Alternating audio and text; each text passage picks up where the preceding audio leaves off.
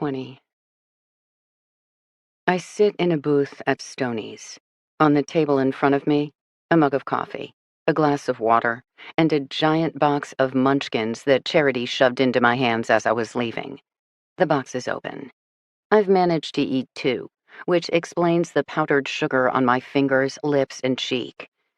Lotham disappeared long enough to retrieve a damp washcloth. Now he uses it to wipe gingerly at my snot and tear-stained face. I don't make a move to stop him or assist. My brain has short-circuited.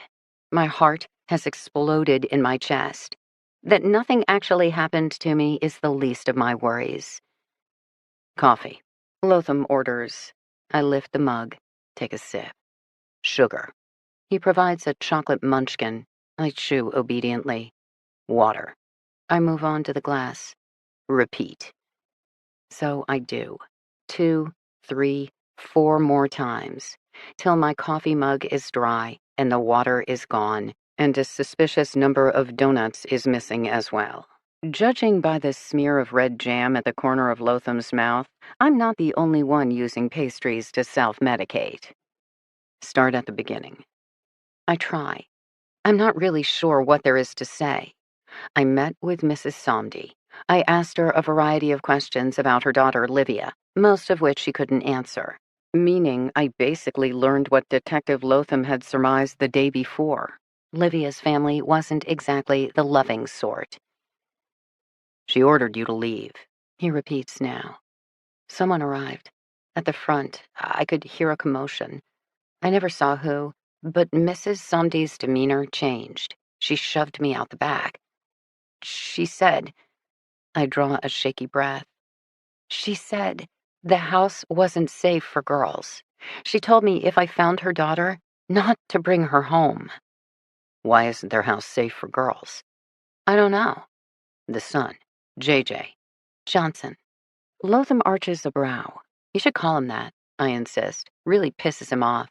Apparently you can't score any street cred as a Johnson. Definitely not. But she also implied he wouldn't hurt his sister. Family doesn't go after family. Someone else, I'm guessing one of Johnson's acquaintances. Bosses? I don't know. Higher on the criminal food chain. Okay, so Mrs. Somdi shoves you out the rear door. You take off and they... I didn't see. Give chase. And fire a gun? I heard gunshots, but I didn't stop to look. Firing at me, firing at someone else firing at them, firing at me. Your guess is as good as mine. And guess is as good as we got. Lotham grumbles. Uniforms already canvassed the area. As the saying goes, nobody saw nothing. On that block, that's how it goes. Crime techs recovered a fresh slug from the side of a porch probably 2 feet from where you passed. Trajectory indicates it didn't come from behind you, however, but from across the street. Oh, goody. So it was one of the neighbors who wanted me dead. First time being shot at, Frankie? No. Want to talk about it? No. Want a drink? Is it a day ending in Y? Hell yes. Then talking is what you get to do instead. I have to smile. Man is smart. His manipulation well played. But I'm not going to talk to him about my meltdown, or PTSD, or whatever you want to call it. It's too personal. And maybe, all these years later, still too intimate. It belongs to Paul and me. To talk about it with anyone else? I will call his number. Listen to it ring. The click of him picking up. The reassuring sound of his breathing, syncing with my own. My heartbeat. His heartbeat. Intertwined. Then, a woman's voice. You need to stop this. You need help. Don't we all? I get up from the booth, head to the kitchen for more coffee. I'm already so caffeinated, I teeter on the edge of nausea. Ironically, this is not when I'm most at risk for falling off the wagon. I'm too exhausted to self-destruct. If I finally pour that drink I've been craving for 9 fucking years, trust me, I plan on remembering it. When I turn around, Lotham is standing behind me in the kitchen. He takes the mug from my violently trembling hand and leads me back to the booth. "Talk to me," he says. "I don't think Livia and Angelique meant to be friends." "Okay." "I think something else brought them together. Neither one of them enrolled in fashion camp because they were that into fashion. Angelique's a future doctor who likes to sketch. Livia, apparently, is a sneaky survivor with a penchant for making things. But then Angelique's bestie bailed on her for a basketball player, and Livia never had a friend to start with. So you have two lone girls, both quiet, but smart. Maybe they simply sat side by side for a bit. I don't know. I think they became friends in spite of themselves. Yet never mentioned each other's names to their families. Livia doesn't have that kind of family. As for Angelique, I hesitate, glance at the detective. In the beginning, I thought Angelique kept Livia to herself so as to not alienate her other friends. But given how connected Angelique and Livia must have become, for both of them to have now gone missing, what if we were right in the beginning? Angelique did fall in love. It just wasn't with a boy. You think she and Livia were dating? It would explain the secrecy. At 15, trying to figure out who they are, how they identify. Livia with her fucked up family, Angelique with her much more traditional one. I shrug. None of this stuff is easy, but clearly there's a connection between the two girls. And yet, as you say, Angelique never mentioned Livia's name to anyone. In her world, that's a pretty big omission. Unless Livia got her involved in something criminal. You really think Angelique wouldn't talk to Marjorie and Kira about illegal activities? Please. Best buds are by definition co-conspirators. No, this level of secrecy smacks of something more personal. Lotham nods slowly. All right. But even if we assume Angelique and Livia's relationship was intimate, it still doesn't explain how both wound up missing, 3 months apart, let alone why Angelique had thousands of dollars, including counterfeit hundreds, stashed in a ceramic lamp. Details, I mutter. But the detective does have a point. Let's back up for a moment. What do we know about each girl? They both live in Mattapan, but they didn't attend the same high school, meaning they probably met for the first time at fashion camp. Angelique was there due to her interest in art, while Livia liked to make things. Both come from very different family backgrounds. Both, apparently, are good at keeping secrets. Lotham nods. His hand remains next to mine on the table. Now, he idly rubs my thumb. I'm not sure he knows he's doing it, but I don't move, and he doesn't stop. What kind of things did Livia make? He asks. Her mom talked about a plastic jack-o'-lantern that Livia brought home from school.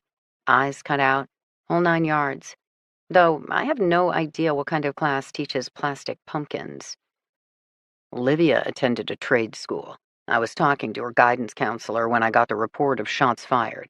Livia had courses in basic construction, metalwork, and some computer design class. I don't remember anything involving plastic. Wait. Lotham pulls his hand away, snaps his fingers. Her computer design course. They have a 3D printer. That would do it. Maybe for Halloween. Design and print your own jack-o'-lantern. Counterfeit money, I murmur. Any way you can get from design and print pumpkins to design and print U.S. currency? Absolutely not. Remember that whole spiel on counterfeiting being a very sophisticated operation, involving printing presses, master tradespeople, and extremely rare and specialized inks? Yeah, it's coming back to me now. But still, we have 2 missing girls with at least a personal connection, not to mention complementary skill sets in art and design. Lotham shakes his head. Honest to God, the more I learn in this case, the less anything makes sense. But having said that, I think we should return to Livia's school, determine exactly what kind of mad skills she had, not to mention if she ever had Angelique with her in the classroom after hours. The fake bills have to mean something, though I'll be damned if I know what. We're going to visit Livia's school? In the interest of public safety, I think I should keep you close. Can't have too many shootings in one day. He says the words lightly, but he's tossing me a bone and we both know it. I'd like to say it's all due to the power of my charm, but more likely, it's pity. Beggars can't be choosers, so I don't argue. I push slowly out of the booth, a final chug of coffee, a last cinnamon sugar munchkin. My hands are still shaking from the morning's misadventure. My stomach has a hollow, sick feel. But my job is my job. And given all the past mistakes I can't change, thank God I still have this. I rise to standing. Lotham slings on his blue sports coat and leads me out the door. Chapter 21. Mr. Riddenscale is Livia's AutoCAD teacher at Boston Polytech. A tall white guy, he has a lanky build and an absent-minded expression. He's dressed casually in worn jeans, a thin t-shirt topped by work flannel, and battered boots. A spoon and a fork protrude from the top of his right boot, but he doesn't appear to notice. He moves across the room, dodging workstations with quick efficiency born of practice, as he leads us to the front. He doesn't seem all that concerned to have a police detective and associate appear in his classroom during lunch hour. A very been-there, done-that sort of dude. Yes, I know Livia Somdi. He nods as he reaches his desk, pulls open a drawer, and takes out a metal lunchbox that looks straight out of the 1950s. Did she make a plastic pumpkin in the course of your class? Lotham asks him, his gold badge clearly on display. Sure, that's a traditional fall assignment. How would you describe her? Good student, solid, but I have a feeling that's not why you were asking these questions. When did you last see her? January. I reported her absence to the administration, if that's what you're asking for. No judgment here, Lotham says, which is great because I'm full of judgment. How did you not worry about her? How did you not reach out in any way possible to this teenager who clearly needed you? Having seen firsthand the conditions of Livia's house, the dealings of her family? Describe her as a student. Lotham again. Riddenscale pauses in the act of unwrapping his sandwich, obediently considering the matter. She had a natural aptitude for picturing things in an XYZ plane. Can't say the same for too many of my kids. But she was a good student. Excellent, but also quiet. She wasn't one to speak up or help out her fellow classmates. I describe her as a sleeper student. I raise my hand, unable to help myself. Classroom, conditioned response. What does that mean? Mr. Riddenscale turns toward me. She had a natural aptitude, but she existed in her own self-contained bubble. She knew what she knew, did what she did, then moved on. Detective Lotham. How adept was she? Oh, I would describe her as one of my best students. Mr. Riddenscale hesitates. Look, I work with a lot of at-risk kids. For many of them, discovering the right trade represents their ticket out, meaning once they find the right fit, they go all in. Bond with me, work with their classmates, log extra hours. These kids, you wouldn't believe the talent. Give them the opportunity, and man, oh man, Livia Somdi, on the other hand, I tried to engage her on multiple occasions, give her special assignments to build her confidence, but in the end, she wasn't taking the bait. And, yeah, I was concerned by that. Detective Lotham, she ever talk about her family? Mr. Riddenscale shakes his head. Me. What about friends? Couldn't give you a single name. She was a loner, at least in my class. Did she stay after school? Lotham again. Spend extra time in your class? I'd pushed her to enter a Skills USA technical drafting competition in the spring, which required preparation. So yes, she often logged time here after school. I'd say several days a week. At least, till she went missing. My turn. Did you ever see anyone waiting for her? Or maybe she brought a friend with her to your classroom while she worked? Mr. Riddenscale gives us both a look. Never. Tell us about this competition. Lotham orders. Livia's specialty was designing plastic molds for the manufacturing of thermoplastic materials, basically using 3D printing to help create replacement parts. Think of it this way. In various manufacturing processes, say your average laptop computer, dozens of the component parts are plastic. The ability to design the right part or create a mold for the ongoing manufacturing of such parts is highly valuable. Livia had a mind for such things. She could naturally picture what made something work. Better yet, she could see how each piece worked within the whole. From there, it was easy enough for her to design the necessary part, or, on a great day, design a whole new setup that dramatically improved the operational whole. Like I said, she's crazy talented. Can you show us an example of her projects? Lotham asks. I nod vigorously, because so far, I can't picture any of this. Then again, science was never my strong suit. Didn't she use one of your computers? I add. Sure, but you're talking last year.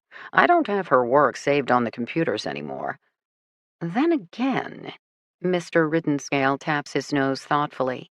I didn't clean out her drawer. That should still have some of her drawings, not to mention smaller samples of her work. Lunch forgotten, he leads the way over to a huge metal cabinet. The doors open to reveal a series of shallow drawers. Bending all the way down, Riddenscale pulls out several large sheets of design paper, followed by what appear to be several plastic thingamajigs. Lotham takes the drawings. I explore the thingamajigs. A cube that has movable sides, a series of spirals that spin here, spin there. The items are fashioned from plain white plastic and rough to the touch, clearly prototypes of something. But the fact that I can work the cube and play with the spirals is fascinating to me. She was 15? I ask incredulously, because this is way beyond me as a functional adult, let alone the drunk teen I used to be. Ah, yes, Livia's specially designed fidget gadgets. The pumpkin assignment for her was fun, but hardly a challenge.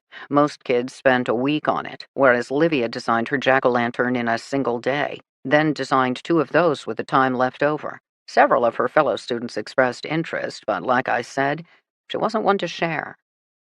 Because I just can't help myself, I raised my hand again. Clearly, Livia had mad skills, which meant she also had a way out of her impoverished, drug-dealing, crime-ridden family life. Her education combined with her natural ability, the sky should have been the limit. So what went wrong?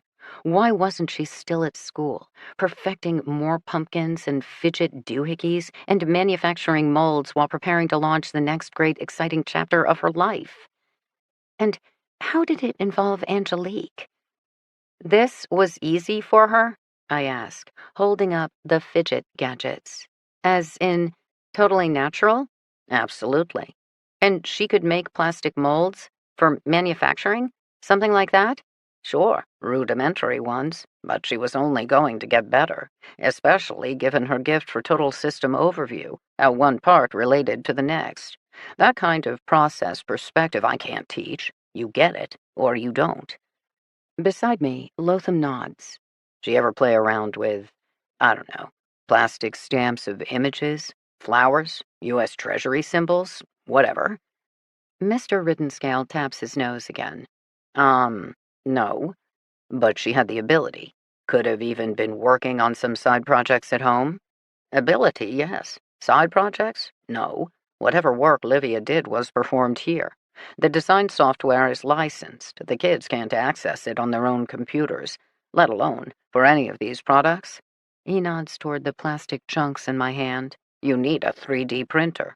Again, not the kind of thing Livia would have at home. And you knew every project your kids worked on? Lotham presses, while I stare at the spirals in my hand and digest this latest statement. 3D printing isn't cheap. Of course, I monitor it. Have you seen our school budget?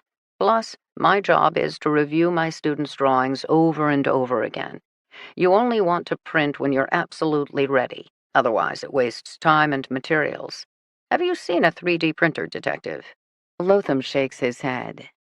Without another word, Mr. Riddenscale turns and leads us to a side door in the classroom, which opens to a smaller room dominated by a large, fully enclosed glass box with all sorts of mechanical parts in the middle. It looks to weigh a ton and cost a fortune, which I guess goes to Mr. Riddenscale's point that it's not the sort of thing any teenager is going to have at home. "This is the U-print," he says. "Can't you print a plastic gun?" I ask, because thinking of Livia's family and my own recent encounter with them, this strikes me as a highly valued commodity. "Can you fashion a plastic gun? Yes. Do we do that here? No." Mr. Riddenscale sounds firm on the subject. "But it would be highly valuable," I press, "particularly in this neighborhood." "No." Lotham raises a brow at the reply, causing Mr. Riddenscale to elaborate. "Most plastic guns are good for a single shot, and given the lack of rifling on the barrel, it has to be up close and personal. Now, if you needed to sneak a gun through security, either at an airport, courthouse, for a Jason Bourne kind of deal, okay. But I know my kids' lives. No gangbanger wants a small single-shot pistol. They want firepower. The bigger the better. Nothing made here is going to be impressive enough for their needs. Plus, most of the drug dealers out there, just because they can pull the trigger, doesn't mean they can aim. Hence their love of automatic rifles. Plastic guns are a finesse tool. Around here," Mr. Riddenscale shrugs, "that's not what's needed." Lotham nods shortly. It does make a crazy kind of sense, but also leads us back where we started. Livia had talent involving complex design and this enormous 3D printer, which translates to what? Plastic molds to assist in counterfeiting money? Except that's only a tiny step of a highly involved and elaborate process. Let alone, what kind of European counterfeiting ring is going to recruit a 15-year-old girl from inner-city Boston? And yet, Angelique had counterfeit hundreds while also having a relationship, intimate or otherwise, with Livia. Angelique disappeared, and 3 months later, Livia went missing. The girls were connected. The money was connected, which made it stand to reason that all of this, Livia's skills, Angelique's ambitions, also had to be connected. Except how? "Are there other teachers or classes Livia mentioned?" Lotham asks now. A shrug. "You can check with Mr. Jones, the school guidance counselor. She might know more." Lotham nods. He'd mentioned talking to a school counselor earlier this morning, so I'm guessing he's already covered those bases. "Anyone seem rattled or particularly bothered when Livia stopped coming to school?" I speak up. Mr. Riddenscale shakes his head. "Which is a shame. She was a good kid. I'm sorry I can't be of more help." There doesn't seem to be much more to say or do. Lotham shakes the teacher's hand. I follow suit. Then we're once more in the hallway. "Where does this leave us?" I grumble out loud. Lotham frowns, purses his lips. "I don't know," he says at last. "Livia's and Angelique's disappearances have to be related." "I don't believe in that big a coincidence." Lotham agrees. The cash in Angelique's lamp, the burner phones. The girls were up to something that put them in contact with fake currency while helping them earn real dough. Something that clearly got them in trouble, leading to Angelique's disappearance, then Livia's. Except, why the vanishing act 3 months apart? "Help us," Angelique's note said. Meaning, they're together now, and in even more danger 11 months later? Held against their will? By whom? How? Suddenly, I stop walking. I grab Lotham's hand. The footage. Angelique's last day of school. All the cameras that don't show Angelique exiting the school or walking down the street. Lotham regards me quizzically. "You didn't know about Livia then. You watched all those video frames looking for Angelique. This whole case back then was about one missing girl, one disappearance. But knowing what we know now?" Lotham comes to a dead halt as well. "We gotta watch those tapes again." I smile. "We should absolutely do that," I say, with just the barest emphasis on we. He doesn't deny me. Together, we rush out the door. Chapter 22. Lotham is the dedicated, workaholic detective I suspected him to be. He doesn't take me to some evidence lab or special counter-surveillance expert. He drives us to the BPD field office in Mattapan. District B3, the blue sign reads, perched outside a fairly new-looking brick structure. It has a towering front facade that reminds me of Angelique's high school.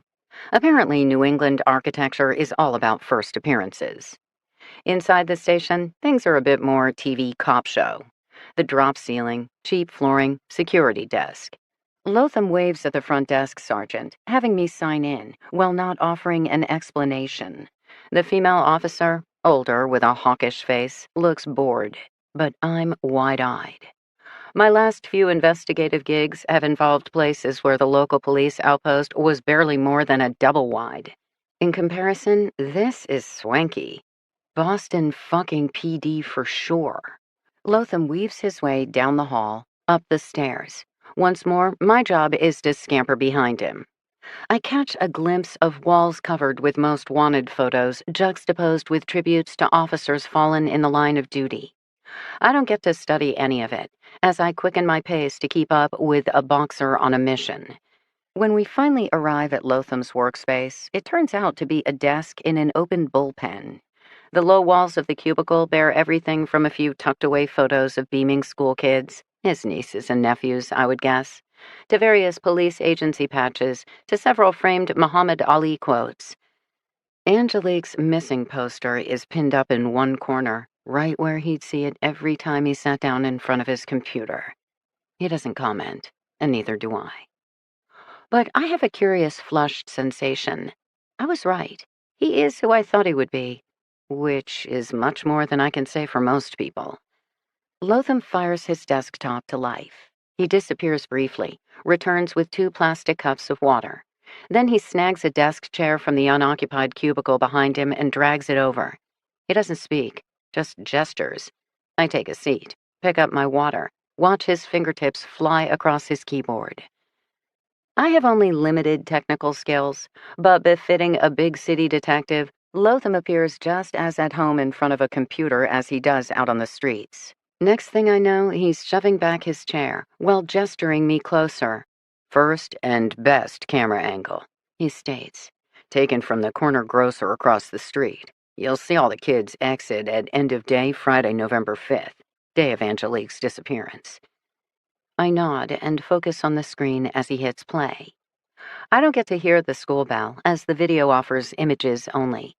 But I can pretty much fill in the audio, as on the screen, bodies start pouring out of the doors and down the steps. It's a fluid mass of teenage humanity, almost all of it African American and clad in the same uniform of jeans, hoodies, flannel shirts. In the end, it's not Angelique I spy first, but her curvy friend, Marjorie, which leads to Kira, and then, following shortly behind her, Angelique. The girl is wearing denim leggings with an oversized sweater in deep red. She has a bright-colored knit scarf wrapped tight around her neck, thin black gloves on her hands, and untied duck boots on her feet. Her navy blue backpack is slung over one shoulder. The weather is sunny, but clearly cold. Lotham taps the screen, in case I missed our target. I nod to let him know I see her. As we watch, she and her besties grow slightly larger, walking across the street toward the corner grocer. Then they disappear from view. After school snack, I mutter. Or drink, as it might have been in my case. Lotham hits arrows. The video fast forwards. Now we see all 3 girls reappear. There appears to be laughing, hugging. One dark head peels away. Taller, so I'm guessing Kira. That leaves Marjorie and Angelique.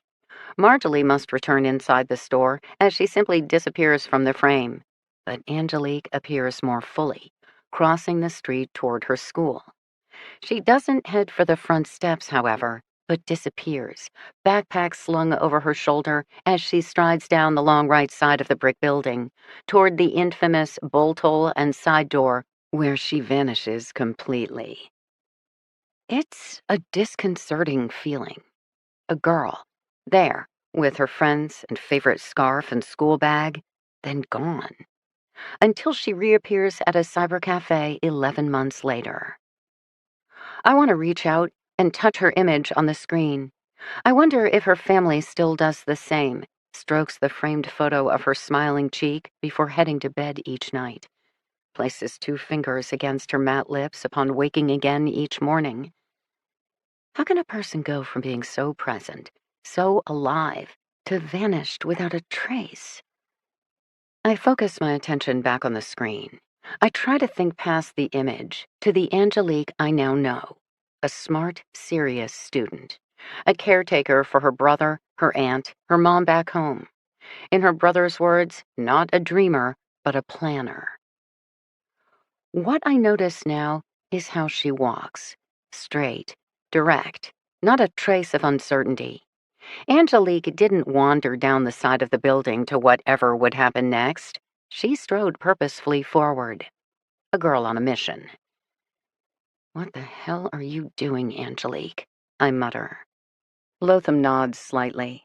He's asked the same question a million times. He hits stop. I can already tell you how this video ends, without any more sign of Angelique. Which brings us to half a dozen more cameras, including traffic cams at each major intersection, none of which shows her either. From what I can tell, neither of Angelique's friends re-entered this school after her. It appears that Kira heads off to the left, while Marjorie spends more time in the little grocer. Actually, in a matter of minutes, Marjorie heads down the block in the opposite direction of the school to the bus stop Angelique normally uses. I traced her route back home utilizing various video feeds. Kira as well. Both go from here to various buses to their individual residences. I nod, impressed. That must have taken no shortage of time to sort out, given all the cameras involved. But it's also good info to have. Whatever happened next didn't involve Angelique's best friends. Which leaves us with... All right, so we know where Angelique goes, down the side of the school. We know where Kira and Marjorie head, home. Which brings us to new friend, associate, something, Livia Somdi. What about her? Lotham obediently rewinds the Deli Mart footage. Once again, students pour down the front steps into the broad city street. This time, I keep my eyes out for a red hat. I don't know Livia's features much more than that. Lotham rewinds 6 more times. We devise a system. I stare at the upper left quadrant while he does lower right. We work our way toward each other. The end result? No red baseball cap. No Livia Somdi. I sip more water, rub my eyes. Lotham closes out that video, loads up the next. This is from the traffic cam on the intersection to the west of the school. I nod, grateful I don't have to work tonight, as apparently there's enough footage here to last at least a week. How did you go through this the first time? I mutter. Painfully. Our video tech also ran facial recognition software against it, though given the number of kids and how few gazed directly at the camera, that was a low probability play. Leave no stone unturned, I murmur. He agrees. The traffic surveillance starts a minute before the end-of-day exodus. I watch a couple of cars pass through the intersection. Then, there's a sense of movement at the edge of the camera, the students descending. Then, individual shapes become clear as dozens of students trudge toward the intersection, headed for bus stops, whatever. None are Angelique or her friends, which makes sense as we already know they're at the grocery across the street.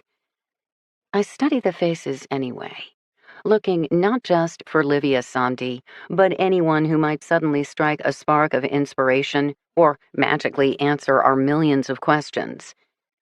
Nothing. We watch this video for a solid 15 minutes, until the last of the kids have disappeared and only cars zoom into the camera's field of view. I yawn, cracking my jaw as if that will get my eyes to focus again. Honestly, this is tedious work. Next camera? Lotham asks. Next camera. Repeat and repeat. I earn new respect for Boston detectives. This is draining work, and I still can't be sure I'm not missing something. With so much to see on a busy city street, it's hard to know where to look, let alone to sustain focus. Lotham switches up videos. He must have downloaded all these feeds to his computer months ago, where he could watch them again and again, deep into the night, searching, searching, searching. We break the screen into quadrants again, as that seems the most scientific approach.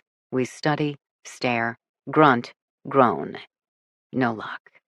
An hour later, we both shove back our chairs and rub our eyes. This is pissing me off, I say. Welcome to my world. I was so sure Livia was the missing link. Knowing about her involvement now, you'd load up these videos, we'd spy her hat, her face, something, and kapow! All the pieces of the puzzle would fall into place. Kapow? I like a little drama in my narrative. I rub the bridge of my nose. My stomach growls. I'm starving. Lotham must be as well, but I can tell from his face he's not ready to take a break any more than I am. We want something to show for all this effort. It's human nature. Let's talk it through, he says. What do we know from the footage? Angelique definitely heads down the side of the school to the emergency exit and hidden bolt hole. Marjorie and Kira don't. Lotham nods, laces his fingers behind his head, and stretches out his shoulders. Our assumption has been that Angelique re-enters the school via the side exit. So if Marjorie and Kira are headed home, as we know they did, who opens the door? I sigh heavily. I asked about it being left propped open. Apparently, the school is wise to that trick and monitors the door. So the kids use an inside man. Only person I can think of is Livia Somdi. Angelique's brother goes to the middle school, right? Yep. So it can't be him. Lotham swivels his chair to face me. Livia isn't a student, so how would she get into the school? After hours? I begin. Can't. Front doors are locked and monitored. Students have to show their ID if they want to re-enter. Welcome to today's school security. I frown, chew on my bottom lip. What about during school hours? It hits me. What I'd witnessed myself without really noticing. After lunch, I speak up excitedly. The mass exodus from the deli mart back into the school, with all the kids headed inside at once and rushing to make it before the final bell. Even the best security guards are probably looking more at backpacks and security screening than at individual faces. And Livia is a high schooler. It would be easy for her to blend in. Lotham lowers his arms, pulls his chair back up to the driver's position in front of his monitor. I have 24 hours of surveillance on this tape. Let's check it out. It takes a bit to find lunchtime, where again the exodus of kids from school to sidewalk to across the street is eerily familiar. 30 minutes pass. Then, just like that, kids appear again, clogging the street as they trudge back to school. I keep my eye out for Angelique and her friends. Sure enough. There! Lotham nods, having spotted her. Being only a few hours earlier in the day, she's wearing the same sweater and scarf, walking between Marjorie and Kira. They all appear to be chattering away, paying no particular attention to anything. But then, just as they hit the sidewalk in front of the school, Angelique pauses. Angelique looks back. And there, on the lower edge of the video, a red hat comes into view. We watch in total silence as Livia Somdi crosses the street, clad in ripped jeans and a gray hoodie. Angelique and her friends are already climbing up the stairs to the front door. Angelique doesn't glance behind again, but I know she knows Livia is there. It's in the rigid line of her posture. The way she keeps commanding her friends' attention, keeping them focused ahead as well. Angelique, Kira, and Marjorie disappear inside the glass school doors. Then, a few minutes later, Livia follows behind them, a blue pack slung over her shoulder that looks suspiciously close to Angelique's. Lotham rocks back in his chair. I'll be damned. I think I know what happened, I whisper. No shit, Sherlock. Without another word, Lotham loads a fresh video, the traffic cam from the closest intersection. He finds the end of school day flood, then advances 5, 10, 15 minutes, pauses, glances at me, hits play. It takes several more minutes. Then, amid the now random pedestrian traffic, a new form appears from the side of the school, walking straight toward the intersection, head down, red cap plainly visible, ripped jeans, gray hoodie, blue backpack. But looking closer, I can see the hat now sits awkwardly, because the mass of hair underneath is considerably bigger. Angelique's curls, stuffed beneath the brim, not to mention the distinct gait, direct, purposeful, determined. Angelique's. Angelique changed clothes with Livia Somdi. Lotham murmurs. His fingers dance across the keyboard. Other videos appear, disappear, but none improve our view. That would explain why Angelique wasn't missing any clothes. She put on Livia's clothes. But why? Lotham doesn't answer. Instead, he returns to the corner grocer camera, except now 20 minutes after the end of the school day. 5 minutes after Angelique, dressed as Livia, appears and disappears from the frame, a new female emerges from the side of the school. She moves totally differently than Angelique, hesitant, self-conscious, almost skulking as she hugs the inside edge of the sidewalk. Livia Somdi, now dressed in black stretch pants and a navy flannel shirt. Her shorter hair is held back with clips, and for the first time, I can see her face. She appears younger than her 15 years. A pause at the intersection, waiting for her turn to cross. She glances up. A single heartbeat, where she stares directly at the video camera. She looks terrified. Then she crosses the street and disappears, gone too. The girl with a gift for visualizing XYZ planes. The girl who lived with a known drug dealer. The girl who clearly feared for her life. What the hell were they up to? I ask quietly. But neither one of us has the answer. Chapter 23. I'm at my best when I'm busy.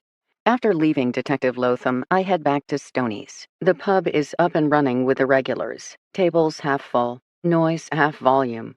It's only been a matter of days, but it still feels strange not to take up position behind the bar. I drift up to my studio apartment, where I discover that Piper has abandoned me for the night. Given it's my night off, I could catch up on sleep, or finally tend to household tasks such as laundry and grocery shopping.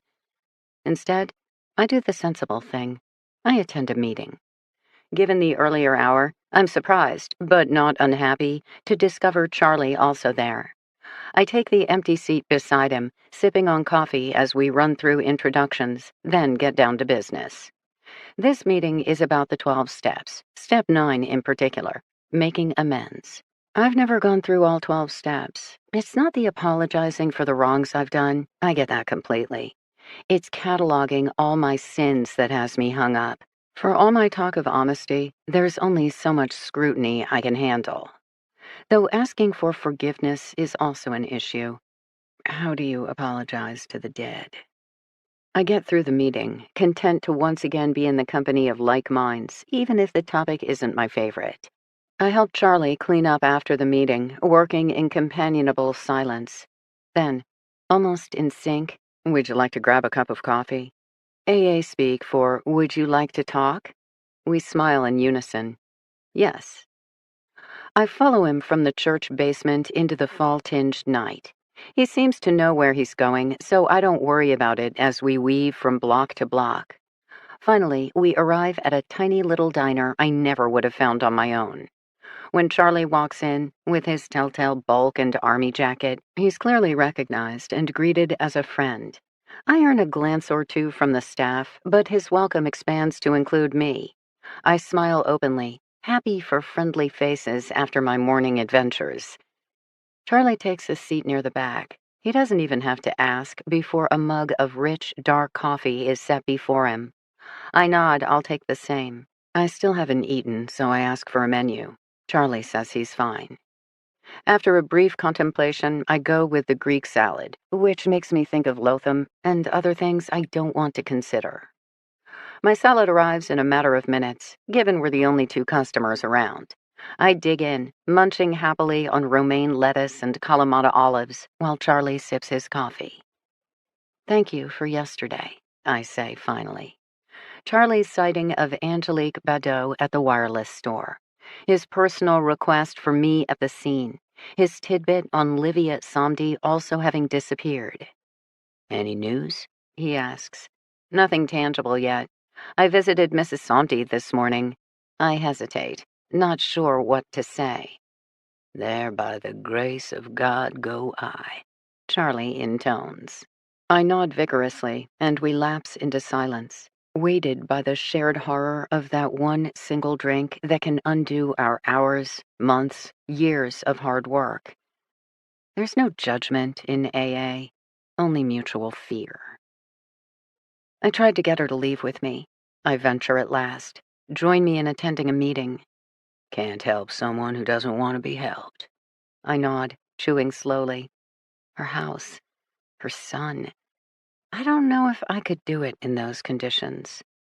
For the longest time, Charlie says, I figured I couldn't get clean, not living on the streets. But then, later, I wondered if homelessness wasn't easier. Took all the responsibility, the agitation of daily life away. Mad, sad, or glad, we don't need a reason to drink. It's just easier to blame it on something else. I nod. He's right. Mrs. Somdi's living conditions are deplorable, but not impossible. AA teaches us that our worst enemy lives not outside the gates, but inside our souls. We need no excuses to drink. As long as we have air in our lungs, it will always be a temptation. And yet, I'm sad for her in ways I can't fully explain. She's a prisoner of more than just her disease. Her family, poverty, lifestyle choices, the causes are endless. You seem to be, I'm not exactly sure how to state this, in touch with street life around here. Charlie grins, a flash of white against his heavy-set face. Yes, ma'am. Is there a gang, criminal organization around here sophisticated enough for counterfeit currency? This raises a brow. U.S. dollars? $100 bills to be exact. The brow rises higher. That's some fine work. How high quality are you talking? Very high end. Extremely well done. Charlie takes another sip of his coffee, appears to seriously contemplate the matter. Aren't you talking special paper, metallic threads, watermarks, all sorts of crazy stuff? Exactly. Then no. We got our fair share of crime, and some of these boys, don't let an appetite for violence fool you into thinking they aren't smart. But that kind of technical know-how, specialized equipment, nah, not in a million years. I nod, share with him what I learned about counterfeiting operations from Lotham. Bills printed in Europe, then sold to middlemen for pennies on the dollar, eventually sold to end users for 65 cents on the dollar. 35% markup, Charlie deduces, nodding. Makes sense. Person who spends the money should get the highest percentage as they bear the greatest risk. He sips more coffee. End users? Now that I could see around here. Drugs and guns require cash. If some new player arrived and said, I could sell you cheap money, yeah, plenty of players would go for that. He pauses. And plenty of other players would kill their sorry asses once they realized they got paid in fake bills. Risky proposition all the way round. But given the demand, no pain, no gain, as the saying goes. I imagine at least a few would be willing to try it out. I lean forward. Any players in particular? Charlie has to think about it. Can't say off the top of my head, but I can think of a few people to ask. If it doesn't jam you up, I don't mind, but I'd like to ask why.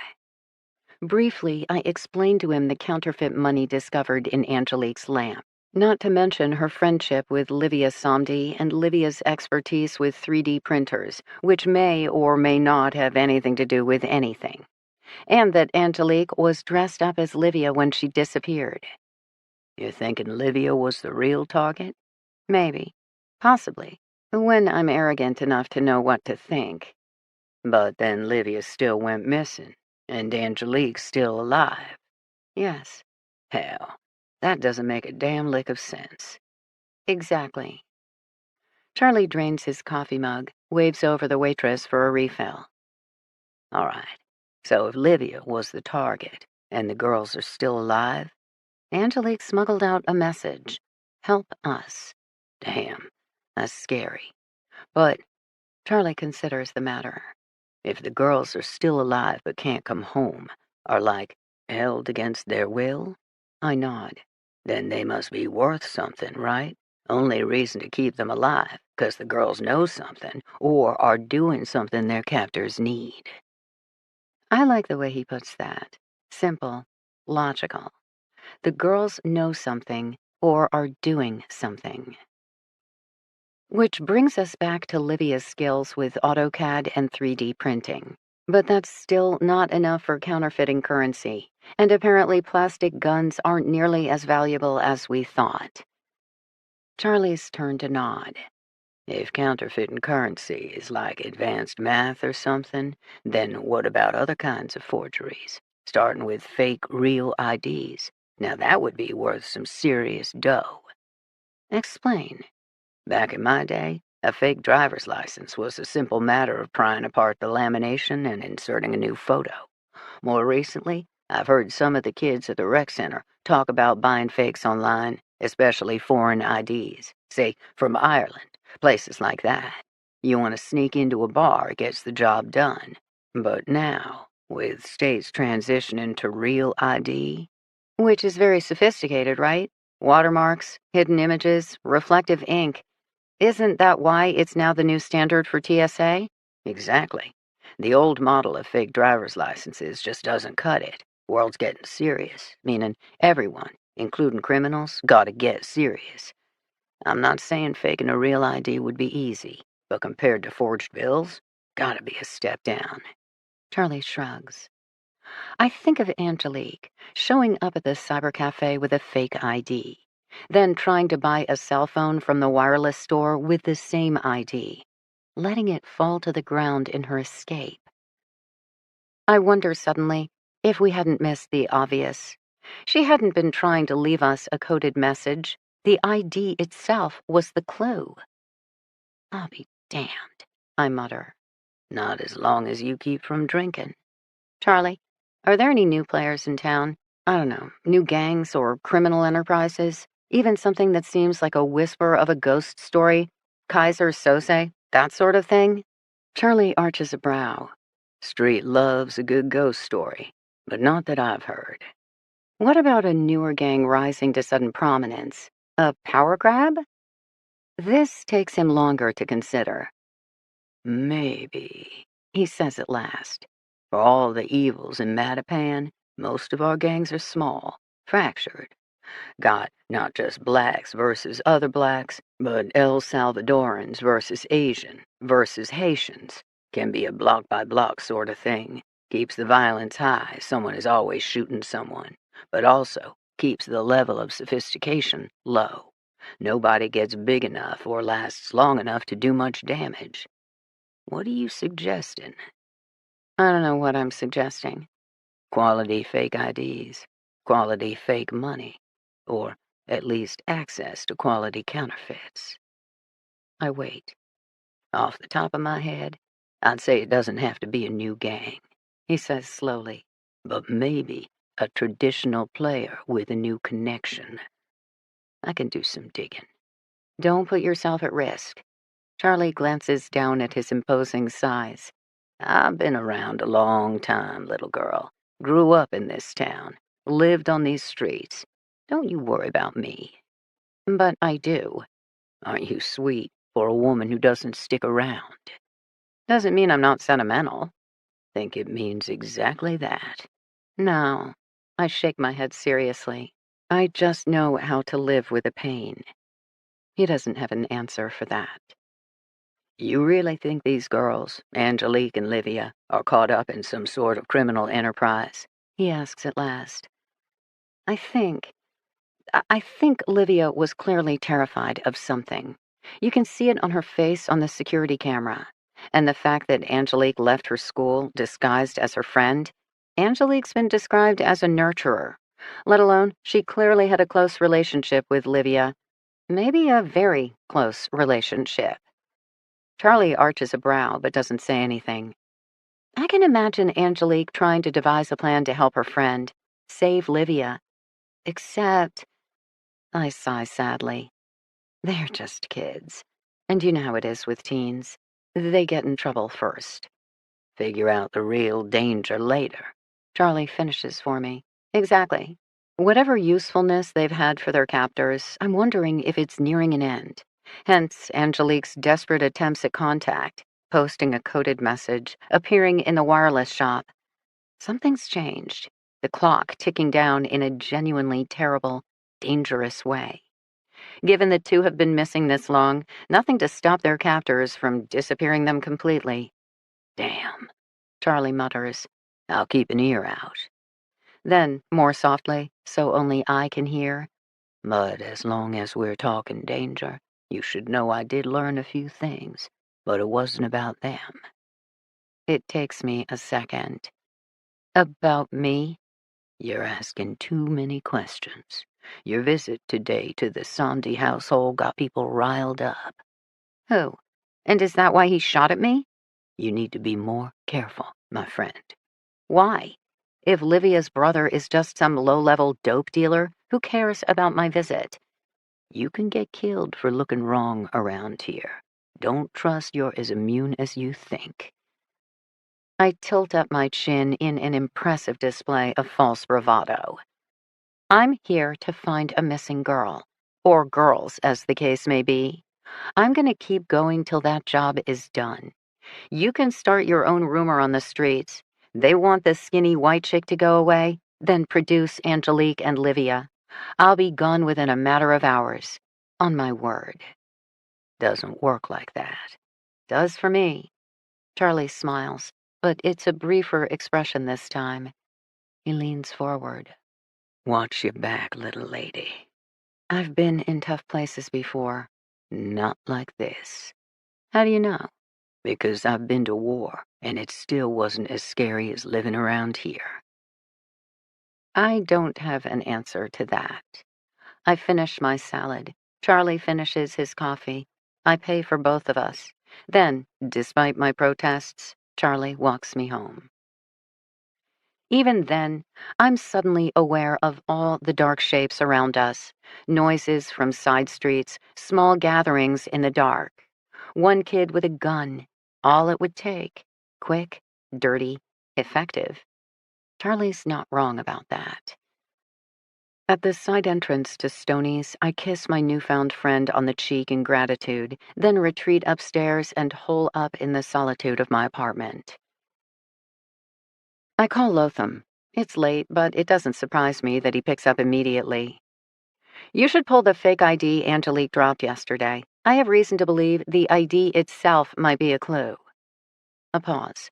The weight of many unasked questions, such as why did I believe such a thing now, and who might I have been speaking with? Then, I'll retrieve it from evidence first thing in the morning. Thank you. Then, we don't speak. I stay on my puny little flip phone. I listen to him breathe, and it's like knives flaying my skin. The sense of déjà vu, the harsh knowledge that this is the only way I know how to connect. All these years later, nothing has changed. I am me, and the rest of the world, the good guys like Paul, like Lotham. Good night, I say at last, my voice thick. I might be crying, but I don't want to be. Good night, he agrees. He ends the call. I sit in my threadbare room, holding my phone against my chest and telling myself I have no reason to be sad when this is the life I've chosen for myself. Eventually, I change into my sleeping clothes, brush my teeth, and climb into bed. Lights out. One day done, another soon to begin. But once again, my dreams haunt me. Paul, are you going to tell me what's really going on? Me, I just have work to do. Are you drinking again? No, it has nothing to do with that. Then why all the secrecy, the disappearing act? I told you, I'm looking into something, a friend's missing daughter. What's it to you? Me, hostile. What's it to you? There you go again. I'm trying to ask a question. You make it a war. I'm not making it a war. You keep secrets, Frankie. You enforce boundaries, erect walls, then turn around and try to pretend it doesn't matter. What's it going to take for you to be honest with me? What's it going to take for you to trust me? You're an addict. You really have to ask that. Me, staring at him, feeling my throat thicken and my chest compress. It's not always about drinking. Then what's it about? My mouth opens, but the words don't come out. I stare at his kind, earnest face. I gaze into the eyes of the man who loves me. And once again, I feel nothing but my own frantic heartbeat. I gotta go. I gotta get out. I can't handle this. I found this man. I fell in love with his kindness, his patience. He saw me, all of me, and he didn't turn away. He let me in. He held back my hair while I puked my way through detox. He spoon-fed me broth while I slowly fought my way back to living. He crawled into bed beside me all those horrific nights when I shook uncontrollably and prayed for death, but never actually let go because I didn't want to disappoint him. He is my anchor, the best person I've ever met. If I think of life without him, I feel pain, way down deep in the place that alcohol once took away, and now I will always get to live with. And yet, day after day after day, this life, this existence, I don't feel joy or contentment or everlasting peace. I think, most of the time, don't look at me. Don't look at me. Don't look at me. I think all of the time, I wish I could disappear, vanish without a trace, never to be seen again. My hand, on the doorknob, trembling slightly. I'll be back later. Paul, his handsome face now contorted. Don't bother. Okay. It's that easy for you? Just walk away? Never look back? For God's sake, I love you, Frankie. Me, twisting the doorknob. Okay. Okay? That's all you have to say? Fucking okay? You break my heart. I love you, I whisper finally, though it's not enough. We both know it's not enough. I so wish I were on the other side of the door. I so wish... Get the fuck out, Frankie. Okay. It's not, he says bitterly. It never was. And me, a stupid, broken record. Okay. I leave. He lets me. Okay. Okay. Okay. And then, mere hours, days, an entire lifetime later, what did you do, Frankie? Dear God, what did you do? Now I'm the one crying. I'm the one cradling his head in my arms.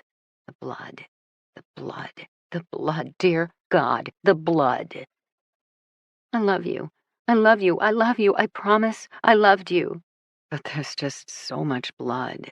As his eyes close and his breath starts to rattle. What did you do? Paul asks me one last time.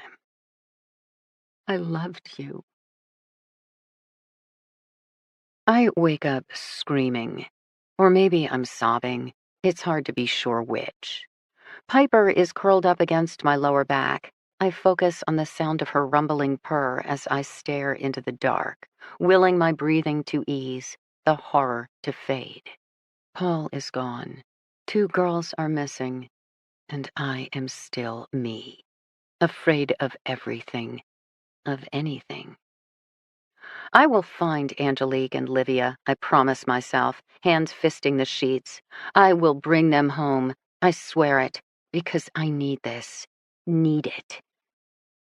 Which explains the phone call I get next. Chapter 24. This is Emmanuel, he says. I'm groggy, still rousing from my troubled night.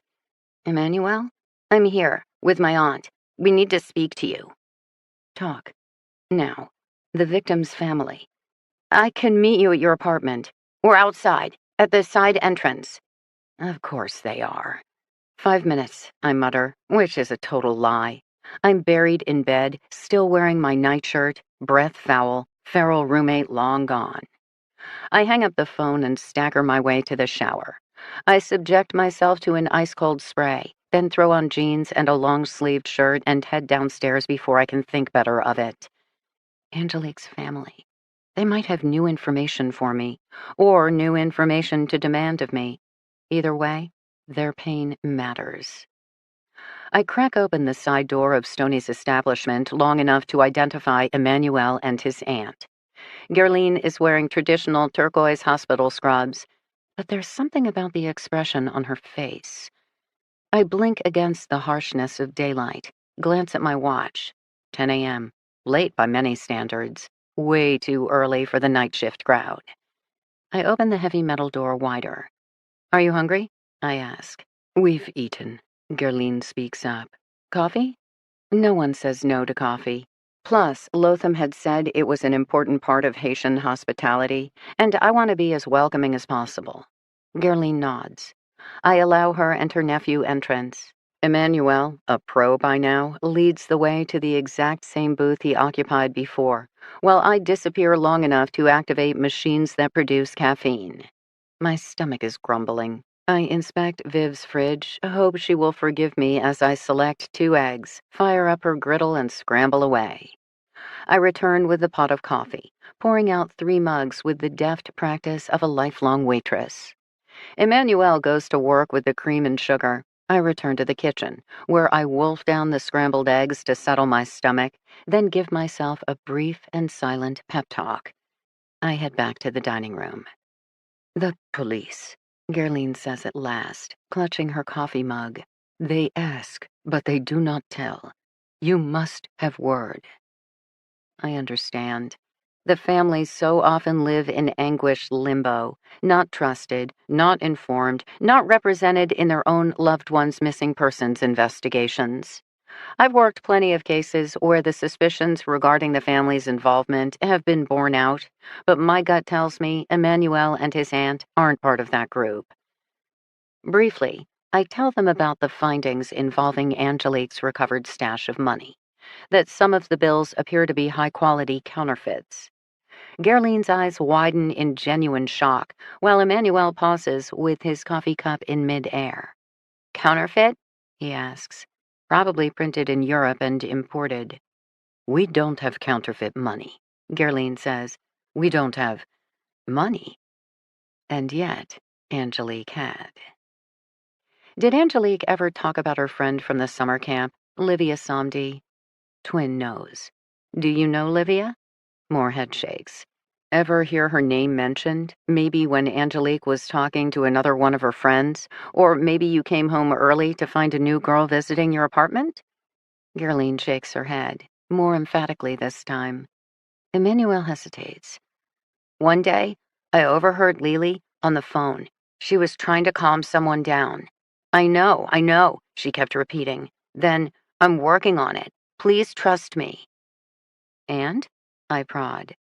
And then Angelique spotted me. She turned away, ended the call. It was only later that it occurred to me. The way she was holding the phone, it wasn't right. What do you mean? Her iPhone is flat, like everyone else's. This phone, the way she had her hand wrapped around it, it had to be smaller, thicker, like a flip phone. An after-hours phone, I fill in. What is an after-hours phone? Gerline asks.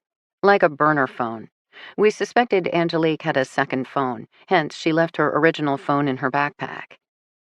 Completing her disguise as Livia, I think, while also eliminating the chance her personal cell would be discovered on her or used to trace her movements. Are you sure she wasn't speaking to one of her other friends, Marjorie or Kira? I say to Emmanuel. I don't think so. Her tone? He shrugs. When she saw me, she looked guilty.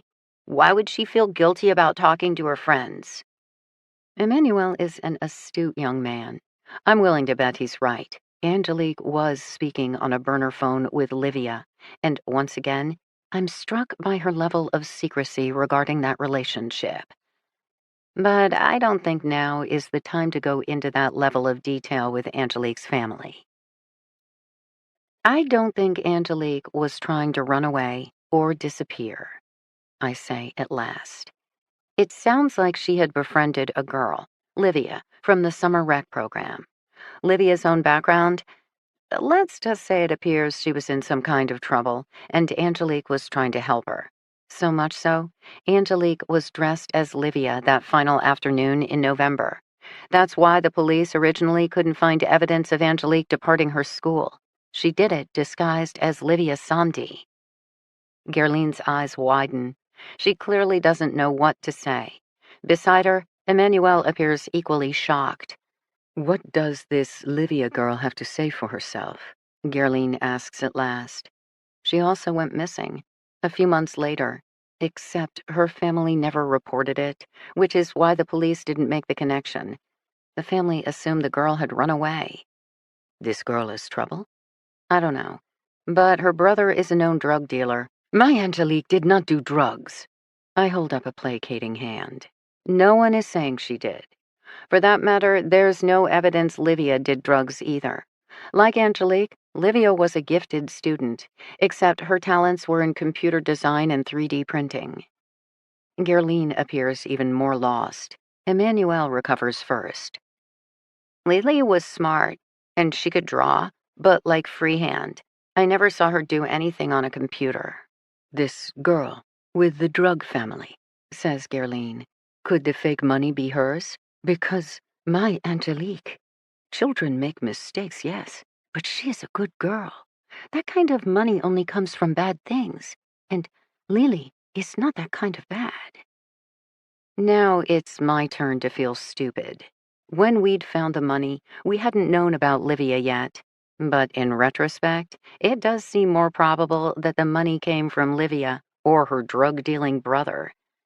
Maybe Angelique was keeping it safe for her. Or as a safety net.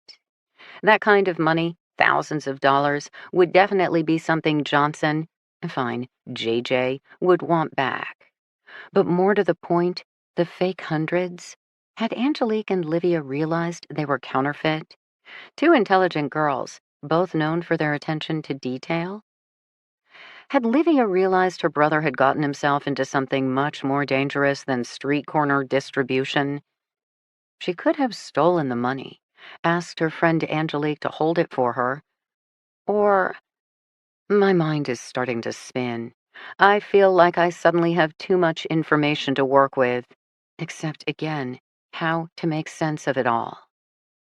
I rest my elbows on the table, peering hard at Gerline and Emmanuel. Anything else you might have heard or remember from the time leading up to Angelique's disappearance? The smallest little thing that maybe didn't seem like a big deal at the time, but now, looking back, snippets of conversation, email, hurried exchanges, odd behavior? She was quiet, Emmanuel volunteers at last. I found her one day, curled up on the sofa, just sitting. No TV, phone. When I asked, she said she was tired. Another afternoon? He hesitates, ducks his head. Speak, Gerline demands. She was holding the picture of our mom. She'd taken it down and was staring at it. She looked sad, very sad. When she saw me, she put it back. Clearly, she'd been crying. I assumed she was feeling homesick. Sometimes I'm homesick too, and I don't even remember home anymore. Aunt Gerline reaches over and takes her nephew's hand. When was this? I ask. I don't know. We were back in school. Fall sometime. I nod.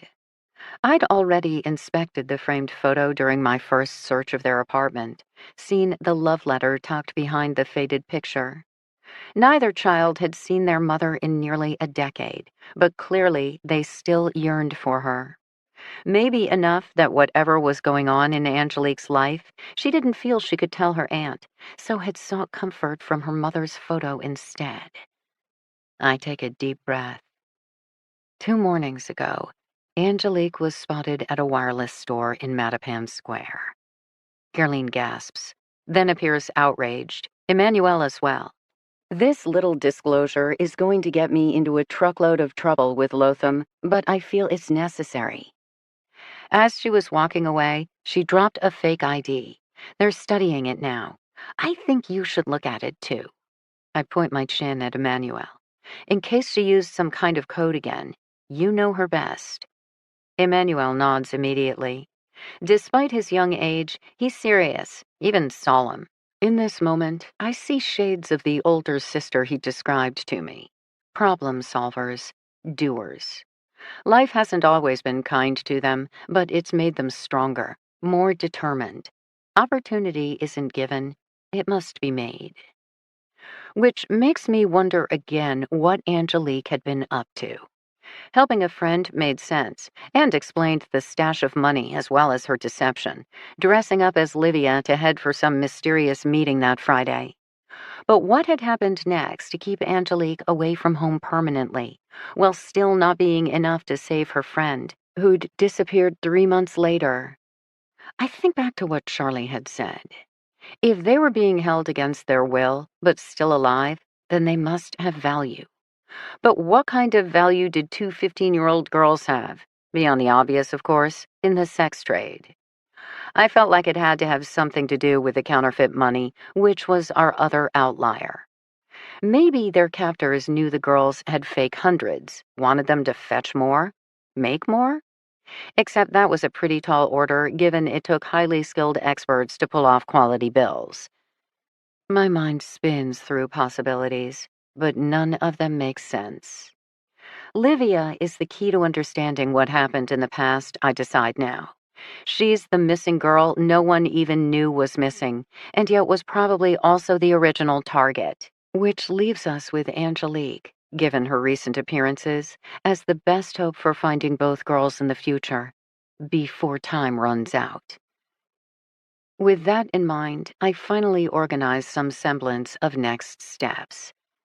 I'm going to call Detective Lotham, I announce, rising from the booth. Ask him to bring over Angelique's fake license. Emmanuel, you stay here to study it. I hesitate, glance at Gerline. I must make some calls. She volunteers. Return to work. I can come back. It's not a problem. Emmanuel will contact you when we're done. I imagine she doesn't get many vacation days, and after the events of the past year, she probably can't afford to take any more. Gerline climbs out of the booth and heads for the door. I step away from the table to call Lotham. I update him on the morning's developments, then hold my phone far from my ear as the yelling begins. Chapter 25.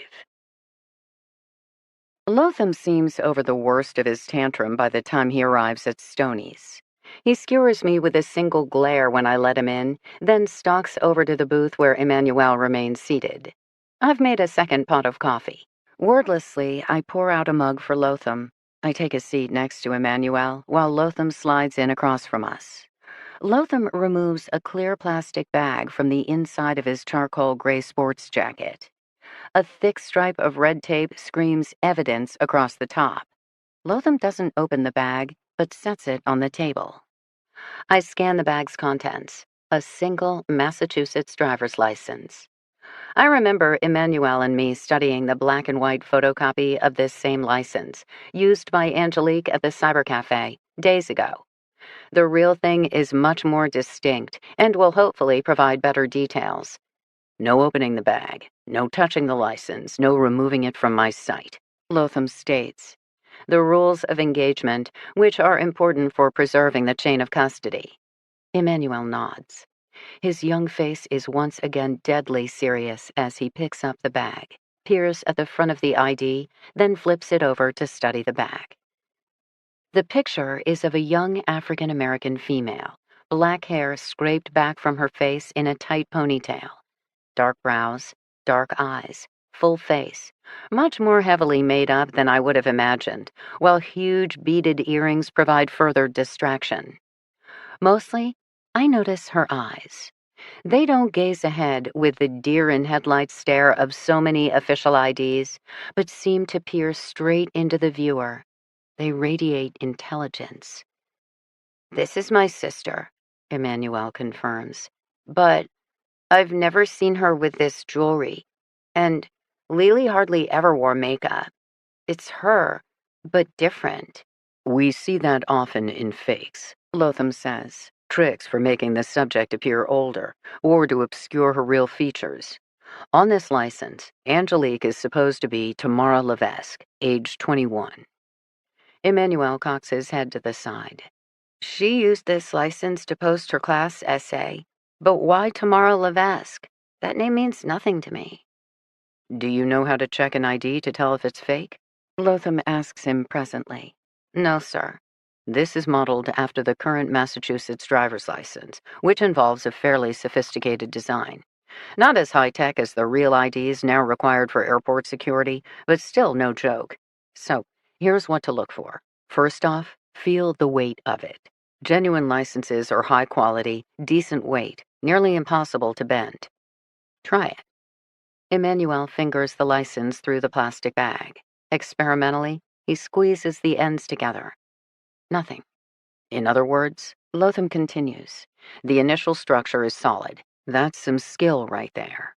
Now run your finger along the printing. Should be slightly raised. It's a specialized laser technique. Emmanuel frowns. "I can't feel it well enough through the bag." Then trust me to tell you, they got that right too. Which brings us to the more difficult elements. You see the watermark of the golden dome from the State House? Then we get to the embedded image of the state bird and state flower. Peering from across the table, I interject. "Wait, is that the brown blob in the middle? I thought that was a dragon." "It's a chickadee." "Huh." Lotham gives me a look. The hologram is off, not a true hologram if you hold it up to the light. Instead, they've created a visual illusion done with particularly bright inks. I've seen this approach before. Also, under blue light, several things should appear on a real license. But the producers substituted reflective dyes for the proper UV ink in this model. All in all, I'd consider this a drinking class license, so to speak, not flying class. Emmanuel nods. Now, this is the part that's interesting. Final significant feature, the barcode. Upon scanning, it should verify the info already shown on the licenses. Plenty of fakes show a barcode, but it's nothing but garbage. This barcode is genuine, which is a decent accomplishment. Whoever made this put a lot of care and technology into it. A few more iterations and maybe flying class would be within reach. Emmanuel nods. I'm desperate to get my hands on the piece, but Emmanuel's still clutching the ID in a way that speaks of more than an academic interest. This is the last thing his sister touched. One more tiny link to her. He's not going to set it down anytime soon. Which brings us to the information on the ID itself. Lotham states, name, address, date of birth. Best practice is to keep the user's day and month of birth, just change the year. That way, when a suspicious bouncer asks questions, the holder can rattle off the correct answer off the top of his or her head. Knowing your sister's info, I can already tell you that's not true. Look, does the date of birth mean anything to you? Code? Another cry for help? Something? Emmanuel's eyes widen. "That is our mother's birthday," he blurts out. "But why? As you say, just changing the year would be easier." "I was hoping you could tell me." But Emmanuel doesn't have an answer. Okay, next few lines. Height, weight, eye color. Anything jump out at you? "The address." Emmanuel speaks up shortly, his voice excited again. "P.O. Box 1804. That's too short to be a valid box number around here, Lotham provides. It is an important date for us in Haiti, the year of our independence. I frown at the revelation. Another inside joke on Angelique's part? But to what end? There's a physical address as well, Lotham says. Check it out. Emmanuel studies the print. I don't know this address. Because it's not valid. At a real DMV, the system wouldn't even accept it. That street doesn't exist in all of Boston, let alone Mattapan. Can I show my aunt? For chain of custody purposes, this can't leave my sight, but you could write down the info. Now, I need you to study the license number itself. Normally, the string of numbers communicates information to law enforcement, yet another point of verification.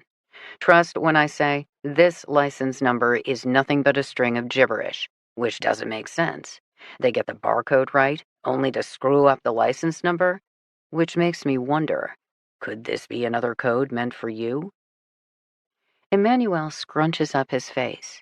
His lips move as he reads off the numbers to himself, then repeats several times. Slowly, he shakes his head. This is not obvious to me, but Lily had several ciphers. If I could compare these numbers with her notes in her code-breaking book, I might be able to figure it out. Add it to your address notes. Lotham produces a scrap of paper, pushes it across the table. Emmanuel gets to work. Emmanuel, I speak up. Is there something from Haiti that might be relevant? A reference to a belief, religion, custom? I don't know. But the fact that Angelique chose your mother's date of birth, as well as a mailing address that marks your country's independence, surely that's not accidental. Emmanuel smiles slightly. You mean, like pointing at a rainbow brings bad luck, or eating the top of a watermelon will cause your mother to die? There are many superstitions in our culture, most of which my sister and I have heard from our aunt. But for us, Lily believed in science, and I've lived my life here, not there. These are stories to us, nothing more. It's not personal to Angelique, I fill in. At least not personal enough. Emmanuel nods. He fingers the evidence bag, then sets it down. I can study the license number, the street address. For now, all I can say is that Lily must be thinking of our mother. Lotham exhales, tries not to look as frustrated as I'm sure he must feel. I turn to him. You're saying this is a decent quality ID, possible to produce with a computer and printer, but requires some advanced skill. So, how did Angelique get her hands on it? Probably bought it on the streets. This area has some known providers. Wouldn't be too hard to ask around, make it happen. You think? Because this is a girl who takes extra high school courses in her free time. She's not exactly lurking on street corners. Emmanuel suddenly flushes. Emmanuel? Lotham's voice holds a low growl of warning. Other kids in high school, the rec center, they speak of fake licenses. Purchased from the internet, I say. At least that's what I'd heard from Charlie. Maybe some, but... That awkward teen pause again. Who, Emmanuel? Lotham demands. The kid relents with a sigh. Marjorie, Angelique's best friend. She has a fake ID. I heard her talking about it one day with Lily. She was bragging about getting into a club. When Lily asked her how, Marjorie started giggling. I couldn't hear her answer, but Marjorie has a fake license, and she definitely could have gotten one for my sister. Once, I would have said my sister didn't have the money to waste on such things, but after what you found in the lamp. Emmanuel looks at me. I must accept I didn't know everything about my sister.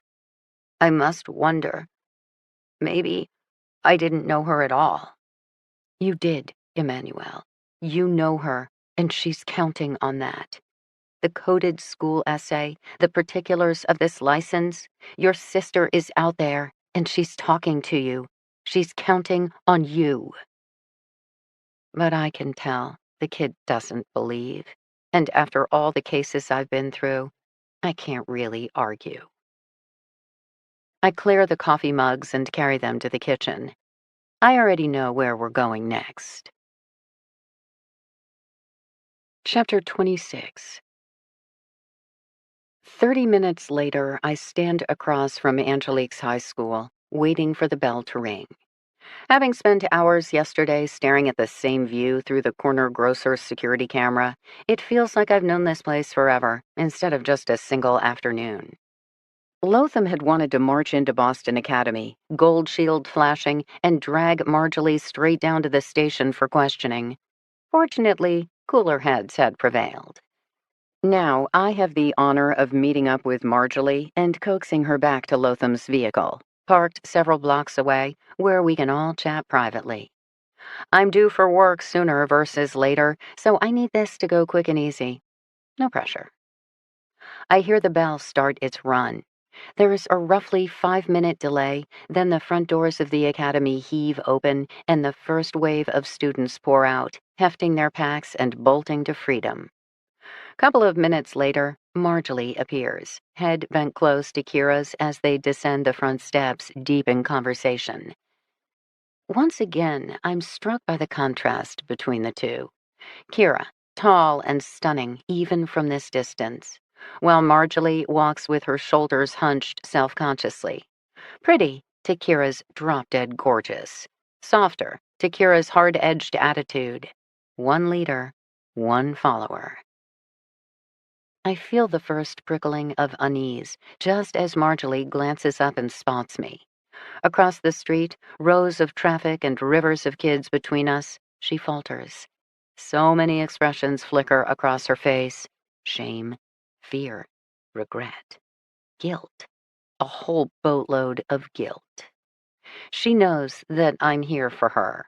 That finally, this is all about her, and that stupid summer program at the rec center, and all the secrets teenagers feel the need to keep. She turns away from her friend, already debating her options. I lean forward, preparing to give chase.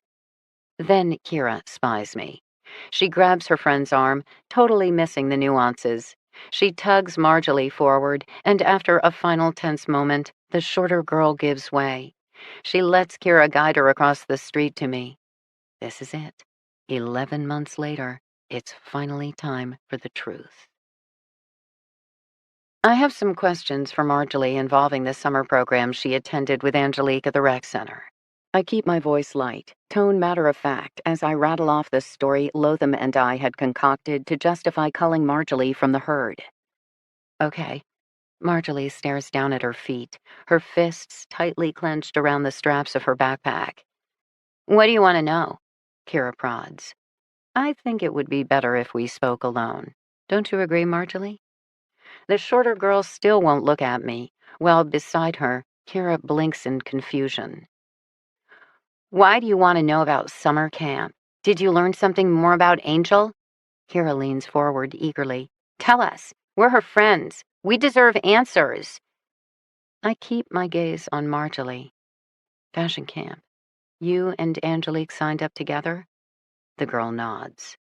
And there was this other girl, Livia Somdi, also in the class, prone to wearing a red baseball cap? A look of pure misery sweeping across Marjolie's face. Yes. Come with me, I say gently. It won't take long. I just have a few questions. Nothing special. I glance at Kira while Marjolie nods. I'll, catch up with you later, she tells her friend. Kira isn't stupid. She looks from Marjolie to me to Marjolie. I'll go with you. No. Marjolie, tone sharp, eyes wild. Marjolie. Kira, her voice pleading. She's scared, I realize, but not about what she knows, but about what she's now realizing she doesn't know. And she's worried for her friend. I'm sorry, Marjolie whispers, but I can tell Kira still doesn't know who or what her friend's apologizing for. She'll call you later, I intervene. Then I place my hand on Marjolie's shoulder and guide her away, before Kira can continue pressing the issue. Kira lets us go. I can feel Marjolie shaking beneath my touch as I lead her down the first block, then the second, We walk in total silence, tension building. Lotham has his tricks, I have mine. Around the corner, to the unmarked car. I pop open the back door, just as Marjolie's head snaps up. "I didn't mean it," she exclaims wildly. "I swear, I didn't mean to hurt her. I had no idea." Then she bursts into tears. "You're welcome," I tell Lotham, as Marjolie collapses in the back seat, and the show officially begins. It comes out in fits, starting with a boy, because so many stories do. The basketball player. The one Marjolie followed to the rec center because she needed to protect her territory. Lotham and I sit in the front seat of the car, Marjolie in the back. Forget driving to the station. Our target is already pouring out her sins. We don't have time for traffic. Lotham has his phone on, discreetly recording away. He's looking at anything but the sopping girl in the back seat, so I continue to do the honors. "You convinced Angelique to sign up with you, your wingman, or woman in this case." "She wanted to work, earn extra money babysitting, but I begged and pleaded. That was the thing with Angel. She'd do anything for her friends, and we'd been best friends since 5th grade.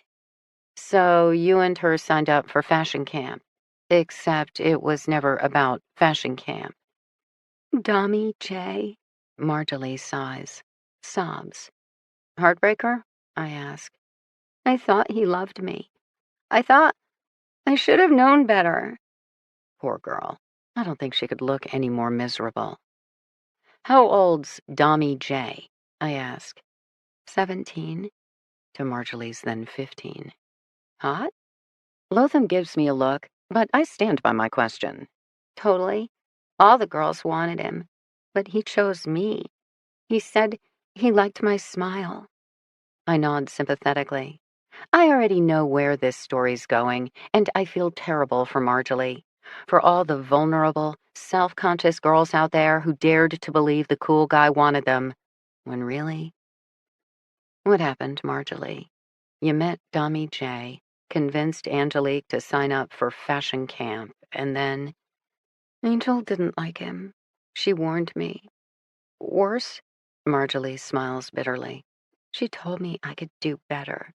But of course, who could do better than him? I didn't want to hear it. I didn't want to believe. Marjolie presses her lips together.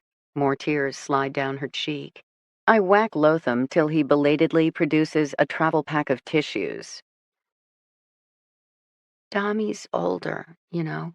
He's not the type to be sitting around at home at night. Plus, he has all these college friends, hoops players who know the hot spots. I nod. During the day, at camp, he was really sweet. He'd call me his girl, walk around with his arm around me. He made me feel special. I'm not gorgeous like Kira or smart like Angel. I'm just me. Marjolie shrugs. Except when Dommy was around. Then I was the girl other girls stared at. I was the one everyone else wanted to be. So when he said he wanted to go club hopping and I should go with him, of course I'm gonna go. Him, out on the town with his buddies in places like that? No way he's going home alone. But you were only 15, I prod gently. Marjolie's chin comes up. I can rock it. A little more makeup, right hair and clothes. I just need an ID to back it up. And that's okay, 'cause Dommy J knows this guy. $50 for a fake. Nights out with my man? Priceless. Her lips twist sardonically. She starts dabbing at her smeared mascara. I didn't tell Angel. Not at first. I knew she wouldn't approve. And she was mad at me. I'd made her sign up for a fashion camp, and then Dommy J's breaks were different than ours, and I kept sneaking out to see him. She said I'd abandoned her. I didn't mean it that way. Just, I was the girl making out with the hot guy in the hallway, you know? I'd never been that girl before. How'd you get the fake ID, Marjolie? Dommy got it. I gave him the money on Tuesday. He brought me the ID Thursday. That night, we're at his favorite club, hitting the dance floor with all his friends. He's got moves, I got moves, he's buying me shots. Everyone's happy. She hesitates, voice dropping low. I felt like I was flying, like it was the best night of my life, like it would never get better than this. Then Dami J took me out to his friend's car. She pauses. Her expression goes flat. Did he rape you, Marjorie? I asked the question. Lotham's jaw has set, his hands fisting. Nothing like that. I gave it up. I thought, this is what I'd been waiting for.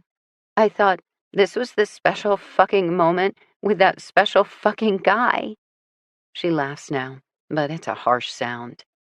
The next day at the rec center, I tell Dami I love him. I tell him I can't wait to go out again. Have fake license, we'll travel, you know. Dami says I should bring a friend. It's awkward, him with me, then all the guys. He says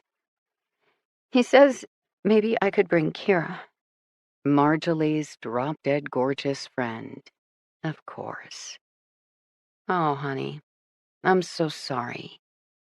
Marjolie doesn't cry anymore. She is too gutted for tears. She's right. First love feels like flying higher than the sun, and inevitably leads to the mother of all crash landings. I asked Angel instead. I didn't want to believe. Marjolie glances up at me. I thought if I brought Angel, that would be good enough. You asked Angelique to come with you club hopping? Lotham is startled enough to finally ask a question. I showed her the ID. What's the big deal? Even if she didn't love partying, this is the girl who never stops talking college. She could use her fake license to sneak onto campus, take classes, whatever. It'd be good. I begged her, but she was angry. So then I told her everything. What Dami and me did, how much I loved him, how much I needed her to do this because I couldn't bring Kira, obviously. And I didn't want it to end. What did Angelique say? Lotham again. She didn't. She just grew quiet. Then she hugged me, like really tight, and I started to cry because I knew. I just didn't want to know. Marjolie closes her eyes, takes a big, shuddery breath. Turns out, Tommy J's a collector. V cards. Like, is even in a competition with his buddies over who has the most. And having gotten mine, he broke up with me 2 days later. Clubbing, dancing, true love. None of it meant a thing. Oh, honey, I say again. That's when things got weird. Lotham frowns, gives me a look as he twists back around in the driver's seat. Weird how? Next week, bright sunny day, everyone's sitting outside. Angel walks right up to Dami J. At first, you can't really hear them. She's, like, whispering furiously. He's totally blowing her off, even giving me dirty looks like this is all my fault. Then she suddenly raises her voice. She starts talking in as loud a voice as possible, that he's a cheat, that the fake IDs he sells aren't even worth the plastic they're printed on. She has our full attention now. I had showed her mine to convince her to buy her own, but now she's yelling that $50 is a total ripoff. A mall cop could tell they were fake, and Dami J's gonna get all his friends arrested. Then she says, super loud, he owes everyone a refund. A refund? Lotham presses. Marjolie nods solemnly. Dami J was furious. She doesn't know what she's talking about. Take her fucking mouth and get out of his fucking way. Which is when the other girl, Livia Santi. Yeah, totally quiet, like never speaks at all. Everyone knows her older brother got kicked out of the program 2 years ago for drugs. JJ, something like that. Johnson. Seriously? Mm-hmm. She suddenly joins Angel, yelling at Dami, except she knows all this stuff. The fakes Dami J is stealing don't have the right hologram. Laser printing? I don't know. All sorts of shit. Basically, she's also insisting Dami J has cheated all his friends. Now, everyone's listening, and things are getting really intense. I mean, Dami's got all his buds there. Who knows how many fakes he sold them? Do you know how many fake licenses he sold? Lotham pushes. Marjorie shakes her head. What about the others being involved? Some of his friends also selling the IDs? I just know Dami, and he doesn't make them. At least, I don't think he does. He said a friend did. But when we were at the nightclub, all his buddies were using them. It's not like they're 21. At $50 a pop. Lotham and I exchange another glance. Do you have your license on you? I ask. Marjorie hesitates, as if finally remembering she's talking to cops. Lotham arches a brow. She relents, digging into her pack until she finds her wallet, then produces the ID. She hands it to Lotham first, who tests the weight of it in his hands, then twists it around in the light. He doesn't say a word, just passes it to me. Marjorie has been telling the truth. It's cheap work. Too thin, blurry photo, not even an attempt at the holograph. In comparison, the fake license Angelique dropped the other day is a masterpiece. $50 for this? I see Angelique's point. So Angelique and Livia accuse Dami J of ripping off his friends, I prod, in front of everyone. Angel's trying to get back at him for what he did to me. The other girl, Livia, I don't know what her deal is, but this stuff, Dami J, the crowd he hangs with, it's no joke. Angelique shouldn't have been talking to him like that, especially in front of others. Dami gets real serious real fast. He shoves them back, tells them to shut the fuck up, or they'd be sorry. He threatens them? Lotham, clarifying. I guess. And then? Marjorie shrugs. The director guy came out, Mr. Lagudu, breaks over, everyone back inside. Angel was still shaking, really upset. I knew she'd done it only for me, but I told her to knock it off. She was going to get herself in trouble. And I was embarrassed. Maybe I hoped Dami J might still change his mind, take me back. But after that little display, Marjorie exhaled roughly.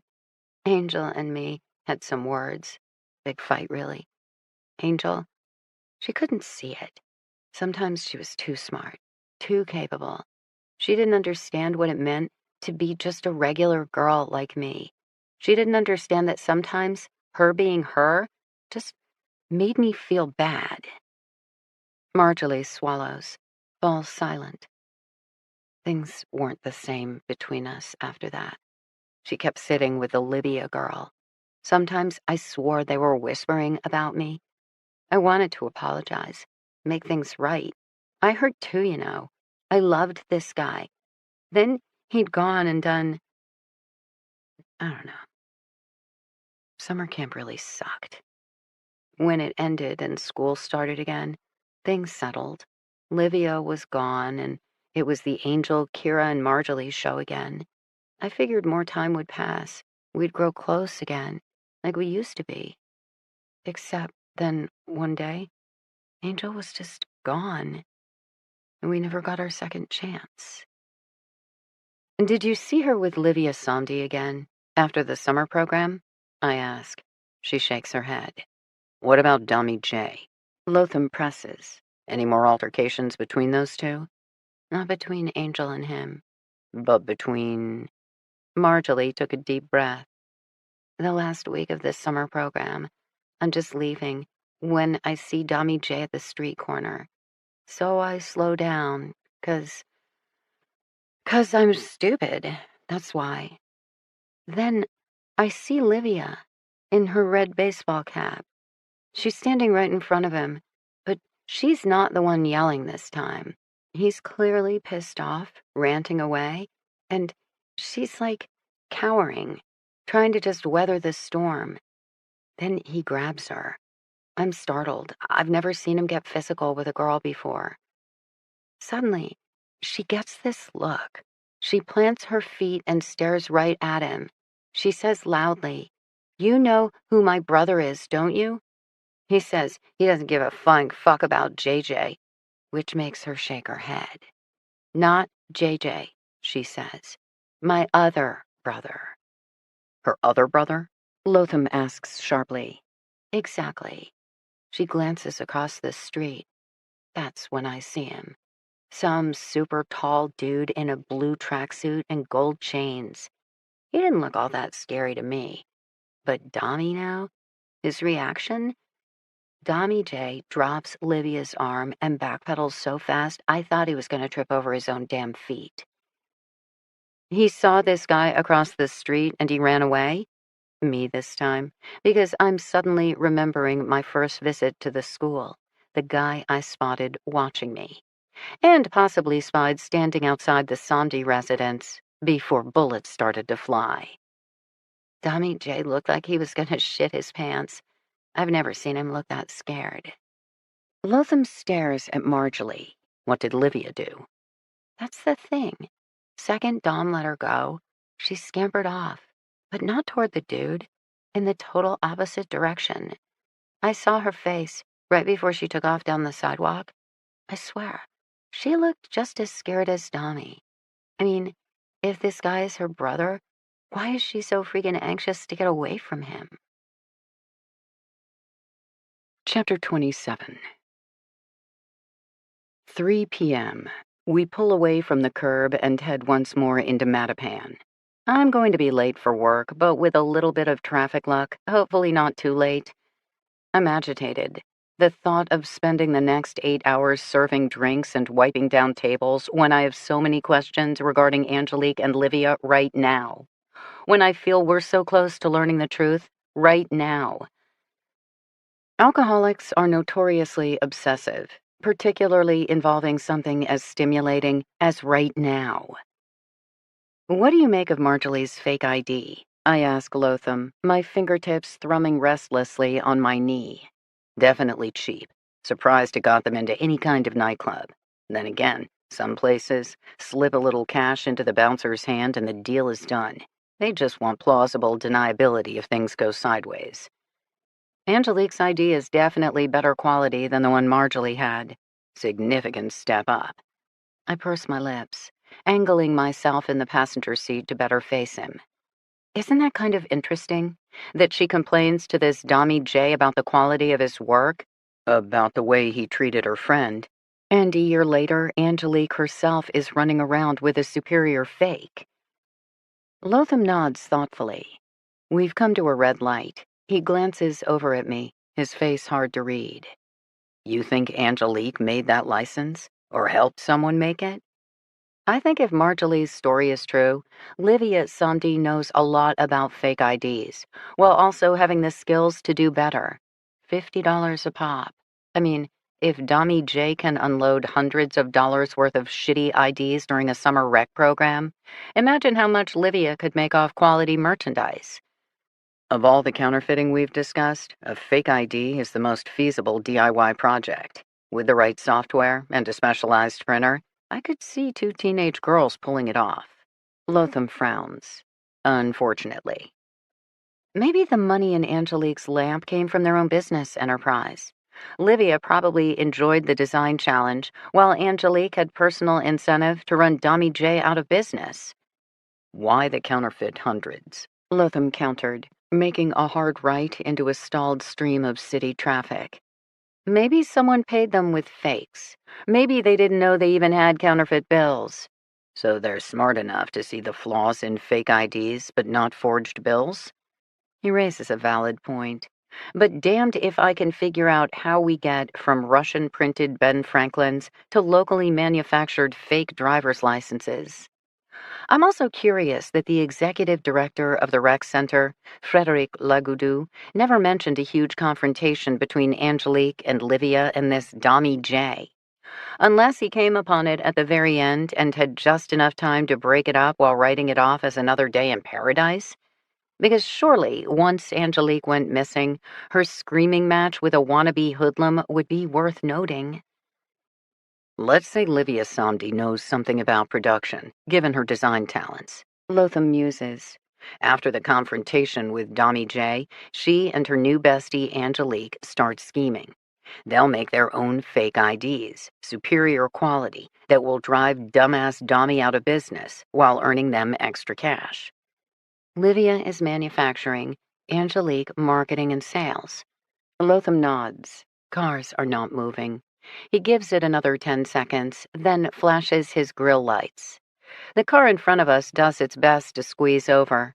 Lotham threads through a narrow opening between the clogged lanes, gets to the first turnoff, and takes it. I have no idea where we are, but I like his style. Here's what I don't get, Lotham says. Wouldn't Angelique's first customers be her own friends? Think of the Dummy J model. He probably signed up for the summer program just so he could sell to his fellow teens. Enter Angelique, who we're saying sold enough to have thousands in cash, but never approached her own social circle?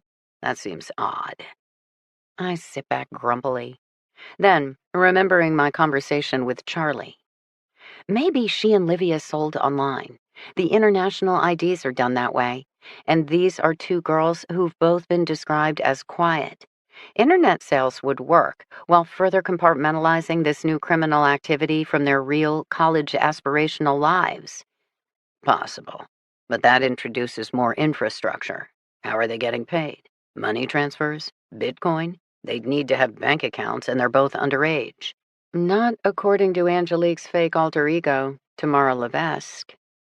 Lotham's eyes widen slightly. Shit. He bangs the steering wheel with his hand. Of course.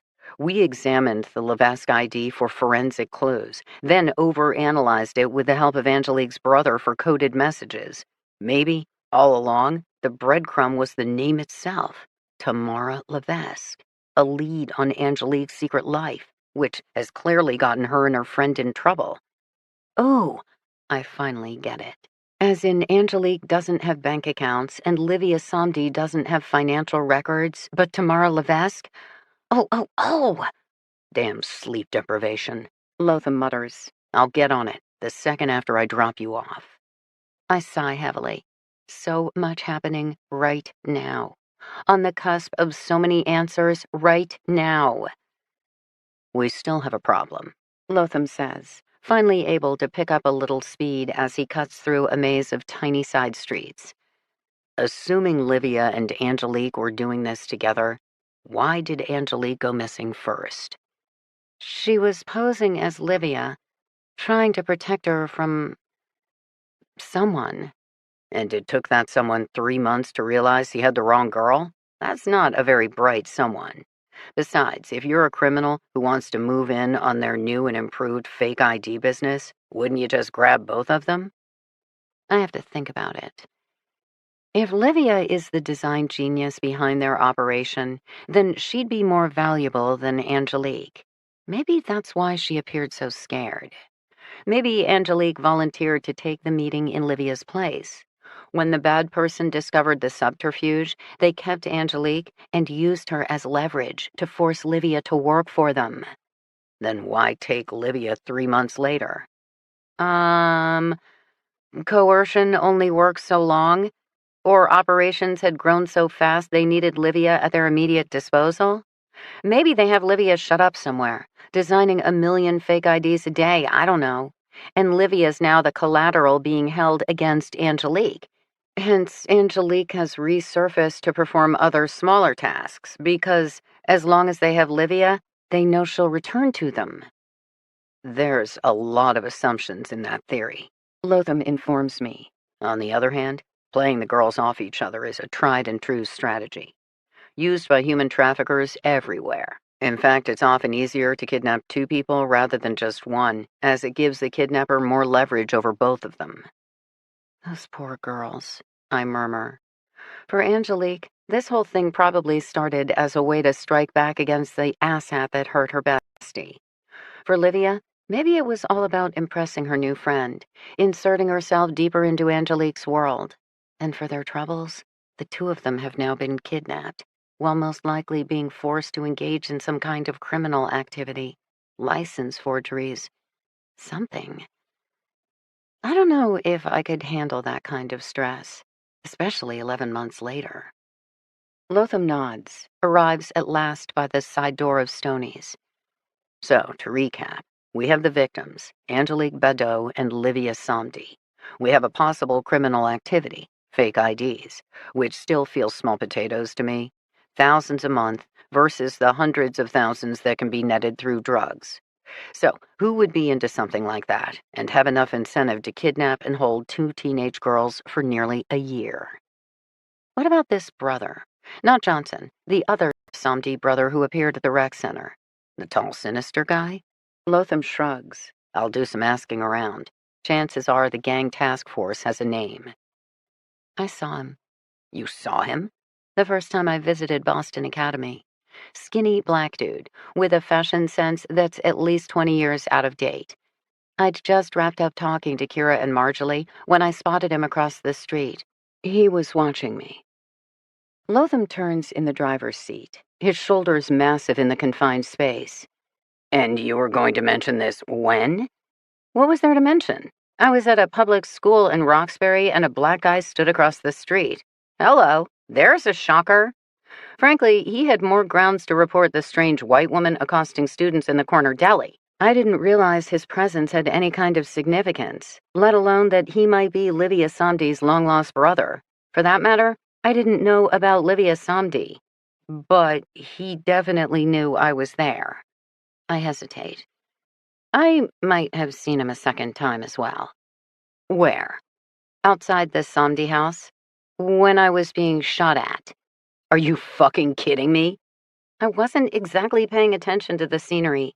I was hightailing it down a sidewalk trying to save my sorry ass. But for a moment, out of the corner of my eye, I thought I saw him across the street. In other words, where the shot was fired from. Lotham sounds beyond pissed off. I'm not exactly sure why, given I was the one who'd been the target. It's possible, I allow. I'm gonna send techs back to the scene, have uniforms perform a fresh canvass. Nobody's gonna say a thing, especially if it's some mysterious, scary older brother. Lotham shakes his head. His mouth is set in a grim line. You're here tonight? He gestures at Stoney's. Till midnight. I don't want you out by yourself. You need to attend a meeting, call me. If I can't come, I'll send a patrol car. To drive me to AA? Wow, talk about making a statement. Frankie. But I've had enough. There's only so much of this kind of male fretting I can take. I have been on my own for a long time, and I'm not an idiot. I'm gonna go to work, I inform him. Then, given the day, I'll probably retreat upstairs to my studio apartment and incredibly hostile roommate. Forget a guard dog. I dare any evildoer to take on Piper. That cat bites first, asks questions later. Call me when you're done with work. Lotham orders. You call me. Now I am being a bitch, but I don't care. If that's what you prefer. And what will you be doing this evening? Running down financial accounts for Tamara Levesque and a family tree for Livia Somdi? Do you think you might need an attack cat? I'm a police detective, for the love of God. And I'm a woman who's lived in more scary neighborhoods than you'll ever get to visit. We both have our skills. Frankie. Lotham. I wish I understood you. Detectives like puzzles, which means the moment you figure me out, I'm not as shallow as you seem to think. And I'm not so complicated. I'm here to find a missing teen, which is now two missing teens. This is what I do. I am experienced, and I have handled situations like this before. These kinds of cases? I shrug. They always involve secrets, and there's generally at least one person willing to kill to keep those secrets safe. Do you carry a gun? I have a whistle, a very loud whistle, though if it helps, Stoney has a baseball bat behind the bar. Take it upstairs with you tonight. Fine. I glance at my watch. 3:30. I gotta go. I pop open the door, climb out onto the sidewalk. Frankie. Lotham calls from the driver's seat. Be careful, okay? Just Be careful. Back at ya. I shut the car door and head to work. Chapter 28. Stoney is not happy with my late arrival. Sorry, I say. He gives me a look. The look. No one likes that look. I don't provide an explanation or an excuse. I already know it doesn't matter. Instead, I do the best damage control I can. I get to work, and I work fast. 30 minutes later, when the front doors open and the first wave of locals arrive, I'm already pouring spicy cocktail peanuts and pulling beers. Today, I get a few nods in recognition. No words yet, but physical acknowledgement that I'm still here. I'll take it. The night busies up, which is all well and good in my world. I don't want or need the constant buzz of too many thoughts in my head. 9 p.m. The first break arrives. I head back to the kitchen long enough to request a garden salad from Viv. She looks me up and down. You're not getting laid. Sorry. What are you waiting for? No man's gonna be better looking. Don't tell your husband that. A snicker. Enjoy your salad, but live a little too. Life's too damn short. Or haven't you heard? More food deliveries to various tables, more pitchers of rum punch. Then I get 15 minutes to inhale salad. Love it, I inform Viv. Thank you very much. Have I mentioned that I stole your eggs and fries? Not my eggs and fries. I stole Stoney's eggs and fries. Better work hard then. He's fussy like that.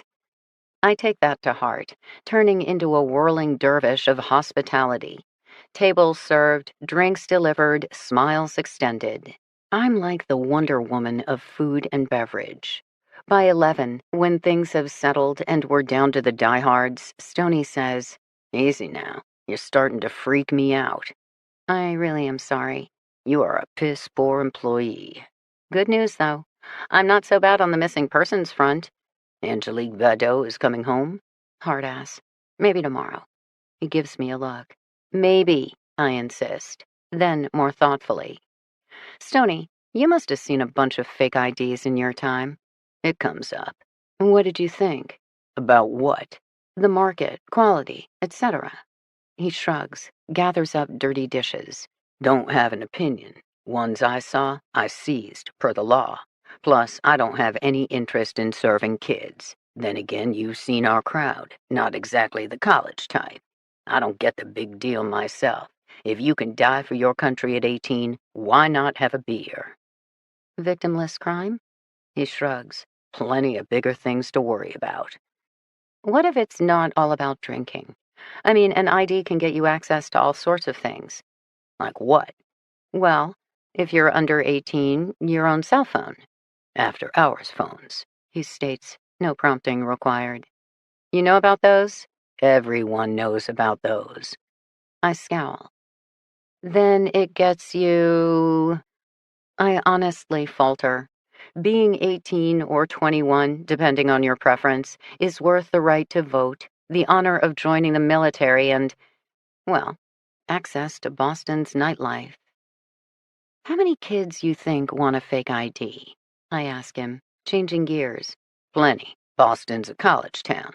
Most of the freshmen want to drink or party, and owners like me take carding seriously or risk losing our licenses. You know what it costs to get a liquor license? A small fortune? A large fortune.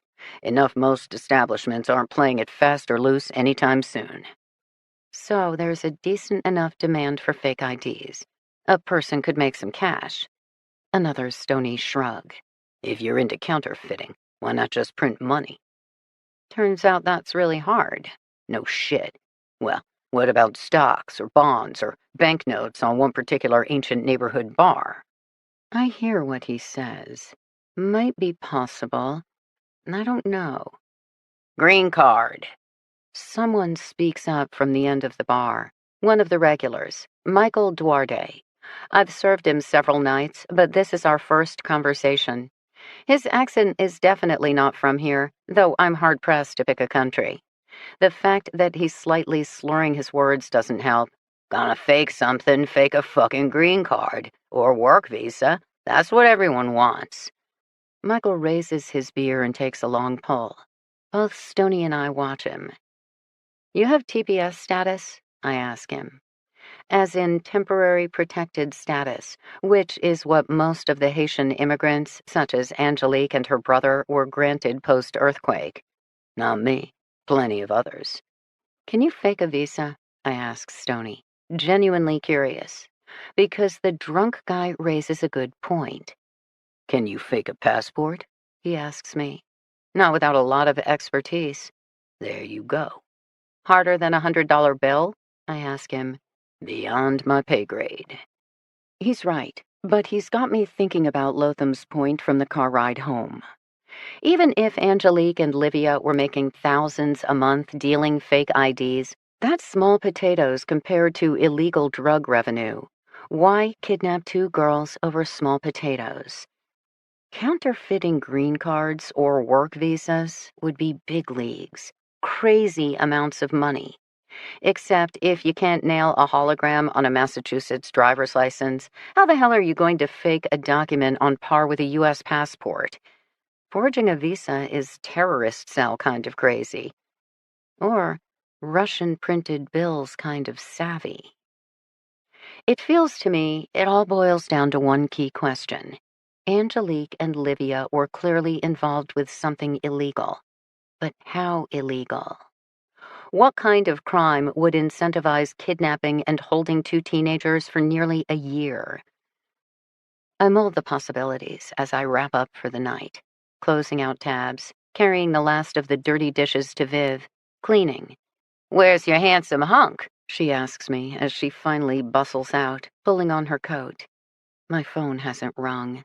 I refuse to admit how many times I've checked it. Working? Mm-hmm. Been a long day. Mm-hmm. Oh, look, there's your husband waiting for you. Mm-hmm. Stop that. Finally, a smile. Girl, you gotta get your priorities straight. None of us have forever. You know what I'm talking about? My eggs have petrified in my ovaries? Forget that, honey. I'm talking fun. You hear me? She's not wrong, but it doesn't help my cause as I let her out the front door, then lock up behind. I watch as her husband takes her arm. They look adorable. Two peas in a pod. Viv shoots me a final cheery wave. I do my best not to vomit in her general direction. Stoney closes out the register, brings me my tips. I wave him off. I keep eating out of the kitchen. My bad.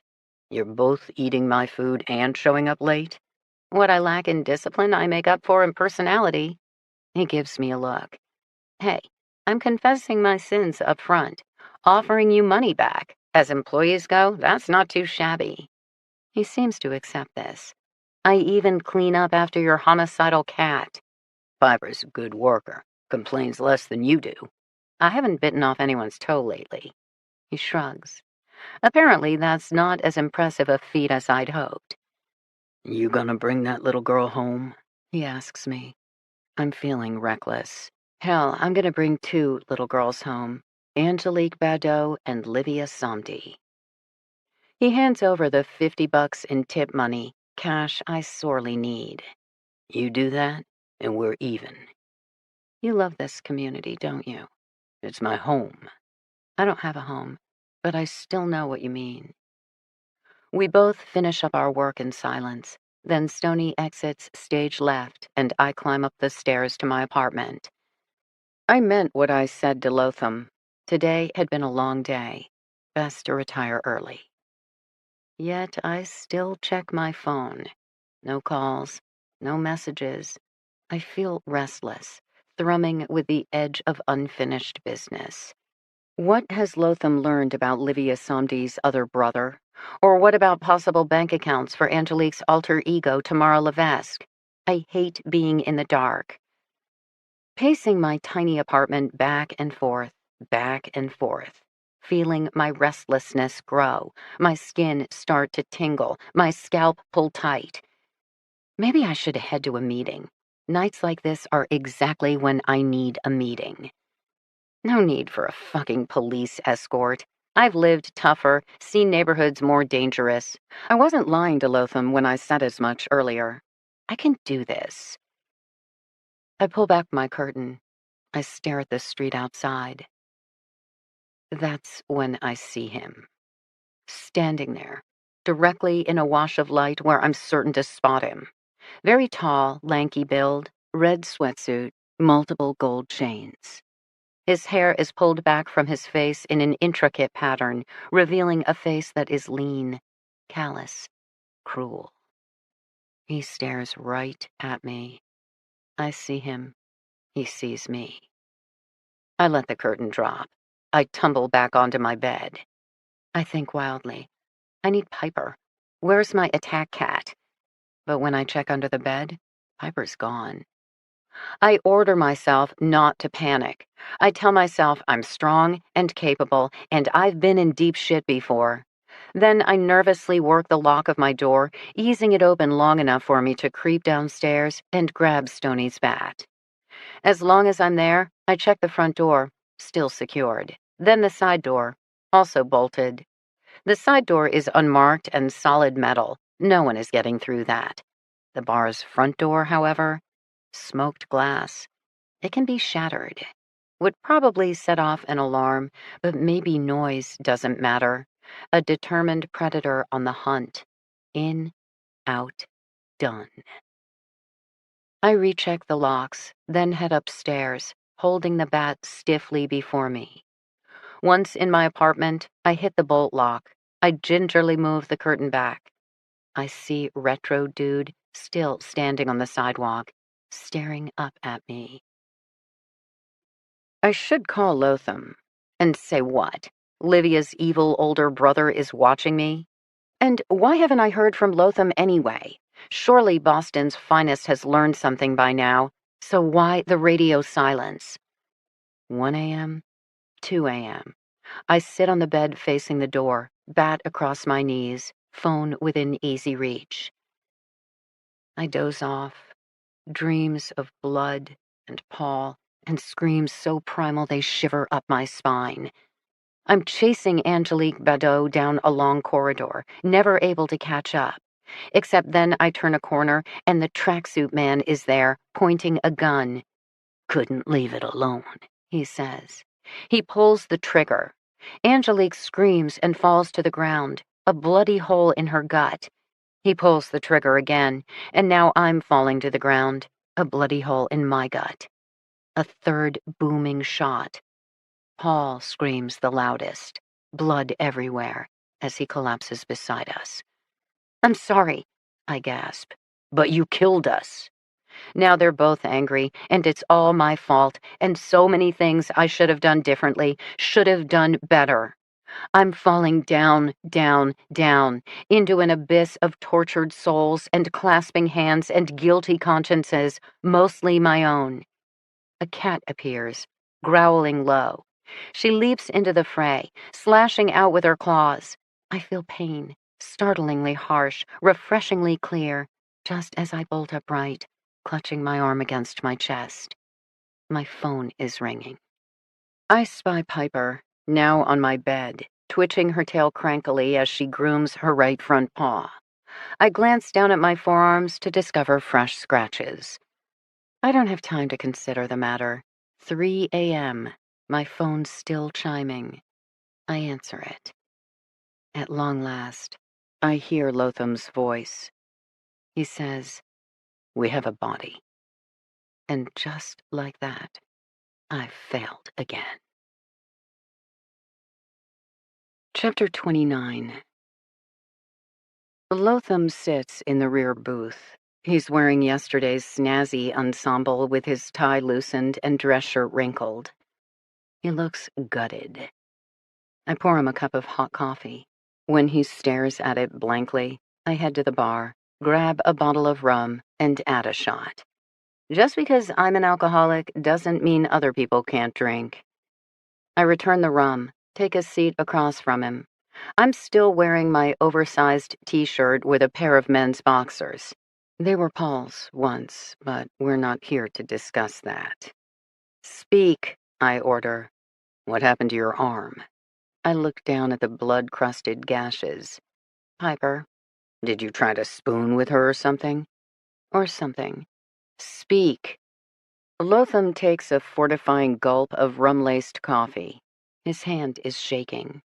I'm not sure he notices till he tries to set the mug down and slosh his coffee over the edge. Sorry. I wait. I didn't even know she was missing, he mutters at last. 15-year-old girl. And we didn't even know she was lost till a couple of days ago. Which is how I learn we're talking about Livia Samdi, not Angelique Badeau. Where did you find the body? Franklin Park, dumped behind a tree. I wince. Harsh. She was fully clothed, he says. I get it. There are other options. Cause of death? Bruises around the neck, petechial hemorrhages in the eyes. Strangulation. Park was the dump site. Forensic gurus will have to perform some magic to see if we can narrow in on place of death. Homeless guy flagged down a patrol car. Poor man was just looking for a place to crash for the night when he found a body instead. I nod. Lotham keeps talking. Initial analysis, wherever Livia had been staying, it wasn't on the streets. She was too clean for that. She was dressed simply. Jeans, a Patriots t-shirt, sneakers. None of the items were brand new, but none appeared that old either. She was noticeably thin, her fingernails chewed down to the nubs, her back molars worn from repeated grinding.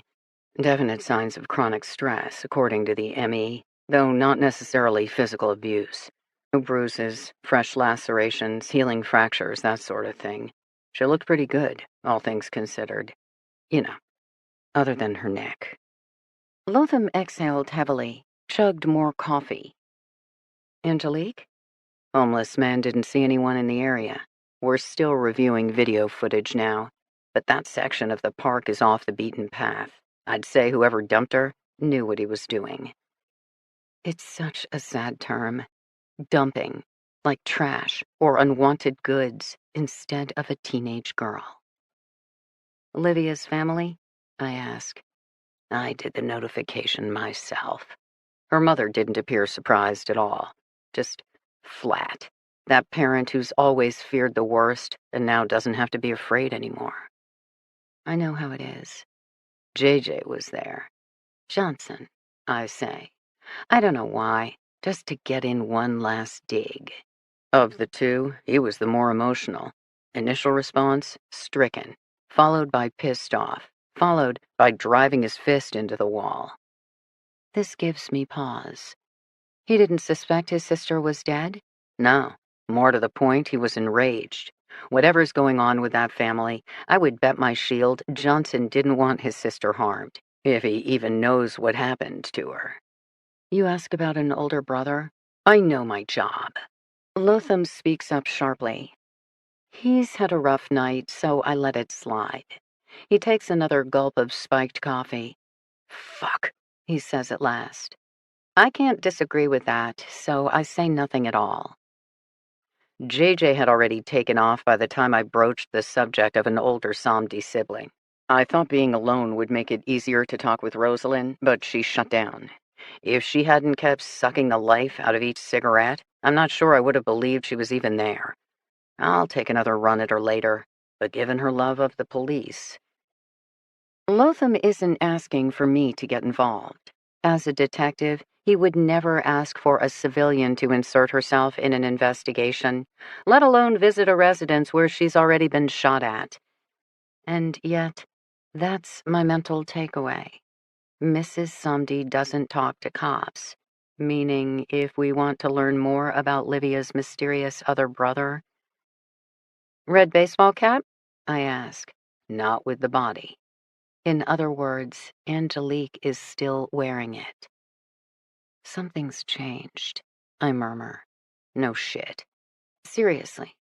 Angelique disappeared 11 months ago. Livia a couple of months after that. But it's only been in the past few weeks that Angelique's resurfaced, sending a coded message for her brother, dropping a fake ID. The girls were clearly being kept alive for some purpose, producing semi-decent fake licenses, I don't know. Though even as I say the words out loud, that sounds like a dubious master plan. What kind of criminal enterprise kidnaps two girls and holds them against their will to manufacture less than brilliant forgeries? I don't get it. For now, I press on. Clearly, things are going downhill. The signs of Livia's acute physical stress, Angelique's frantic overtures. Now, Livia's murder. I think whatever purpose the girls had been serving, time's up, and they both knew it. Know it. My own voice ends shakily. Is Angelique even still alive? Or is it just a matter of time before we find her body? And if she is still breathing, dear God, what must she be going through after everything she did to try to help her friend? Where have these girls been hidden? What the hell has been happening to them for the past year? And why the fuck couldn't we have found Livia in time? Lotham downs half a mug of rum-laced coffee, his grim expression a mirror of my own dark thoughts. Were you able to trace Angelique's alias, Tamara Levesque? I ask at last, trying to marshal some semblance of professionalism. Did it lead to a bank account? Yes, I was able to trace it. No, it didn't lead to a bank account stuffed with ill-gotten gains. What I did discover? Tamara Levesque is a college student, enrolled in Gleason College to be exact. Seriously? Do I look like a guy with a sense of humor? I'm this close to fetching more rum, this time for both of us. Instead, I rub my temples furiously. So, Tamara Levesque is Angelique's alter ego, and Angelique used the fake identity to go to college? When will the case make any damn sense?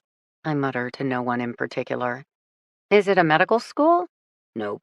Some small liberal arts college in Western Mass. It'll take some digging to learn more. You know how many colleges exist in Mass? A lot? Hundreds. I nod, as if any of this makes sense. I asked Stoney about fake IDs tonight. He assures me there's a market, but he's not convinced it's on financial par with, say, drug dealing. He's probably right about that. And yet we now have evidence of two girls who may have been involved in producing fakes, and at least one was murdered for it. What would make such forgeries worth killing over? Especially considering they weren't even top-quality knockoffs. I have no idea. You know what would be priceless and worth killing over? Green cards. Or work visas. A guy at the end of the bar suggested it. You have thousands of immigrants whose temporary status is about to expire. All of them have local roots, and none of them want to go home, making a forged visa worth a small fortune. Lotham, however, is already shaking his head. Can't be done. Certainly not by two teenagers. Hell, we might as well go back to counterfeiting currency. It'd be about as easy. Is there something in between? More valuable than a fake license? Not as complicated as a visa? Off the top of my head? He pauses, closes his eyes in thought, exhaustion, something, opens them again. Fake credit cards, I suppose. But that's getting into identity theft, which is a whole different ball of wax. And I don't know why anyone would need to kidnap two girls for that. There are several Russian gangs in Boston who are known for it. They already have recruits roaming the streets, internet cafes with data miners to record financial data straight out of someone's wallet.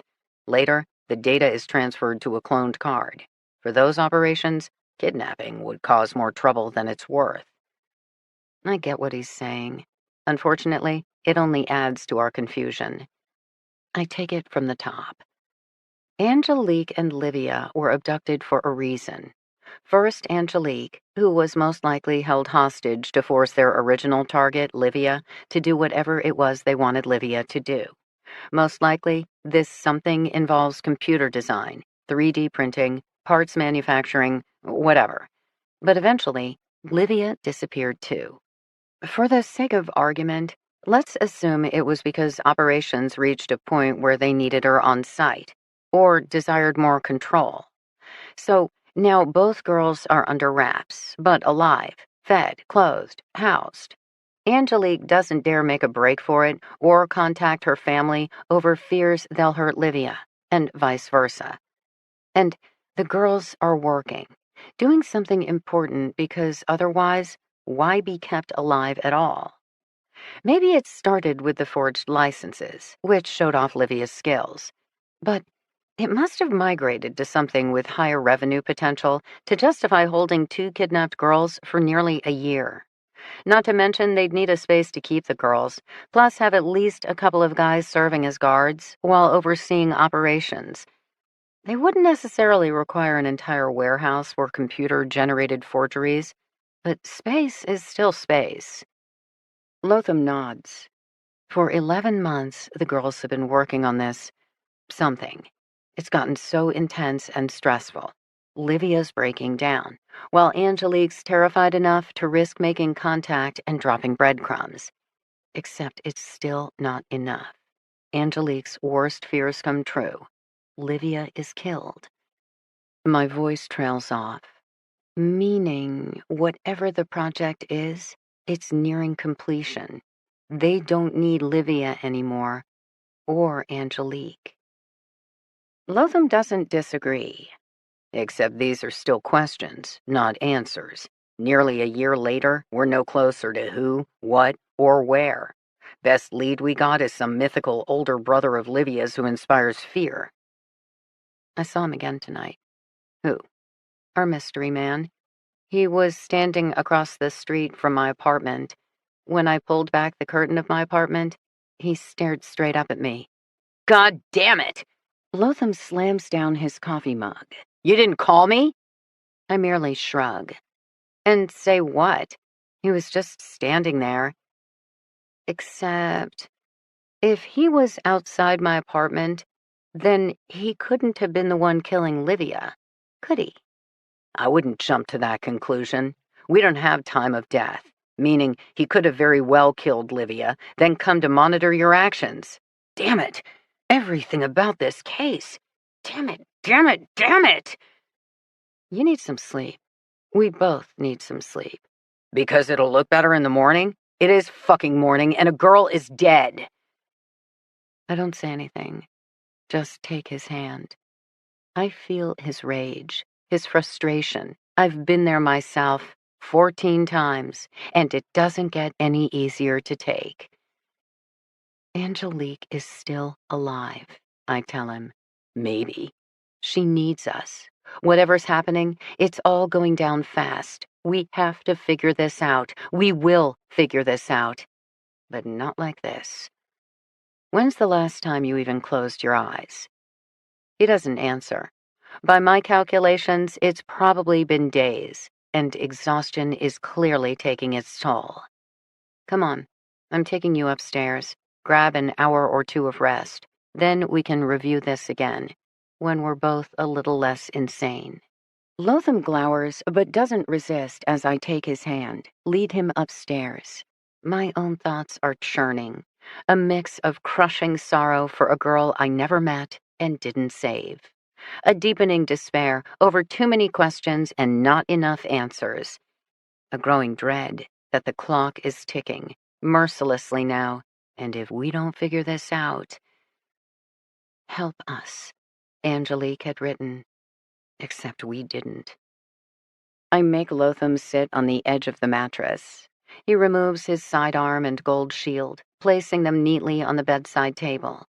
He moves on autopilot, his eyelids already lowering, his body collapsing as I divest him of everything but his t-shirt and boxers. His chest is broad and heavily muscled. I do not trace his collarbone with my fingertips. I do not trail my lips along the hollow of his throat. Instead, I lift his legs and tuck him into bed. Good night, Detective. Who's Paul? I didn't say Paul. Yes, you did. Good night, Detective. I put him to bed. Then I take up watch in front of the window, pulling back the curtain just enough to peer out. But no gold-chained gangster is staring up at me. I'm going to learn your secrets, my guest says sleepily. Shh. I let the detective sleep. Then I rest my forehead against the cool glass of my window and think of Livia Samdi, and Angelique Liar, and what it means to be a teenage girl. The mistakes we all make, the moments we'll never get back again. Then I do say his name, Paul. And I smell blood, and I feel pain, and I let it wash over me, the price of my sins. I'm sorry, I whisper, but I'm not talking to Paul anymore. I'm talking to Livia Somdi and all the girls like her. Then I pray, as hard as I've ever prayed, for Angelique Liar, for us to find her in time, for her to be out there, still alive, still okay, for her to be in Western Mass. But Emmanuel said his sister didn't dream. She made plans. So, what was Angelique trying to tell us? What did we need to know? I get 4 hits. 3 of them are Tamara Levesque's who live in other states. The 4th is a mention on an Instagram page. I have plenty of experience with social media. In this day and age, it's impossible to search for missing persons without following their digital footprints. Now, I log in and look up Tamara Levesque. Immediately, a page for Gleason College loads up. I discovered dozens of photos of a college campus surrounded by rolling green hills and old brick buildings. There are pictures of laughing kids sitting outside, more smiling students inside classrooms. It takes me a bit to pick out Tamara. She's pictured in a lab, her face partially obscured by goggles as she handles a flask over a Bunsen burner. Her black hair is pulled back tight, Tamara's image on the license, versus Angelique's heavy ringlets from her missing poster. But it's the same girl. Which leaves me even more confused. Angelique is using her fake ID to enroll in college? That makes no sense at all. So, what did Angelique need me to see here? What's she trying to tell us? Gleason College is listed as a small liberal arts college. It appears to rest at the foothills of the Berkshires, with the address given as some town I've never heard of. It offers online classes as well as a traditional classroom education.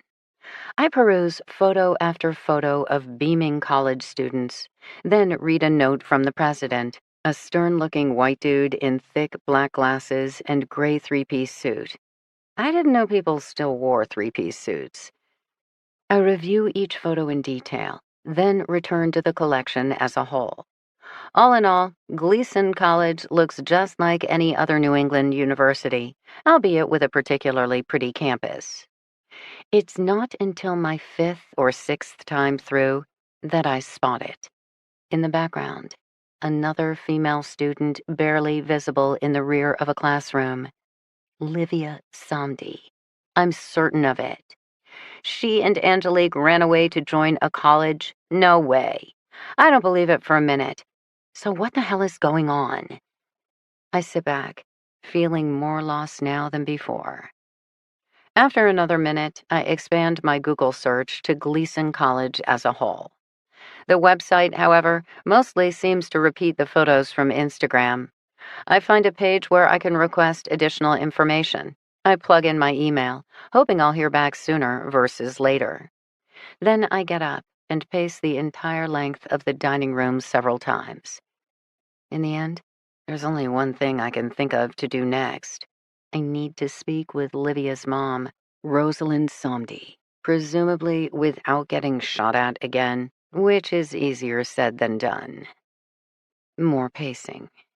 Finally, it comes to me. I creep back upstairs and snag my jacket and flip phone. Lotham is snoring away, a soft rumbling sound at odds with the deep scowl etched into his troubled face. I don't think his dreams are happy ones. One more thing we have in common. I return downstairs, where I fumble through my jacket pocket till I find what I'm looking for, the phone list from my first AA meeting, which includes Charlie's number. 6 a.m. is definitely early by most night owl standards. Charlie still picks up almost immediately. Who's this? Frankie Elkin. A pause. You doing okay, Frankie? I'm not about to take a drink if that's what you're worried about, but I could use some help. I explained to him about the discovery of Livia Somdi's body, coupled with the revelation that she has an older brother. I don't know the family well enough to know anything about that, Charlie says. I understand. I want to meet with Rosalind, but last time I went to the house, let's just say I like my head bullet-free. So what do you want from me? Do you think you could reach out? AA to AA? Maybe get her to meet you somewhere? Say that little diner where you took me? I need to get her on neutral ground. I don't know if she'd listen, but you could try. Tell her you have information about her daughter, but for her ears only, which is true. I do have information for her ears only. Charlie is silent for a long time. I'll try, he says at last, but no promises. Thank you, Charlie. And well, I need to speak to her as soon as possible. Angelique Badeau's life is at stake. You remember what I said before? Plenty of folks don't like trouble, especially some white woman barging in when she's not welcome and not wanted. Story of my life, big guy. Pause. Then I say more softly, I want to bring Angelique home. I want to get this right. I need to get this right.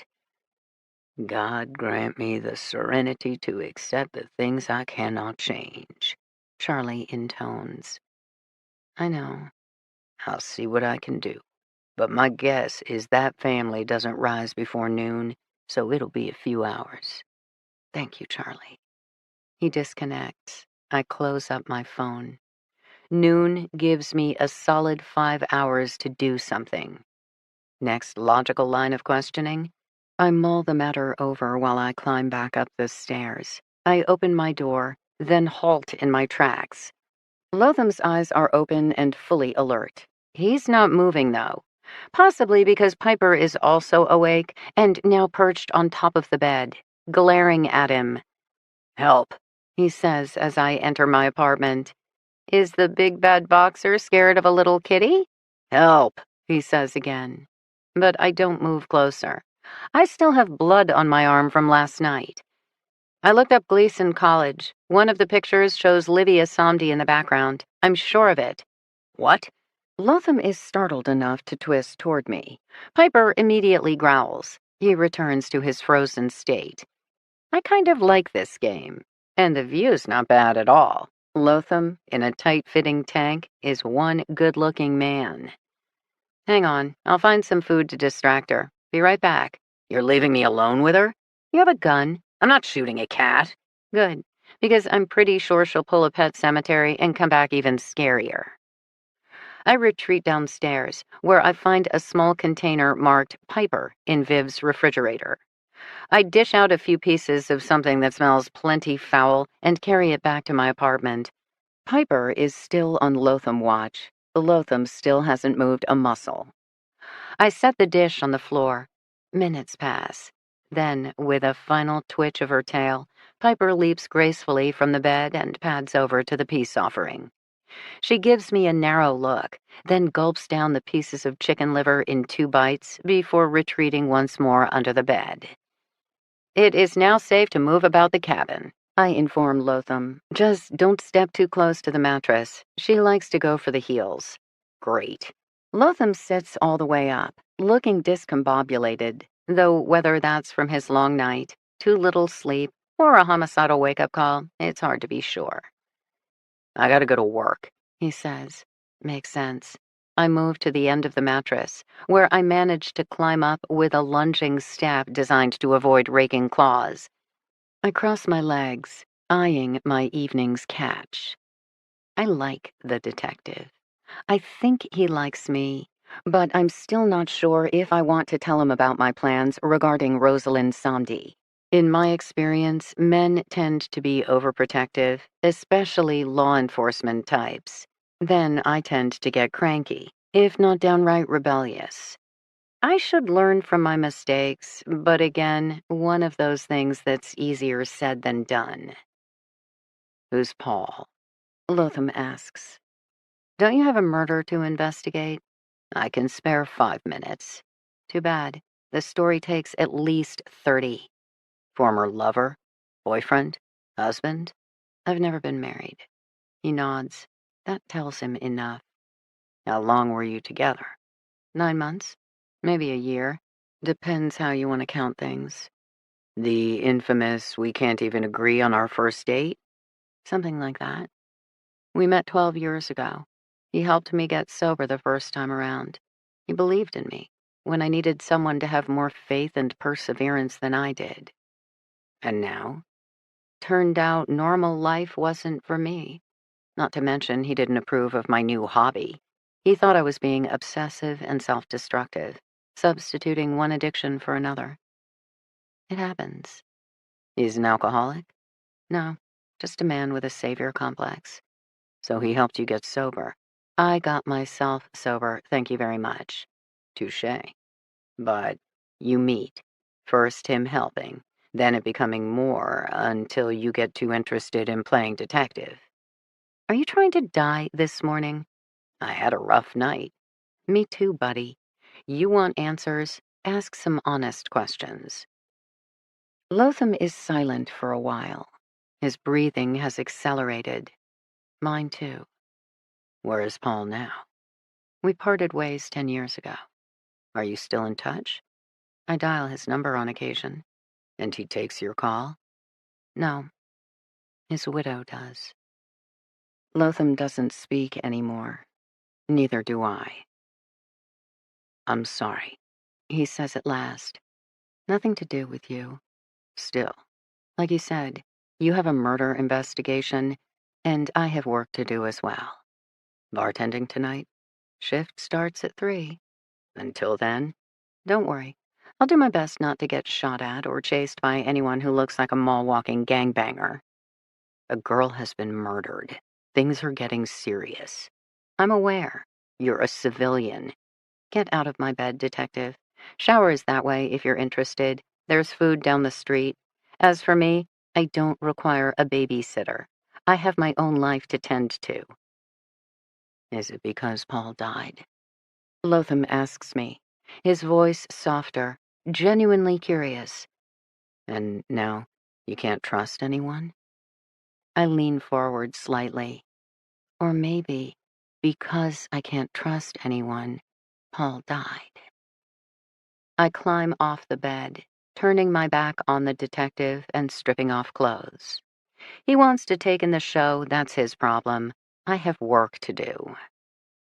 I pull on jeans, find a fresh t-shirt, and maybe, because the universe has its own sense of humor, the one I grab happens to be a faded red shirt with the stick figure of a happy camper standing in front of an old VW bus and distant mountains. Life is good. Paul gave it to me to celebrate 3 months sober, when we officially inaugurated our burgeoning relationship by going camping. The cotton is worn with age, a soft caress against my skin. I don't look at Lotham. I grab my tennis shoes, head for the door. He doesn't call me back, which is good, as I rat-a-tat down the stairs and into bright daylight. Sun is still shining, the world's still spinning, and Angelique Liar is still missing. I get to work. Chapter 31. I head to Franklin Park. It would be faster to take a bus, but after the night's adventures, I could use the exercise to settle my churning mind. The park is on the map Charity from Dunkin' Donuts drew for me the other day, a massive green space just beyond the rec center. The rec center is my next stop, but I doubt Frederic will be in till late morning. And maybe it's my mood, or maybe it's another sign of my obsession, but I want to see where Livia's body was found. I agreed with Lotham last night. How terrible to lose a child most of the world never knew was missing. Is that why I do what I do? Because I can't stand the thought of a life not mattering, of a child being forgotten, or a person sinking without leaving behind a single ripple in the universe? I don't know. The vulnerability of Livia Sondi or Angelique Liar speaks to me. After all, my own ties to this world are delicate at best. Should one of these cases take a wrong turn, that speeding bullet finally catch up with me, I don't know that there would even be a funeral. Maybe I'll just be gone, which is both terrifying and comforting. The walk is longer than I expected, a solid hour up a broad avenue. The weather is mild, the sun having traded in its summer warmth for fall chill. But the exercise refreshes me, helps clear my head, and makes me glad I headed outdoors.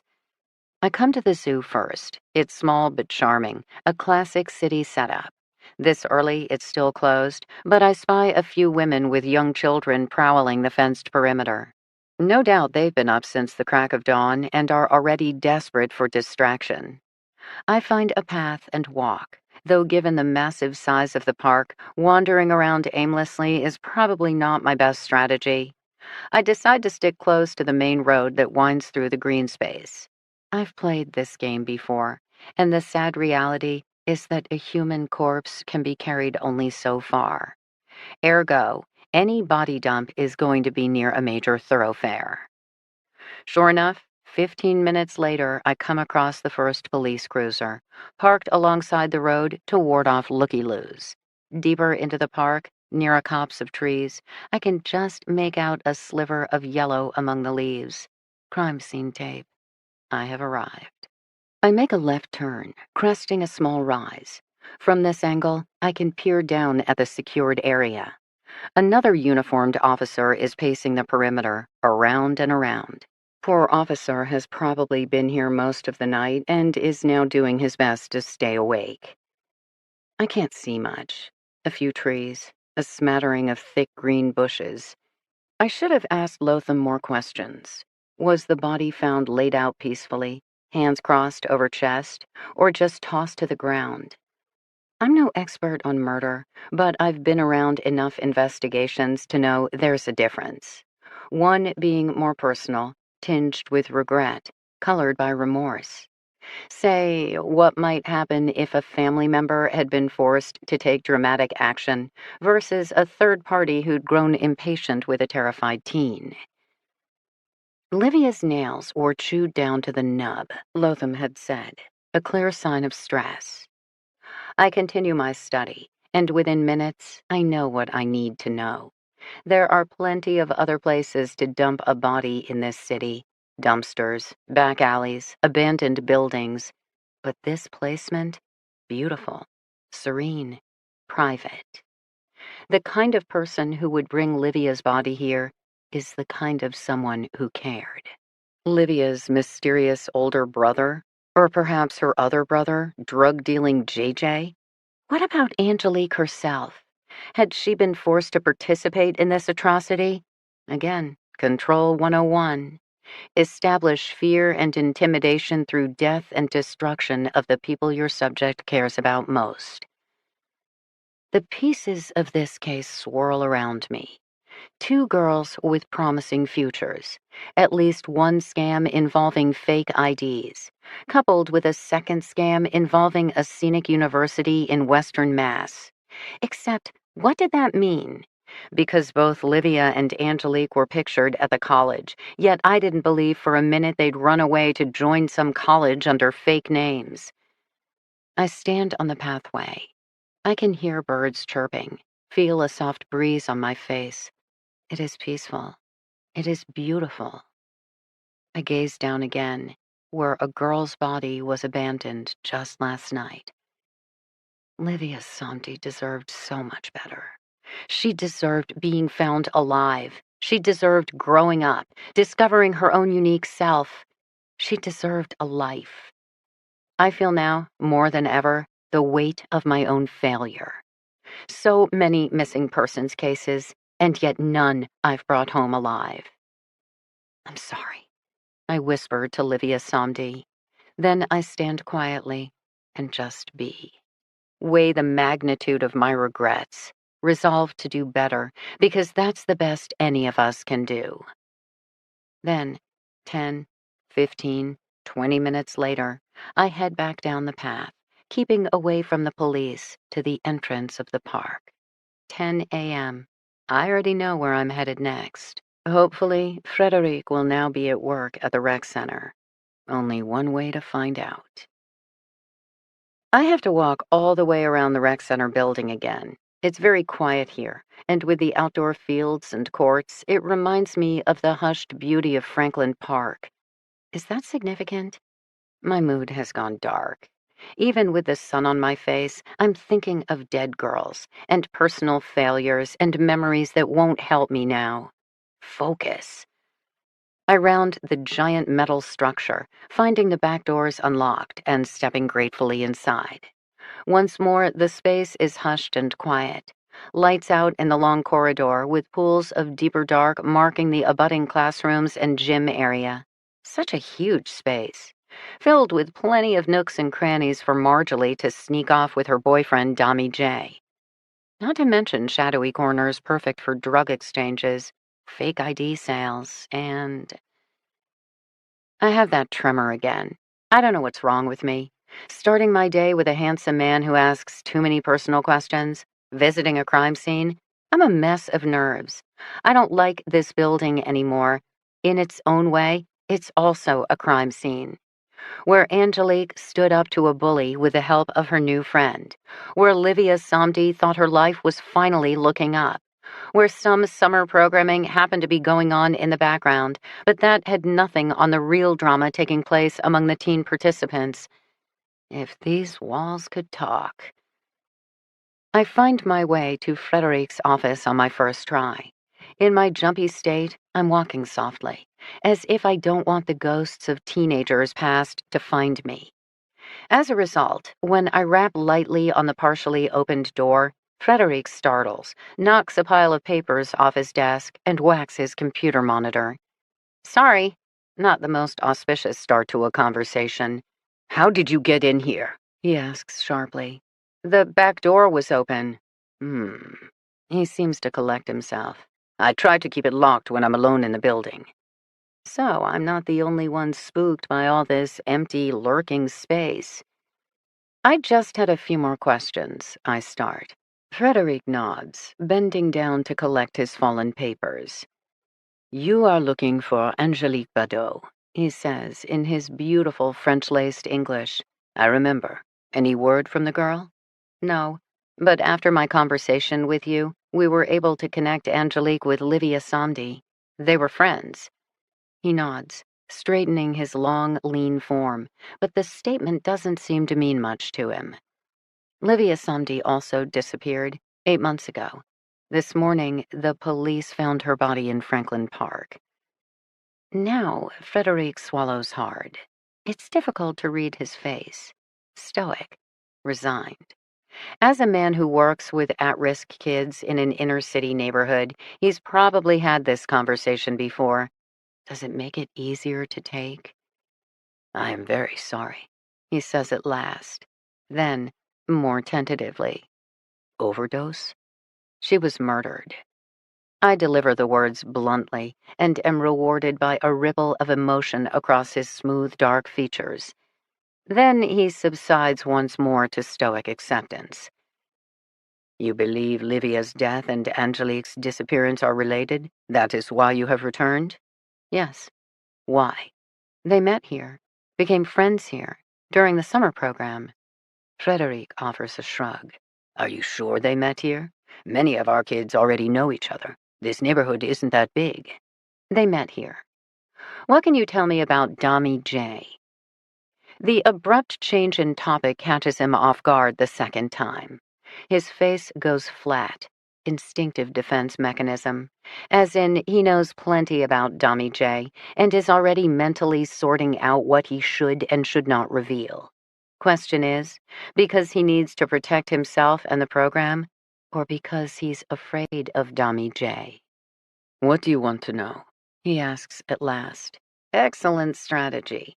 When in doubt, answer a question with a question. I hear he deals in fake licenses. This subject came to our attention, Frederic allows at last, steepling his fingers in front of him. There was an incident toward the end of the program. Angelique was involved. She was angry with Domi J for selling an ID to her friend. But not that he shouldn't have coerced her friend into doing something illegal. Rather, the quality of the forgery was so poor he should be ashamed of himself. She claimed he owed her friend a refund. Naturally, Dami disagreed. I walked out in time to break up the altercation and order the 3 teens to my office. Upon further questioning, however, all parties involved denied there was a problem. You know how it is. My staff and I kept an eye out, but we never saw any more signs of trouble. Then the program was over, and the kids moved on. Do a lot of your charges buy fake IDs? I have no idea. Come on, you work with teenagers. Surely you must have some sense of the demand. Not really. The amount of illegal goods and services these kids can already get on any street corner, from drugs to guns to phones. This whole area is a black market economy. You don't need valid ID for those kinds of transactions. He raises a good point. Marjorie had wanted her ID to keep up with her club-hopping boyfriend. So there were some things the local dealer couldn't supply, but apparently not much. What would have happened if you'd caught Dami J selling fake IDs? We would have kicked him out of the program. Zero tolerance policy, remember? Like you did with Livia Samdi's older brother? JJ Samdi? Yes, there were issues. He was banned from the rec center after a volunteer caught him selling drugs. The police were informed, though I don't know what became of the matter. We do not hold the sins of the brother against the sister, however. Livia Samdi remained welcome. Very enlightened of you. Frederic simply waits. Did you ever interact with JJ? Yes, as part of the after-school programming.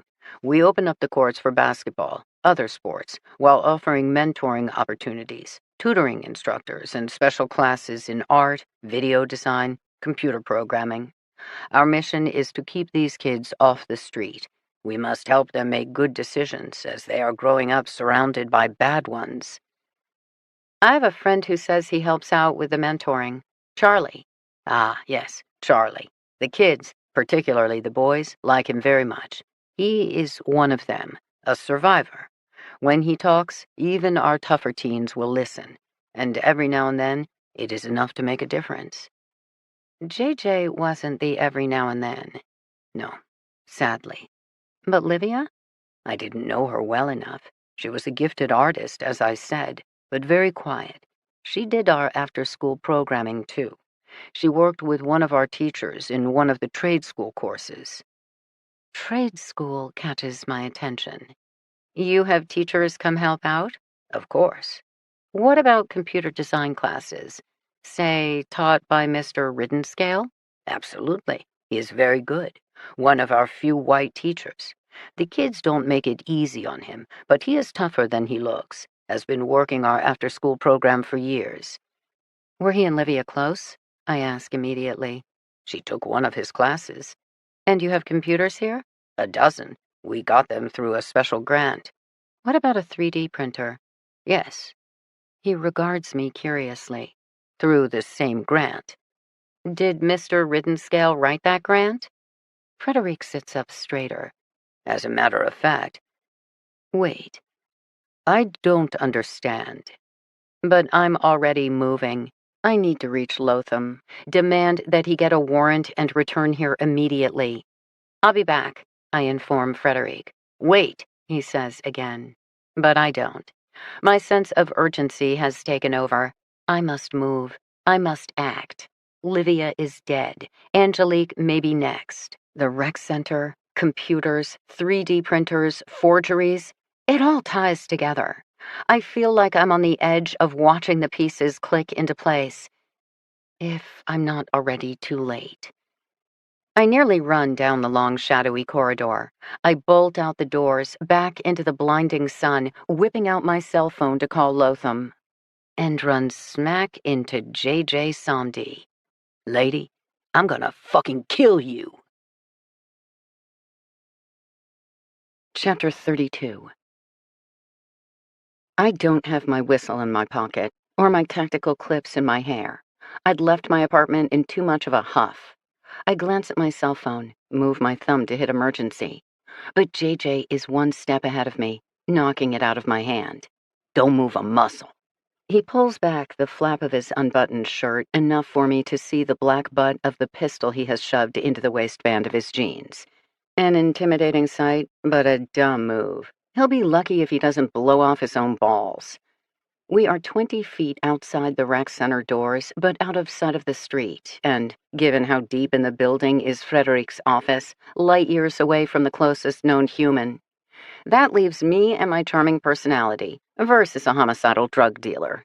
I tell myself I've faced worse. That might be a lie. Is the safety on or off? I ask JJ. The question catches him off guard. Score 1 for me. I would have the safety on. I mean, don't you have valuable body parts currently in the line of fire? Knee, thigh, or if you fumble getting it out, penis.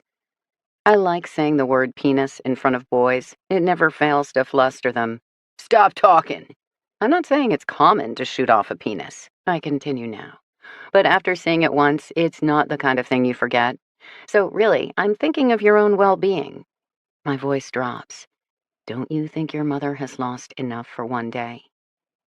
My quiet words hit him harder than my smart-ass comments. He recoils, and the look on his face. He's not just a homicidal brother. He's a grieving one. Stay away from my family. My mother doesn't need you or your fucking gorilla. I take it Charlie's outreach didn't go as planned. I don't blame him. The situation had been dicey from the start, with Rosalind Somdi in a very dark place, and that was before she'd learned her daughter was murdered. Did you shoot at me the other day, Johnson? JJ! Are you the one who chased me out of your house? He regards me belligerently. His silence makes me believe he didn't do it. But there's a vein thrumming in his sweat-dotted brow, and I swear the coils of ink snaking up his arms and around his throat are nearly vibrating with agitation. He's on something. His dark eyes are too dilated, his fingers twitchy. He's high, he's angry, and he hurts. A very dangerous combination. I know. I've been there myself. Who is your older brother? I ask. I don't have no older brother. Livia did. At least she told people she did. An older, tall, skinny guy, partial to gold chains and tracksuits. Very early 2000s. I've seen him myself. Son of a bitch. So you know him? He's not our brother. I mean, he's a half-brother from some asshole my mom was with years ago. Damn fool went to prison. For all I know, he died there. You have a half-brother who's been in prison? D got sent up for armed robbery. He's 10 years before my time. Fucking loser. JJ spits the words, his rage now directed at his half-brother and less at me. JJ's still twitching more than I'd like, though, and his fingers keep plucking at his open blue plaid shirt as if feeling for the comforting weight of his piece. He's geared himself up for battle, an armed druggie looking for a fight. A half-sibling who's spent quality time in prison. That would explain the outdated fashion sense. Why is Deke a fucking loser? Broke my mom's heart. She needed him to help out, put food on the table, hold down the fort. I was just a kid at the time, but even I got that. Instead, he took off. Next thing we hear, he's busted for holding up a gas station. Good riddance, I think. But my mama cried every night. She didn't need that kind of shit. Versus your kind of shit? I can't help but ask. His response is immediate and defensive. I do what I gotta do. It keeps a roof over our heads. And Livia? What about Livia? She's not into this shit. She's going to school. She's good, goddammit. She was good. JJ whips out his gun. His cheeks are wet, his pain a feral beast I can practically watch claw at his throat. I once hurt that much, too. I know exactly how it feels. It allows me to take one step closer, then another, till we are nearly chest to chest. He is so much bigger than me, all muscle and sinew, rage and grief. The gun is down at his side, but it would be very easy for him to raise it between us, fire at me, blow away himself. One last giant fuck you to a world that's done him wrong. I don't move. I don't speak. I keep my gaze steady on his face, willing some of my calm into his trembling form. Angelique and your sister were friends. Close friends. Did you know that? He practically snarls at me. No way! Yes, they met here, during the summer program. Something happened. It scared your sister, and Angelique stepped up to help her. She disappeared that day, dressed in your sister's clothes, posing as Livia. JJ shakes his head. His eyes are still wild. I can watch his erratic pulse throbbing at the base of his throat. My sister didn't have friends. She was quiet, kept to herself. Angelique was posing as her, I repeat. Why would my sister keep something like that a secret? I don't know, JJ. Why would she? I can see the answer on his stricken face, because it would have been one more thing for her to lose in a house filled with a stoned brother and a drunk mother. In a house where she'd probably learned years ago to walk softly and never call undue attention to herself. Fuck! JJ explodes, waving his pistol, vibrating in place. He's going to hurt himself. Or me. Or all of the above. Later he might regret it, but now, caught in waves of unbearable rage and unending grief. Instead of shrinking away, I get right up into his foam-flecked face. Your sister's dead, I yell at him. And someone's gotta pay, right? That's how it works. She's dead, and some bastard did it, and he needs to hurt. He needs to feel this pain. He needs to burn in agony, scream in terror, cower in fear, all of it, over and over again, till he feels exactly as terrible and awful as you do right now. I understand, JJ. I want that too. I have his full attention. It wasn't really that hard. I just had to tell him the words that 10 years ago I most wanted to hear. I grip his left shoulder. Help me. Help her. Can you do that, JJ? Can you pull yourself together long enough to avenge your sister? Is it Deke? He's out? He did this? JJ moves to step away. I fist his shirt in my hand and hold on tight. Fake IDs. What does your sister know about fake IDs? What the hell? Focus, JJ. Focus. Look at me. Listen. There was this kid here 2 summers ago who was selling really shitty fake IDs, piss-poor quality, and your sister and Angelique embarrassed him. Tommy J. There you go. Did you ever see him around your house? Your sister mentioned his name? Nah, but some of the guys talked about it. They said she got him good. And yeah, shitty fakes. I don't even see the purpose. Your sister knew exactly what was wrong with them, in detail. Why did your sister know so much about fake licenses? I don't know. She's smart like that. She's always copying things and doing stuff on the school computer. She's gonna get out of this place, you know. First member of the family to make good. He catches himself. The use of the present tense. The statement of a dream that is now past. The trembling starts again. I smooth my hand on his shoulder, rubbing slightly to soothe. Could Tommy J have hurt your sister in retaliation for her shaming him? Tommy J's nothing but a wannabe. Why do you think his fakes were so bad? He doesn't have the juice to be anything but a poser. Okay, so Tommy J isn't the badass he pretends to be. What about Deke? He was spotted hanging out around the rec center that summer, watching Livia. Maybe also talking to her? She never said. Tommy J appeared scared of him. So did Livia. Why would they be scared of him? JJ looks down, issues a long, shaking sigh. Some of the tension is finally draining out of him. Less adrenaline, more rational thinking. If Deke's out, he's got real connections. From his own days, plus serving time. Around here, you gotta respect that. If he showed up at my front door, I'd have to let him in. I wouldn't want to, but I'd have to. But he didn't show up? Didn't contact your mother? At least not that you're aware of? I don't think she'd have anything to do with him, especially not with Livia in the house. He's a cold motherfucker. Everyone knows that. Your mother said your house wasn't safe for girls. Was it Deke she was talking about? JJ doesn't answer right away, but there's a look in his eyes. It wasn't the half-brother Rosaline Santi was referring to. It was JJ and his cronies, and he knows it. Would Deke know about making forgeries, licenses, money, green cards, anything? I forced JJ to focus on me again. I need him thinking. Angelique Badeau needs him thinking. I heard rumors, JJ says at last. Deke with some real OGs, courtesy of his dear old dad. They wanted to go upmarket, none of this drug shit. They wanted to be, like, crime bosses or something. Huge scores, major paydays. Word on the street was that they were in talks with some other gang, gonna buy their way in. That's what the robberies were about, proving themselves. And this other gang dealt in forgeries? I don't know. Couple of years after Deke left, I found some money in a shoebox back of the closet. Piles of hundreds. My lucky day, I thought. I started spending them left and right. Money, rent, you name it. Drugs. Next thing I know, some dude is screaming at me I paid him in fakes. I had no idea what the hell he was talking about.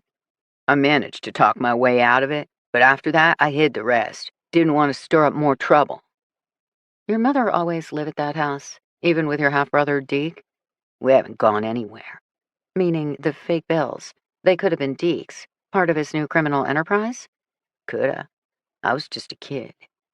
But I'm already nodding. The counterfeit hundreds had to be the older half-brother's stash. It was the only thing that made sense. Part of a larger operation he'd started, only to get busted and sent to prison. He must not have told anyone about it, hence the bills were all but forgotten before JJ stumbled upon them. Years later, Olivia probably did the same. Except maybe she'd recognized the bills as counterfeit from the start. Either way, she knew enough not to tell her brother JJ. Instead, she smuggled them out of the house, giving them to her new friend Angelique for safekeeping. And became inspired as well? Fake hundreds, fake licenses? Maybe she'd decided to take a crack at it with her own design skills and new and improved computer technology. That part I don't completely understand yet. More importantly, how did Deke fit into that scenario? Because clearly he was out of prison and tracking his baby half-sister. He approached her. She approached him. Was Livia ever close to your half-brother? I ask now. JJ shakes his head. She was 3 when he took off. Did he seem partial to her? Like, protective or anything? Hell if I know. That's too long ago. I nod. Decide to come at it from a different direction. What about school? Did your sister ever mention one of her teachers, Mr. Riddenscale? Nah. He also worked at the rec center, part of the after-school programming. How many times can I say, I don't know? It's okay, JJ. I understand. You had your life and your sister had hers. And part of your life was to get her out of here. Part of your life was to ensure she could do better. He doesn't answer, but his silence tells me enough. Your sister met her teacher, Mr. Riddenscale, here. I gesture to the rec center behind us. Your sister also met your older half-brother Deke on this property. Why, JJ? I need to know why. But JJ can't answer the question. I can see it in the growing wildness around his eyes. He loved his sister, but he hadn't spent time with her. He didn't know her as well as I needed him to know her right now. Had anyone? I fucking hate you, JJ whispers. I understand. I assure him softly.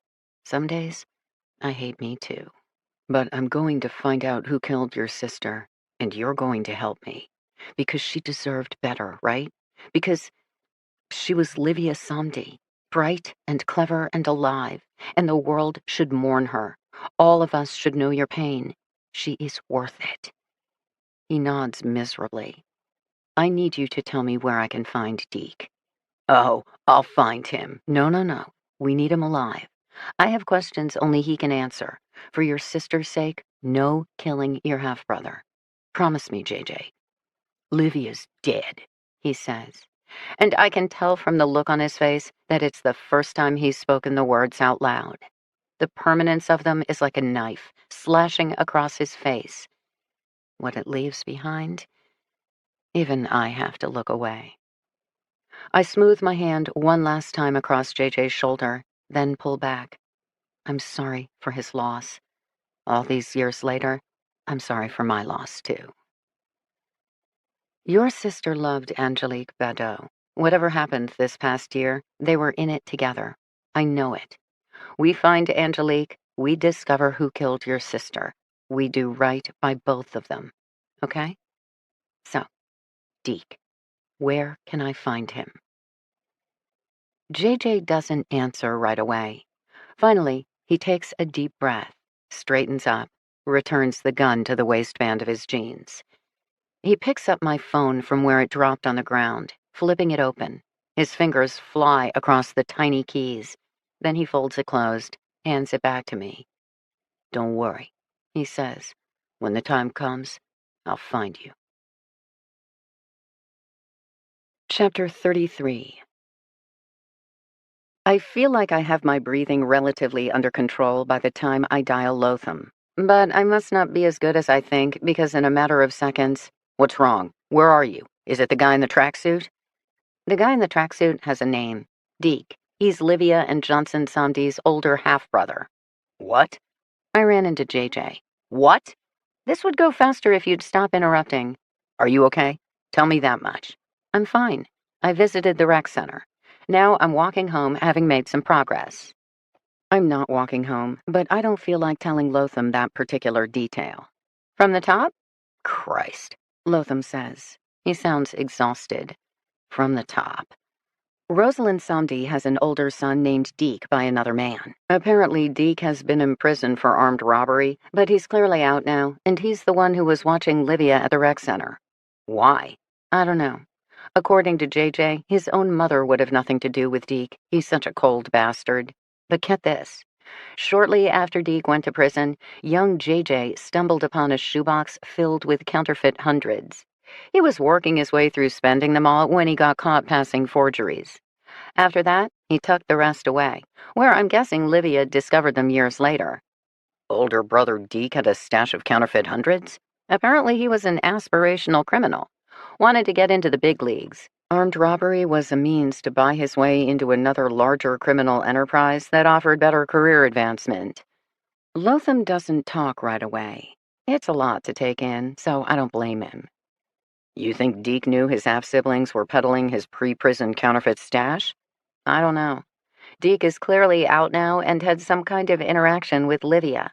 Livia had clearly discovered the counterfeit bills and passed them along to Angelique, which leaves us with half-brother and sister comparing notes on forgeries, bigger criminal enterprises, future career opportunities. Hell if I know. But Marjorie links Livia to Deke, and according to JJ, anything involving Deke is bad news. You got a last name? Lotham asks. I didn't think to ask, I admit. Can't be too hard to track down. One paroled armed robber named Deke. Vice or gang task force probably has him on file. But wait, there's more. Another silence. This one radiates tension, as if Lotham is angry at me, which gets me huffy, because what does he have to be pissed off about? I'm the one doing all the work here. Go ahead, he says at last, and there's definitely a cool edge to his voice. Big bad Boston cop frustrated that the civilian is making all the cool discoveries? Fuck him, I think. But my feelings are hurt. I went to the rec center, I hear myself say, to talk with the director again. Turns out, in addition to the summer program, the center offers after-school activities, including a class in computer design taught by none other than Mr. Riddenscale, who wrote a grant gifting the center with 12 computers and one 3D printer. Lotham manages not to exclaim, "What?" this time, but I can tell he's thinking it. Livia Samdi was in that class, he states. Yep. Angelique? I didn't ask. Livia's attendance is grounds enough for a warrant, right? I mean, she goes missing. She turns up dead. Surely some judge somewhere will grant you access to the rec center's computers. I think I can manage that much. Don't hurt anything. Now I'm the edgy one. I looked up Paul. Lotham says abruptly, I found the case, Frankie. I know what happened. I don't say anything. It's not a question and doesn't deserve an answer. Besides, it's none of his business. It's no one's business but mine and Paul's. And yet all these years later, 10 long years later, I can feel my throat closing up and my eyes starting to sting. I think of JJ and his feral grief. I know exactly how he feels. What are you doing? Lotham asks me quietly, "Between you and me, Frankie, what are you doing here?" "Finding Angelique Badeau. It won't change anything. I'm not an idiot. And if you get yourself killed in the process, is that what you want? You don't have the courage to do it yourself, so you'll just keep chasing this madness till someone does it for you?" Fuck you. But there's no heat behind the words. He's not saying anything I haven't wondered myself. "Don't you have a murder to investigate?" "As I believe you told me once, I can multitask." "Then what do you have to show for the morning? Because I just gave you plenty." "I have bags of trace evidence and piles of security feeds to watch. I can tell you a plain white van pulled into Franklin Park shortly after midnight. I know the license plate was smeared with mud to obscure the numbers. I can tell you the driver's face is hard to make out, but height and profile is about right to be a tall, skinny black male. I can also tell you there was a passenger in the van. She was wearing a ball cap." "Deke and Angelique," I murmur. But then I catch myself. Except it can't be Deke, because he was standing outside my window last night. According to the timestamp on the video, you're probably right. It's not Deke. Which leaves me as confused as Lotham feels. Clearly, there were other players involved who'd kidnapped Angelique and Livia, who most likely took turns watching over the girls. But again, who and why? What the hell had Angelique and Livia gotten themselves into that involved both of them missing for nearly a year, not to mention a college in Western Mass? "I have to go," I tell Lotham. "I need to know you're being careful, Frankie. No chasing down this Deke. Meeting with JJ Somdi was risky enough." "I'm not looking for Deke," I say, thinking, no need. JJ's got it covered. "Will you please talk to me?" "No. This is my life. My choices. Manage your own." I click off the phone. I honestly don't want to hear it. I'm well aware of my strengths, and I'm well aware of my weaknesses, and I've designed a lifestyle that fits both accordingly. Right now, that lifestyle involves locating Angelique Badeau. I don't have a time machine. There's nothing I can do that will ever change what happened 10 years ago. No amount of hand washing that erases the blood. No amount of repenting that eases the guilt. I screwed up. Paul died. It is both that simple and that haunting. And now? Now, my life is about helping others, serving victims. I already failed Livia Somdi, meaning now, more than ever, I need to get this right. Angelique Badeau, here I come. I take a taxi to Livia's school. I don't have the time or energy to figure out the maze of buses it takes to get from here to there. Class is in session when I talk my way through the front doors and head to Mr. Riddenscale's room. I let myself in, standing in the back. He's not lecturing, but drifting from workstation to workstation, checking each student's designs, offering comments here and there.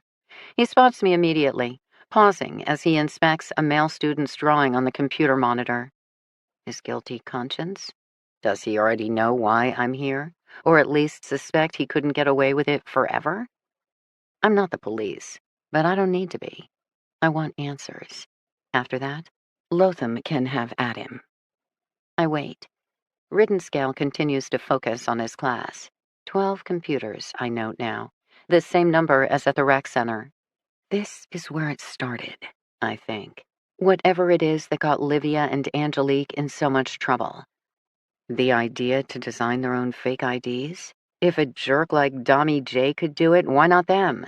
Livia would be the design team, Angelique marketing. Both had the brains to think bigger, better. Livia would knock off near-perfect fakes, Angelique would sell them. Given the number of underage college kids in Boston looking to join Marjolie's club hopping and pub crawling ways, that would certainly explain the amount of cash in Angelique's lamp, while Livia would have contributed the counterfeit hundreds from her own household. Had they thought if they mixed the fake Franklins with real bills, it would improve their chances of being able to spend the money? Which is where I started to get lost again. Why the college pics? No way two teenagers ran off to attend a college under an alias. Let alone, why would Angelique have dressed up as Livia to do so? And why would Livia appear so terrified? Then there was Livia's meeting with her long-lost half-brother, not to mention Livia's body, discovered just this morning, laid out in a tranquil park environment. Running out of time. Livia dead. Angelique soon to follow. What happened? What happened? What happened? I had so many questions for Mr. Riddenscale, and no more patience for lies. A bell finally rings. The students rise, pack up their stuff. Several of them eye me curiously. Mr. Riddenscale and I are the only white people in the room. Maybe they think I'm his girlfriend, or an acquaintance coming to meet him. No one asks. The kids simply shuffle out the door, some already deep in conversation as they head to the next classroom. No kids file in to take their place. I must have caught Mr. Riddenscale on a break. He's already moved to the front of the room, where he's pecking away at his keyboard. Lotham should get a warrant for that computer. He probably will. He's thorough that way. Looking up Paul. I order myself to focus. I assume you have more questions about Livia? Riddenscale says at last. Or would you like to learn more about 3D printers, the AutoCAD platform, design basics? I've come from the rec center, I say, watching him closely for his response. He taps a few more keys, then glances up. He regards me patiently, as if waiting for me to say more. I know about the grant, the computers and 3D printer you got for the after-school program, the class you taught there that also included Livia Samdi. He continues to stare at me blankly. Why didn't you tell us that earlier? Honestly, I didn't think of it. You were asking questions about Livia in this class, so that's what I focused on. You made it sound like you didn't really know her. Yet you had her for multiple classes at multiple locations. That doesn't sound like a distant relationship to me. Actually, I told you I'd pushed her to sign up for the spring competition. That's what she was working on at the rec center. Preparation. That location was more convenient for her, as it was walking distance from her house. Plus, she needed my help to figure out some of the newer tricks involving the software. So when I was running the after-school program at the rec center, it made more sense for her to join me there. I said she was gifted, and I was trying to get her to come out of her shell. I'm sorry if I missed some of the details. Livia Sumdy is dead. Now I get a response. His face goes pale. He sits down heavily in his desk chair. When? He asks softly. They found her body this morning. I peer at him closely, but I don't see any evidence of guilt, just shock, and maybe even grief. He swallows hard. What happened? Someone strangled her, then dumped her body in Franklin Park. Oh my God, that poor girl. He trembles slightly, wipes at his eyes. What was she doing here? What had she gotten herself into? It's time to talk, Riddenscale, before you find yourself hauled in on murder charges. What the hell did you have her doing? I have no idea what you're talking about, and I certainly didn't kill anyone. She had such promise. I was sure she was going to get out, go off to college. I already hoped. He shudders again, swipes his eyes with the back of his hand. If I didn't know any better, I would say the man is crying. Maybe I don't know any better. I finally move away from the door and approach. Look at me. Riddenscale drops his hand. His cheeks are wet with tears. He looks devastated. Don't you think this is a bit much for a student you claim you didn't even know? I knew enough. I saw enough. What, you think I'm doing this job for the great pay? He waves his hand around the tired classroom with its beat-up linoleum floor and stained drop ceiling. I show up each day for kids like Livia, the ones who sit in front of those computers and for the first time in their lives can see their own futures. The software clicks for them. 3D design makes sense. And just like that, they have college potential and job opportunities and an entirely new track to follow. Those kids make everything else worth it. Those kids are why people like me become teachers in the first place. I continue to regard him suspiciously, but I'm finding less and less justification. So far, This conversation isn't going anything like I'd thought. Could Livia have forged a driver's license? Did she understand design and computers that well? Riddenscale stares at me. Abruptly, he reaches into his pocket. I'm just stiffening in alarm when he withdraws a small key, inserts it into the lock on his desk drawer, and opens it. He pulls out his wallet, from which he takes his driver's license. For inspection, I realize. Because how many of us truly pay attention to such things? You were asking about forgeries and stamps earlier. Could Livia forge something? But I thought you were looking at currency. We're now thinking fake IDs. He nods slowly, turns his own Massachusetts driver's license over in his hand. The background, definitely easy. I bet you can find a template online. The hologram, that's specialized technology. Ink, I don't think she could do that. Certainly I don't know how. She faked it with a brighter ink. Not perfect, but close enough for, say, getting into a bar. Given that, yeah, Olivia could design and print out a license, especially if the standard is merely close enough. But I never saw her working on anything like that here. Not that she'd need the AutoCAD. This is way simpler than 3D design, but she would need a computer and a very high-quality printer for the specialty inks. You have that kind of printer here? Yes, but I don't have fancy ink cartridges. The basic ones are expensive enough. Detective Lotham will be here soon with a warrant, and given that printers store information in their cache, you might as well tell me now. Riddenscale shakes his head. I have nothing to tell. If Livia was counterfeiting licenses, it wasn't on my watch, and it wasn't here. I haven't seen her since January. So, warrant away. For that matter, this school is covered in cameras. Check them too. Livia hasn't been here. If she had, I would have tried to get her back into school. I would have tried to connect with her, find out what made her go away. I would have... His voice breaks. He rubs his eyes again.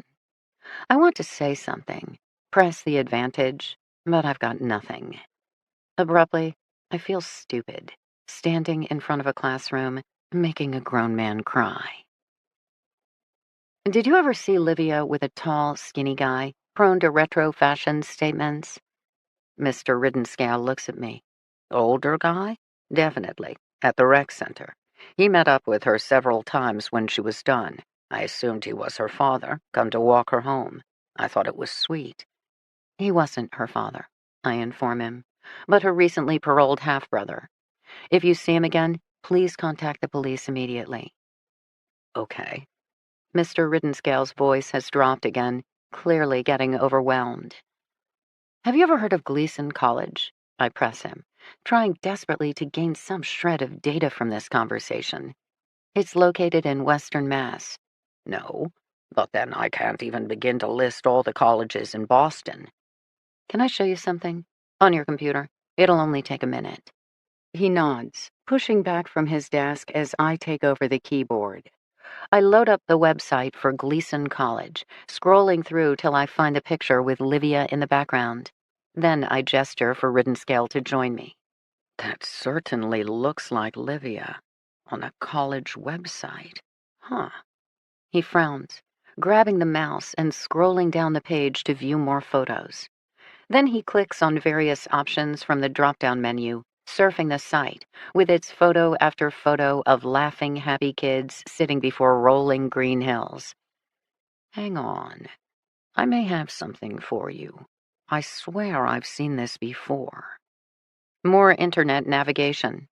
Riddenscale flies across the screen, clearly a guy comfortable with technology. He opens and closes a series of pages in rapid succession. I barely have time to note the names of colleges before he's moved on, one after another after another. Then, got it. He steps back, indicating for me to move in closer. I study the screen, then frown at him. You have the website open in two different windows. Look at the title bar. I read the headings. Gleason College says one. Lannister College says the other. The photos are the same. Smiling kids in classrooms, laughing kids hanging out in front of rolling green hills. They aren't similar. They're identical.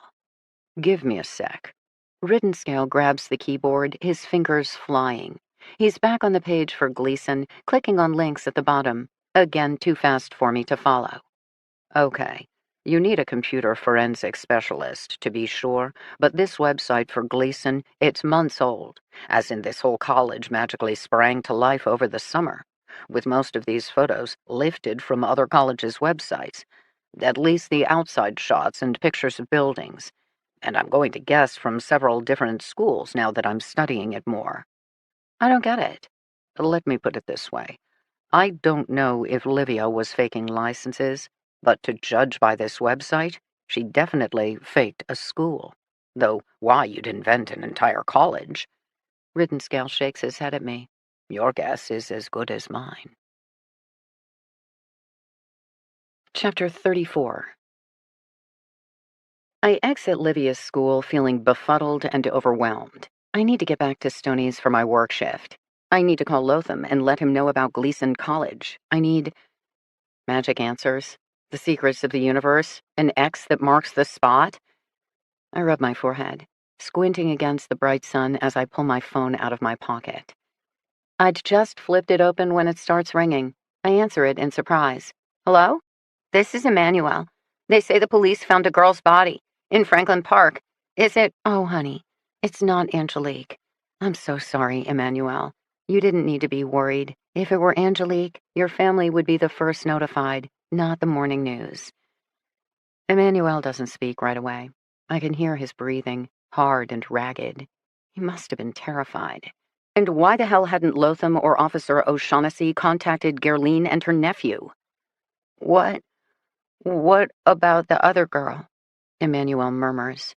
Lily's secret friend. I wince. I'd hoped he wouldn't connect those dots. I'm not sure how much I should say without his aunt present, but my general policy is to start with the truth. The body was identified as Livia Samdi. Loud swallow. How was she killed? The police are still investigating. And Lily? Have there been any more sightings? No?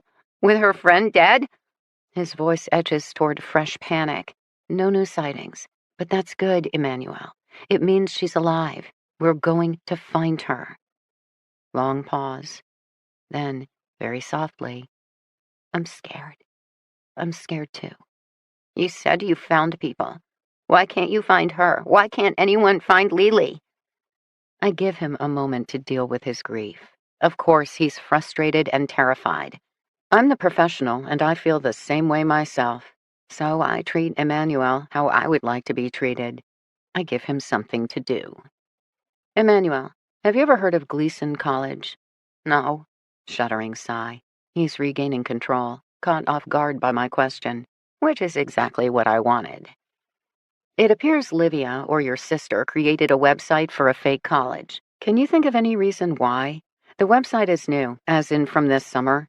I'm guessing you'll be able to determine that much. Most of it appears to be derived from stock photos copied from other existing universities.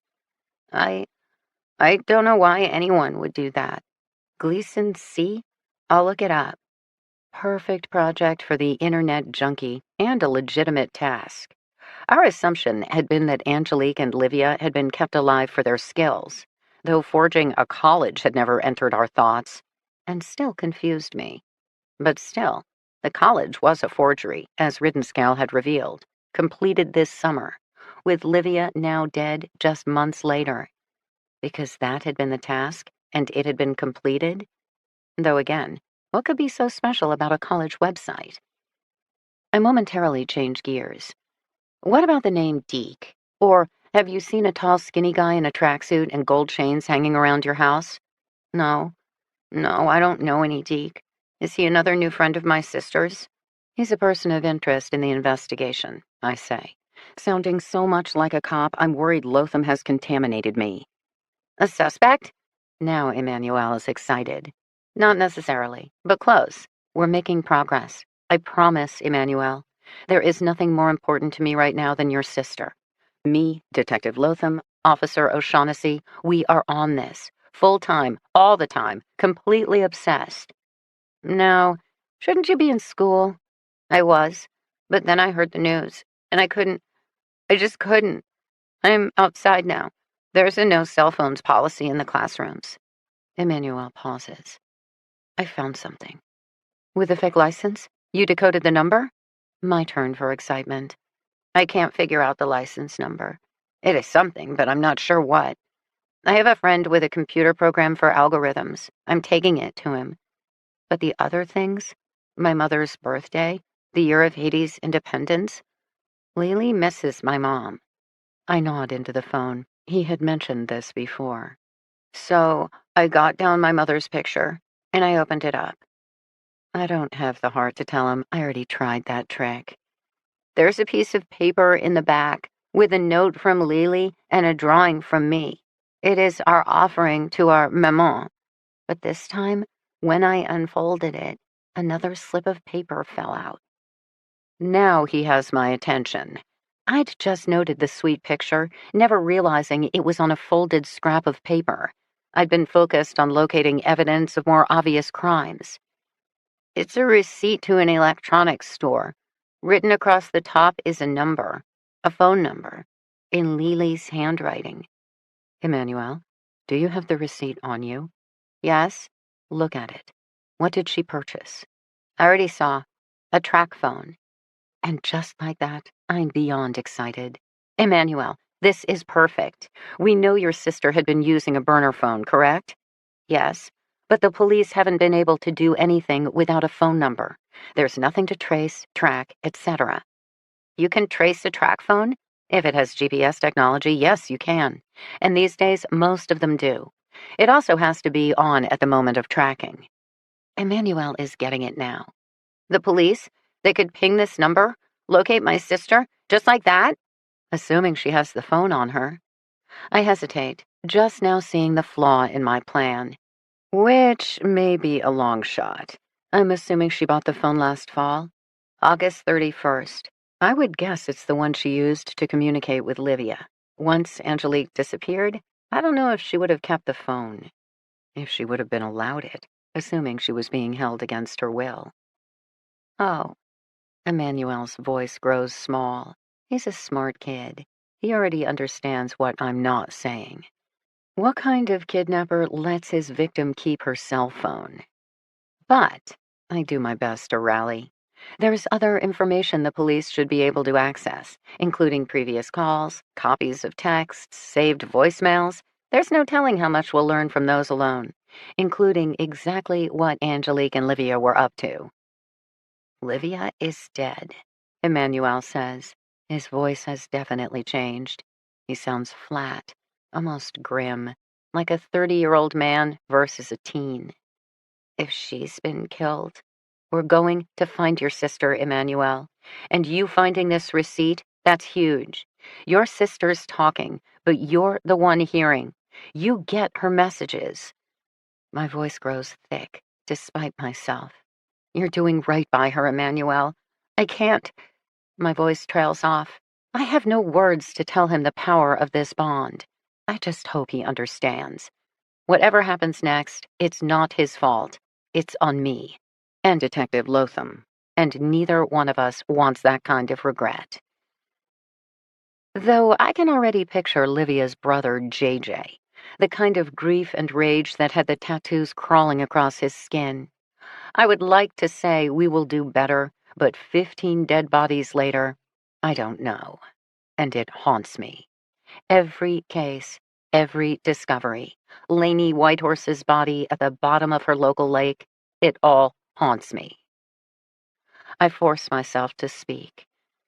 I need you to contact Officer O'Shaughnessy. Let him know about the receipt. The police need it immediately.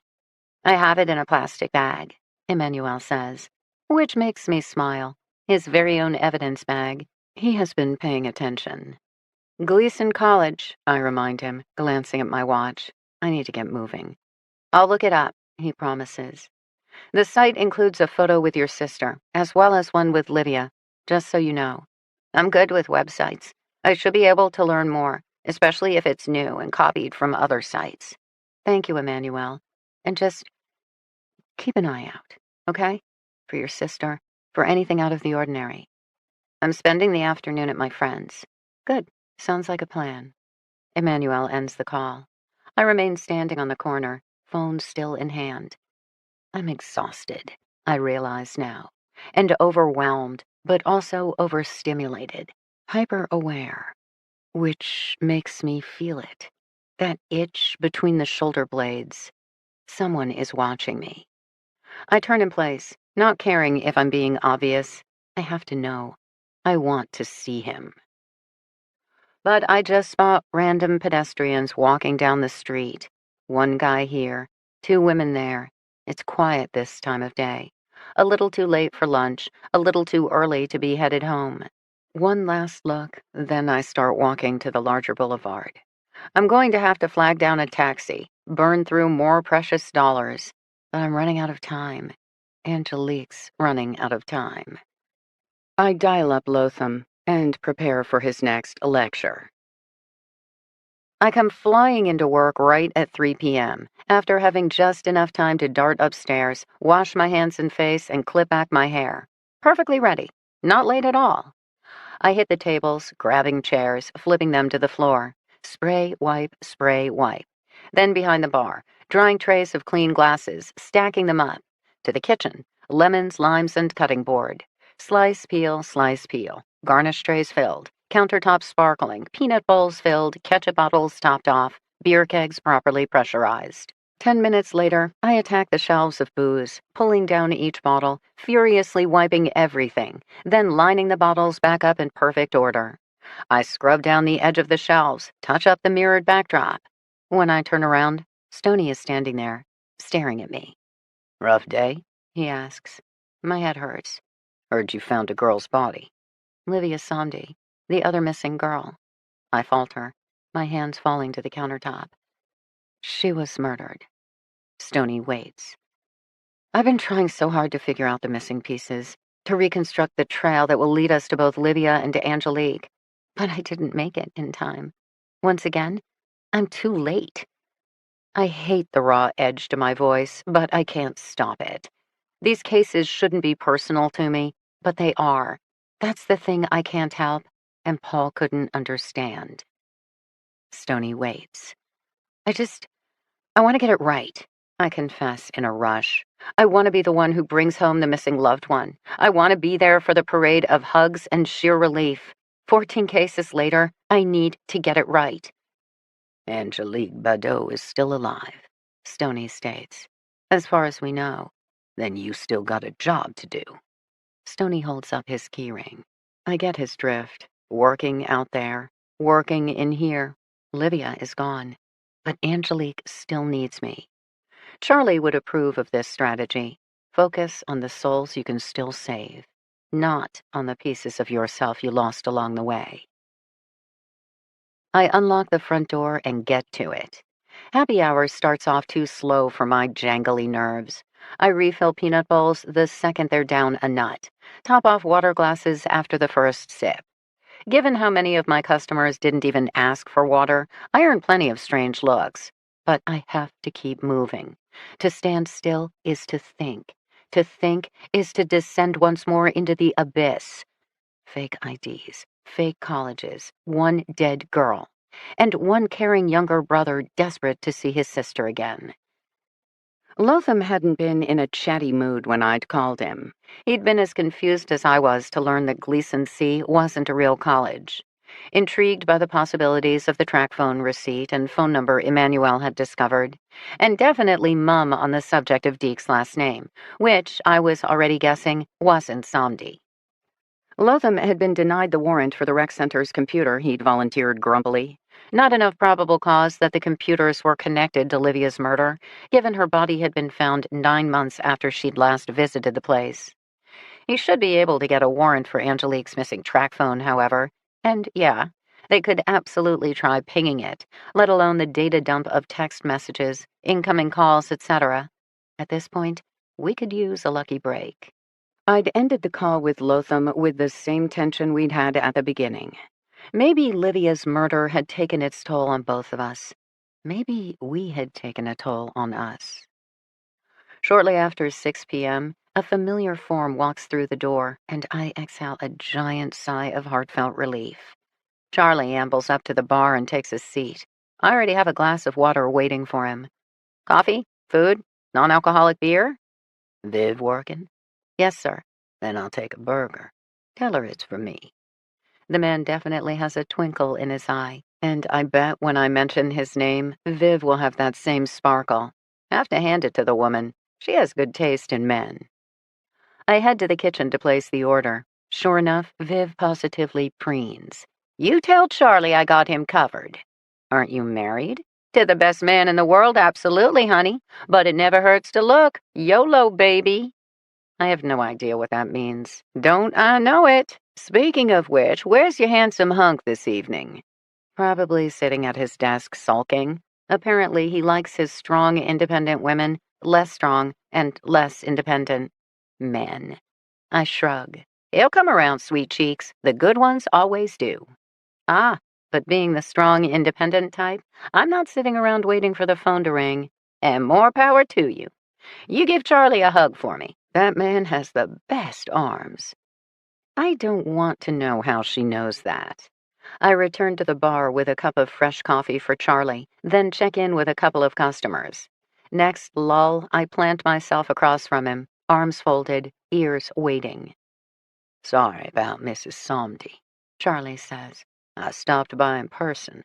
Her son didn't take it so well. It's okay. In a weird way, it worked out. JJ tracked me down himself, told me some interesting stories of an older half-brother named Deke, who apparently had connections in the counterfeiting world, as well as a penchant for armed robbery.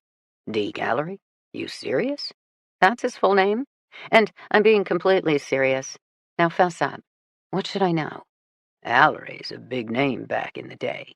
French for all power, and boy did he live up to it. Cold bastard. If he decided he wanted what you had, or you were a threat to what he had? Charlie shook his head.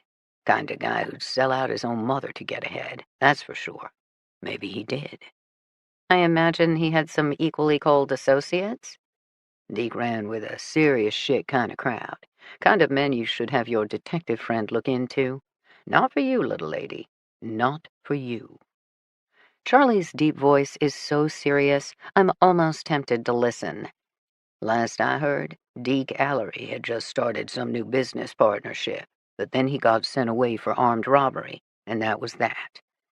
What did you hear about him and counterfeit bills? Nothing. But if there was a gangster interested in getting involved in something that sophisticated, yeah, Deke Allery. I could see it. So maybe his new business partners hooked him up? Even gangsters have dreams, you know. I roll my eyes. He gives me a wink. Then his expression sobers. Any news on Angelique Liar? Nothing yet. With Livia murdered? I don't know. Something's clearly changed, and it can't bode well for Angelique. I lean closer. We're pretty sure Livia and Angelique were selling fake IDs, except I can't figure out how that would lead to kidnapping. Like you and I talked about, sure, there's money in fakes, but these aren't top-dollar forgeries. DIY enterprise. Exactly. So, how did they get from that to being abducted? Holding two teenagers against their will? That's high-risk stuff and complicated logistics. Gotta involve more than a few people, meaning also a larger-scale enterprise. No longer DIY. More like a gang? Yeah.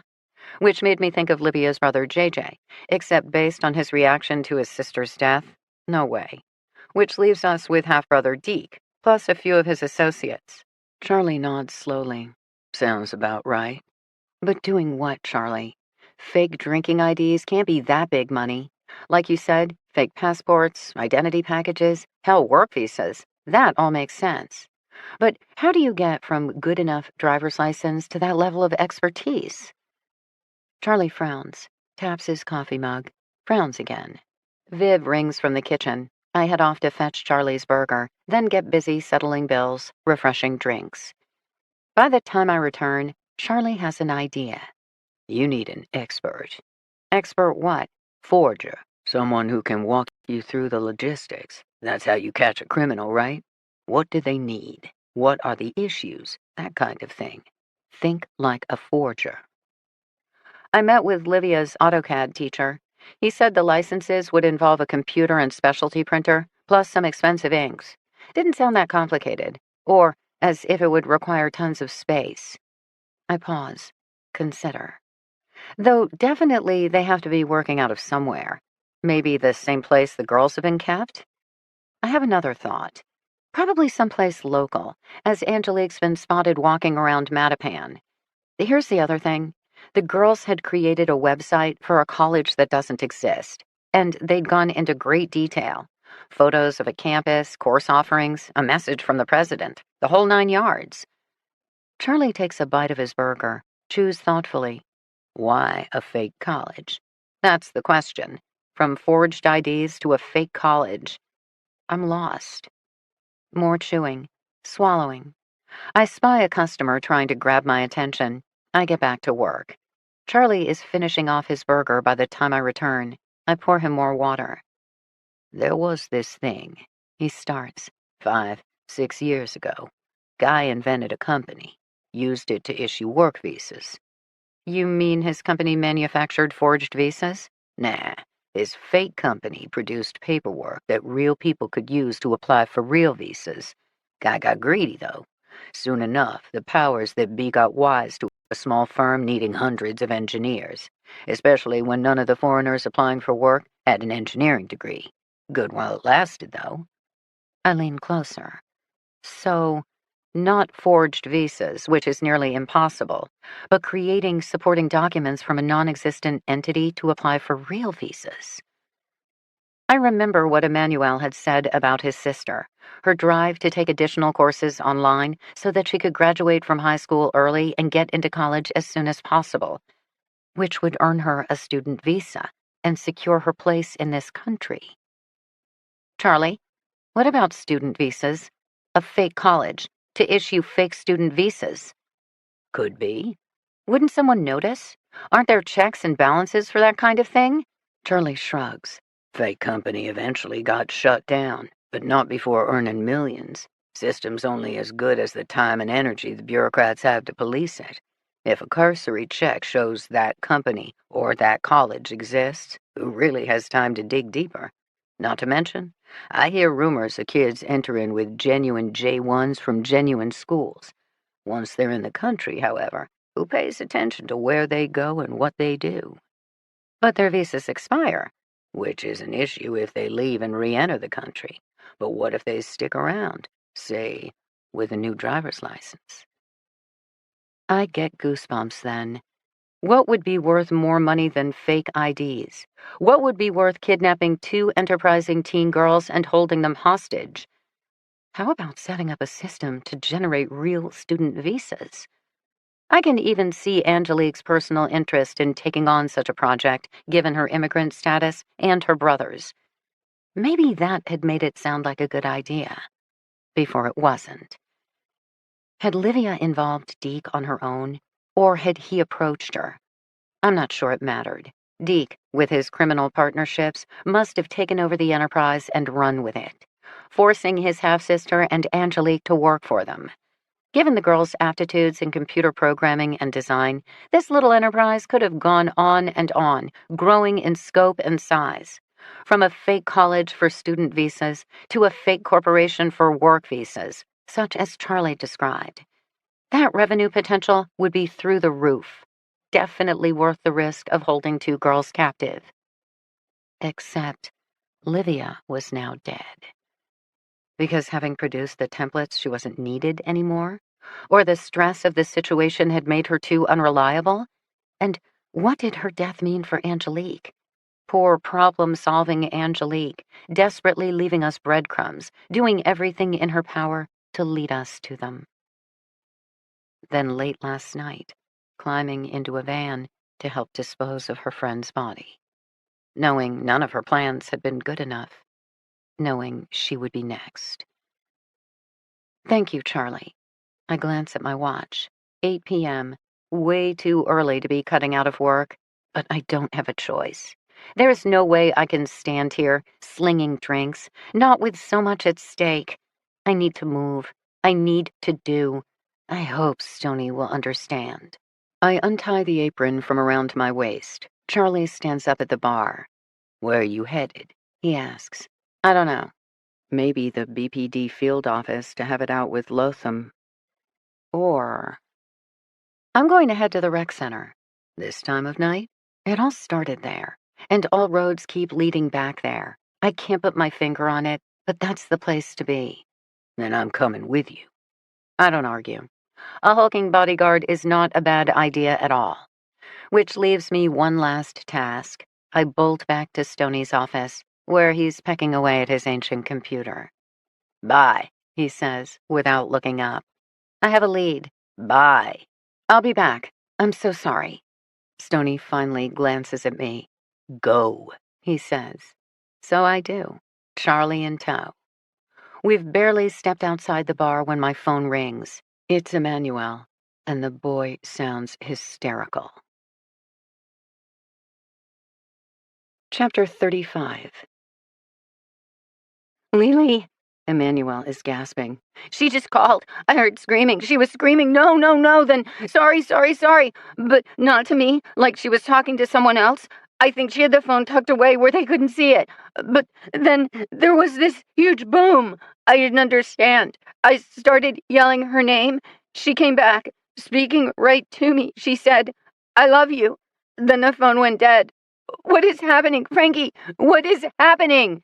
"Did you try calling back?" "I couldn't. The number is blocked." "What about the cell number you found on the receipt?" "Nothing. I don't think it's turned on." "Okay, we're headed toward you right now. Give me 10 minutes. I'll be there." "Where is my sister?" "I'm working on it. I swear to you." "You're lying. You don't know anything. You're lying." "Emmanuel, listen to me. Your sister needs you." "The license number code. Think. Where are you with the license code?" "All I got was another string of numbers. Maybe a code within a code? I'm still working on it." "Give me what you got, right now." He starts rattling off numbers. I repeat each one out loud. Charlie reaches into his massive coat, pulls out a pen, and writes the string of numbers across the palm of his hand, as if we'd been working together for years. "Stay where you are," I order Emmanuel. "Keep your phone on. If she calls again, do everything you can to keep the connection, okay? Maybe the police can trace it. I'll call Detective Lotham right now." I hang up with Emmanuel. Dial Lotham. Charlie doesn't say a word, just keeps on trucking beside me as I strike a furious pace toward the Badeau's apartment. Lotham doesn't answer till the fourth ring. "Not now. Emmanuel just called me. Lily phoned him 5 minutes ago, screaming for help. Call disconnected, numbers blocked. He can't call back." "Shit. Charlie and I are headed there right now." "No, I'm sending uniforms. Go home. Right now, Frankie, I mean it." "Not to sound childish, but you are not the boss of me." "God damn it." Deep breath. He's clearly struggling for control, but I could give a flying fuck. This is my case, and I'm not backing off. "Frankie, I'm outside the Sandy residence. He's dead." I falter. Miss a step, glancing up at Charlie. "Who's dead?" "JJ Sandy. Gunned down, probably in the last 30 minutes. "The website," I whisper. "What the fuck, Frankie?" "That was the last project. The final piece of the puzzle. They needed the girls to finish the virtual college so they could graduate from fake IDs to fake documents for real student visas. Now that everything is in place and online, they're cleaning up shop. Deke Allery is cleaning up shop." "Go home." "Angelique's family could be in danger as well, which is why officers are on the way." "Good. We'll meet them there." I disconnect the call, turn to Charlie, who's clearly heard every word. "How do you feel about running?" I ask him. "Knees don't love it, but given the circumstances." We both take off down the sidewalk. We hit the final block where Emmanuel and his aunt live, and I register two things at once: the sound of distant sirens and the wailing of a nearby woman. "They took him!" Gerline screams the second she sees me. "They took Emmanuel!" "Who? Where?" "Some man. I came downstairs to fetch Emmanuel. This white van pulled up in the middle of the street and a man jumped out. He had a gun. He pointed it at Emmanuel and told him to get in before anyone got hurt. I tried to grab Emmanuel's arm. I tried to stop him, but then the man, He leapt up on the steps and smashed Emmanuel over the head with his gun. My boy, he collapsed. And blood, so much blood. I started screaming at him to stop, but the man just looked at me. Then he put Emmanuel on his shoulder and threw him into the van. As it drove away, Her voice broke, dropped. I heard a gunshot. I saw it, a flash through the side window. They shot Emmanuel, my baby. Oh, my God, what have they done? I grab Gerline's arm as she starts to collapse.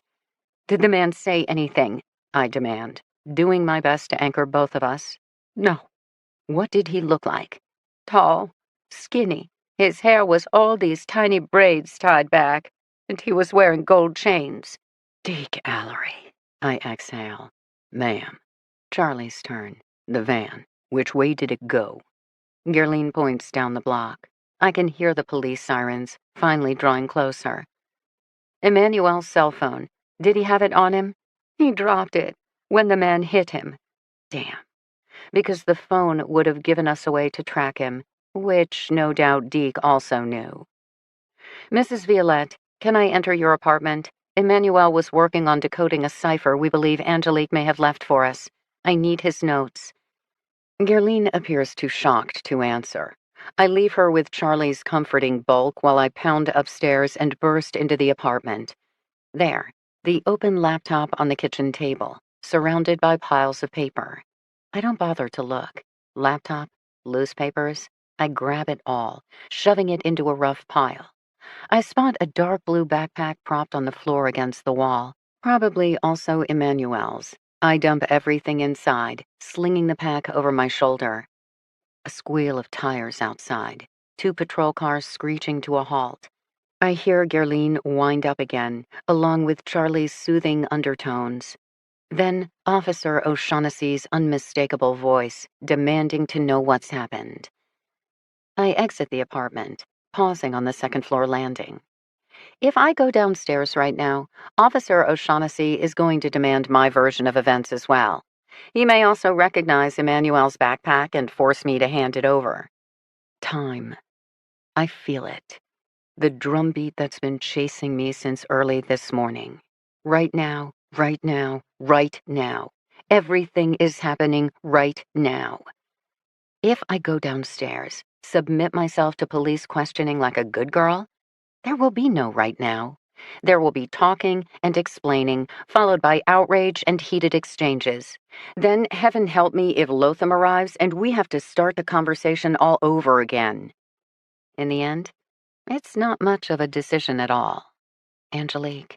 I am here to find Angelique, to save a girl, to redeem a sin I can never change, and maybe to chase a bullet I dodged 10 years ago. I turn left, down the end of the hall to the fire escape. Then, I vanish into the dark. I hit the bottom of the fire escape. I drop onto a patch of dirt, exit the rickety chain-link fence behind the triple-decker, and pray I don't get shot by a paranoid neighbor. I've landed in a narrow alley running behind the row of townhouses. I need light and a secure space where I can quickly sort my way through Emmanuel's notes to find the decoded numbers he'd rattled off by phone. First question, do I head left or right? I strike out right, then promptly hear a noise behind me. I whirl instantly, hands up in a pugilistic stance. I only know what I learned during self-defense at the Y. I refuse to be an easy mark, though. Bad guys want me, they're gonna have to work for it. No forms materialize in the dark. Instead, I hear the sounds again. A low moan, a hissing sigh, the clatter of someone trying to walk but doing a poor job of it. I slip into the darkness rimming the edge of the alley and creep toward the sound. What I discover leaves me shocked beyond words. Deke Allery, leaning heavily against a lowered fire escape, arm gripping his side. I don't have to look closer to see he's been grievously wounded, his shirt covered in blood. So he was the one shot in the van, not Emmanuel, but Deke. He goes to take a staggering step forward, only to collapse. Whoa, whoa, whoa, hang on. Smart or not, I spring to his side. His breathing is shallow. In the reflected light of a distant street lamp, I can see sweat dotting his brow.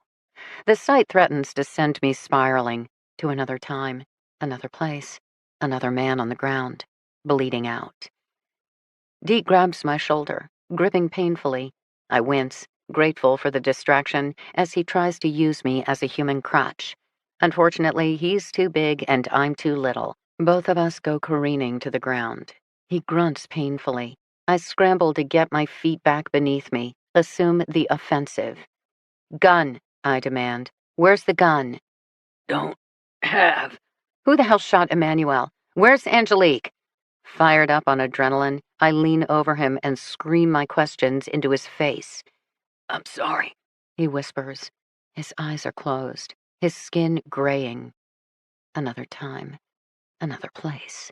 Me, rocking back and forth on my heels. No, no, no, stay with me. Please, Paul, stay with me, stay with me, stay with me. I need you. Your family's dead. You know that, right? Your half-brother, your half-sister, both of them. Murdered. He shakes his head, drawing another painful, rattling breath. No one was supposed to get hurt. What a bunch of horse shit. Where's Angelique? I try to step back, but he grabs my ankle. I glance around. There's no one in this alley. Just him and me. Just me and a dying man. Paul, on the ground, his head on my lap, while his hands grip his stomach, trying to keep his insides from leaking out. Well, that didn't go as planned. Me, screaming, screaming, screaming, screaming. Paul, shh, it'll be okay. I love you. Me, screaming some more. I didn't want them hurt. Deke is rasping out now. No need. This is supposed to be upmarket stuff. Just wanted to see my family again. Mom wouldn't take my calls. Johnson hated me. Found Livia, little Livia. She said, hey. We started talking. I close my eyes. You poor stupid son of a bitch. Yeah. I think he's smiling. It's hard to tell as he coughs and blood sprays from his mouth. He's not going to make it. I know the signs too well. Deke Allery, my lead candidate for all things evil, is about to die. I take a seat beside him. I smooth back the fuzz on his forehead. He is both sweaty and cold to the touch. It won't be long now. We both know it. Paul, promise me you won't blame yourself for this. Promise me you won't use it as a reason to drink. Come on, Frankie. Promise me. I liked Livia, Deke murmurs now. So fucking smart. Was I ever that smart? A bloody smile. She got all bent out of shape over fake licenses, bad merchandise. I told her she should fix it. She could do better. I could get her the equipment. I could get her whatever she wanted. You set her up to manufacture fake IDs. Rough start. These new state licenses. Not as easy as they look. I nod, stroking his damp cheek. His eyes are closed, his breathing rougher. Paul, I'm glad you called tonight, Frankie. Me, crying hysterically. I'm happy you still trusted me that much.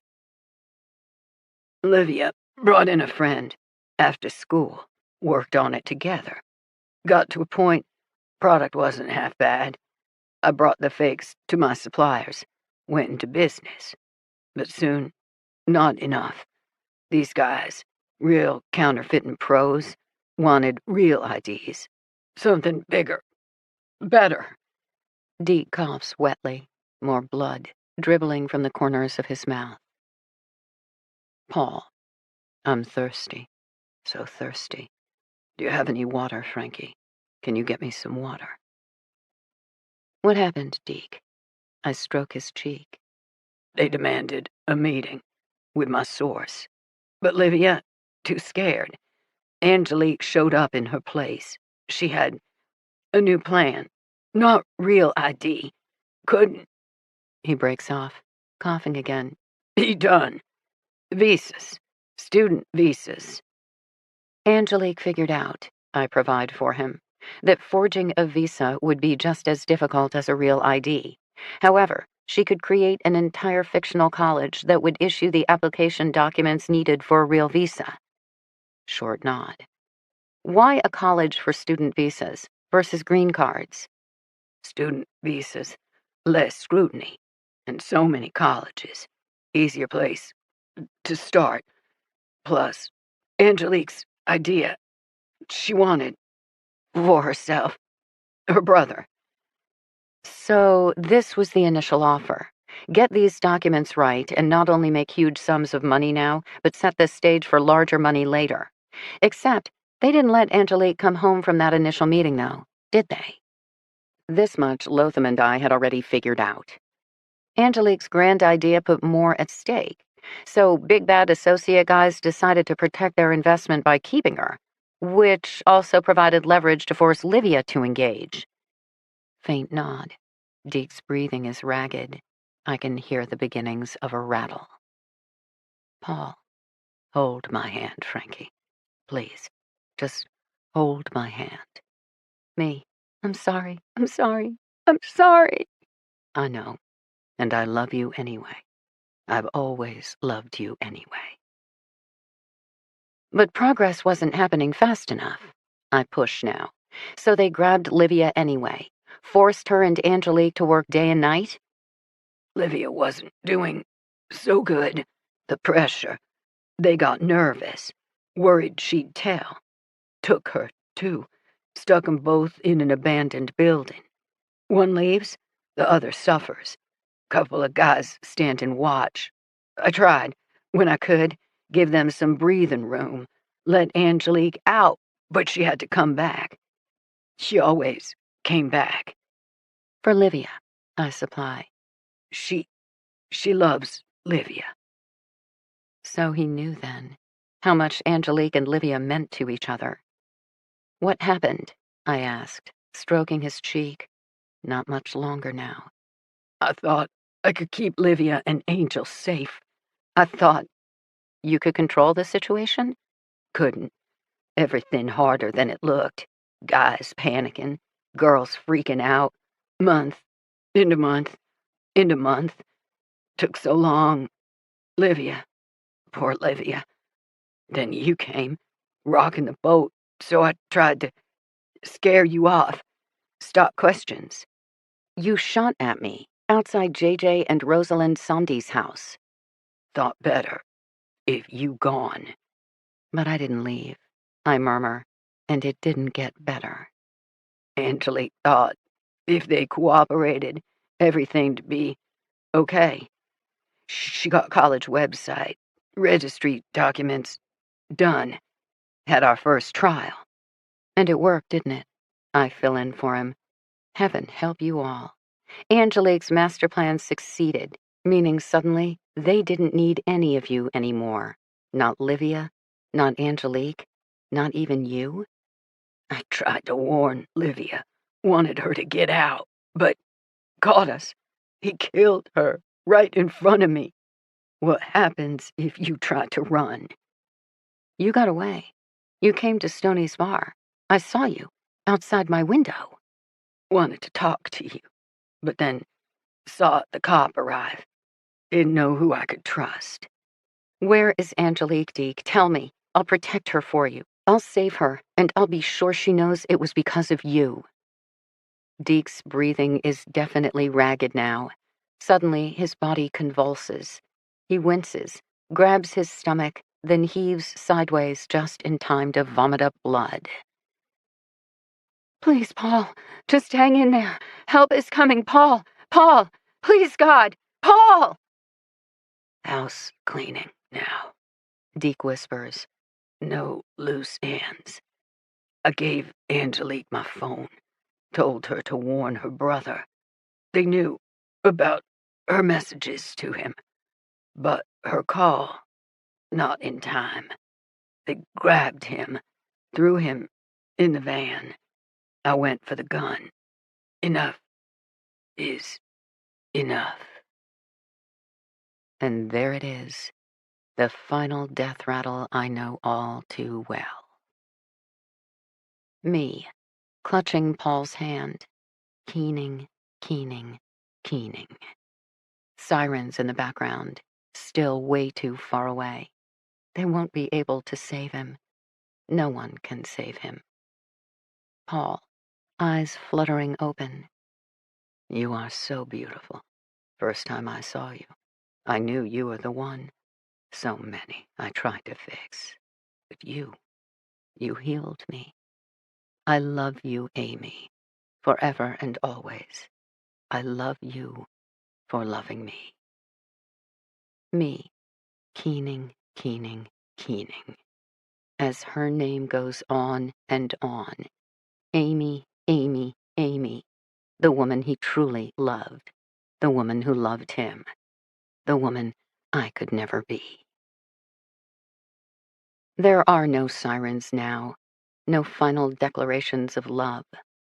A long, shuddery sigh. Livia, he whispers. Then I watch the life expel out of Deke Allery. I feel his hand go limp in mine. I bend over long enough to close his eyelids. I brush a soft kiss over his forehead. I thank him for trying to save Emmanuel and Angelique. I bless him for having the fortitude to tell me what I need to know, where I must go next. When I finally rise to standing, I'm coated in blood and tears, and once more, that night, so long ago. I love you, Amy. I accept the pain as my due. Then I grab Emmanuel's backpack and I start to run. There's not much time anymore, but finally, I know exactly where to find Angelique, as well as her brother. I know how to get this one right. Chapter 36. I dial 911 as I race toward the wide boulevard, then track north. I rant about a gunshot victim in a back alley. I tell the confused dispatcher operator it's Deke Allery and he's already dead, and Officer O'Shaughnessy is in the vicinity, and please let him know. And P.S., please tell a guy named Charlie that I'm sorry. Then I hang up before the operator can ask me any more questions. Next, I call Lotham's cell. He answers instantly this time, already on high alert. Where are you? They have Angelique and Emmanuel. Deke tried to stop them. He's dead. I tell him where I'm going, then warn. Lights off, sirens quiet. If they know the police are there. Lotham doesn't require further explanation. I think of his broad face, his mangled ear. I think he's a good man, an excellent detective, and if anyone can get this done, I think, if I get shot next, he's the one I would like to hold my hand. He's not speaking. I hear his thoughts instead. His quiet desperation for me to go home, be safe. His relentless need to save Angelique, to protect me. But maybe I am growing on him, because he doesn't say the words out loud anymore. He doesn't tell me to do things we both know I won't do. I hang up the phone. I keep running toward where it all began 2 summers ago, where it will end tonight. The rec center, and its kindly director, Frédéric Lagoudou. I come upon the van first. It is parked out front, the back door slung open, the inside empty. I don't dare use my pocket flashlight to examine it more closely. I sniff instead, catching the unmistakable scent of blood. From Deke, before they dumped him? Or am I already too late? I refuse to believe that Emmanuel is dead, if only because I can't bear the thought. All of my other cases, I've pursued my target from a distance, never having met the missing person in question. But Emmanuel? I've talked to him, comforted him. He's just a boy. He doesn't deserve this. I creep my way around the giant metal building. I don't see any trace of lights or detect any sounds of activity. But I know how immense the building is. Plenty of internal classrooms and smaller storage spaces that aren't noticeable from the outside. What was it Mr. Riddenscale said? The operation could be as simple as a single computer and printer.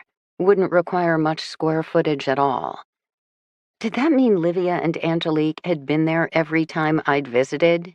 And Frederick, holed up in his office bright and early each morning, hadn't been the diligent savior of at-risk teens I'd thought him to be? In hindsight, the description of the driver who'd dumped Livia's body, a tall, thin black man, fit Frederick as well as Deke. I'd simply never connected those dots before. Combine that with Deke's comment that they had seen me talking to JJ. That conversation had taken place outside the rec center. Again, all roads leading back to this one enormous building where Livia and Angelique had first met, where someone in Frederick's position would have plenty of opportunity to scope out their talent. He'd probably been recruiting local kids for various enterprises for years, well over a decade, if Deke knew him from his days before prison. So many things that now made sense, if only I'd paid attention sooner.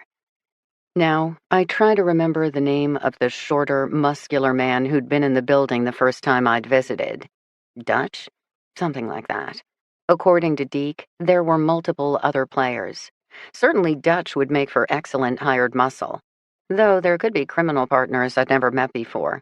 1, 2, half a dozen? I still don't know what I don't know. Which doesn't stop me from creeping around to the rear entrance, slowly cracking open the heavy glass door.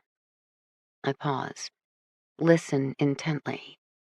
No alarm sound, no bodies materialize on the other side. I slide myself through, halting again to get my bearings. I can just make out a light down the long corridor, near Frederick's office, which presents me with my first obstacle. Discovered in that corridor, I'll be a sitting duck, and these guys have real guns they're not afraid to use, unlike me, who is the proud owner of a red rape whistle. I take a steadying breath and do what I do best, think like a reprobate. 17-year-old me, desperate for a drink, confronted with the challenge of sneaking down a long, dark hallway unseen in order to score a bottle of booze. What would I do? And just like that, it comes to me. I dart sideways, hitting the checkout desk for outdoor equipment. Behind it, I feel around in the dark, making out the locked cabinets holding sporting goods. A touch to my hair, and I have my tactical hair clip in hand. Time to test it out. It takes me a couple of tries. Being in the dark doesn't help. But then, with a click, the lock gives. The broad doors open up. I stick the hair clip back in my hair. Best $4 I've ever spent. Then I resume feeling around in the dark, identifying the texture of a basketball, the shape of a soccer ball, then baseball bats, mitts, balls. I start with a baseball. Standing behind the desk, I wind up, then hurl it for all I'm worth at the glass doors. Nothing shatters, but there is a distinct clang as it ricochets off the metal door frame, then careens around the space. I wait, poised and alert. When nothing happens, I follow with a basketball, then a soccer ball. More rattles and clangs. Finally, from the end of the hallway, "Who's there?" In response, I bounce a basketball down the corridor. "What the hell?" I pound another basketball, followed by a second, third, fourth, fifth. Then, before I can think, before the person can think, I grab a bat and give chase, darting down the hall behind half a dozen bouncing balls and relying on them to mask my footsteps. It's Dutch. He's had just enough time to look up, to register my form materializing out of the dark. His hand fumbles belatedly at his side. Then, I nail him in the middle with a baseball bat. As he folds over, I swing at the back of his head. I hold nothing back. He collapses, and there's blood. A lot of blood. Maybe I've killed him. In my adrenaline-fueled state, I have no idea. I pause long enough to fumble around the body.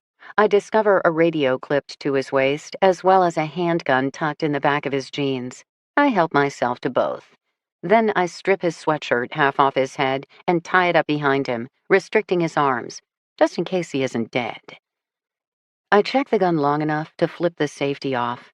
I'm no good with firearms. Guns are loud and violent. They take me back to places I don't want to go and memories I don't want to experience. However, this is no time to be squeamish. Next, I check the radio. I turn the volume down, then flick it on. As I slowly turn it up, I hear a voice. Frederick's. Dutch, do you copy?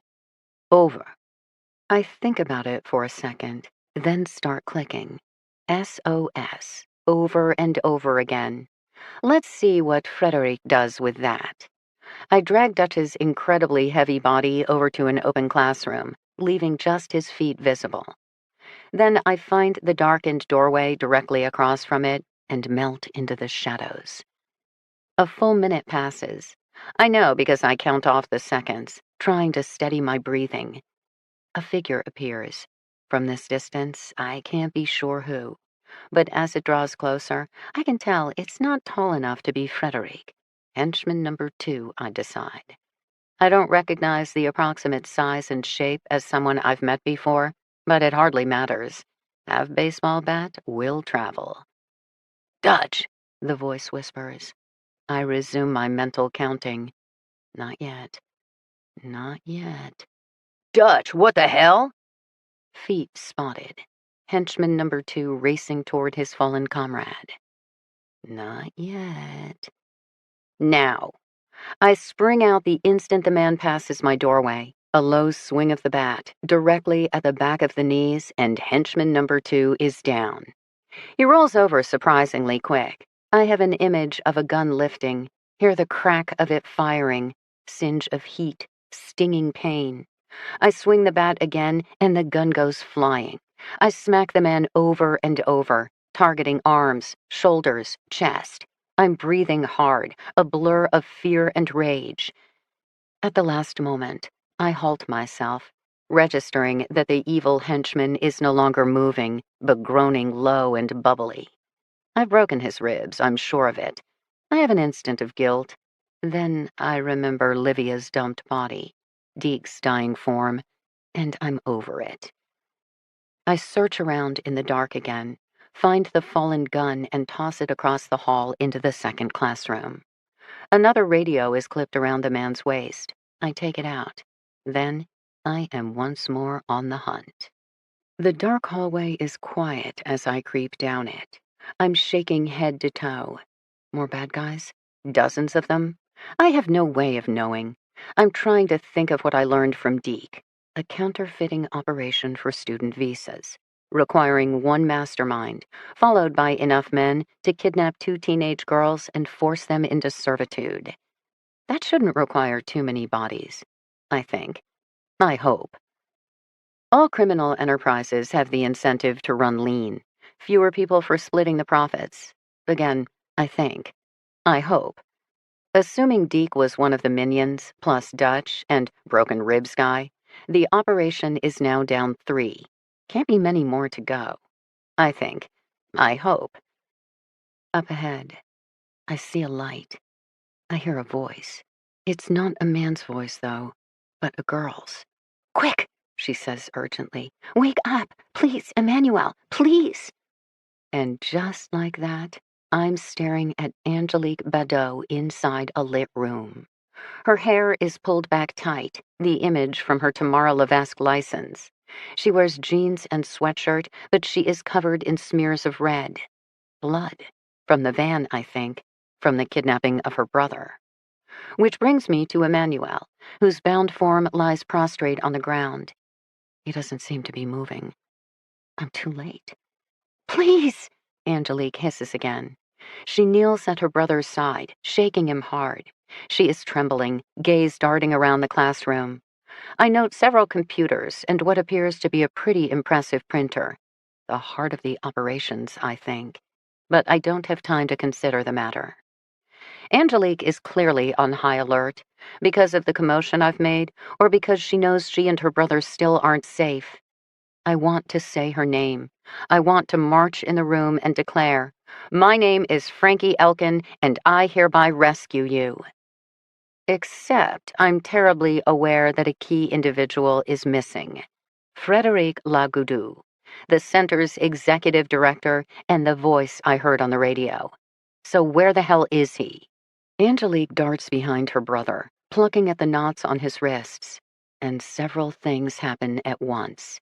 She looks up, spots me.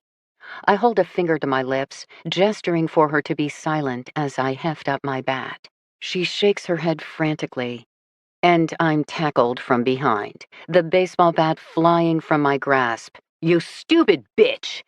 I barely get my arms out in time to break my fall, then Frederic is upon me, pressing down against my back, pinning me into place.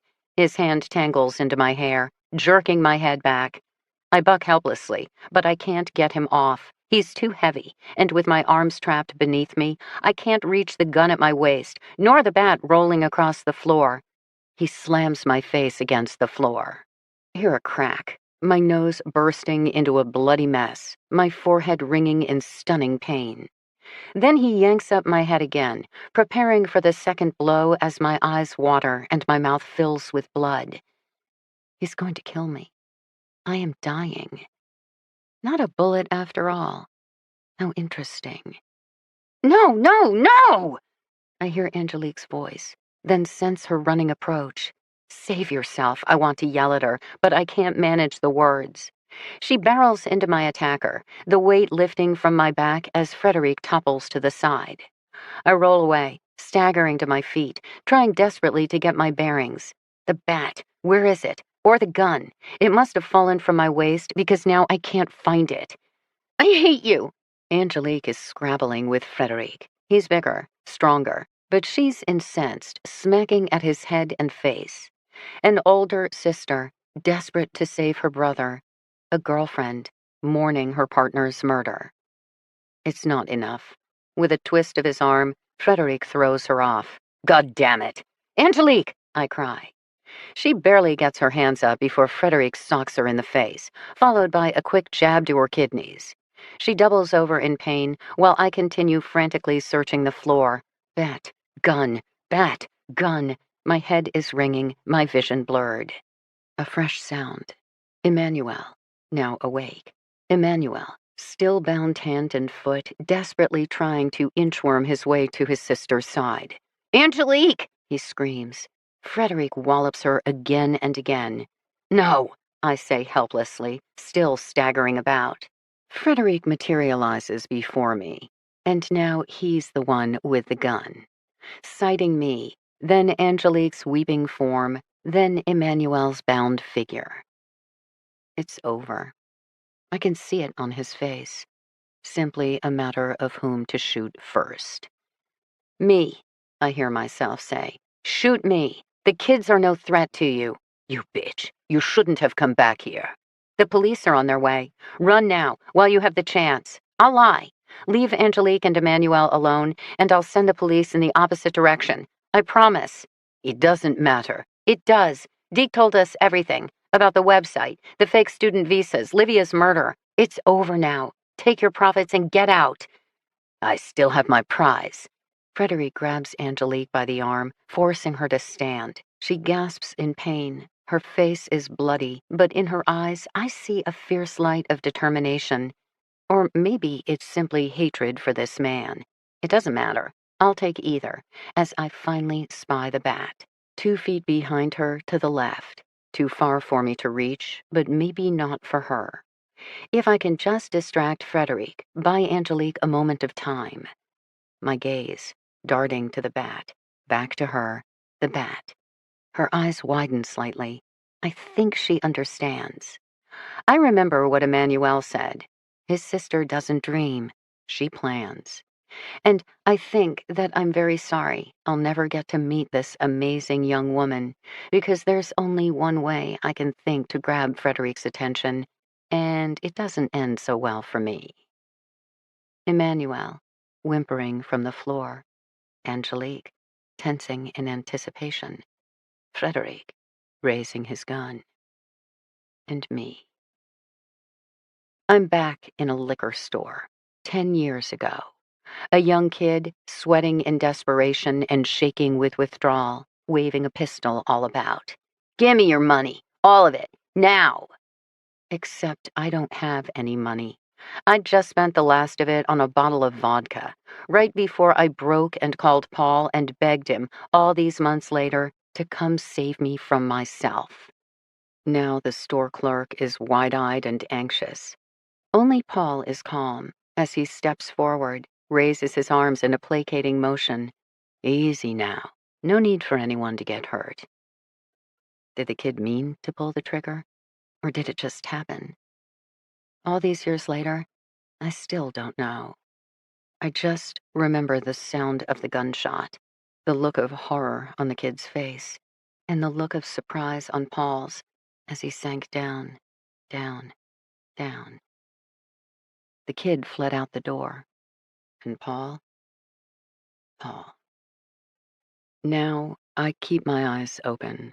I want to see it coming. I want to watch death finally find me. As I look Frederic right in the eye and charge forward. A split second where I register the shock in his face. He isn't expecting it. He jerks the trigger wildly, releasing Angelique as he braces for contact. She rolls to the side. Please grab the bat, I think. As I register pain, so much fucking pain. I drop, rolling across the floor, keep rolling. Bang, bang, bang. Screaming. Angelique's. My own. Emmanuel's. Followed by a new booming voice. Stop, police! Lower your weapon! Lotham explodes into the classroom, leading with his pistol. Frederic pivots wildly, caught off guard by this fresh threat. Angelique appears behind him, bat raised high. Lily! Emmanuel cries. Police! Lotham shouts again. Paul is down. Paul is bleeding. No, it's me now. I am down. I am bleeding. Angelique swings the bat. She connects with the side of his head, but not quite hard enough. Frederic turns, gun still in hand, and Lotham takes him out.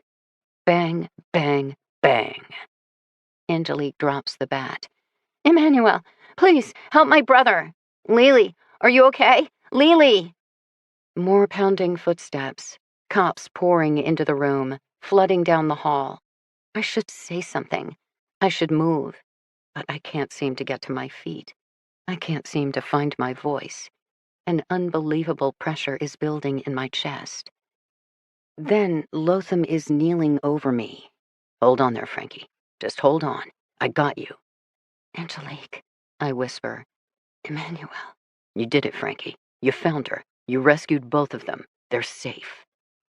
Paul, I say. He'd be very proud of you. I start to cry then.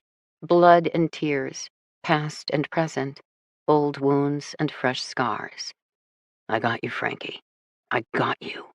Lotham reassures me, and I believe him. Chapter 37. I'm in the hospital for a matter of days. I don't remember much. A blur of pain as I fight the doctor's orders for morphine, screaming that I'm an addict. Lotham might be there. Or maybe it's Charlie, Viv, Stoney. At one point, I'm convinced even Piper has paid a visit. I don't have insurance, which means once the bullet is removed from my left shoulder and the wound patched on my right arm, I'm back out the door. This time it's Lotham who definitely does the honors of picking me up, driving me back to Stoney's and leading me upstairs.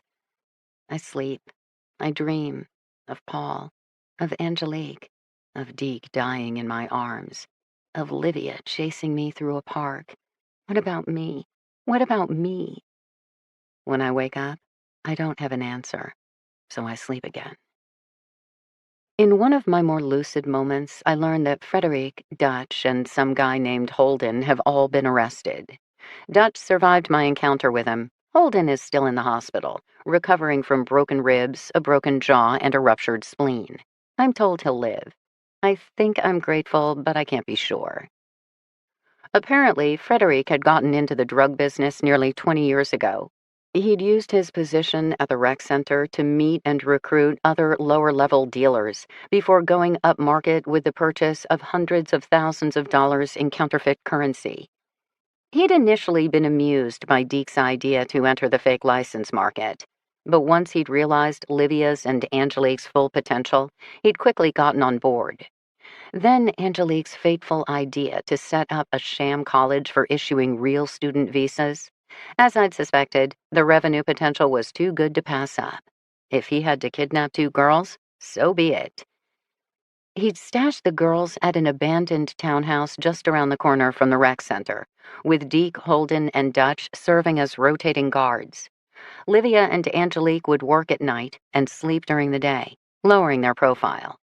Most of the time, the girls were confined to the townhouse, utilizing a couple of computers Frederic had brought over for them. But every so often, they'd journey to the rec center after dark to print out new and improved versions of the driver's licenses. Deke assisted with local sales, while Dutch handled online marketing. The license business hadn't been bad, but given the not quite grade A quality of the forgeries, still limited. Merely a convenient cash flow vehicle, while the girls worked toward the larger goal of perfecting a sham college. Unfortunately, Livia had slowly but surely deteriorated under the constant pressure. Angelique's initial kidnapping had stressed her out. By the time Deke grabbed her as well, under Frederic's orders, but also because Deke genuinely thought he could control the situation better if he had the girls together, Livia was a constant bundle of nerves. Angelique had done her best to run interference and buy them time, especially once she'd realized Deke had a soft spot for his sister. Unfortunately, Frederic wasn't the sentimental type. Once Gleason C was perfected and the first round of student visa paperwork issued, he considered the girl to be little more than a liability. He took care of Livia first, but as Angelique and Dee quickly realized, she wouldn't be the last. Frederic, ordering Holden to shoot JJ, kidnap Emmanuel, then kill Deke when he tried to intervene. On and on until there was no one left. 6th day, or maybe 7th, I managed to get out of bed long enough to shower, force down some soup. Afterward, I stare at my reflection in the mirror. My face drawn, my heavily bandaged shoulder. I look like shit. And I feel like I can't decide. I found Angelique Badeau. I brought home a missing girl. It's not that I expected to feel like a superhero, but I did hope to maybe feel like a better person. Mostly, I feel the same I always did. I go back to bed. When I wake up again, Stoney is standing in my apartment. "You really are a lousy employee." "Yup." Piper appears from beneath the bed, winds around Stoney's ankles, purrs. "Traitorous bitch." "But you're not bad at the missing persons thing," Stoney says. I give him a weak thumbs up. "You got visitors." Then he's gone, and Gerline is standing in my kitchen, Angelique to one side, Emmanuel to the other. My breath hitches. I feel a stab of pain in my shoulder as I drag myself up to sitting, but I don't wince. I don't want to scare them away. Emmanuel has dark bruises fading on the right side of his face, remnants of his kidnapping. He also has purple smudges beneath his dark eyes, remnants of recent nightmares. In comparison, Angelique appears relatively unscathed, just some scabbing along one cheek. She stands very still, however, a traumatized girl holding on tight, a survivor, alone in a crowded room. I wonder which is worse for her, the painful memories or the unrelenting guilt. I want to tell her I know exactly how she feels, but I doubt she would believe me. She's not there yet in her own healing. She's merely the teenager who went missing, and I'm merely the woman who finally found her. I have no idea how our relationship develops from here. It's never come up before. I offer a tentative smile. "Thank you," Gerline says. Emmanuel and Angelique deserve the credit. Without Angelique's messages and Emmanuel's determination, we wouldn't be here. "I'm sorry you got shot," Angelique states. "Totally worth it." Can I?" Angelique begins. She doesn't seem to know quite what to say, but I think I understand. "Can we have a moment?" I ask Gerline and Emmanuel. Both hesitate. Having gotten Angelique back, they clearly don't want her out of their sight. But after another second, Gerline concedes with a nod. Emmanuel follows her out. Alone, Angelique appears even more uncomfortable. I finally pat the side of the bed. Sit. It's okay. She complies, but again holds herself rigid. It will get better, I tell her. Not today, not tomorrow, but eventually. It's all my fault. No, it isn't. But I understand it feels that way. I lost someone I love. It's been 10 years. I still blame myself. She regards me solemnly. I loved Livia. When she first came to me about the fake IDs, I told her it was too risky, but she wanted to make me happy, and she'd started meeting her older brother, Deke. I didn't think he was good for her, but he was her brother, and family is family. Angelique shrugs. Given her closeness with her brother, Emmanuel, I could see her not wanting to take such an opportunity away from Livia. But Deke's friends, they kept wanting more, so we would work harder, but nothing seemed enough. Deke tried to tell us it would be okay, just do this, do that, it would all be fine. But I knew. I suspected. By the time Deke said his friend wanted to meet face to face with Livia, we were both nervous. Livia didn't think she could do it. I told her I would go in her place. I thought I could protect her. I even had a plan. I had found online articles about groups that had set up fake universities for issuing student visas. They made millions and millions. Even ICE set up a fake university to trap foreign students looking for visas. I thought such a sophisticated operation would placate Frederick. He would leave us to work on some mysterious website. We could forget about the fake licenses, which were much more difficult to perfect than we thought, and Livia could stop being so stressed out. I assumed I was doing something good. Instead, I made everything worse. I understand. The lure of so much money had caused Frederick to become even more intense, leading to the eventual abduction of both girls. You can't go backward, I advise Angelique. So consider this. If you can't save the people you already lost, maybe you can save someone else instead. Become a doctor. Build a life. Livia, Deke, they would have wanted that for you. She looks down at her hands. I was with Deke when he died. He tried, for you and Livia. He loved his sister and genuinely regretted what happened to you. In the end, this was more his fault than either of yours. Deke tried to help, she says, still looking down at her lap. I'm assuming she means her and Livia's relationship. The night when Frederick strangled Livia, he would have killed me next, but Deke stopped him. I was still useful, he argued. The student visas had been my idea, yes? He also convinced Frederick to drive Livia's body to Franklin Park. He said it would distract the police and be safer than having the cops discover her body near the rec center. But really, Dee couldn't bear the thought of Livia being dumped in some alley. I couldn't either. I'm sorry. Holden shot him in the van. Emmanuel saw. Deke, he wasn't a good man. He made many mistakes, especially with his sister, but I'm sorry he's dead. I'm not sure what to say. I'm getting tired, the ache in my shoulder deeper. Finally, you're a survivor, Angelique. You're strong, resilient. Don't forget that. If you hadn't risked posting the essay, dropping the fake license, appearing in public, we wouldn't have found you. We wouldn't have been able to save you or your brother. It's not gratitude I see reflected in her eyes, however, but guilt. She wasn't trying to save herself. She'd been trying to save Livia, and her girlfriend's death was now her burden to bear. It will get better, I repeat, though I can already tell she doesn't believe me. She's not ready to forgive herself yet. Maybe she never will. I understand that, too. Angelique stands up, gives me a final solemn nod, then departs. I manage some water, more of what I'm assuming is Viv's homemade soup. I brush my teeth, comb my hair, refresh my bandage. The bullet graze on my right arm is already significantly healed, which leaves only the recently stitched hole in my shoulder. That will definitely leave a scar. I can picture myself fingering it at night, reminding myself that once I was successful. Once I got it right. Do I feel like a different person yet? I keep waiting, but no such luck. I remain Frankie Elkin, alcoholic, ex-lover, lost soul. I retreat to the mattress, taking with me my brown leather messenger bag.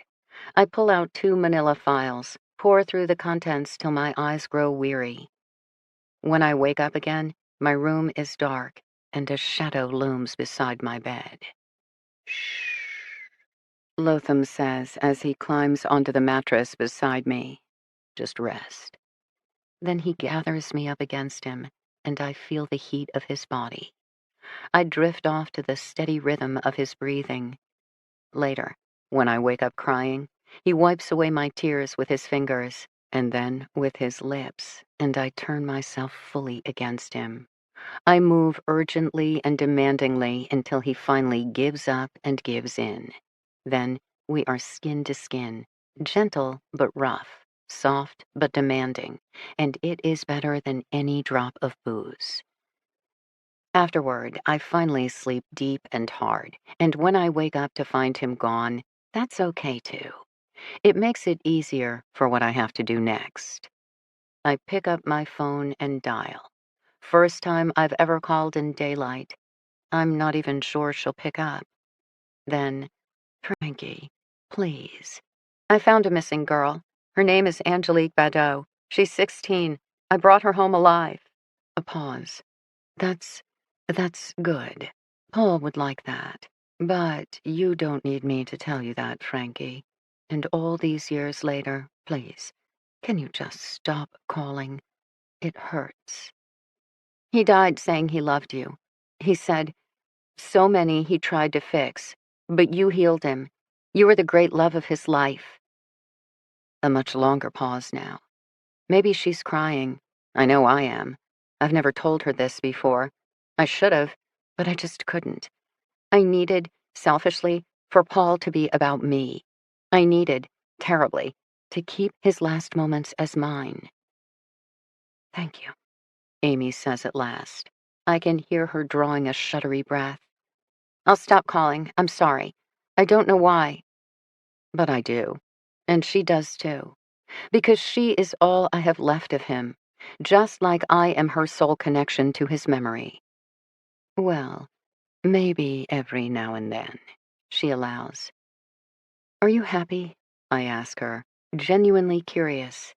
I have a new husband, a baby girl. Life moves on, Frankie. But thank you for calling. Thank you for telling me that. Goodbye, Amy. Goodbye, Frankie. I set down the phone. I take a deep breath, and then I'm ready. Not new and improved, but maybe the old model is better than I thought. Final shower, fresh change of clothes, then I find Stoney downstairs in his office. He doesn't have to ask to know. That's it then?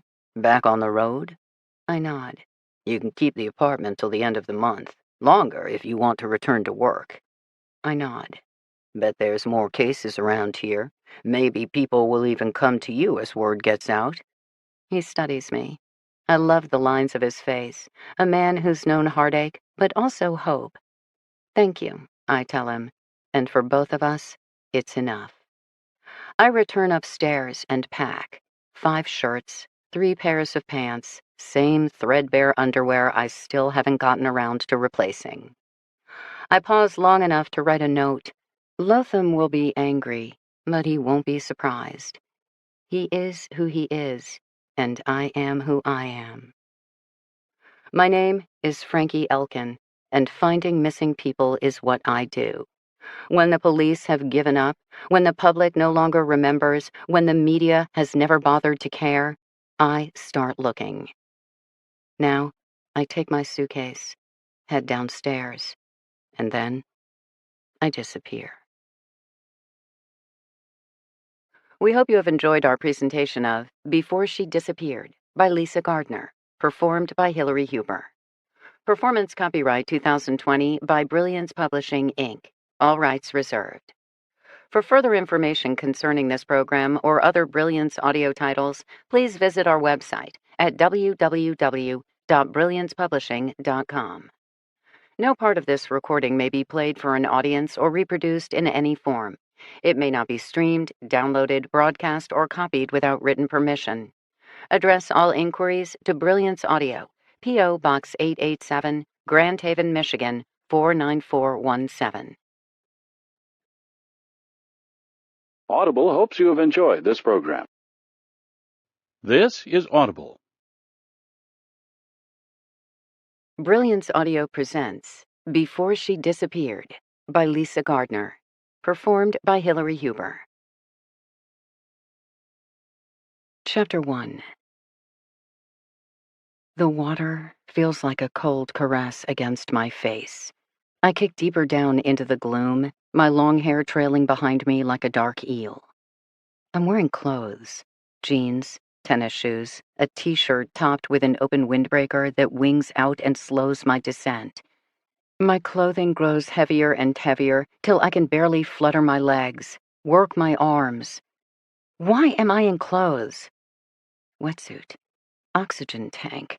Thoughts drift through my mind, but I can't quite grab them. I must reach the bottom of the lake, where the sunlight no longer penetrates and sinuous creatures lurk. I must do. My lungs are now as heavy as my legs. A feeling of pressure builds in my chest. An old Chevy truck, dented, battered, with a cab roof sun-bleached the color of a barely lit sky. This image appears in my mind, and I seize it tightly. That's why I'm here. That's what I'm looking for. A sliver of silver in the lake's muck. I started with sonar, another random thought, but as I sink lower in the watery abyss, I can picture that too. Me, piloting a small boat that I'd rented with my own money, conducting long sweeps across the lake for 2 days straight, which was all I could afford, working a theory everyone else had dismissed. Until... Where's my wetsuit? My oxygen tank? Something's wrong. I must... I can't hold the thought. My lungs are burning. I feel them collapsing in my chest, and the desire to inhale is overwhelming. A single gasp of dark, cloudy water. No longer fighting the lake, but becoming one with it. Then I won't have to swim anymore. I will plummet to the bottom, and if my theory is right, I will join my target as yet another lost soul never to be seen again. Old truck. Cab roof sun-bleached the color of a barely lit sky. Remember, focus, find it. Is that a glimpse of silver I see over there, partially hidden by a dense wall of waving grasses? I try to head in that direction, but get tangled in my flapping windbreaker. I pause, treading my legs frantically while trying to free my arms from my jacket's clinging grip. Chest constricting tighter. Didn't I have an oxygen tank? Wasn't I wearing a wetsuit? Something is so very wrong. I need to hold the thought, but the lake is winning, and my chest hurts and my limbs have grown tired. The water is soft against my cheek. It calls to me, and I feel myself answer. My legs slow, my arms drift up. I succumb to the weight of my clothes, the lead in my chest. I start to sink faster. Down, down, down. I close my eyes and let go. Paul always said I fought too much. I made things too hard, even his love for me. But, of course, I didn't listen. Now, a curious warmth fills my veins. The lake isn't dark and gloomy after all. It's a sanctuary, embracing me like a lover and promising to never let go. Then, not a spot of silver, not the roof of an old battered truck that was already 100,000 miles beyond its best days. Instead, I spy a gouge of black appearing, then disappearing amid a field of murky green. I wait for the lake grasses to ripple left, then I see it again, a dark stripe, then another, and another, 4 identical shapes resting at the bottom of the lake. Tires. I'm looking at 4 tires, If I weren't so damn tired, I'd giggle hysterically. The sonar had told the truth. It had sent back a grainy image of an object of approximately the right size and shape resting at the bottom of the deep lake. It just hadn't occurred to me that said object might be upside down. Pushing through my lethargy now, urgency sparking one last surge of determination. They'd told me I was wrong.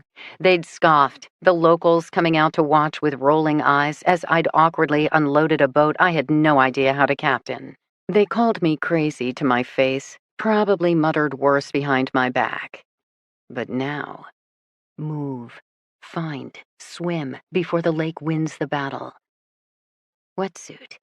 The words flutter through the back of my mind. Oxygen tank. This is wrong. Wrong, wrong, wrong. But in my befuddled state, I can't make it right. I push myself forward, fighting the water, fighting oxygen deprivation.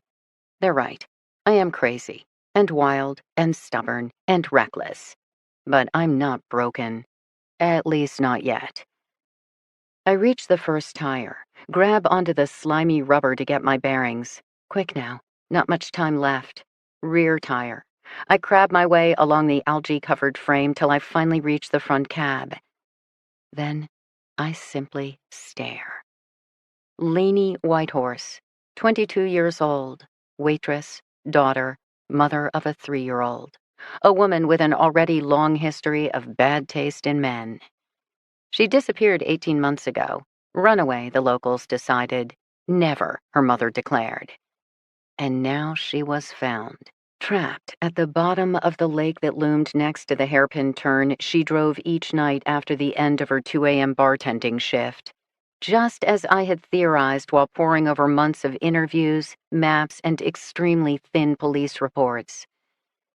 Had Lainey misjudged the corner she'd driven so many times before, startled at a crossing deer, or simply nodded off at the wheel, exhausted by a life that took too much out of her? I can't answer all the questions, but I can give her mother, her daughter, this. Lainey dangles upside down, her face lost inside the floating halo of her jet black hair, her body still belted into the cab she'd climbed into 18 months ago. My lungs are no longer burning. My clothes are no longer heavy. I feel only reverence as I curl my fingers around the door handle and pull. The door opens easily. Except, doors can't open underwater. Wetsuit. Oxygen tank. What is wrong? What is wrong? My brain belatedly sounds the alarm. Danger! Think, think, think! Except I can't. I can't.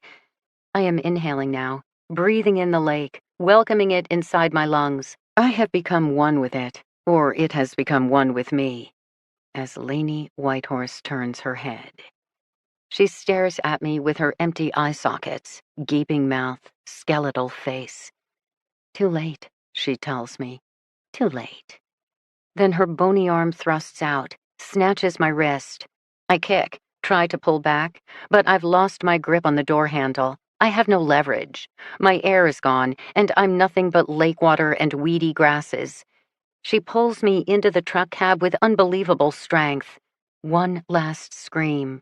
I watch it emerge as an air bubble that floats up, up, up. All that is left of me. Lainey Whitehorse slams the door shut, and I join her forever in the gloom. Rumble. Screech! A sudden booming announcement. South Station, next stop. I jerk awake as the train lurches to a halt, blinking and looking down at my perfectly dry clothes. A dream. Nightmare. Something. Not the first or the last in my line of work. It leaves me with a film of dread as I grab my bags and follow the rest of the passengers off the train. I'd found Lainey Whitehorse 3 weeks ago, locked in her vehicle at the bottom of a lake. After months of intensive research on an Indian reservation where my presence was never welcomed by the locals nor wanted by the tribal police. But I'd stumbled upon the case online and had been moved by her mother's steadfast assurance that Lainey would never leave her own daughter. Lainey might be a screw-up with horrible taste in men, but she was still a mom. Why people assumed those things couldn't go together, I'll never know. So I'd moved to the area, become a bartender at Laney's former workplace, and started my own investigation. Laney's mom hugged me the day the police finally dragged the Chevy truck out of the lake in a deluge of muck and horror, wailing, crying relief as Laney was finally brought home. I waited around for the funeral, standing outside the small crowd of mourners, as proving yourself right almost always means proving someone else wrong, and therefore rarely wins you many friends. I did what I needed to do. Then I headed to the local library, where I booted up the computer and returned to the national chat rooms where family members, concerned neighbors, and crazy people like me compare notes on various missing persons cases. There are so many, too many sometimes for local resources. So, more and more, people like me have been stepping into the vacuum. I read. I posted a few questions, and in a matter of hours, I knew where I was headed next. Like I said, so many missing persons cases. Too many. Which has brought me here, to Boston, a city I've never visited. I have no idea where I am or what I'm doing, but that's hardly new. Now, I follow the mass of humanity hustling along the train platform to the exit signs, all of my worldly possessions packed into a single piece of luggage rolling behind me. Once, I had a house, a car, a white picket fence.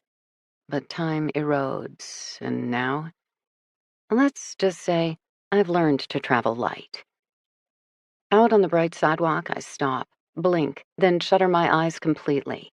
Walking straight out into downtown Boston feels like an assault on the senses. People, shrieking horns, crosswalks, the stench of diesel fuel, fried fish, harbor brine. I've forgotten the crushing feel of the concrete jungle, even one with a glittering waterfront. I work on taking a deep, shuddering breath. This is my new home until I complete my mission. I exhale slowly. Then I open my eyes and square my shoulders. The last of my nightmare and travel days falls away. I'm ready to get to it, which is good given the flood of annoyed pedestrians shoving past me. From my worn leather messenger bag, I withdraw the file filled with papers I printed out days ago. It includes a map of Boston, articles on city demographics, and a photo of a shyly smiling girl with smooth dark skin, gorgeous brown eyes, and deep black hair cascading down in a mass of carefully groomed ringlets. 15 at the time of her disappearance, 16 now. Meet Angelique Lovely Badeau, Angel to her friends, Lily to her family. Angelique disappeared 11 months ago from Mattapan, Boston. Walked out of her school on a Friday afternoon in November, and then, poof. No sightings, no leads, no breaks in the case, for 11 whole months. Bostonians will tell you that Mattapan is that kind of neighborhood. Rough, poor, filled with hard-working souls, of course, and a rich cultural heritage thanks to having the country's largest Haitian population outside of Florida. But also a hotbed of gang activity and violent crime. If you want to get shot or stabbed, Murderpan, as the locals call it, is the neighborhood for it. Which is where I now plan to rent a place, find a job, and question the neighbors. And I hope, through sheer guts, determination, and blind luck, I will find a girl the rest of the world seems to have forgotten already. I'm not a police officer. I'm not a private investigator. I have no special skills or training. I'm only me, an average, middle-aged white woman with more regrets than belongings, more sad stories than happy ones. My name is Frankie Elkin, and finding missing people, particularly minorities, is what I do. When the police have given up, when the public no longer remembers, when the media has never bothered to care, I start looking. For no money, no recognition, and most of the time, no help. Why do I do what I do? So many of our children have vanished. Too many will never be found, often based solely on the color of their skin. Maybe the question shouldn't be why am I doing this, but why isn't everyone looking? Angelique Lovely Badeau deserves to come home. I consult my map one last time. I need to find the commuter rail to Morton Street. The map of Boston's T system shows it as a purple line, which of course matches nothing that I can see. I spin around here, I spin around there, then realize I shouldn't have left South Station. Back I head. I don't mind being lost, or confused, or even scared. All these years later, I'm used to it. Paul warned me I would push away everyone I loved, that I would end up putting myself in harm's way, that I didn't do this to save others, but to punish myself. Paul was always a very smart man. I spot the giant map for the MBTA system, follow the purple line with my finger, and spot my target. Once more on track, I head to Mattapan. Chapter 2. It's 4 p.m. by the time I reach my first location. Stoney's, the sign announces out front. The red backdrop of the two-story building is peeling, with the white lettering more of a suggestion than a statement. In other words, it matches its squat, derelict neighbors jammed shoulder to shoulder down both sides of the block. The sidewalk is broader than I expected and nearly empty this time of day. After some of the articles I've read, I would have expected to see gangs and dealers loitering in every doorway. In fact, I see random people bustling about with their everyday concerns, most of whom eye me, the lone white woman, with curiosity. I'm grateful to get off the street, pushing open the door and wheeling my bag into the dimly lit interior. For most of my adult life, I've worked as a bartender. Easy job for a transplant to get, and for the past 10 years, a good way to pick up local intel. Plus, I like the work. Bars are inevitably filled with the lonely and the loners. Feels like home. Now, I register the stale scent of cigarette smoke sunk deep into the pores of the old building. Before me is a cluster of round wooden tables with mismatched chairs. 4 booths line the wall to my right, the red vinyl cushions cracked but still putting up a fight. 3 more booths to the left in much the same condition. I make out half a dozen customers, all black men, sitting randomly around the small space where their attention has been focused on the drinks in front of them. Now, each one raises his head long enough to regard me. If the locals on the street regarded me with curiosity, here I get blatant suspicion. In this neighborhood, I'm the minority.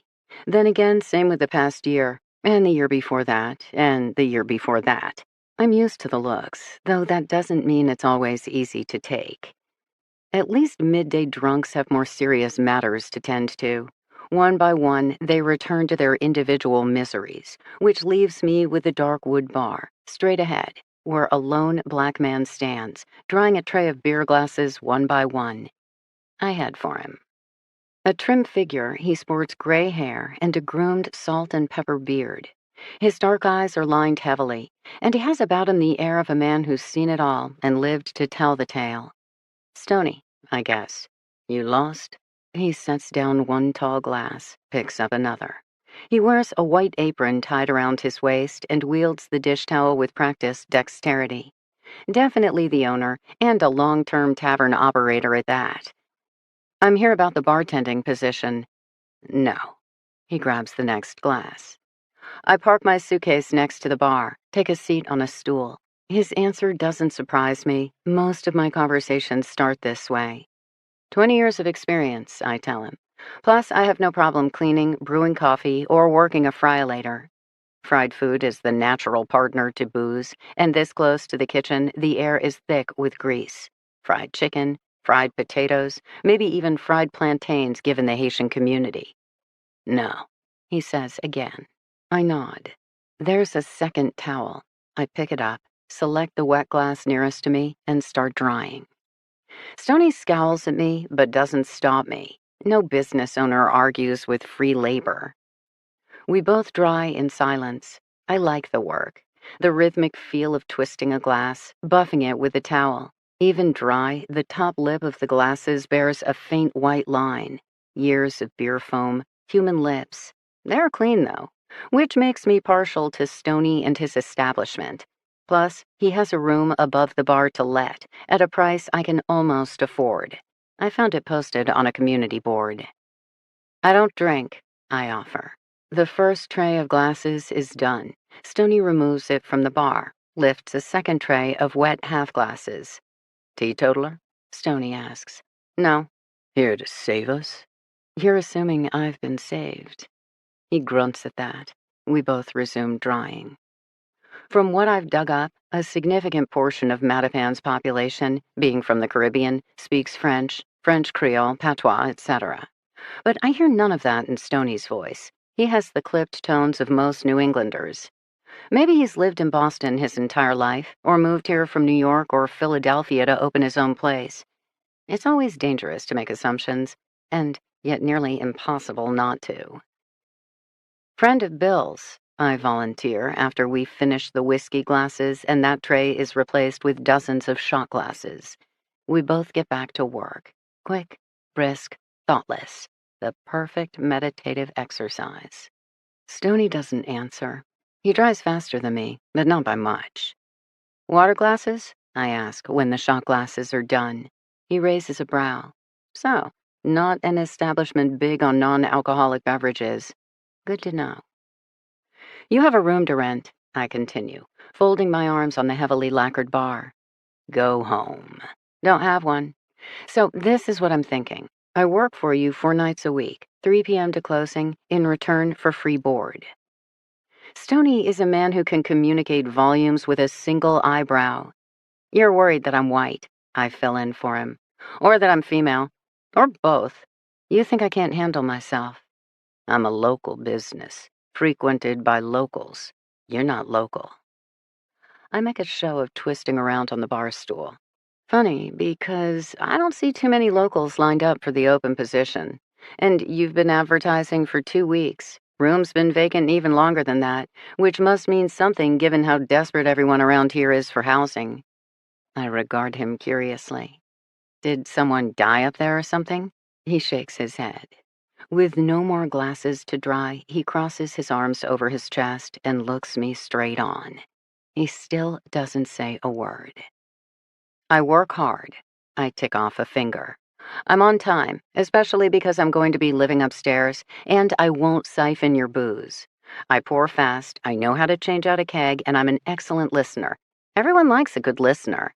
They won't like you. Neither did you, but you're coming around. Give me a month. By then, no one will notice my white skin or superior gender. I'll just be another fixture behind the bar. He raises another eyebrow, but doesn't say no. Finally, why are you here? Plenty of other neighborhoods in Boston. I have something to do here. He stares at me again. I hold his gaze. I like Stoney. A survivor. He's my kind of person, and sooner or later, he'll come to see the same about me. 5 nights a week, he says, 3 p.m. to close. Rent includes utilities, I counter. 1 free meal a day, I keep my tips. He regards me a moment longer, then abruptly extends his hand. We shake. Definitely my kind of person.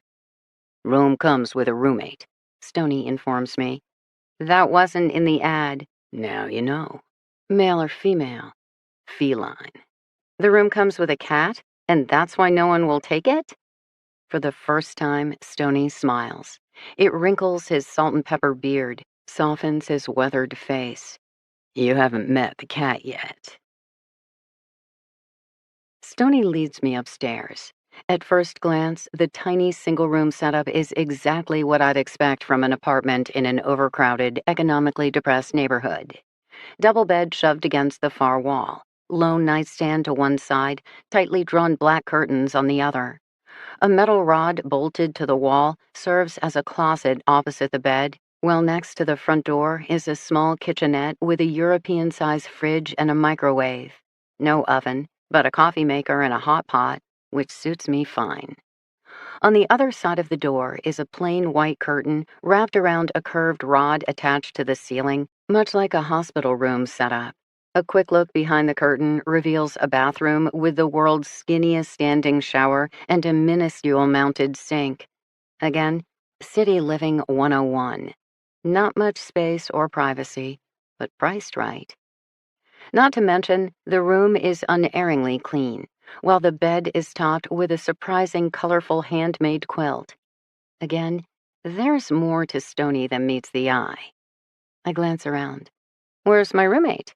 She's not social. Does she have a name? Piper. And this is her room? He shrugs. Suits her. I'm still not sure what to make of this. In theory, I like cats, but Stony's words of warning have made me cautious. I wheel my bag to the center of the creaking old floor, then pause. I bend over, carefully lift the quilt, and peer under the bed. It takes me a moment. Then I spy a pair of glowing green eyes regarding me balefully from the far corner. It's too dark to make out her build or coloring. I have more an impression of pure hostility. Piper, I acknowledge. She flattens her ears and growls low in her throat, followed by a distinct hiss. I take the hint. Drop the quilt. Okay, then. Stony is already turning back to the hallway. Hang on. Cat food, water, litter box? What do I need to know? Nothing. Piper takes care of herself. She's not stupid, just hates people. How long has she lived here? Stony scratches his beard. Long enough. You took her in off the street? She came in off the street. Stony gestures to the open door, which I now realize has a small pet-sized hole cut out. Piper heads downstairs at night, patrols for mice. She's got food, water, and litter box in the basement. Nothing for you to worry about. We didn't talk start day.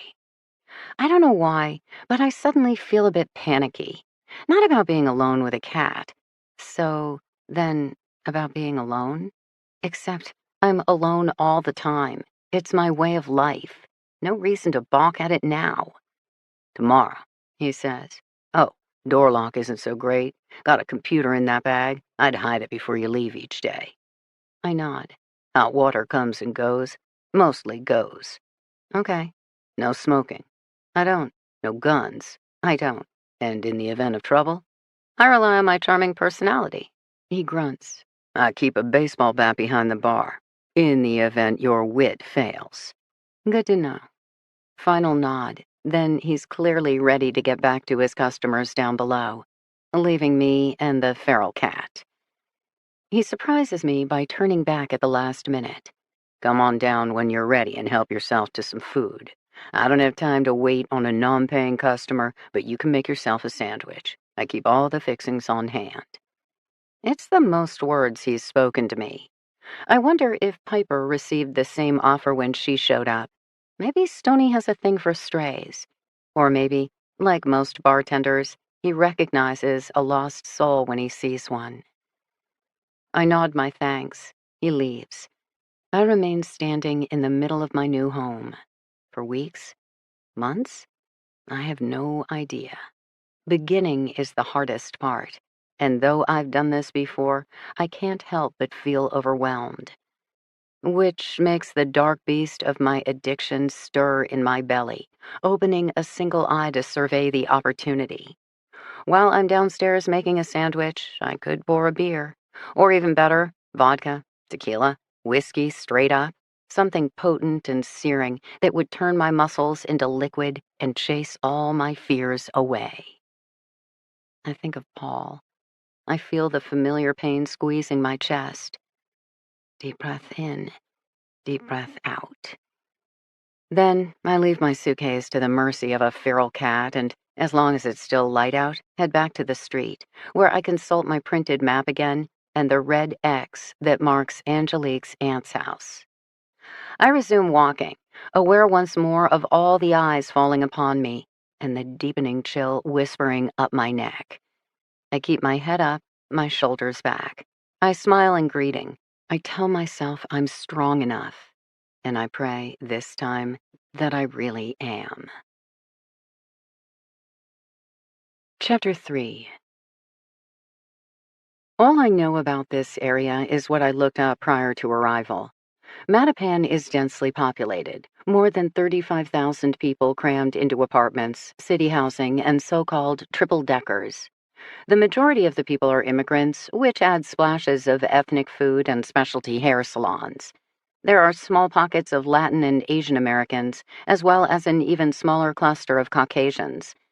Google Earth revealed some shocks of green space amid the massive overcrowded streets. Harambe Park, the Franklin Park Zoo, and the Boston Nature Center. Not being accustomed to city life, I'd probably be more comfortable in those areas, but I can barely afford a single room with a hostile cat over a bar. An apartment with a view is out of the question. My primary concern is the area's crime stats. Half a dozen stabbings a week, not to mention the monthly shootings and annual homicide rate. Gang activity mostly, but predators are predators, and as a middle-aged woman, I'm not particularly intimidating.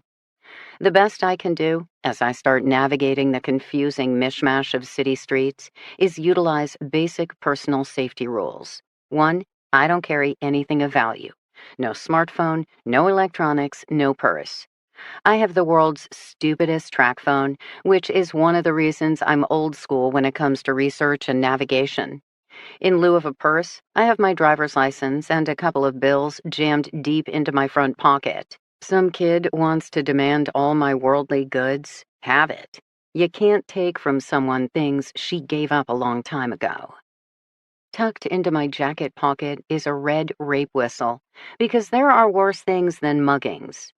I also wear stainless steel tactical clips in my hair. Each boasts tiny saw teeth, a wrench, a ruler, and a minuscule screwdriver for the low, low price of $3.99.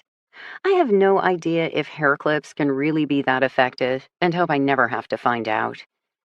Finally, I have my necklace, a plain gold cross, picked up at a pawn shop years ago and now worn tucked under my shirt. Again, sometimes the simplest things remain the best deterrent. Another trick? Attach myself to others when possible.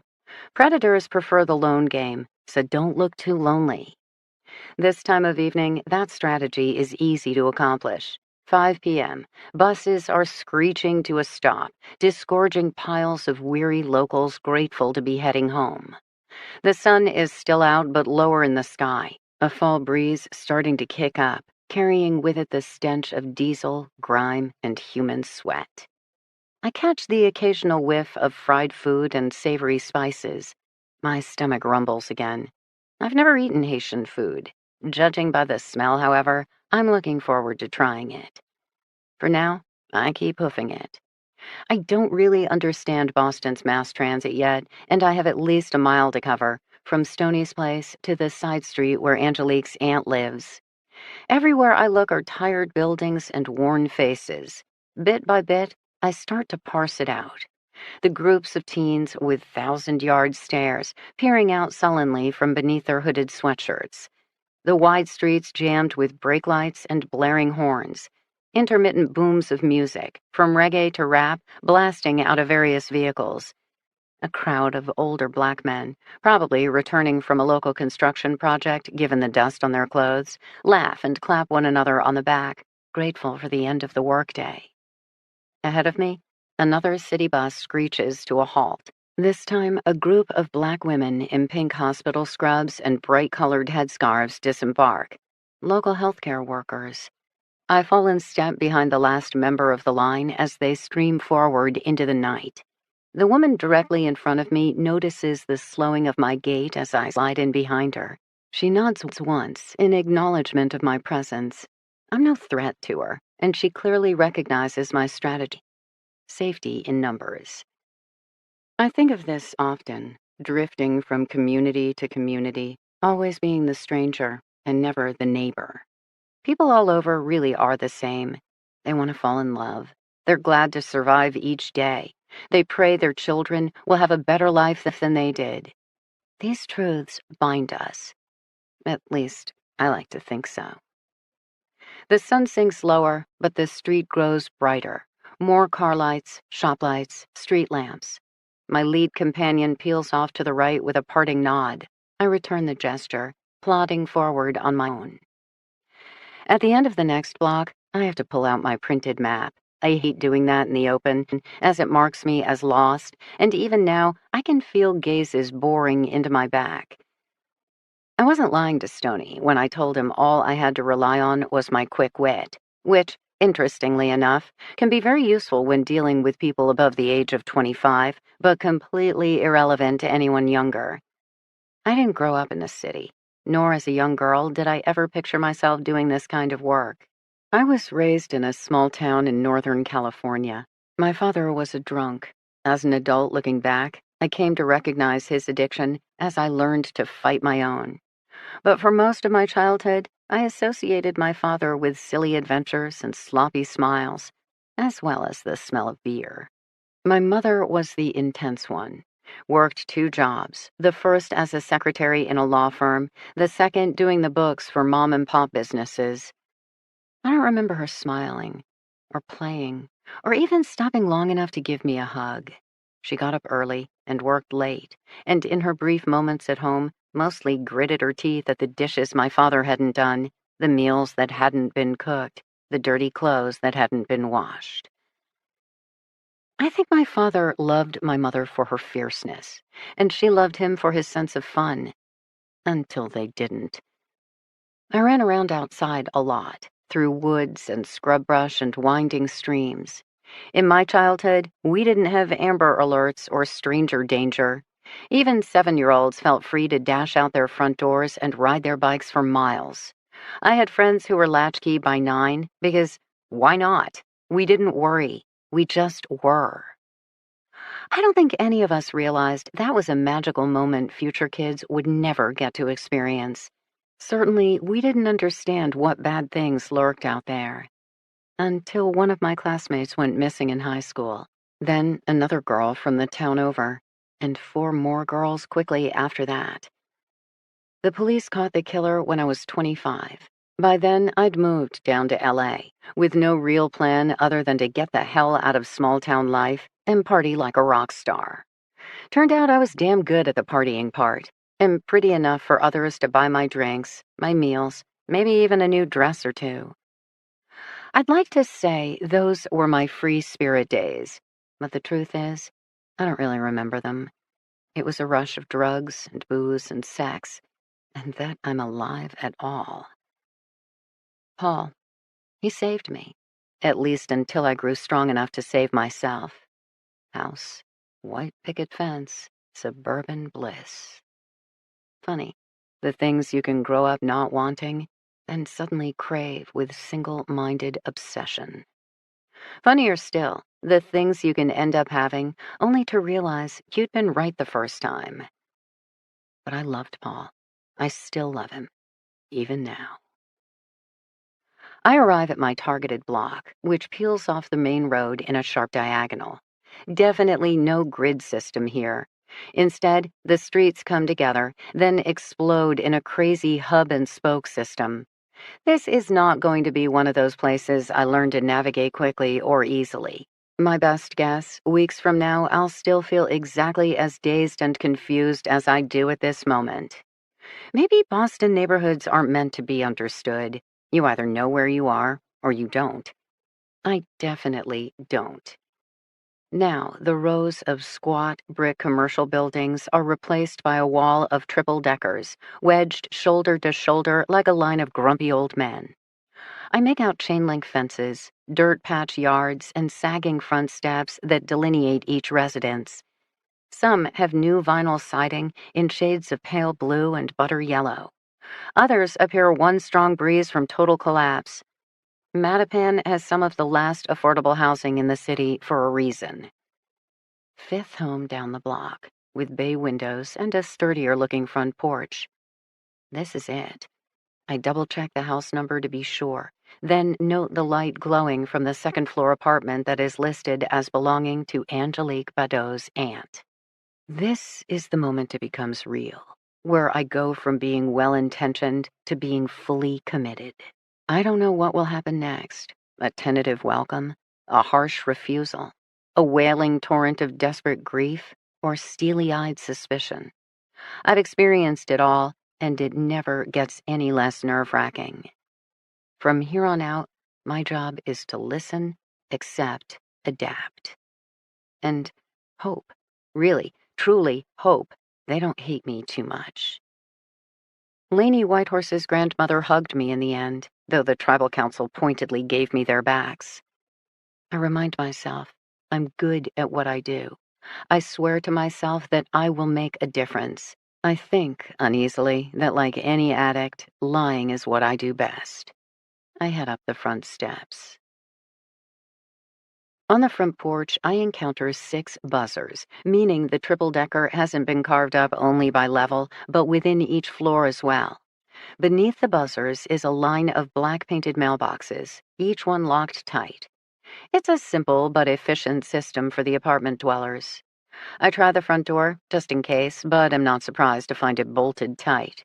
Next, I press the first few ringers, prepared to announce myself as delivery and see if I can get lucky, but no one answers. Which leaves me with the direct approach. I hit 2B. After a moment, a male voice, younger, higher, answers. Yeah? I'm looking for Guerline Violette. She know you? I'm here regarding Angelique. Pause. Angelique has a younger brother, Emmanuel, also a teen. I would guess this is him, particularly as his tone is already defensive with an edge of sullen. He sounds like someone who's been subjected to too many experts and well-wishers and been disappointed by all of them. You a reporter? He demands now. No. Cop? No. My aunt's busy. I'm here to help. We heard that before. I can practically feel the eye roll across the intercom. Definitely a teen. My time is free, and I'm experienced. What do you mean? If I can talk to Guerline, I'd be happy to explain in person. Another pause. Then a female voice takes over the intercom. Who are you, and why are you bothering us? Guerline's voice ripples with hints of sea and sand. Her niece and nephew immigrated to Boston as young children a decade ago, along with tens of thousands of other Haitians after Port-au-Prince was nearly flattened by an earthquake. Emmanuel has grown up in Boston and sounds like it, but his aunt has retained the music of her native island. My name is Frankie Elkin. I'm an expert in missing persons. I've been following your niece's disappearance, and I believe I can help. You are a reporter, yes? No, ma'am. I don't work for any news agency or reporting outlets. My only interest is finding Angelique and bringing her home. Why? The question is not defensive, but quiet. It tears at me, the amount of weariness in that single word. I wish I had an answer for her. Something simple like because, or poignant, such as every child deserves to be found, or defiant like why not? But the truth is, she's probably heard it all by now. A whole torrent of words and reasons. Instead of being given the one thing she wants most, answers. The silence grows. I should attempt some line of argument, but nothing persuasive comes to mind. Then, a noise from inside the building. Stairs creaking as a lightweight rapidly descends. Another occupant, or... The click of the bolt locks snapping back. The front door cracks open, and I find myself face to face with a Haitian teenager. Tall, gangly, close-cropped dark hair and deep brown eyes, a perfect match with his sister's. He takes a second to look me over through the slit of the open door, features as wary now as his voice had been earlier. He turns, already dropping hold of the door. It's up to me to grab the edge, push through, and follow him up ancient wooden stairs to the second floor. Guerline Violette stands in the middle of a cramped living room, her arms crossed over her formidable figure. I peg her age somewhere between 40 and 50, but her smooth, dark skin and classic features make it hard to determine. She's clad in purple scrubs seamed with orange trim and has bright green Crocs on her feet. She's a daunting woman, especially with her hair pulled into a thick bun on top of her head, calling attention to her high cheekbones and handsome brow. But upon closer inspection, I spy the purple smudges of long nights and fearful days that bruise her eyes. She watches my approach with a mix of suspicion and dread. I can't say that I blame her. Emmanuel closes the door behind me, then comes over to stand awkwardly by his aunt. At 13, he's already my height, with the slender build of a kid who's recently undergone a growth spurt.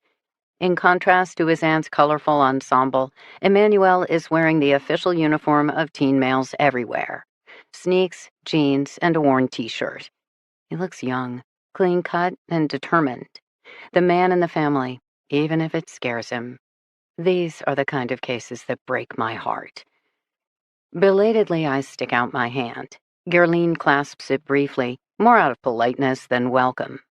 The one-bedroom apartment houses 3 people and looks it. Gerline gestures to the cramped family room that clearly serves as a common room, bedroom, and dining room all rolled into one.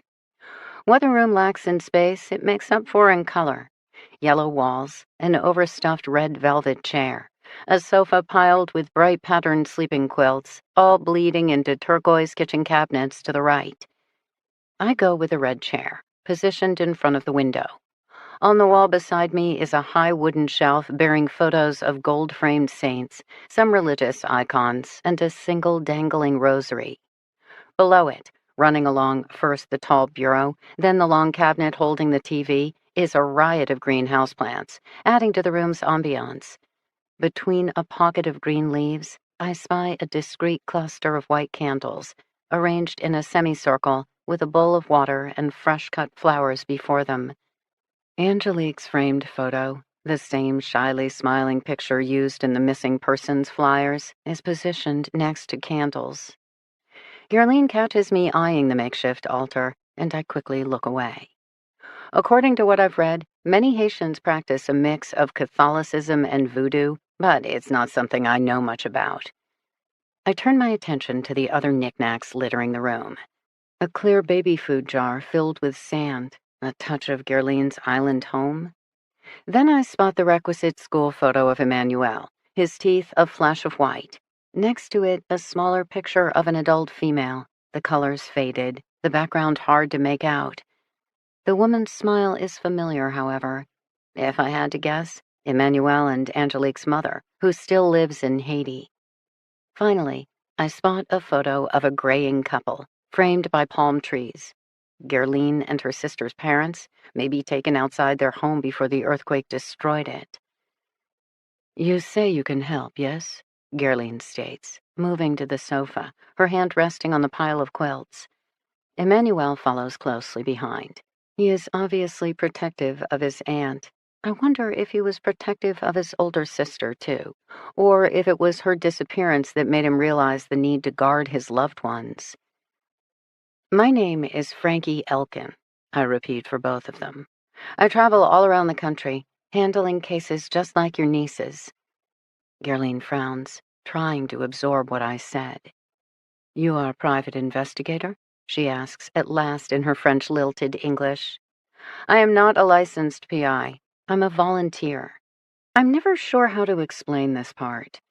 There are actually quite a few people like me, laypersons, who are dedicated to assisting in missing persons investigations, from search dog handlers to pilots to boots on the ground. There are organizations, missing persons boards, where we follow cases like your niece's. Gerline is frowning. "My Angelique. She is on some message board?" "On the internet, Mattapan," Emmanuel murmurs at her shoulder. "She's talking about reading details on the internet." I nod. According to reports, Angelique left school Friday, November 5th, at 3:15 p.m. No one has seen her since. "The police looked and looked," Gerline assures me, her fingers twisting absently. "Ricardo, our community officer, he promised me they would bring my angel home, but now it has been many months since there has been any news. They found her backpack, yes, under a bush on school grounds. The backpack contained her cell phone, her school books, and the outfit she'd worn to school that day?" Gerline nods. I glance at Emmanuel, wondering if he knew his sister had packed a change of clothes, that she must have been planning something that Friday afternoon. But his face remains perfectly expressionless. "No sign of violence?" I prod, because not all details are made public. Gerline shakes her head. "Nothing. They found nothing, even on her phone. Ricardo tells me they can read the texts, see the phone calls, but there is nothing saying where she was going, what she might be doing. Her friends, they swear they don't know anything. Lily went to school. Then she was to come home. start dinner. Except... Gerline looks as lost now as she must have felt 11 months ago. Her hands tremble. She clasps them tight, a model of grace, even in her grief. Did Angelique have close friends? I push. Kira and Marjorie. Good girls, too. But I catch an edge of hesitancy in the last statement, which intrigues me. Boyfriends? Lily keeps to herself. No boys, parties, those sorts of worries. She's a very good girl, a caring sister, a loving niece. I'm sorry, Mrs. Violette. Had she been having issues with anyone lately? Another classmate, teacher, coach? Gerline shakes her head. Emmanuel fixes his gaze on the floor with studied avoidance. More questions for me to ask later. Girl drama? I try one last time. You know how it can be with teenagers. Bestie today, arch enemy tomorrow. Not my Angelique. She has a good head on her shoulders, that one. She wants college, a future. You understand. Gerline gazes at me directly, and I get it. Angelique didn't want to return to Haiti. She wanted to get into college and hopefully be granted a student visa so she could remain in this country with all its opportunities. I am a CNA, Gerline tells me softly. Nursing is a good job, but Angel, one day, she will be a doctor, maybe a surgeon. She is that smart. This is why my sister sent her children to me, though it hurts her heart for her babies to grow up so far away. They must have hope. Our beautiful Haiti. The earthquake took away too much, and rebuilding is slow. Emmanuel clasps his aunt's shoulder. Do the police have any leads? Maybe a person of interest? I press. Gerline shakes her head. Theories? Angelique left willing? Unwilling? She would never go willingly. Gerline informs me flatly. She crosses her arms over her broad, purple-clad chest and takes on the slightly defiant look I already recognize from her nephew. I don't push it. There's no point in arguing with a family's beliefs or perspectives. They have to get through each day, which makes truth a fickle companion. How can you help? Emmanuel speaks up abruptly, his chin's up, also challenging me. What can you do that the police didn't? I'm sure the police did a fine job, I supply soothingly, though I'm not sure about that at all. Bear in mind, however, that even the best detectives have dozens of cases that demand their attention, especially now, after so much time has passed. Whereas for someone like me, your sister is my sole focus. I'm here to find her, and I won't leave until I do. You're living here? In this neighborhood? I took a room above Stoney's. The boy can't hide the look of surprise across his face, followed almost immediately by a scowl. You're crazy. Gerline gives her nephew's shoulder a light smack. Don't insult our guest. Come on. Look at her, Mattapan. She's not police. She's not local. She's not... One of us. I mentally fill in for him. No one is going to talk to her, Emmanuel continues relentlessly. She will piss people off. How does that bring my sister back? His voice raises stridently at the end, his anger a testimony to his grief.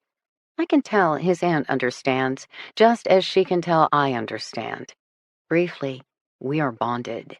Two older, wiser women sorry for the pain the world is causing our children. I'm happy you say you're satisfied with the police efforts, I offer. The truth remains, it's been nearly a year. The police have no new leads, or you would have heard about them. So even if you don't like me, or don't understand me, what do you have to lose? I stare Emmanuel in the eye as he seems the most hostile. You want your sister back. I want to help. Why not use me? Emmanuel doesn't have an answer for this. Judging from his expression, however, he still isn't convinced. His aunt, though, is slowly nodding. I wouldn't say she believes in me either, but she's clearly a practical woman. Forged by a childhood of deprivation and an adulthood of uncertainty, she appears moved by my logic. Deep sorrow brackets her eyes. 11 months later, she's getting desperate. She doesn't share it with Emmanuel. They are both staying strong for each other. Now I'm here, upsetting their fragile ecosystem by offering hope. Emmanuel isn't ready. but Aunt Gerline knows better than to let it go. Securing permission is not always this easy. I've been thrown out of homes, had beer bottles tossed at my head, vicious threats spewed in my face. For some, rage is easier to handle, and many families do have secrets to hide. I don't think Gerline is one of those people. Emmanuel, he knows more than he's saying, I'd bet. But I'd also bet he thinks he's protecting his sister with his silence, meaning my real job will be convincing him otherwise. I rise. I don't want to overwhelm Gerline or alienate Emmanuel, not when I can tell both truly want answers. I focus on Gerline. Ricardo, the community officer. Can you give me his information and let him know I'll be in touch? Or I can give you mine to pass along to him if you prefer? Gerline nods, and I scribble down the number to my track phone. If you could call Angelique's school, give permission for the principal or a school counselor to speak with me? Another faint nod. I'm living above Stoney's, I repeat now, seeing the exhaustion starting to take over. I also work there several nights a week. If you need to reach me in person, please feel free to find me there. I am not just here for Angelique, but also for you. Emmanuel mutters something sardonic under his breath, but Gerline grasps my hand firmly this time. I am unexpected and unfamiliar to her, but she is a woman with nothing to lose. This is how most cases start, with a bubble of desperate hope and tentative trust. Where things go from here, how Gerline and Emmanuel might view me months from now. Emmanuel walks me back downstairs. He doesn't speak a word, relying on the rigid set of his shoulders to radiate disapproval. You love Angelique, I state softly when we reach the lobby. She's a good older sister. She looks out for you. He glares at me, but I see a bright sheen in his eyes, the pain he's trying hard not to show. You really done this before? He asks roughly. Many times. How many people have you actually found? 14. He purses his lips, clearly taken aback by that number. Good night, Emmanuel. And if you think of anything I should know, I stick out my hand. This time, he takes it. Then I exit the triple, out into the crisp fall night, where the sun has set. Bright lights wink in the distance, but on this block, no streetlights are working. Not the best idea for a lone woman to be walking around after dark, but I hardly have a choice. I square my shoulders and head briskly back towards Stoney's, grateful it hadn't occurred to Emmanuel to ask the next logical question. Not just how many people I'd found, but how many people I'd brought home alive. None. At least, not yet. Chapter 4. Leaving Gerline's apartment, I can just make out shadowy clusters of people on front stoops as I pass. I walk with my hands tucked in the front pockets of my olive green jacket.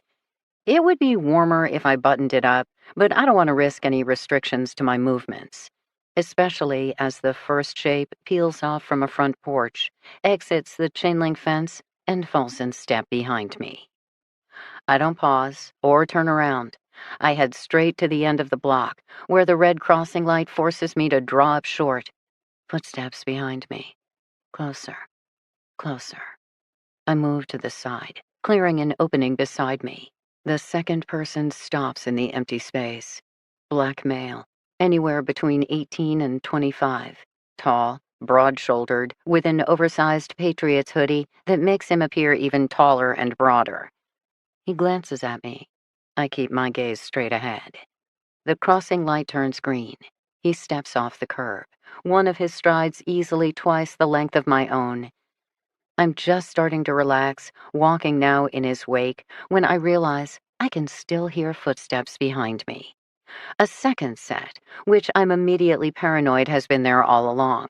I make it across the intersection, only to realize the next block of triple-deckers is as dimly lit and ominous as the last. Turn around and confront the person? Pick a door and pretend it's my final destination? Options. I should pick one. Exercise some kind of caution as the footsteps quickly close the gap. I whirl at the last second, preparing to meet the possible threat head-on. The black girl behind me draws up short. She's wearing skinny jeans, a tight-fitting ribbed cotton shirt, and huge silver hoops, along with a black leather jacket and matching stiletto-heeled boots. She lifts a finely edged eyebrow. "You nuts, lady? This is not a place to be walking alone after dark. Yo, Jazz, hold up!" Then she scoots around me, catching up with the broad-shouldered kid and looping her arm through his. They saunter down the block. I tell myself I'm okay. Mostly, I bolt quickly down the maze of streets to Stoney's bar. I'm a recovering addict. It's taken me a couple of tries, but I've now been sober for 9 years, 7 months, and 18 days. And yet I still love walking through the doors and inhaling the scent of a tried and true local pub. It feels like coming home. Many of my fellow AAs manage their recovery by avoiding booze and any situation involving alcohol. In the beginning, I did too. Well, kind of. I spent hours circling the outside of my local watering hole, wanting desperately to go in, willing myself to stay outside. That's how I met Paul. He recognized me, what I was going through. And for a while, he believed in me, when I wasn't ready yet to believe in myself. I did the 90 and 90 drill, got a sponsor, got a new sponsor, decided the program wasn't for me, worried sobriety wasn't for me. Mostly, quietly, desperately understood that being me wasn't for me. I didn't know how to do it. I never had. After more than a dozen years of AA and 2 reboots, I know firsthand there's more than one path to sobriety. AA's simple truth, however, admitting helplessness over alcohol and finding strength through a higher power, remains the best starting point that I've experienced. I attend my meetings, I read from the big book. I find comfort in the company of people living honest, messy, difficult lives without taking a drink and yet being okay, even finding joy. I had to go back to working in bars. Serving is one of the easiest and comparatively well-paying jobs, given my transient lifestyle. Besides, being around booze isn't one of my triggers. Nights like this one, when I'm feeling overwhelmed and lost and a little bit sad, are the challenge for me. Stoney glances up when I walk through the front doors. So do a few others. The late hour has brought out dozens of customers. Most of the tables and bar stools are now filled. Loners, couples, groups of friends. Those who are having fun, those who are drinking hard. I don't mingle, and I don't judge. There, but separate. That part has always come easily to me. Like a lot of drunks, I've spent most of my life feeling alone in a crowded room. Drinking was one way of making it easier to take. I head to the kitchen to take Stoney up on his offer of food. I haven't eaten since breakfast, and now that the drama of the day has passed, I'm starving. I discover a short, plump black woman wearing a white apron and working the grill with a metal scraper in one hand and a wooden spoon the other. She glances up when I walk in. "You the new girl?" "I start tomorrow." "Lord, you're a skinny thing. Hungry?" "Always. But I can help myself. Looks like you're busy." "No worries, hon. Burger or chicken? Long as I'm making 4 or 5 won't matter." "My name is Frankie. And if you don't mind, I'll take a burger." "Viv, met your roommate yet?" "Briefly." She stared at me like I was the devil. Or maybe that was the way I stared at her.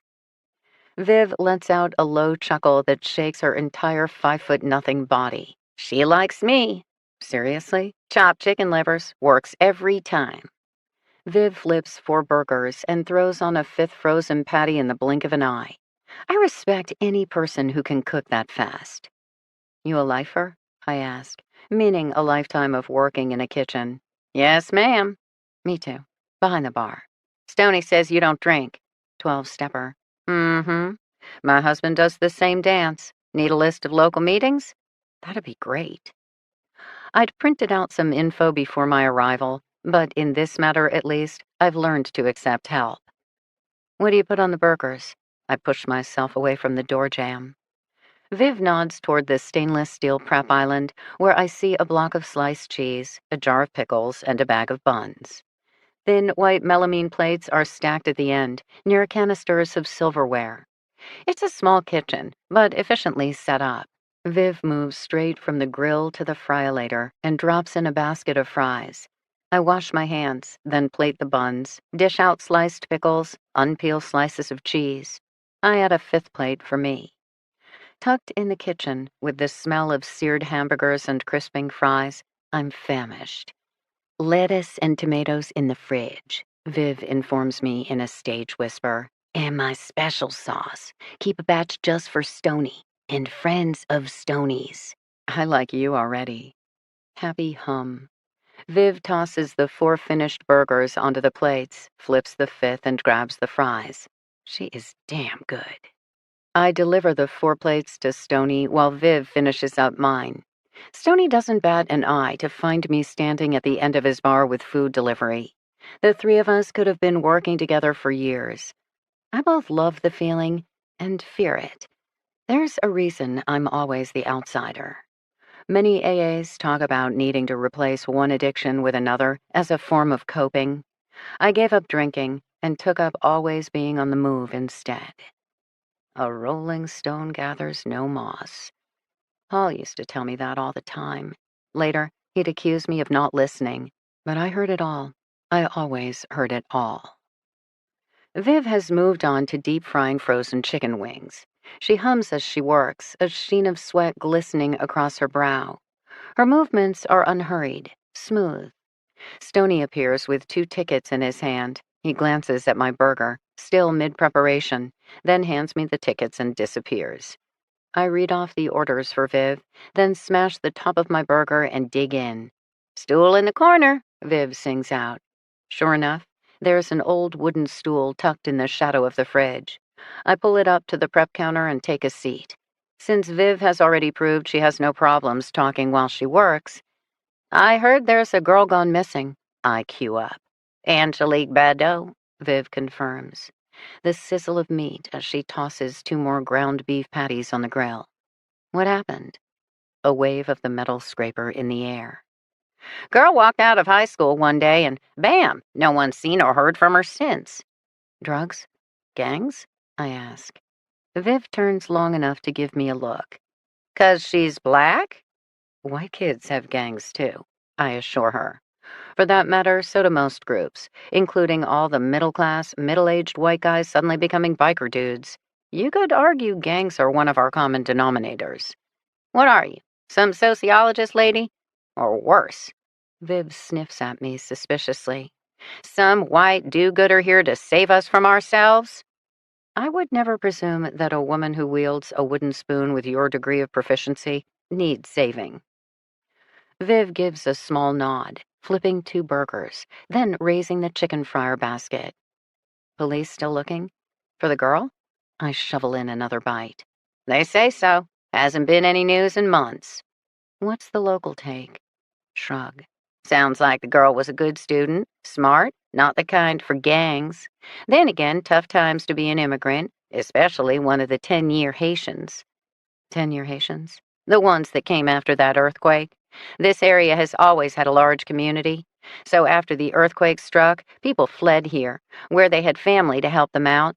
Got in on some special visa for natural disaster survivors. But the visa was only good for 10 years, and guess what? Time's up. By now, lots of them, especially the kids, have lives here. Jobs, friends, community. Of course they don't want to go back. But you've seen the news. These are tricky times to be an immigrant. Mass deportation would gut local health care, but that doesn't mean it won't happen. Some lawyers are now suing on the immigrants' behalf, so there's an extension while the courts sort it out. But after that? Viv shrugs. Plenty of local families don't know what the future holds anymore, and limbo ain't fun for anyone. So this 15-year-old girl ran off to avoid deportation? She changed her clothes. Viv's voice had dropped lower. Least that's what I heard. And left her phone behind. That sounds like a girl with a plan. God knows I'd never get a cell phone out of my grandbaby's hands. I nod, chew my burger. Those details bother me too. It did sound premeditated. The question remained, was it willing? As in, did Angelique place her backpack under that bush, or did someone rip it off her back and kick it there to avoid detection? If the police had any video of the event, they weren't saying. But I was willing to bet they didn't know that answer themselves. If there'd been solid evidence of abduction, the case would have rocketed immediately to an Amber Alert scenario. The fact that it took days for the police to fully engage told me there'd been doubt in the beginning. Maybe Angelique had a history of disappearing. Not something I'd wanted to ask the family during our first meeting. Our second meeting, on the other hand. So, the locals think Angelique skipped out to avoid possible deportation? Girl spent most of her life here. You think she wants to go back? Her mother still lives there, I say. Then add hastily, at least that's what I read. Viv rolls her eyes at me, pointing the metal flipper at the stack of white plates. Belatedly, I put down my half-eaten dinner, quickly wash my hands, and get back to plating. Viv bangs out the fries. The missing girl has a brother and aunt here. If she wanted to stay in the U.S., why leave them? I ask, splitting buns onto the plates. Now she's alone. Viv tosses on the patties. I quickly add toppings. No custom orders, I'd already realized. Stoney ran a tight ship. Viv gestures for 2 more plates. She splits the fry basket of chicken wings between the two, then adds more fries to all. From next to the silverware, she grabs a plastic squeeze bottle and squirts a deep red sauce into tiny bowls for dipping. The sauce smells slightly of barbecue, but it's thinner, spicier. Your secret sauce? I question. Stoney handles the wing sauce. Mine's for sandwiches. Do I get to invent one? Gotta earn your stripes. Besides, what does a skinny girl like you know of cooking? Not much. Especially given that I hadn't owned pots and pans, let alone a house, in nearly a decade. I splay out 3 plates along one arm, grab the 4th in my right hand, and whirl out the door for delivery. Stoney nods his acknowledgement as he pours a beer at the tap, then jerks his chin toward a new ticket. I grab the order for more wings, then return to the kitchen, where Viv is already back to grilling. Pretty girl like that, Viv says, returning to the subject of Angelique. I'm guessing a boy. She falls in love, doesn't want to leave him, so off they go. Wouldn't there be 2 missing kids then? Assuming he's a kid. Again, pretty girl like that. Viv raises a good point. The family insisted Angelique didn't have a boyfriend, but as I'd already learned many times, the family is often the last to know. Better source of info on a teenage girl? Her friends. I'm sure the police questioned them too, but here's one area where I have the advantage. Plenty of people don't feel comfortable talking to cops, whereas I'm just some random lady asking questions. Odd, but not threatening. Tracking down Angelique's best buds will be one of my first projects tomorrow, after getting some sleep. Now, I gulp down the rest of my dinner, then tend to my plate. The kitchen is too small for a commercial dishwasher, but the powerful spray nozzle over the deep stainless steel basin is blistering enough to sanitize just about anything. Need any more help? I ask Viv, drying my hands. Tomorrow will be soon enough. I'll see you then. I hesitate. Time to head upstairs, my first night in my new room, with my new roommate. Chicken livers? I question. Viv cackles. No worries. Your roomie is out for the night. She has a social life? She has a job, rodent control. Why do you think Stoney keeps her around? I was hoping he had a soft spot for strays. Ha! He's not called Stoney for nothing. I linger a moment longer. I like the kitchen. Viv's companionship. It's warm and cozy. Easy. Then again, easy has never suited me. A parting smile for Viv, then I determinedly head up the stairs. Home, sweet home. I feel the booze beast stirring restlessly in my belly, triggered by my anxiety. Not tonight, I tell it. Tonight I'm strong enough. Tomorrow I will find a meeting. I unlock the door to my new room, close and latch it behind me. Quick check under the bed. No sign of the cat. I take a moment to unpack my few belongings, set up my toothbrush, toothpaste. A ritual performed so many times, it leaves me both comforted and exhausted. New town, new job, new case. "Why are you doing this?" Paul demanded. "Why can't I be enough for you?" Me, standing there, unable to answer. "You're an addict." He answered his own question bitterly. "That's why. There will always be something you need more, some high you have to chase. Jesus, Frankie, I love you." Me, still standing there, unable to answer. Paul turning away. Paul walking away.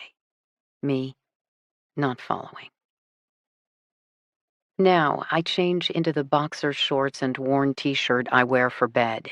I snap off the lights, then crawl beneath the sheets, which feel scratchy and unfamiliar against my skin. The beast stirring again. "Shh," I whisper, to my racing mind, to my dangerous thirst. "Shh." Then I close my eyes and will myself to sleep. Later, I wake up with tears on my cheeks. Later still, I rise to consciousness enough to register a rumbling weight on my chest and glowing green eyes staring down at me. "Shh," I mumble again, then tumble back into the tumult of my dreams. Chapter 5. When I wake up the next morning, there's no sign of Piper anywhere on the bed. I yawn, stretch, note the time. 9 a.m. Late by some standards, but not for someone who often works till 3 in the morning. I crawl across my mattress far enough to part the heavy black curtains and peer out the window. The crack of light is so bright I nearly recoil. Clearly a beautiful fall day. It should cheer me up. Instead, I feel slightly hungover. The after effects of lousy sleep and bad dreams. Not the first time. Won't be the last. I step off the bed. A white-tipped paw lashes out from beneath the mattress and rakes open claws across the heel of my bare foot. I howl, hop, bang into the edge of the kitchen counter, swear a blue streak. At least I now know where my roommate is. I move to the end of the bed, where I gingerly lift up the edge of the blankets and peer beneath. Green eyes regard me balefully. Piper sits just under the mattress in the perfect position to strike. "Really?" I ask her. She yawns, flashing sharp white teeth. Then she innocently sets about grooming herself. So that's how it's gonna be. Yesterday, I hadn't been able to make out her coloring. Now I can tell she is mostly gray, with mottled splashes of orange and a white chest and paws. She's not huge, but clearly dangerous enough. Time to start sleeping in socks, I decide. Then hobble to the kitchen sink, where I bang out water, dampen a paper towel, and blot at my bleeding heel. The scratches aren't deep, more of a shot across the bow. "You're not scaring me off that easily," I inform the shape under the bed. I head to the ancient shower. 10 minutes later, shivering slightly from a spray that was more lukewarm than hot, I scrape my long hair back into a ponytail, fasten my fancy multi-tool clips to each side, then dab on facial moisturizer. The face looking back at me from the mirror isn't young, or fresh, or pretty. I have lean features, plain brown eyes, a dusting of freckles across my nose. 20 years ago, my complexion may have glowed, but too many years of boozing have taken their toll. Even with moisturizer, I have fine lines creasing my eyes, my brow, the corners of my mouth. I look tired, I think. That kind of weariness where no amount of rest will ever make a difference.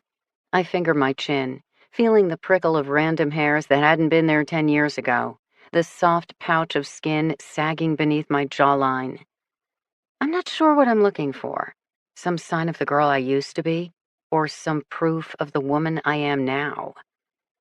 I wish sometimes I could see myself the way Paul did, all those years ago.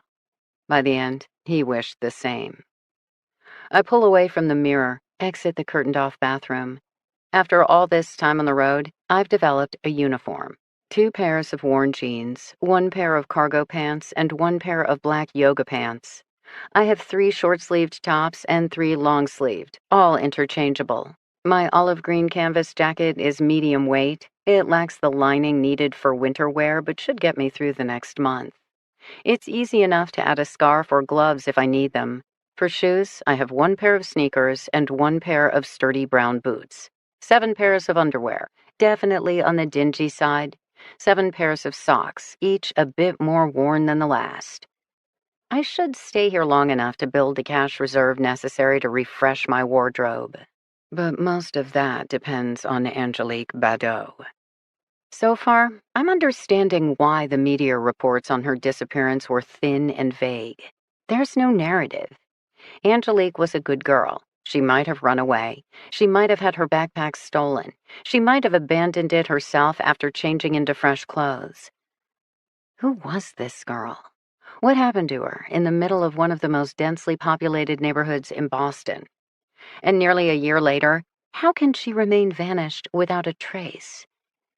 I finish lacing my tennis shoes, then fill a bowl with water and place it on the floor. Stoney had said the cat needed nothing, but that feels weird to me. I grab my key, slide my track phone as well as my photo ID and a modest amount of cash into my coat's inner pockets. Then I head out in search of breakfast. I locate the nearest coffee shop, which turns out to be a vivid pink and orange Dunkin' Donuts. I haven't been to one in forever, but I remember the coffee as being excellent. The donuts, okay. 1 large coffee loaded with cream and sugar later, I take a seat next to the window overlooking Morton Avenue and start planning out my day. While I'd asked Gerline Violette to pass along my contact info to her friendly neighborhood cop Ricardo, I don't feel like waiting for the phone to ring. Instead, I call the B3 Boston PD field office and request to speak with Officer Ricardo, Community Liaison. There's a pause. You mean Officer O'Shaughnessy? Ricardo O'Shaughnessy? No, I'm confused. The phone attendant chuckles. Yeah, he says. Haitian liaison officer. We have a number of designated community contacts. Puerto Rican, LGBTQ, El Salvadoran.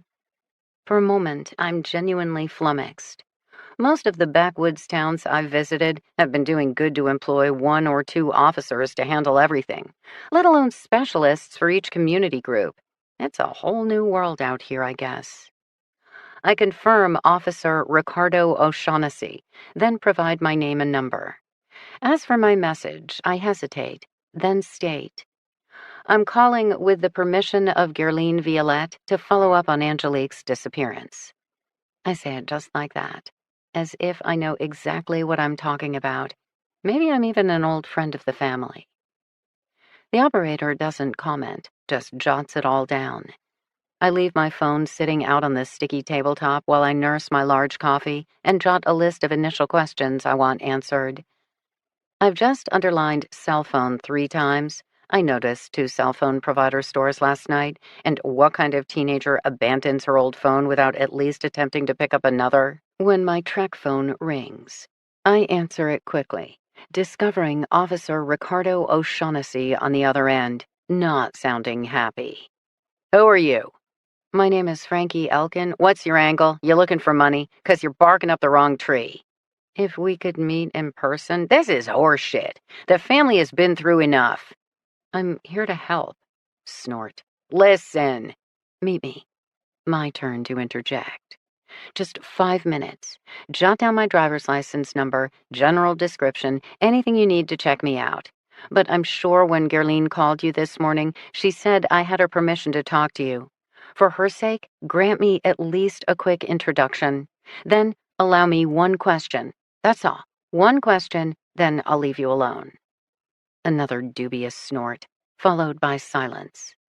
If Officer O'Shaughnessy truly cares about the family or the investigation, he'll feel compelled to interrogate me. His suspicion, my entry point. Another moment, then a heavy sigh. You know Le Foyer? Sure. I have no idea.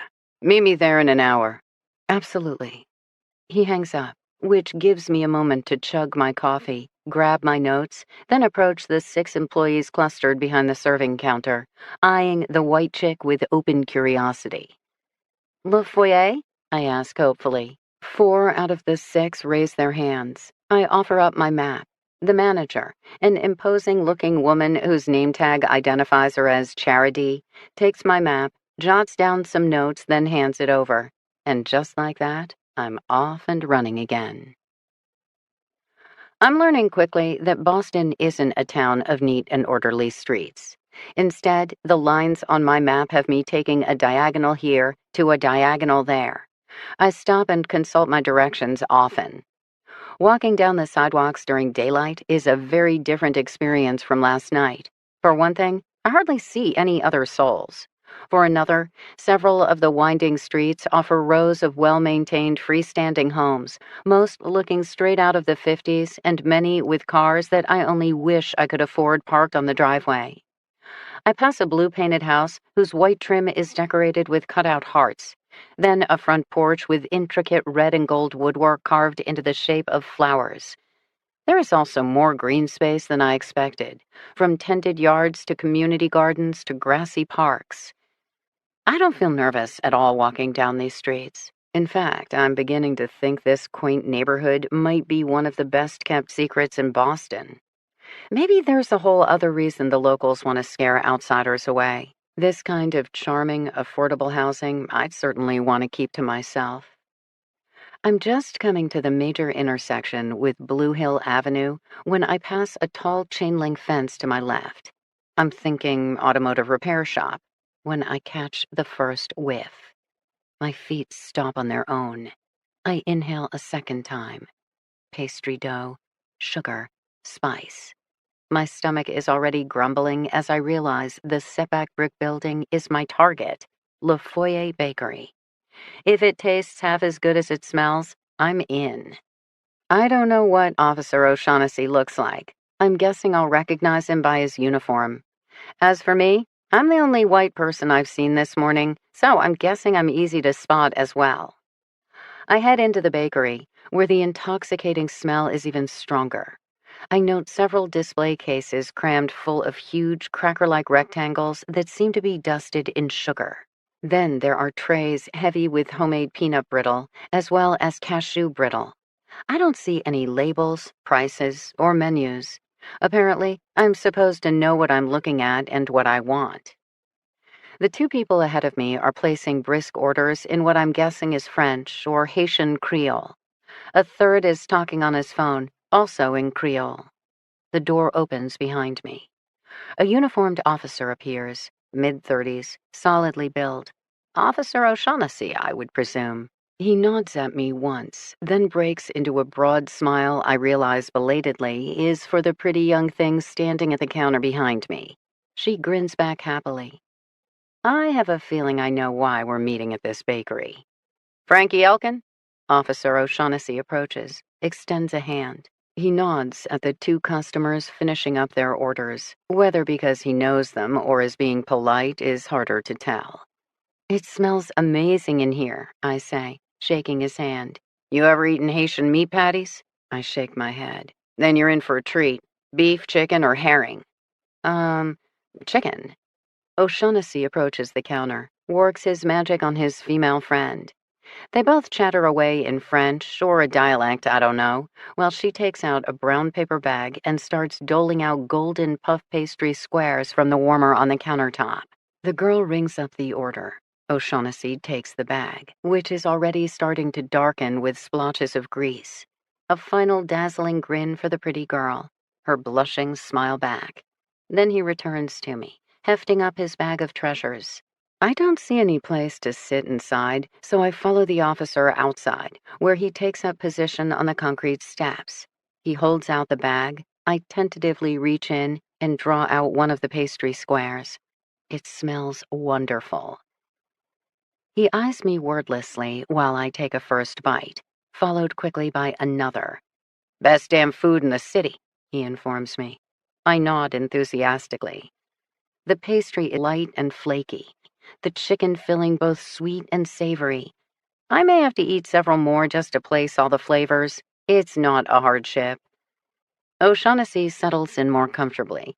He's purchased 4 of the meat patties. Now he dives in himself. On the weekends, people drive in from all over to load up on Le Foyer's patties, buy 'em by the dozen. Me, I stop in 3 or 4 times a week. Don't tell my mom, though. I'm required by filial law to swear hers are the best. I nod again. His secret is safe with me, as we sit in silence, chewing happily. Officer Ricardo O'Shaughnessy looks much as his name suggests. A bit of this, a bit of that. His skin is lighter than Gerline's, his brown hair wavy, his features complicated. He's definitely a good-looking kid. The girl inside the bakery must be thrilled. Ricardo O'Shaughnessy? I ask finally. Haitian mom, Irish father. Welcome to Boston.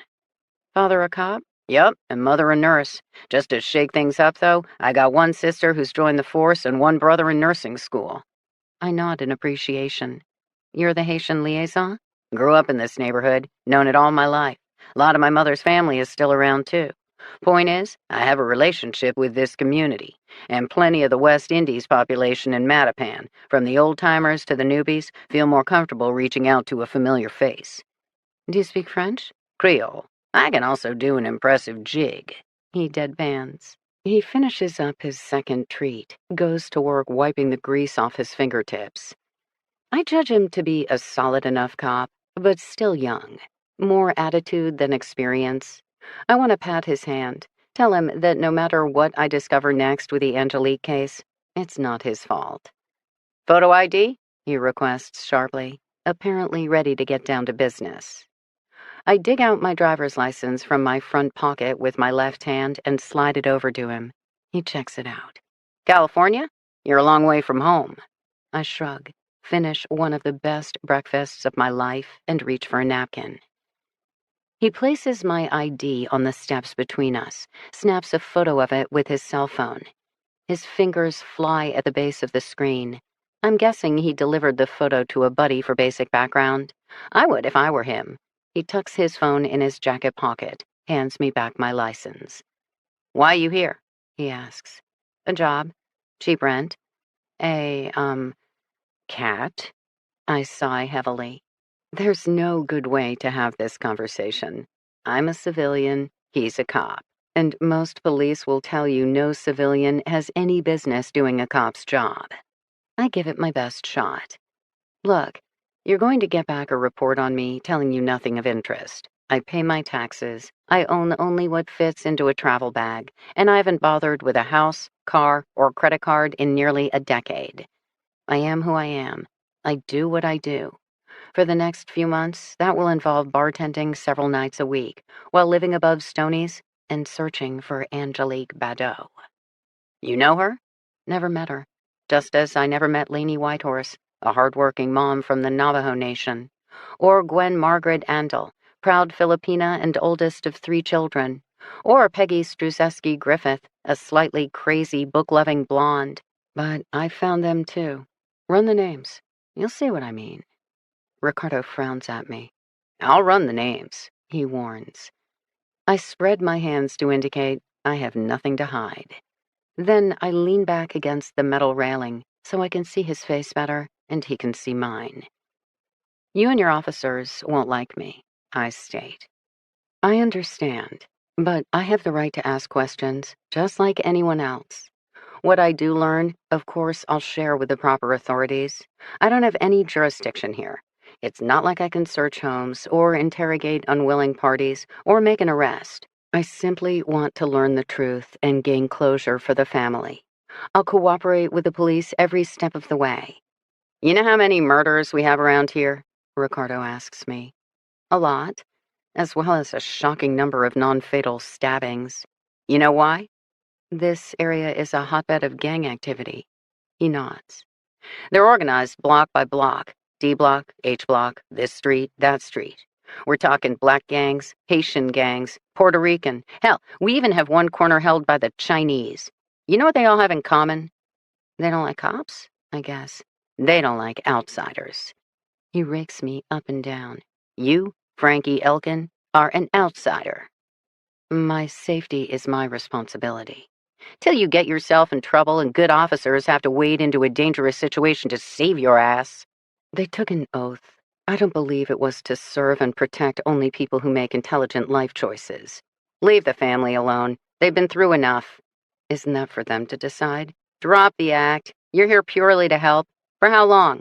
Till you get wind of some lead or witness who will reveal Angel's exact location, if only the family can raise the $500, $1,000, $10,000 needed to seal the deal? Run the background. I'm clean. I notice he uses the nickname Angel, as in he knows the family that well, and cares that much. Just because you haven't gotten caught doesn't mean you're innocent. And just because you're suspicious doesn't mean I'm guilty. I lean forward. You think I'm here to make you look stupid, or even worse, exploit the family. There's nothing I can say that's going to change any community officers or lead detectives' minds. So for now, let's agree to disagree. You do your thing, I'll do mine. What I learn, I'll share. And maybe, just for the sake of argument, an outsider like me can shake loose a piece of information that will move the case forward. Win-win for all, but especially the family. Stay away from Gerline and Emmanuel, Ricardo informs me. He stuffs our grease-stained napkins inside the sack, rising to stand. Wait, what about my turn? Our deal was you got to lecture me in return for answering a single question. The reward for any information leading to the discovery of Angelique Badeau? He asks dryly. I struggle not to lose patience, though given how many times I've had this same conversation in my life. Angelique went missing Friday afternoon after school, I state now. But the police investigation didn't ramp up till Monday morning. Why that delay? What did you guys find, or not find, on Friday afternoon that kept you from immediately issuing an Amber Alert? Officer O'Shaughnessy regards me for a full minute. Then, Dan Lotham. Who is Dan Lotham? The lead detective on the case. He's who you need to ask. Don't suppose you feel like calling him on my behalf? Or, I guess, meaningful pause, I could always ask Gerline. The look Ricardo gives me would send a lesser person running. But I keep my face passive, my stare level. Nice doesn't always get the job done. And if this convinces Officer O'Shaughnessy once and for all that I'm a manipulative bitch, well, he won't be the first. Or the last. Families always think they want the truth. But I've worked enough of these cases to know that sometimes cold, hard facts slice deeper than expected. My contract is not with the cops, not with the family, not with the community. My contract is with Angelique. Be careful what you wish for, O'Shaughnessy mutters now as if reading my mind. I'll give Detective Lotham your information, but between you and me, I wouldn't hold your breath. The story of my life, I think. O'Shaughnessy descends the steps and heads for his patrol car. I watch him drive away. Chapter 6. The Boston public school system is a mystery to me. I grew up in a small community, one elementary school, one middle school, one regional high school. You stood at a corner, the bus came and took you where you needed to go with the rest of the neighborhood kids. Boston, on the other hand? Public schools, charter schools, international schools. Forget local geography, such as Mattapan. From what I read, a high schooler could attend any public school in the city of Boston, using some crazy application process that probably made engaged parents want to shoot themselves, and disengaged parents, well, that much more disengaged. Given such madness, high schoolers didn't rely on the traditional yellow school bus. Instead, they had student passes for the city's mass transit system, the T. Reading about it gave me a headache. That headache returns now as I contemplate the map of Boston's MBTA system. The articles on Angelique's disappearance listed her high school as Boston Academy, a program that prided itself on helping minority students prepare for futures in healthcare, medicine, etc. If Angelique wanted to be a doctor, her school choice made perfect sense. From what I can tell, Boston Academy is a mere 20 minutes and many confusing rail, bus, subway stops away. Just to make it more interesting, I've managed to catch Boston in the middle of a massive update to the MBTA, guaranteed to cause delays, shutdowns, and random moments of sheer chaos. I follow one of my printed out maps to a local station, where I dutifully sit next to the tracks, watching garbage blow this way and that. I make out some graffiti farther down the way, not to mention random stickers adhered to benches and signs, now faded with age.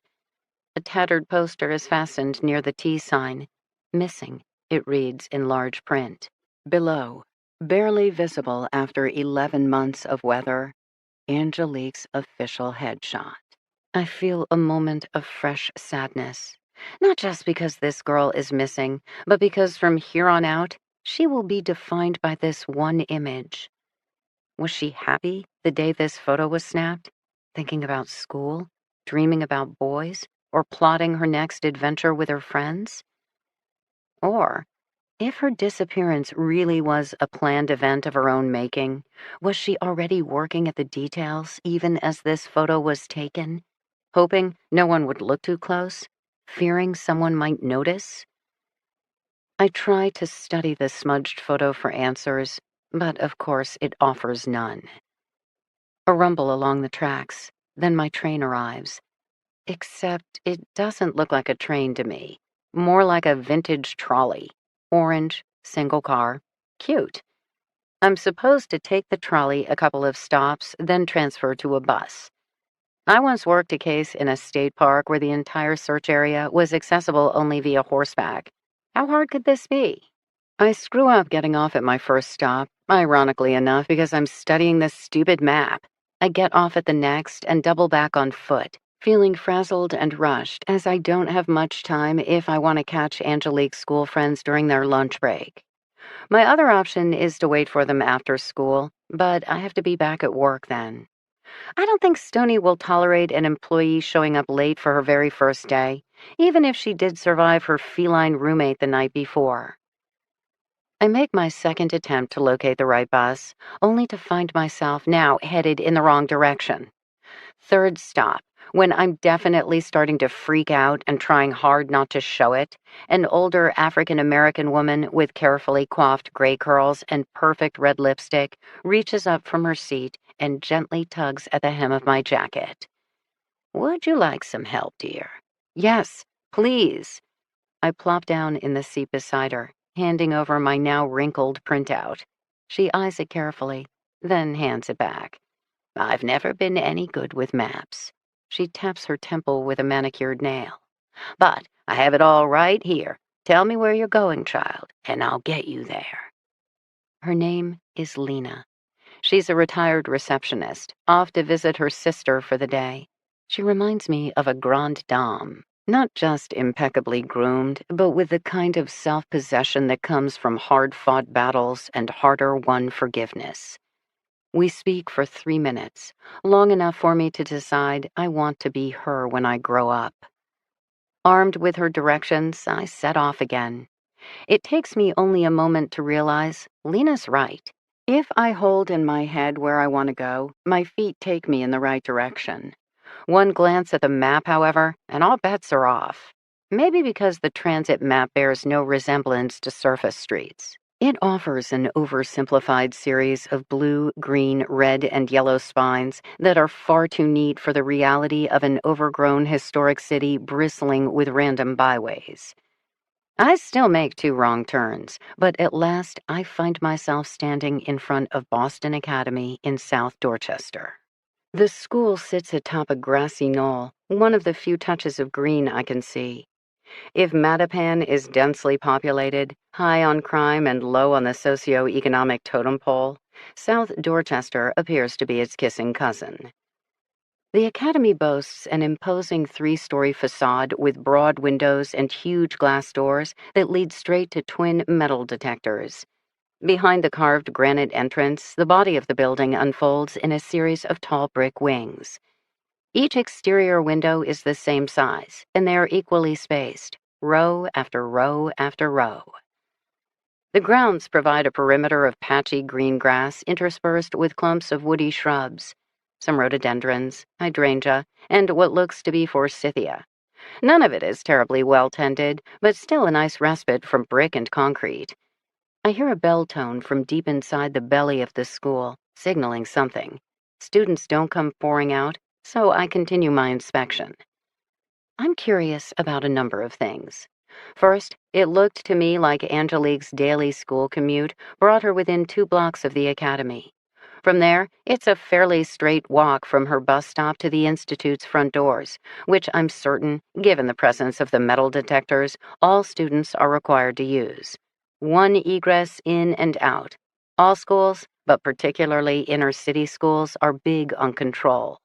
I follow what I hope were her footsteps, passing a corner grocer, a liquor store, a nail salon, and a barber shop. I also note a sign for a chiropractor and a chain pharmacy at the opposite corner, doing bustling business. Angelique had to cross the street to reach the front steps of her school.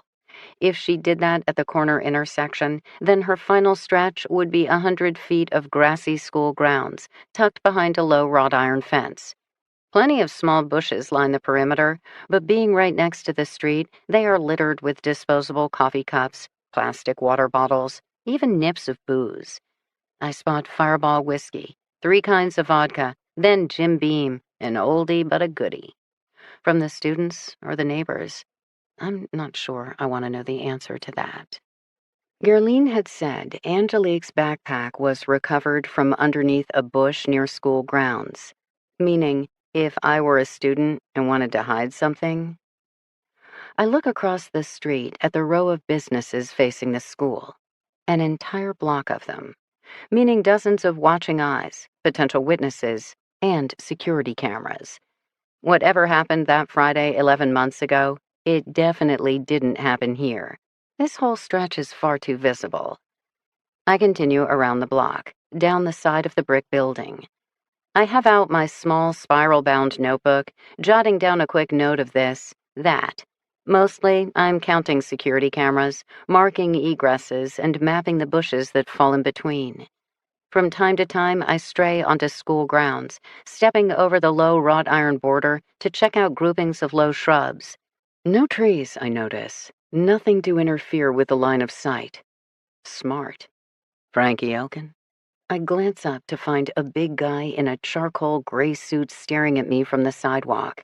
He's tall, probably 6'2", broad-shouldered, and with the build of a mid-40s male who was once super fit and is still fit enough. His erect bearing and buzzed black hair marks him as former military, while his complexion, maybe African American, or Latin, or some blend in between. I can't tell. Good-looking guy. Or would be if he weren't regarding me with exasperation. Now, he casually smooths back his jacket to expose the gold shield clipped to his waist. Detective Dan Lotham. I want to prove I can make educated guesses as well. Do you have permission to be on school grounds? My dog ate my homework? He gives me another look. I obediently exit the grounds onto the sidewalk. I already feel like a kid who got caught breaking curfew. I don't expect Detective Lotham to like me. A civilian inserting herself into an official police investigation. I'm lucky if he doesn't start with handcuffs and proceed to criminal trespassing charges from there. It surprises me, then, how much I find myself studying his face. There's something about his eyes, the way he regards me, so coolly and patiently. He reminds me of last stands and a bastion against the storm. I halt, 4 feet back. For a moment, I'm tempted to close the gap. The instinct catches me off guard, and I flush a little. It's my own fault.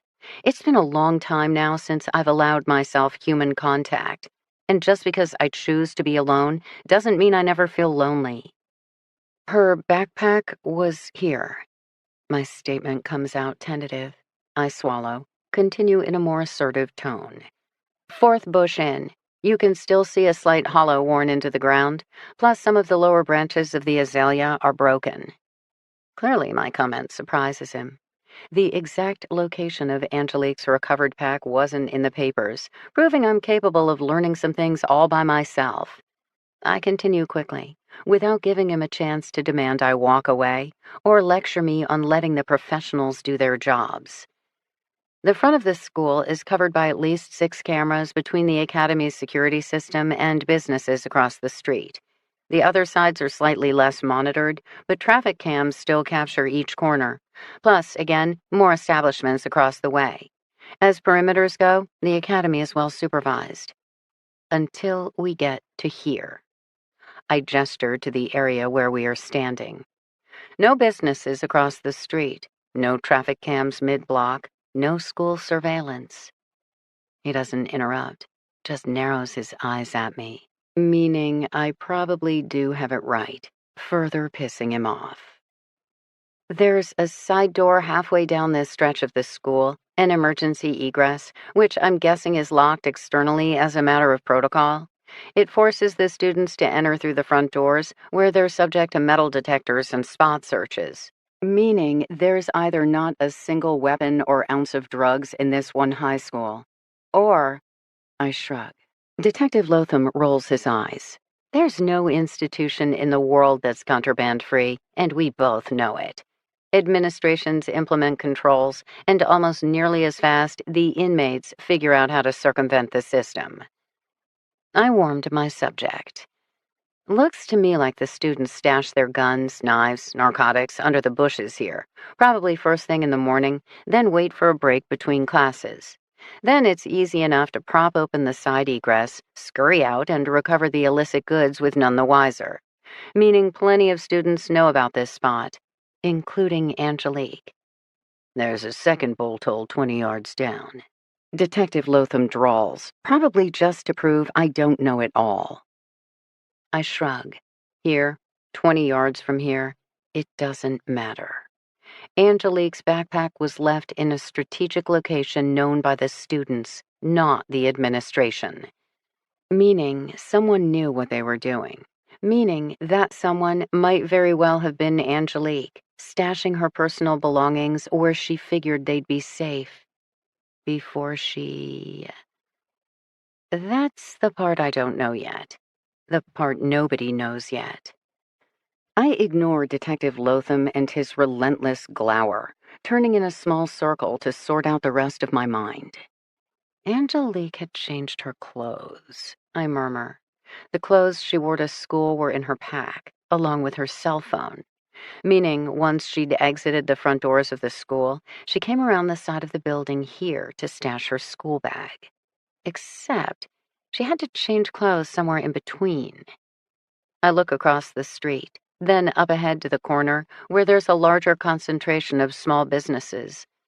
I'm still trying to picture it in my head. If Angelique had entered a store to change, she would have been caught on camera, and that would have been her last known location. Instead, the school is ground zero. So, she must have walked around the block, school clothes on, backpack in hand, and then... My voice trails off. I glance at the detective. I think I know what happened. He doesn't confirm it in so many words, but his gaze flickers to the side door. She went back inside the school. I fill in. Someone had propped open that egress. She rounded the building, ducked in this side entrance, changed, then exited back out. How long was she back in the school? Detective Lotham doesn't answer. Then I realize he can't. This is the blind spot, of course. No way to see, to know exactly what had happened here. But I'm starting to connect some dots. Not just what Angelique probably did, but what a cop might think of it. 15-year-old girl fails to return home. Several hours later, Aunt reaches out to community liaison officer. He comes over, asks a few questions. A teenager late for dinner. Difficult to sound the alarm. But protocol would have dictated a call to the local field office, reporting this situation, at which point a detective would have been called out. Maybe even Detective Lotham. He would have taken a statement from Gerline and Emmanuel. Maybe Gerline had already activated her niece's Find My Phone app. Maybe the police pinged it. But that would bring the cops here, to a last known location with no sign of violence, but plenty of evidence of local usage, a well-known student bolt hole. Brief canvass of businesses, maybe even an initial review of available security footage, enough to show that Angelique had exited the front door of the school, then walked in the opposite direction of her bus stop on her own volition. With no sign of violence, but plenty of evidence of planning, which was bound to skew police perspective of her disappearance. And on a Friday night to boot. Not just a night notorious for parties and teen mischief, but the end of a detective's normally scheduled work week. A situation where a teen has only been missing for a matter of hours and probably of her own will would hardly win OT approval. So the detective went home, leaving a few uniforms to continue canvassing neighbors, review security videos. Saturday, Sunday, till Monday morning, when the detective returned to his job to learn the teenage girl remained missing and the trail was now 48 hours cold. Then it became serious. Pity for the BPD. Pity for Angelique and her family. You're going to tell me to leave, I say shortly, to mind my own business. Yep, it won't work. So I've heard. I have permission from the family. I also have the right to ask questions. Sounds like you have this all planned out. Not my first outing, so I've also heard. Did you call the names I gave Officer O'Shaughnessy? I decided to check you out for myself, then hear what others had to say. Good attitude for a detective. Not my first outing either. So? Detective Lotham shrugs his massive shoulders. Sounds to me like you're about 5 minutes from cracking this case and finding a teenage girl the rest of us have clearly been too stupid to locate. Please, continue. I smile faintly. Your original working theory was that Angelique had gone off on her own volition Friday night, to somewhere unknown by her aunt. I pause. And most likely her brother, because while Emmanuel clearly knows something, he also loves his sister and would have told you by now if he knew where she'd gone on Friday. And you got all this from meeting the family for what, 5 minutes? More like 20. Detective Lotham regards me for a moment, his flat expression unchanged. Go home. This is my home. I rented a room above Stoney's. It's wrong to give the family false hope. How do you know it's false? Because you're out of your league. Because you only thought to check security feeds when this area is surveilled by way more than cameras. This isn't the middle of nowhere, USA. It's fucking Boston, and we know what we're doing. So, where's Angelique? Go home, he repeats. Do you have LPR data? A fresh thought occurs to me as I consider his surveillance comment. LPR is a license plate reading system, usually installed on police cruisers, parking enforcement vehicles, maybe even city buses. The technology continuously captures license plates as the vehicles drive around, creating snapshots of every single car parked at a given time in a given place. More surveillance data, as the detective said. I've heard of such things, but never worked in an area sizable enough or sophisticated enough to have one. I'm not at liberty to discuss an active investigation. Detective Lotham informs me stiffly, meaning, yes, Boston uses an LPR system, which would have given investigators every car, van, truck, taxi, Uber driver, and city vehicle that had been in the area, enabling detectives to identify the owners, run background, and tag criminal histories in the days and weeks following Angelique's disappearance. So much data. Way more than the middle of nowhere USA, as the detective put it. And yet, 11 months later, not enough to help. I rock back on my heels, contemplating. All the cameras, surveillance, I consider out loud. You should have been able to retrace Angelique's exact steps by now. Even if she exited the school in this blind spot, the minute she walked right or left, she would have appeared on camera.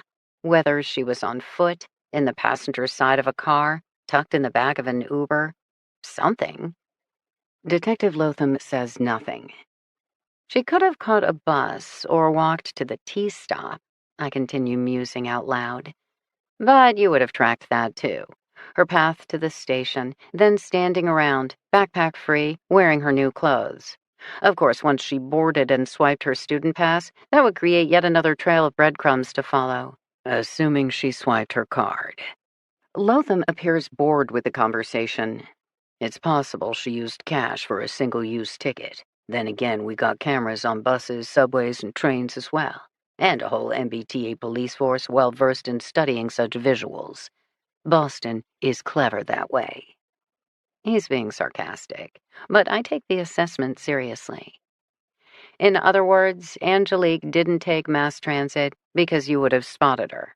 Likewise, she couldn't have walked away, and she couldn't have driven away, which leaves... I frown. Consider. Frown again. The sidewalks didn't just swallow her up, I say at last, frustrated. At this time, we've ruled out the sidewalk as a suspect. Detective Lotham intones.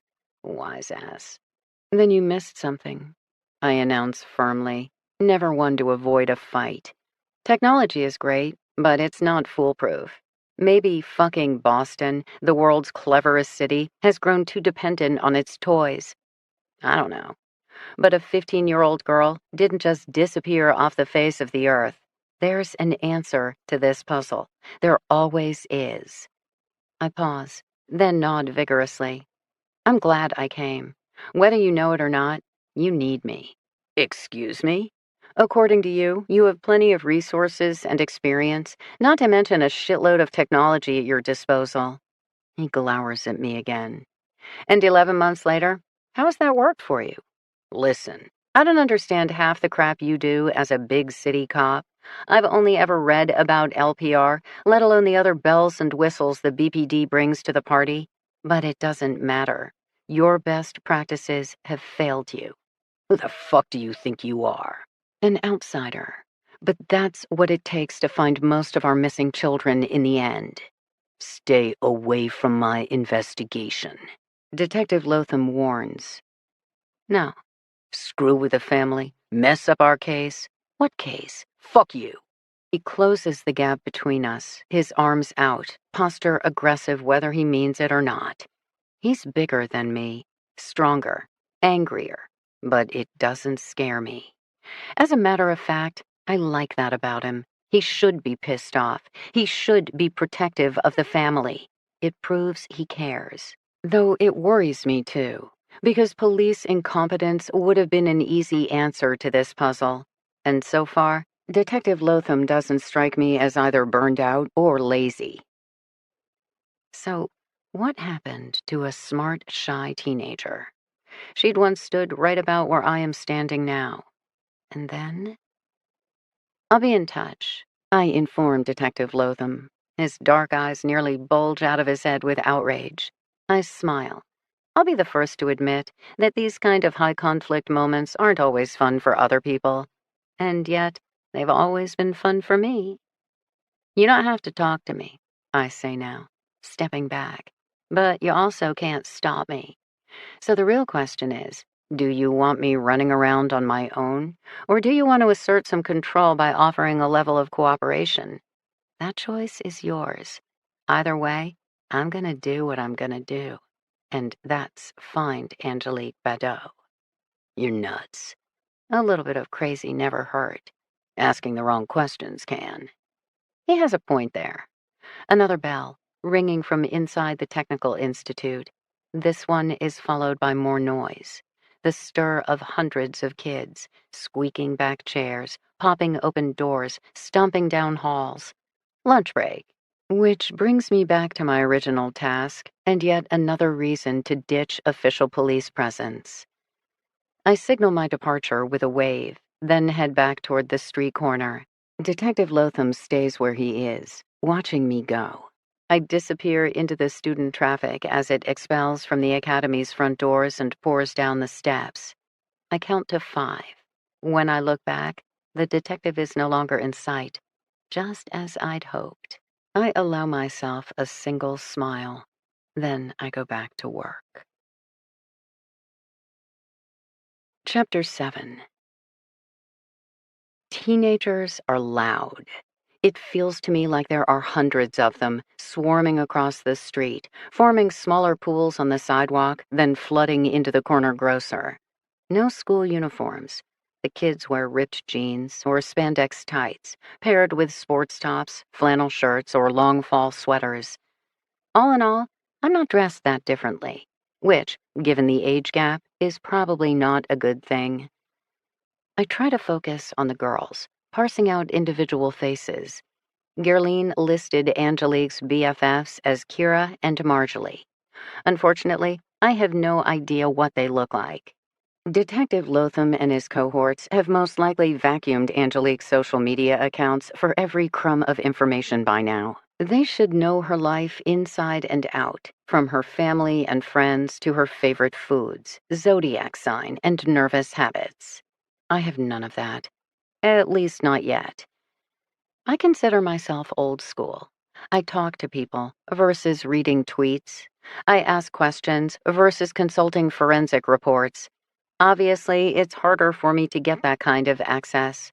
On the other hand, by the time I arrive on scene, months, maybe years later, none of those leads has made a difference. So I stick to my track phone and my gumshoe spirit. I pick a place near the epicenter of Teenville and resume my recon. The student population is the most diverse I've seen in a bit. Dozens of African Americans interspersed with pockets of Indian, Latin, and Asian kids. I think most are speaking English, but given that I can't follow any of the conversations, it appears to be some dialect known only by teens. I notice that other pedestrians are now crossing the street to avoid the mass of high schoolers. I don't blame them. Angelique was 15 at the time of her disappearance. It follows that her friends would have been 15 then as well, making them 16 now. So, two 16-year-old girls. Except most of the females in this crowd look to be anywhere from 18 to 21. Did I ever look that fresh and pretty? In high school, I'd never been one to hang out with groups or join teams. My father told me I was a free spirit, but really, I was awkward and self-conscious. Until I had a couple of beers. Then, the world was my oyster. I fucked the quarterback, blew off classes, and danced with abandon. I remember feeling like my hometown was too small and my skin too tight, and I wanted to simultaneously burst upon the world and lock myself inside my room.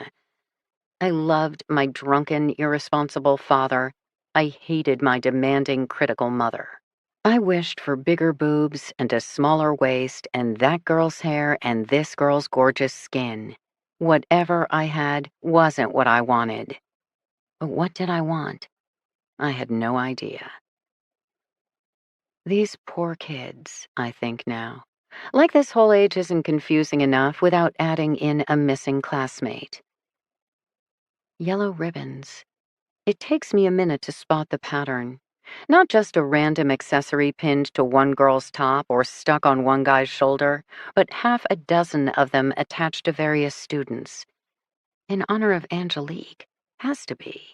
Last winter, most of the student body probably had worn them, but now, 1 month into the start of a new school year without any fresh developments, her friends would still be making the effort. I spy two ribbon-wearing girls standing side by side in animated conversation with a third teen. One of the girls has beautiful black skin, high cheekbones, and thickly lashed eyes.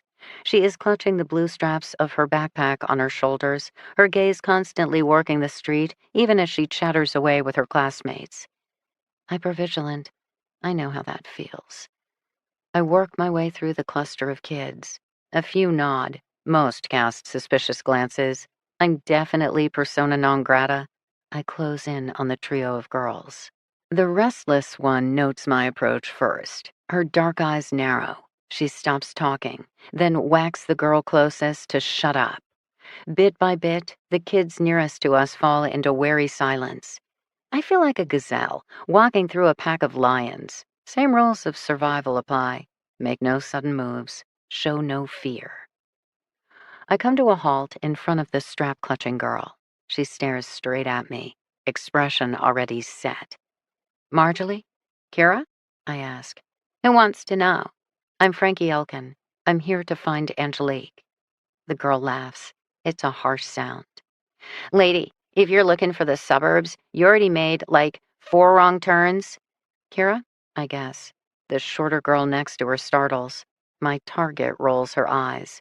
Marjorie, but nice try. She's lying. I know that instantly, both by her tone and by the response of the kids around us.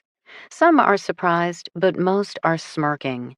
A challenge for the crazy lady, who's clearly dumb as shit to think she can barge into their world demanding answers for things she can't possibly know anything about. I know how to take a hit. Now is not the time for fighting back. Angelique's Aunt Gerline suggested I speak with both of you. If I could have a moment? The third girl backs up and away, but Kira and Marjorie remain planted. Gotta get back to school, the tall girl states. Her dark hair is fixed into a complicated mix of braids, pulled back from her face and fashioned into a wrapped crown, which further emphasizes her stunning cheekbones. The girl is drop-dead gorgeous. Never an easy trait in a best friend. 10 minutes. I gesture to the ribbon she has pinned to her deep purple top. Or is that just for show? Fuck you. The shorter girl stirs. She's pretty, but not stunning. No doubt she and Angelique formed the background for their flashier friend. But that also meant of the three, she and Angelique shared the tighter bond. Please, I say quietly. I spread my hands in a show of submission. Just a couple of questions. I direct my gaze at the tall stunner. Kira. I address her directly, just so she knows that I know that she's already lied to me. The shorter girl, Marjorie, gazes up at her friend. Her glossy black hair is a riot of unbelievably tiny ringlets. It's a nice fit with her round face, clear brown eyes. I want to lean in and tell her that she's beautiful too, but I already know that's not how the world feels to her.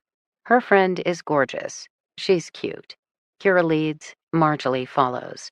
She must miss Angelique terribly. Fine, Kira exclaims suddenly, but you're wasting your time. Because Angelique doesn't want to be found. Because we don't need some skinny-ass white lady trying to save her soul by slumming it in the ghetto. Come on, have you looked in the mirror? This ain't your neighborhood. She delivers this with the kind of disdain only a teenager can muster. I take the second hit, surrendering the battle but focusing on the war as I lead Kira and Marjorie away from the pack. Their classmates have already grown bored with the show. My initial appearance had been interesting, but Angelique's case is old news. Nothing of interest here. How long have you known Angelique? I ask casually. 6 years. Marjorie speaks first, her voice soft, her gaze cast down. I live near her in Mattapan. My family is Haitian, too. Kira shrugs. 2 years. When we both started at Boston Academy, I used to steal Angel's notes. Eventually, she began giving them to me. Told me she never minded helping a friend. So then, we became friends. Angel's like that. She has this way. Kira shrugs again. She's way too good to be, like, missing, But she's got hidden reserves. She's gonna come home. Just you wait and see. Kira's nostrils flare. I get the impression this has been a lot of words for her, and she meant every one of them. Beside her, Marjorie is nodding. I've worked 14 missing persons cases. I volunteer, all around the country. Missing kids, missing adults. You know the one thing they all had in common? The girls wait. I have their attention now. The victims' own families, even the ones they loved and who loved them, still didn't know them. Not all the pieces, the jagged edges, the still forming dreams. I think in the end, no parent or sibling truly can. That's where friends come in. Angelique's aunt, her brother, they see what they've always seen, combined with what they want to see. But you two? You knew Angelique. You are the family she chose for herself. Marjorie looks like she's going to cry. Even Kira has lost her edge. She appears younger, less certain. She glances at Marjorie, who now appears scared. Why scared? A bell rings, shrill and insistent. Behind us, the kids begin gathering up their belongings. I make it quick. Did Angelique have enemies at school? Kids who threatened her? Kids she threatened? We stuck together, Kira says. Watched each other's backs. And don't you go talking smack about my girl. Angel never threatened no one in her life. What about gangs? No way. Academy's neutral ground. Principal Bastian says first time she catches wind of a gang sign or threat, that's it. We'll be wearing school uniforms. I translate that to mean the uniforms are the threat, and Kira and her peers are taking it seriously. Marjorie adds, Angel wasn't the kind to call attention to herself. She's woke, you know? Sensitive to others, but unlike some others who always gotta be making a fuss. She and Kira exchanged knowing glances. Marjorie continues. Most of the kids in our school, they didn't even know Angel's name till the police showed up asking questions. I understand about half of what Marjorie said, but with the sea of kids preparing to exit, now is not the time. Boyfriend? I prod. The girls exchange a glance.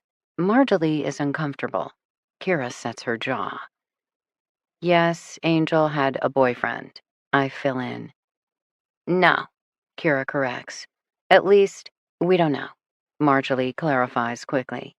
Angel came back to school last year. Different. We teased her. Had to be a boy, Kira interjects flatly. She said no. Lost the big V. Still think so.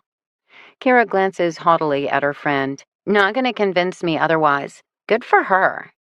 She would have told us, Marjorie insists. Why keep it a secret?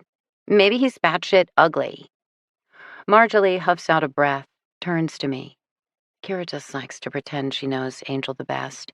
Summer before last year, I was the one who spent 2 months with Angel at the rec center. There were no boys. I mean, no one special. And did Angelique have a job? Babysitting, but she also helped out with her brother, so it's not like she had tons of time. But you're saying she returned to school in the fall different? How so? More exchanged glances. I think Stella found her groove, Kira drawled. Marjorie shook her head. She was just distracted, big time, Kira again. She started giving me class notes with only half the material, and when I asked, it was like she didn't even know. She'd, space out or something, from Mrs. Brain Trust to Mrs. Wish You Were Here. Did she seem scared distracted, or dreamy distracted? Distant, Marjorie murmured. She seemed distant, but also more solidly herself, like she was alone, even when she was with us. But to her, maybe that wasn't such a bad thing. I think I understand. Together but separate. I know that feeling well. Across the street, the bell tones at a more insistent volume. The girls edge toward the street. Their classmates are already departing, exerting fierce gravitational pull. I speak faster. She changed her clothes that Friday after school. Do you know why? Both girls shake their heads, take a couple more steps. I quickly follow. Did you see her after she changed? Maybe she'd put on a dress? Day clothes? More negative head shakes, more shifting sideways. Okay, one last question. Side door of the school, the one you guys use for smuggling in contraband. How do you prop it open? Is there a rock, stick, pencil for jamming the lock? Both girls startle, stare at me. You need to go. I need answers. Quick. My insistent tone, combined with a demanding bell, does the trick. Can't prop it open. Marjorie murmurs rapidly, voice low. The janitor checks. Kids bring a friend or two. Couple of kids do the spotting while the third runs out and grabs whatever. So when Angelique went back into school Friday afternoon, which of you held the door? Kira and Marjorie draw up short, faces paling. What? Marjorie asks first. The police know she re-entered the school using the side door in order to change her clothes. Then she hid her backpack. The police already know that. You're not ratting her out. Please, 11 months is long enough. It's time to put it all on the line. The police never mentioned. Kira, already sounding angry. The police don't disclose information, but I can. Help me, and I'll keep you informed. I'm begging, pleading. One last shrill alarm from inside the school, followed by cars honking on the street, where we're now holding up traffic. I want to grab Marjolie's arm, but will myself not to. They know something. Not about this side door, which has appeared to catch them completely off guard, but about the new Angelique who returned from summer vacay. I need to know that something. Detective Lotham has his surveillance videos. I have this. It wasn't us, Marjolie says suddenly. We didn't do it. We didn't even know she went back inside. When the police said they found her backpack on the school grounds, we wondered. She flickers a glance at Kira. But we honestly had no idea. We're her friends, Kira mutters stiffly. Her best friends. Then I have to ask again, who are her enemies? More honking, while the last of the bell fades away. The police are wrong, Kira declares flatly. Angel wasn't like that. She wouldn't keep secrets. She wouldn't backstab her friends, and she sure as hell. Whatever the girl is about to say, she bites it off. One last glare at me, then she grabs Marjolie's hand, and they both bolt for the academy steps. I'm alone, in the middle of the street, with plenty of cars willing to tell me about it. I take the first step back toward the sidewalk, still thinking. They're lying. Angel's friends, her brother, they all know more than they're saying, and yet they also seem genuinely concerned and want her back. Meaning? I make a quick stop in the corner market to grab water and dash a bunch of notes in my spiral notebook. Then I realize I need to do some hustling of my own in order to get to work on time. I exit the grocer and round the corner to what I hope is the correct bus stop, casting a glance over my shoulder out of sheer habit. Which is when I see him, a tall, skinny black male standing across the way, staring straight at me. At least 6'4", anywhere from late 20s to late 30s, wearing a blue nylon tracksuit with a thick gold chain around his neck, like he last got dressed in the early 2000s. Cars zoom between us. When they've passed, he's gone. But the shiver of unease follows me back to the bar. Chapter 8. Returning to Stoney's dim interior feels like a balm after spending half the day out in the big city. I draw in a lungful of grease, salt, and hops as I tie a white apron around my waist and prepare for battle. I know this bar's fragrance as well as I know the feel of the beer taps and the sound of a bell. Order up! I like Stoney's. Not just because it's a no-frills joint where you get what you get, but because it's the local watering hole. I've worked in dozens of bars across dozens of cities. I could make much more in some upmarket, aspirational place, but I remain partial to the kind of pub that feels like home. When I check in, I find Stoney tucked inside a tiny office next to the kitchen. He looks me up and down, maybe checking for piper damage. Got 3 menu items, he says, ticking off on his fingers. Cheeseburger and fries, $10. Chicken wings and fries, $10. Only fries, $5. He turns back to his archaic desktop. At least that explains the lack of menu. I linger for a second, in case he wants to walk me through setup, maybe review some custom drinks. Nope, nothing. Apparently, 3 minutes of instruction is all it takes to run this joint. Fair enough. I unstack the chairs from the tables, wipe every available surface. Napkin holders, check. Salt and pepper shakers, cheap promotional coasters. Then it's time to check keg lines and clear the soda gun, followed by drying and stacking glasses, filling bowls of spicy peanuts, slicing up lemons and limes. I like the work.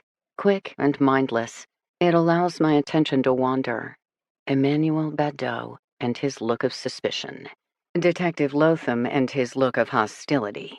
Angelique's friend Marjolie and her look of fear. I don't know my own expression at this stage of my investigation. Confusion? Intrigue? Most of my work has been in remote areas where there's been a lack of resources or small-minded police departments stocked with good old boys who don't want to waste their time. Or, say, tribal police who really believe outsiders need not apply. As a city, Boston is definitely not that, and yet some of the same defensiveness applies. Did I once feel the sting of barbed comments, or fear being shut out, told I was wrong or stupid? Did I feel guilty for ruffling so many feathers? If I did, it was a long time ago. Before I was stopped on an open road in the middle of the desert, the blacktop wavy with heat, as a county sheriff and his 3 deputies climbed out of their cruisers, smacking their batons in cadence with their approach. Before the crack of a rifle shattered the rear window of my rental car as I skidded sideways into a bank of heavy trees, more windows imploding, airbag deploying, my nose breaking.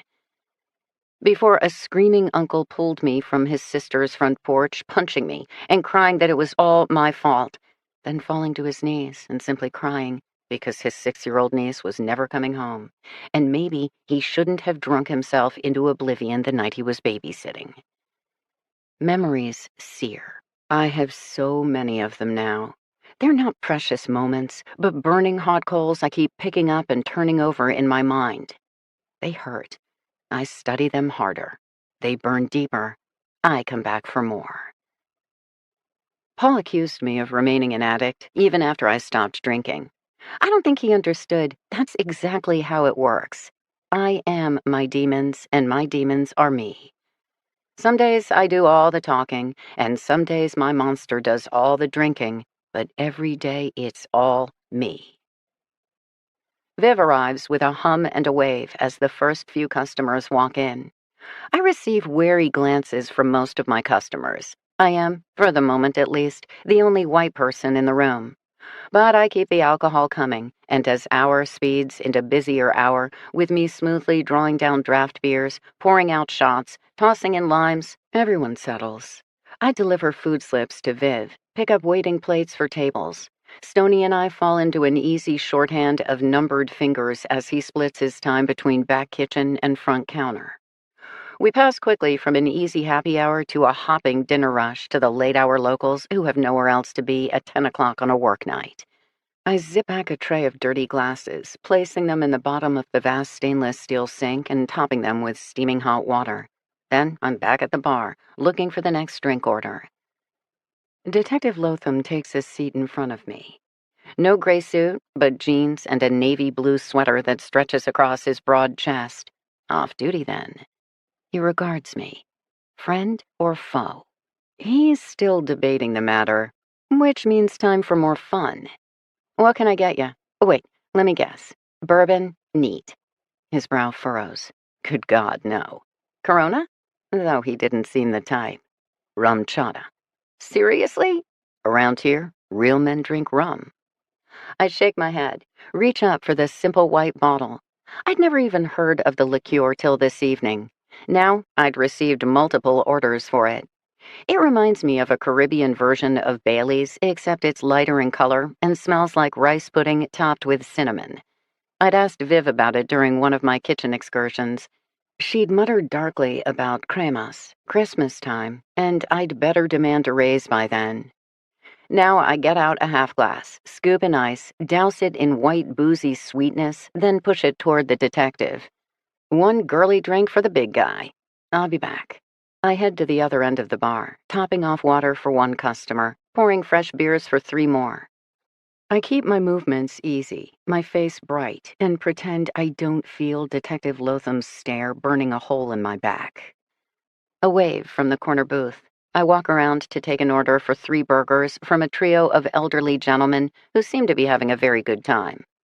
The one closest to me gestures me closer. You the new girl Viv was talking about? He has gray whiskers, sparkling brown eyes, and a mischievous smile.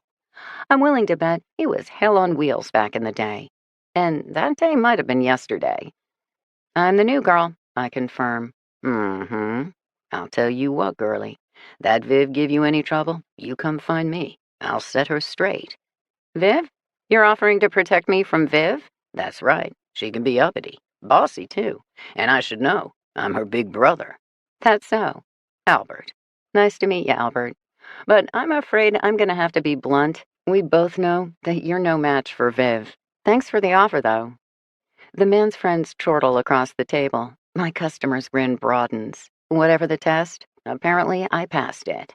A parting wink, then I deliver the order slip to Viv, informing her that she has a table of admirers, including older brother Al. She merely rolls her eyes and drops down another bucket of fries. I escape before the greasy steam coats my skin. Back at the bar, I notice Lotham's drink has been barely touched. Apparently, he's planning on staying for a while. With the bar pared down to the night owls, there's nothing that demands my immediate attention. I plop my elbows on the counter across from the Boston cop. So, of all the gin joints in all the towns in the world? He smiles briefly. I had some time on my hands. Wanted a drink. Really? Because I think you're still rankled that the new girl is sniffing around your turf. You didn't leave the school after our conversation. Never said I was gonna. You talked to students, Kira and Marjorie. I liked their yellow ribbons. Detective Lotham takes a sip of his rum chata. When he sets it down and exhales, his breath smells like cinnamon. He has dark eyes, thick eyebrows, and battered features. His nose has definitely been broken, probably a couple of times, and he's missing a piece of his ear, as if someone took a bite out of it. There's a story there, no doubt.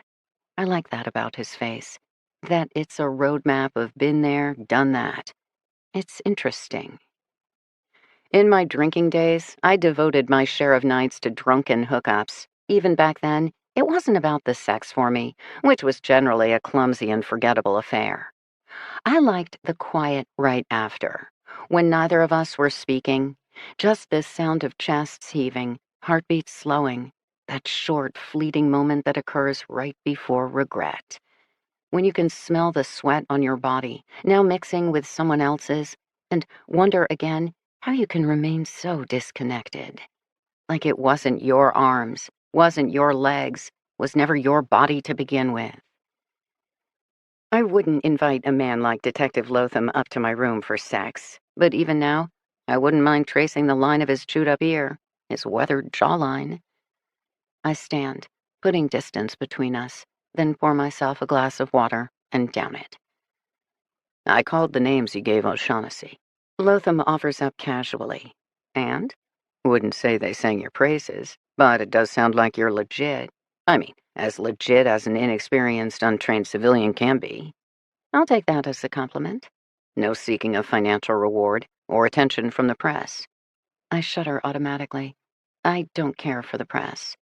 Lotham nods before he can stop himself, then scowls, as if I tricked him into having something in common with me. Are you a good detective? I ask Lotham. He doesn't take the bait. I think you are. You and the BPD have all the bells and whistles you could ask for, not to mention access to way more information than I can get. For example, I had to interview Marjorie and Kira to learn if Angelique had a boyfriend. Well, you probably know every detail from dumping Angelique's phone, searching her laptop, surfing her social media. And yet you still stopped by tonight to learn what her two friends told me. Interesting. I push away, drift down the bar to take a new drink order, settle a bill. When I return, Detective Lotham has sipped infinitesimally more of his drink. This time, he doesn't bother with pretenses. What did Marjorie and Kira have to say? I'll show you mine, you show me yours? One arched, bushy brow. Let's both pretend that means yes. I plant my elbows on the countertop. Something changed in Angelique's life the summer before she disappeared. She returned to school more self-possessed, distant, distracted. Kira thinks a boy, and serious enough to be sexual. Marjorie disagrees, but mostly because it hurts her feelings to think her bestie kept such a secret. How long did you talk to them? 5, 8 minutes before lunch break was over. And they told you about their friend's sex life? Think of it as girl talk. See, a civilian investigator isn't so bad. Lotham takes a pointed slurp of his drink. My turn. I'm sure you have copies of Angelique's text messages, but what about Snapchat? That's what most teens use for communicating away from prying parental eyes. I imagine they think it's covert, disappearing messages and all that. But is it? Can you recover a message that vanishes the moment it's read? The police can get Snapchat info. How? The messages pass through the closest server. The server captures the data. But how do you know which servers to access when people use their phones walking all over the place? It's never a bad idea to start with the areas closest to home, school, and work. Won't get everything, but will get enough. What about messages sent in an app? Utilizing Instagram or some of the specialized messaging apps. That's what search warrants are for. I nod. Makes sense. For every new medium of communication comes a new way to capture that form of communication. All right, let's say it's been, I don't know, 11 months since an investigation first started. By now, you have your search warrant results, server data, cell phone dump. Unless it involves something being unlocked by Apple, in which case we're still in court. I smile. Man, you're a pain in the ass. Tell me, did all this new information scored by the search warrants and recovered from miscellaneous servers confirm your initial theory of the case, or alter it completely? I look him in the eye. Do you still think Angelique was changing clothes Friday night to meet a mystery lover? Lotham's turned to smile. He sips his drink. He's not going to answer that question, and we both know it. It's okay. Whether he intended or not, he's done me a favor, as just knowing what information is out there is half the battle. Some of the reports received by the police I can request copies of through the Freedom of Information Act, things like that. In this case, that probably won't work, but I can also ask Angelique's Aunt Gerline if she'd be willing to ask for copies. Most families have no idea what the police have been doing behind the scenes and are frustrated about being left in the dark. Meaning, my suggestion that they ask for a specific document almost always leads to instant results, and yet more cops who hate me. You're thinking boyfriend, I say now. I can tell by the look on your face that what Kira and Marjorie told me wasn't news. You probably already read the messages, buzzed through the photos. Good Lord, the hour after hour of teen drama you must have had to wade through. Kids keep everything on their phone. I pause for dramatic effect. Except not Angelique. That phone in her bag wasn't her real cell. She's got a backup, probably a cheap burner, where her real life happens, which is why she was comfortable leaving her parentally approved model behind. In front of me, Lotham thins his lips, flares his nostrils. I've been working on the thought all afternoon. Judging by Lotham's expression, I'm right. But where does that leave us? I have a second thought, sadder, more sobering. Why Detective Lotham is really here. Because he gets it too. That nearly a year later, he's no closer to the truth. And he's troubled by that, both by what he's seen and by what he can't see. He doesn't want me getting involved. No detective wants that. But at the same time, what if my blundering jars something loose? Detective Lotham doesn't approve of me, but he's also desperate. And like any good detective, he knows he doesn't have to like me to use me as a resource. I push away from the bar again, nodding at the customer trying to get my attention. While I'm up and at it, I deliver Viv's burgers to the flirty trio, noticing all 3 burgers are topped with her special sauce, family connections paying off. I wipe down 2 recently vacated tables. Scrubbing the surface with my fraying dish towel gives me more time to think. It's after 11 now. Only half a dozen customers and 45 minutes left till closing. I return to the bar and my position across from Lotham. Officer O'Shaughnessy was warning me about the gang activity in this area. Dozens of them willing to kill over a single block of real estate. I did some reading of my own, before I waded inexperienced and untrained into the lion's den. There was a local case a few years back. A gang needed to lure out a rival in order to kill him. But their faces, their girlfriends, were too well known. So they recruited a new girl with no history of gang activity, had one of the females befriend her. Couple of months later, at her new friend's request, that girl invites the rival to meet her at the park for a date. He shows up. Further statistics ensue. I tilt my head at Lotham. Angelique would be a good target for that kind of scheme.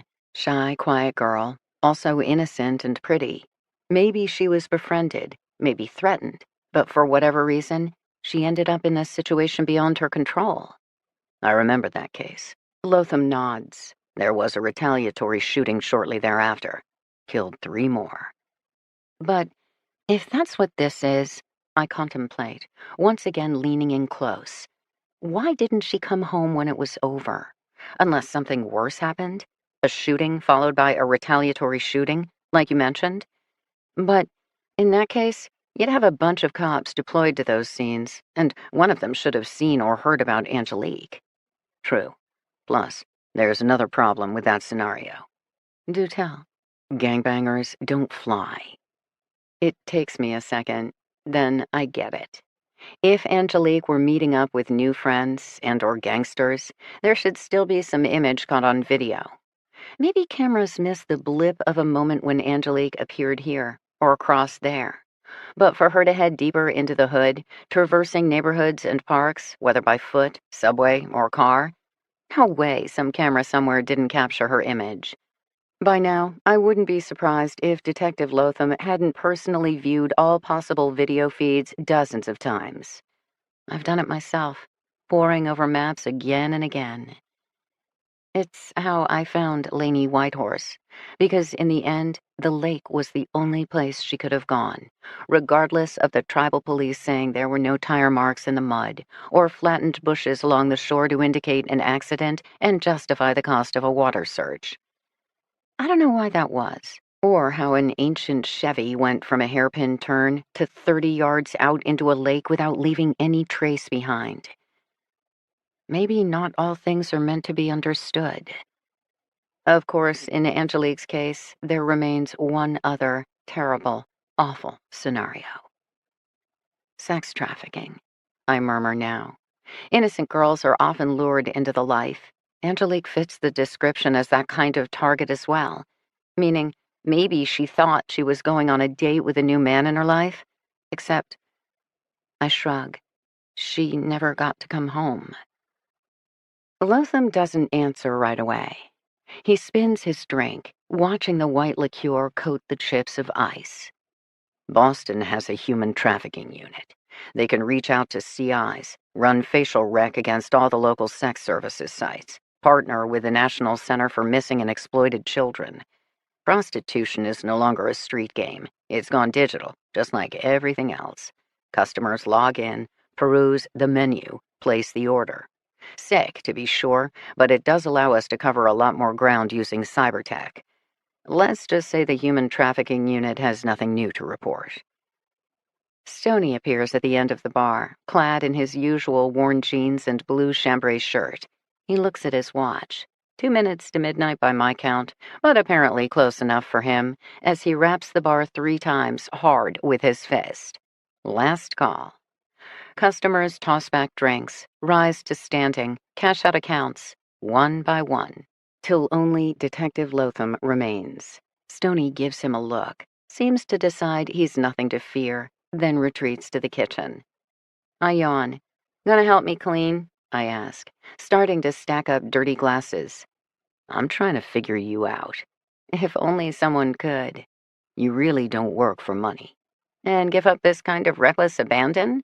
You literally go from place to place, case to case, no time off, no life, no loved ones in between? Like, what? Some kind of modern-day gunslinger? Yes, there are that many open missing persons cases out there. I could travel from town to town, investigation to investigation for the rest of my life, and still not make a dent in the number. Why? Lotham downs the last of his drink. He stands up from the stool, then makes his way around the bar till he's standing right in front of me. His eyes aren't so flat now. They're dark and deep and endless. He really does want to know. If only I had the answer. I think Kira and Marjorie were right, I murmur. If Angelique had met a boy, she would have told them. Maybe not her aunt and her brother, but her 2 best friends. They would have known. But most likely, she had met someone. And what kind of someone would a teenage girl hesitate to introduce immediately to her inner circle? An older man? Or a new female friend? Someone who might be good for Angelique, but threatening to her posse. Teenage girls don't always take that kind of change well. Lotham's studying me intently, still trying to turn me inside out so he can understand all the gearings, see exactly what makes me tick. I wish it were really that simple. But he remains frustrated, and I remain my same old self, thoughts whirling, skin humming, anxiety flying. He steps back, away. I'm waiting for daylight. I shut the door, firing the bolt home while Lotham is still whipping around in shock. A final wave, then I head back to the bar to claim a folding metal chair toward the back where I can get the lay of the land. The room, like so many I've sat in before, has commercial gray carpet, a drop ceiling, and walls covering the only white person in the room. Here, however, I can shed the label of outsider. In this room, race, gender, age, ethnicity, income level, these things don't matter. Interestingly enough, neither does religion. While AA was founded on the principle of God, over the years its lingo has evolved to recognize a more general higher power. Call it what you want, even atheists have some kind of spirituality. The point is, we're all here because we recognize we have a problem with alcohol. We desire sobriety and understand that, in this matter, we need help to get the job done. Already, other AAs are turning to offer a nod of greeting, a hand in welcome. From a grizzled old war vet in an army jacket, to a young black kid in a t-shirt, to a woman still folding up her cook's apron, we introduce ourselves, even before the meeting has started. I have a hard time catching all the names or understanding all the accents, but I smile and mean it. Another basic tenet: all are welcome, and we welcome all. We are comrades in arms, waging a mutual fight with the enemy. And we've come together tonight to share the horrors of war while shoring one another up for another day of battle. There's power in humility. It's one of the toughest lessons I've had to learn. Like the other souls in this room, I live on unsteady ground. Each moment is a choice, and for all my good choices, I'm a single mistake away from having to start my journey all over again. As someone who's relapsed twice, I know better than anyone I can't afford to be cocky or negligent. No matter where I go, these meetings, this group, these strangers who aren't really strangers, are my key to survival. Meetings have different focuses. This meeting was listed in the pamphlet as Big Book, meaning we'll take turns reading out loud, followed by discussion. I've lost count of how many times I've gone through the giant tome at this point, but this format is still one of my favorites. There's something soothing in revisiting words written 80 years ago that still resonate today. I can already feel my shoulders coming down, the pressure in my chest easing. I'm finally with my own people, all dozen of us, young, old, black, white, rich, poor, devout, atheist drunks. An older gentleman sits at the head table. He has the look of a long-timer. He starts us off with a serenity prayer, which sounds even more beautiful in French-accented English. Then we shift into meeting mode. I take my turn reading out loud, though my voice is slightly shaky. We are at the beginning of the Big Book, the chapter introducing the true nature of the disease and the terrible treachery that lies in the alcoholic mind. I agree wholeheartedly. My mind is a traitorous beast I must monitor at all times. All those thinking games I used to play. I need a drink. I deserve a drink. I swear I'll stop at just one. Mad, sad, or glad, as this saying goes. We drink because we're lonely. We drink because we fell in love. We drink to help ourselves go to sleep. We drink to wake ourselves up. I drank because it made me feel alive. Then I drank because I didn't want to live anymore. Now I sit here, one day at a time. It feels to me that meeting-goers fall into two camps: those who find comfort in sharing their stories, and those who find comfort in listening to others share stories that could be their own. I'm in the second camp. I rarely talk during the discussion time or volunteer my journey. I genuinely appreciate hearing about others, though, the ways we are all different and yet alike.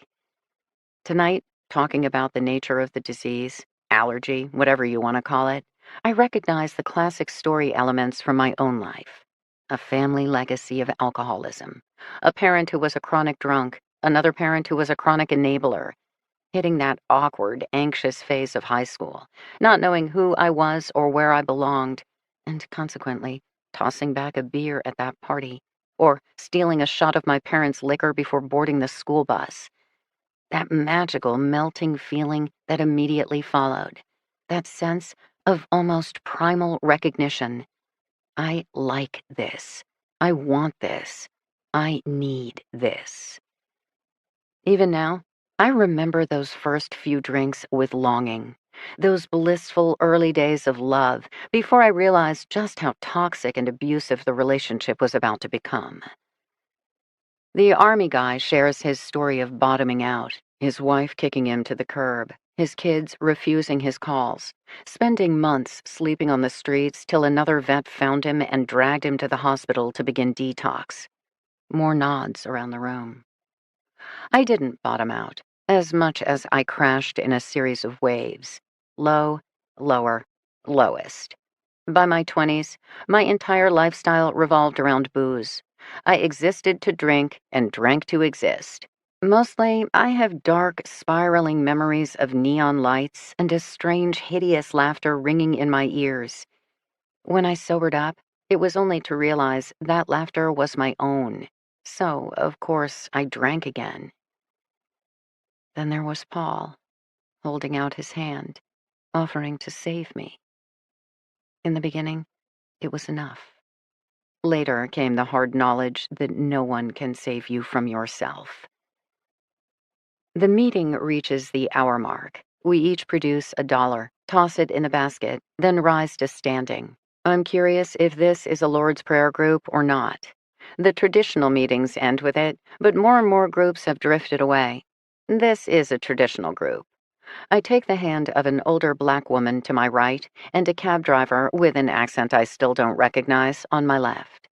We recite the words together, and I use the moment to focus on the feel of a neighbor's hand gripping mine, to remind myself that this hour counts, that my sobriety is worth it, that we are all worth it. The meeting breaks up.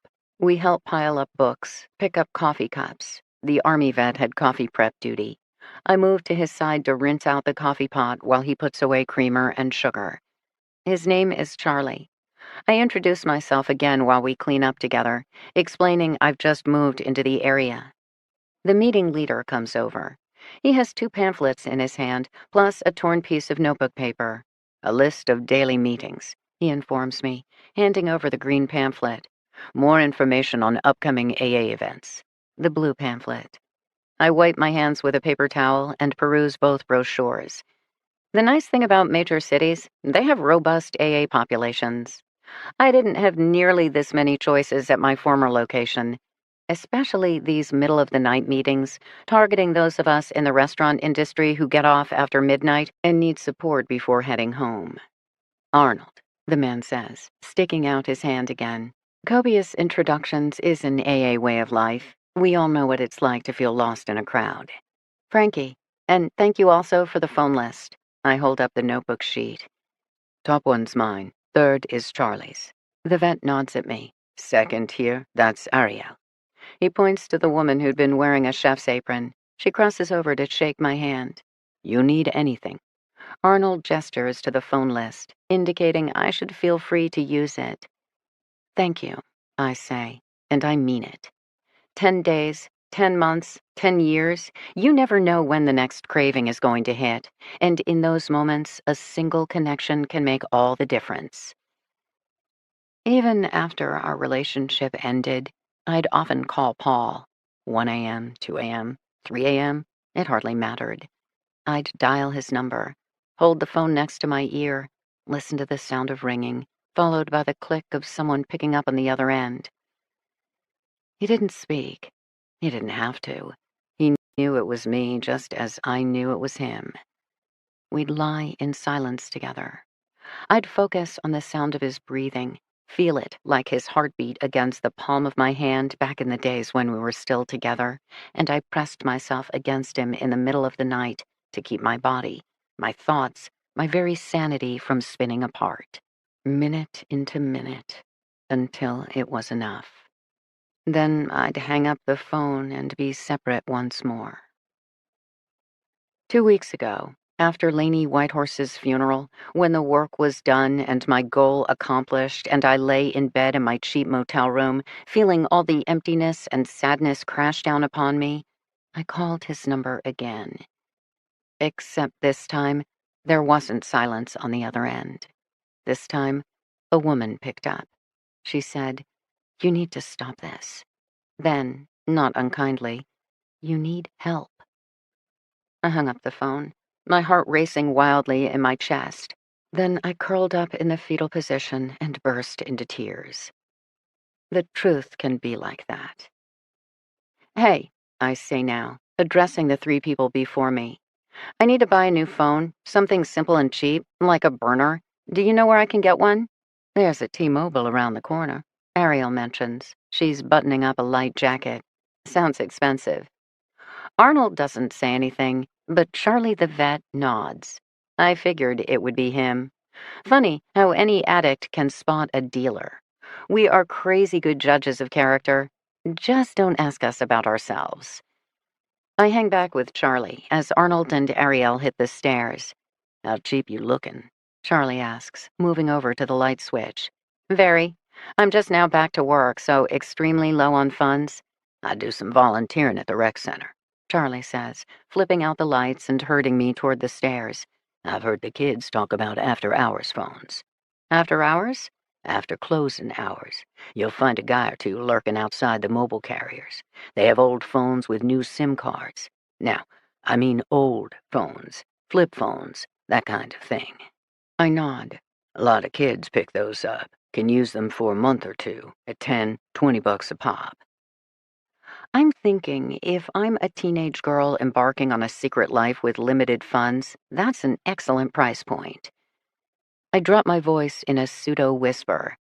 "Do I ask for Marco or just look for the guy in the trench coat?" Charlie grins at me. I like his beard. It fits nicely with his broad face, hulking build. He would make an excellent teddy bear. "Little thing like you needs to be careful asking around. Some of these kids are in the life for sure." I'm assuming he means gangbangers, which makes sense. Additional funding for illegal activities. I'm not threatening, I assure him. Any kid looking to build his rep is hardly going to bother with a scrawny middle-aged white woman. Frankly, it'd be too embarrassing. Charlie grins again. "Not so wrong, little lady. Not so wrong." "You work at the rec center?" I ask as we exit the church. He locks up behind us. "Volunteer 3 afternoons a week. Try to do my part to set these boys straight. I've lived here most of my life, seen the good, the bad, the ugly. I know what they're going through." "Ever meet Angelique Liar? The missing girl?" Charlie stops, looks at me. "Why are you asking about her?" "I heard about the case. It made me curious." "I saw her around the center," Charlie says slowly, "but can't say that I know more than that." "Could I stop by? Look around?" "Don't see why not. Best time is after school hours or on the weekend, if you're looking to see the kids." Charlie studies me. Maybe he hopes I'm looking to mentor girls or volunteer my time or talk responsible drinking with teens. He's not sure about my questions, however, some internal radar clearly pinging to life. Liars are very good at spotting other liars. He doesn't push it, though. Maybe the next time we meet. We're outside the church now, standing on a broad avenue. I have 8 blocks between here and Stoney's to cover. The first of those streets is bathed in streetlights, but quickly fades into a tunnel of black. I stick my hands in my jacket pockets, square my shoulders. Now or never. "I can walk with you," Charlie offers. I shake my head. I'm good. I don't have far to go, and I have a few tricks up my sleeve. Charlie is clearly torn on the subject, but we've just met, and part of being an addict is learning the importance of boundaries. His job is to take care of him, just like my job is to take care of me. We will both be the better for it. He finally shrugs, heading in the opposite direction. I let him go first, watching his bulk shuffle into the dark. Then I set off at a much more rapid pace. The first block is empty of pedestrians, just cars passing by, some slowing down, some speeding up, all of which I pointedly ignore. Off the lighted boulevard now, onto a smaller, darker residential street. No shadows peel off from the dark, no footsteps echo around me. I keep hustling, block by block. 2 streets from my destination, I spot 4 figures ahead. They are clumped near a tree at the corner of an overgrown lot. Definitely men, but other than that, it's too dark to tell. Their attention is on one another, not seeming to notice me as I cross to the other side to put more distance between us. There is something so furtive about the group that the hairs rise instinctively on the back of my neck. One of them has his pants down around his knees. I don't want to see more, yet I can't look away. Then I spy it, faintly illuminated by a distant porch light, a needle jammed into the inside of the man's thigh, followed by an ecstatic look on the man's face. His companions shift closer, one already reaching for the needle, anticipating his turn. I pass on by. They never notice. Just 5 addicts sharing a brief moment that 4 of them will never remember. I make it to my apartment, close the door behind me, and, remembering to leave my socks on, finally crash exhausted into bed. The low rumble of an engine. I hear it, followed by a weight, solid and warm on top of my chest. "Good night, Piper," I murmur. More rumbling. Then we both fall asleep again. Chapter 10. In the morning, Piper has once again vanished off the bed. Not wanting to repeat yesterday's mistake, I climb off the end of the mattress, taking as big a step as possible onto the floor. No claws lash out. I move gingerly around the bed to the kitchen area and notice 2 things at once. The water bowl needs to be refilled, and there are 2 disemboweled mice in the middle of the ancient hardwoods. Viv hadn't been kidding. Piper earns her keep. "Am I supposed to be impressed?" I call out to my roommate. "And what do I do now? Throw away the corpses? Fashion the ears into a necklace?" I find a plastic grocery bag in one of the kitchen drawers and reluctantly use it to pick up the remains. That still leaves me with a brownish-red smear. Definitely gross. I jump quickly into the shower before my feline roommate can make any more statements. 10 a.m. I have 5 hours before I need to report to work and many investigative paths to pursue. I want to follow up on after-hour cell phones, though it sounds like that might have to wait for a free evening. I also have more questions for the family, now that I'm getting the lay of the land. I wonder if Gerline would let me go through Angelique's room. I remember Angelique doesn't really have a room, but she must still have stuff in the living room, that sort of thing. Most people don't realize what a financial luxury privacy is. An individual bedroom, time alone, designated workspace, these things cost money. Angelique got to sleep in a shared family room while probably doing homework on the kitchen table on a refurbished laptop after her brother had his turn, meaning that if she wanted to keep secrets, a diary might not be out of the question. The police had to have gone through her things, her aunt and brother too, but this is where a fresh pair of eyes doesn't hurt. Maybe I could get Gerline to meet me at the apartment on her lunch break, which would make this morning a good time for the rec center.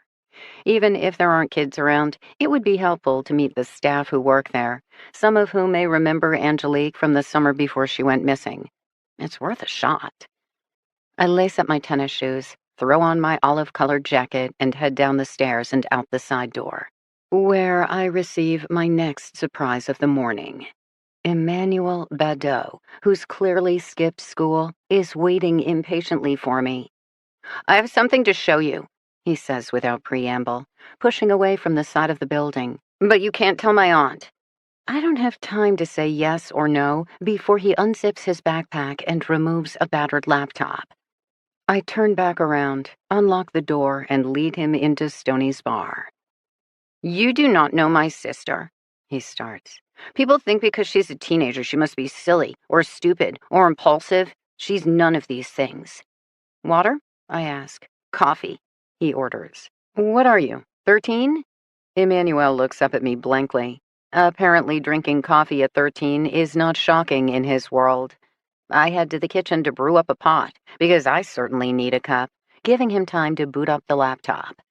By the time I return, he's seated at the booth farthest from the front door, frowning over the screen on his laptop.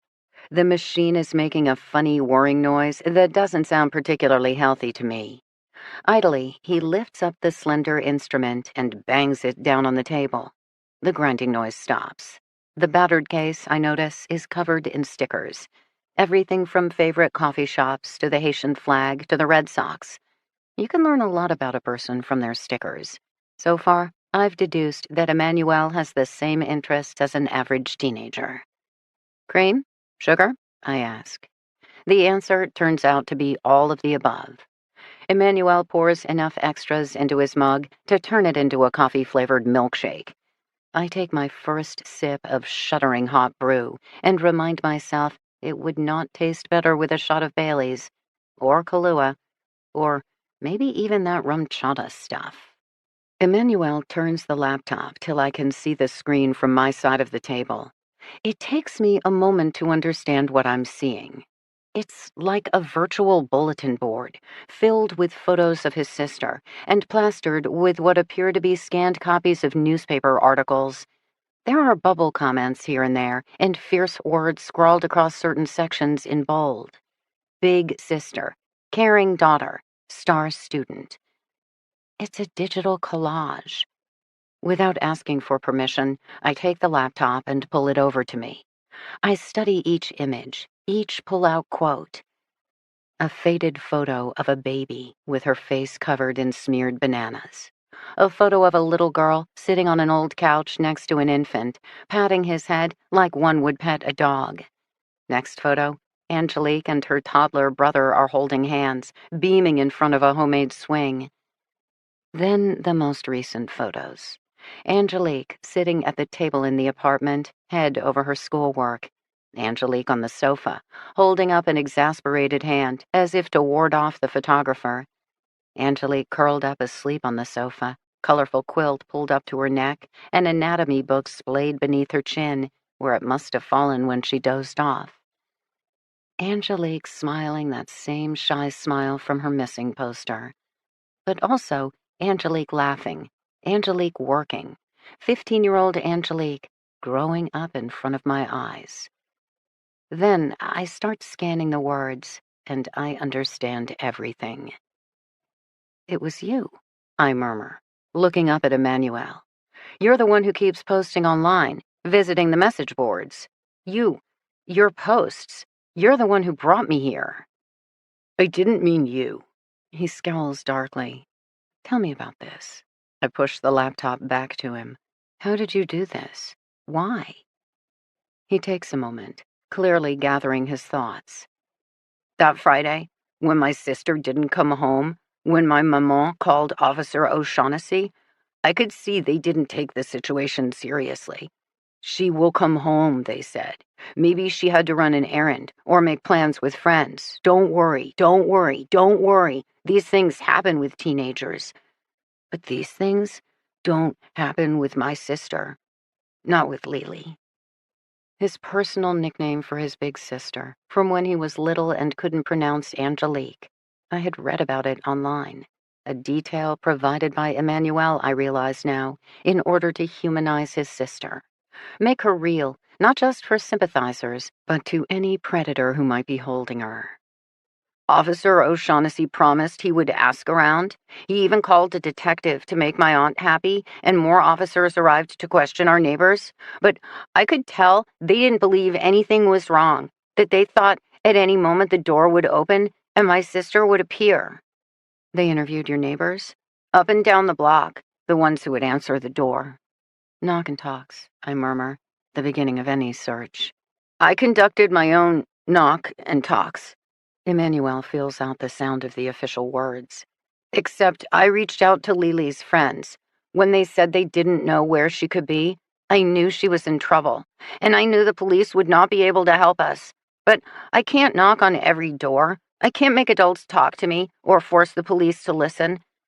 So I made this to keep my sister alive, to let the world know who she is, so that maybe if someone sees her, they will call us. Or, his shoulders square, if someone has her, they will see she is a daughter, sister, niece. She is kind and smart, and that person will let her come home again. What about Officer O'Shaughnessy?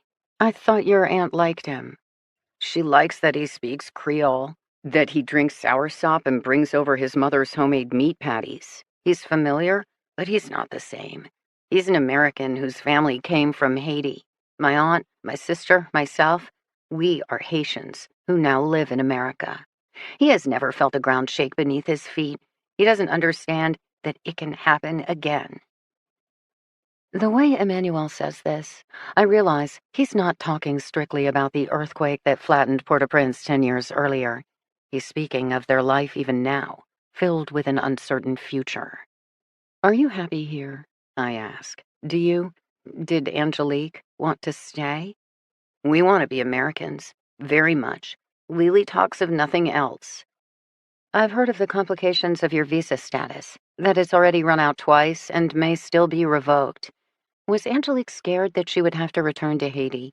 Does she even remember your home island? You do not understand my sister, Emmanuel repeats. I would like to. I tell him honestly. I would like to, very much. Emmanuel sighs. He leans forward, gets that look on his face people reserve for speaking to idiots. I do not remember Haiti. I was 3 when we left. Even my own mother, I know her face from photos, her voice from the phone. The rest? It's been too long now. I nod. What I do remember is the dark, waking up to a noise that scared me. I didn't know what. I was only a little boy. But I woke up, and I knew without seeing that something very bad was happening. Then I heard my mother, crying, pleading. No, she was saying, over and over again.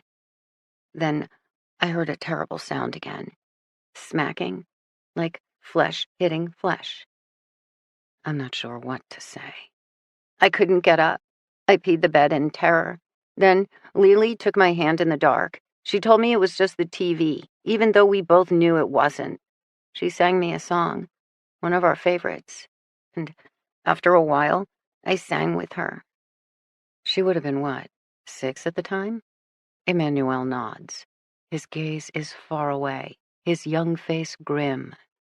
Later, the earth started to shake, and pictures fell off the wall, and my sister was there again, grabbing my hand, pulling me outside into the open yard. Stay, she ordered me. Then she disappeared into the house. I wanted to follow. I was so scared. People were screaming. I thought I would die. I thought we would all die, and there was nothing I could do. You were 3, I remind him gently. When I saw my sister again, she was holding my mother's hand. I don't think my mother found my sister. I think Lily went back for her. I think Lily brought her out of our home, right before it collapsed. 6-year-old Angelique.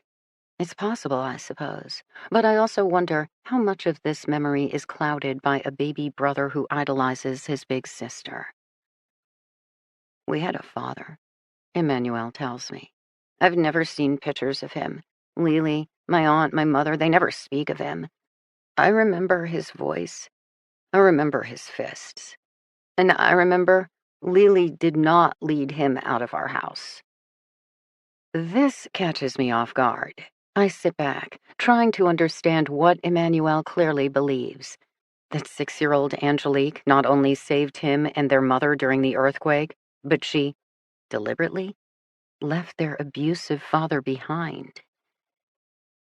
People say Lily is shy. She's not shy, Emmanuel tells me fiercely. She's focused. She has her friends, but they're foolish girls with foolish dreams. Lily has a mission, not just to save herself, but to save both of us. She had a plan to protect you two against deportation? She started taking classes online. Emmanuel gestured to the laptop. 2 extra courses a semester. She said she could not count on her visa lasting 3 more years till graduation, but she could work harder to graduate earlier so she could get into the college and have a student visa. Then she would be safe. What about you and your aunt? My aunt has a green card. She's been here a long time. But she said if Lily and I go, then she will return to Haiti as well. We have been together too long for her to want to be apart.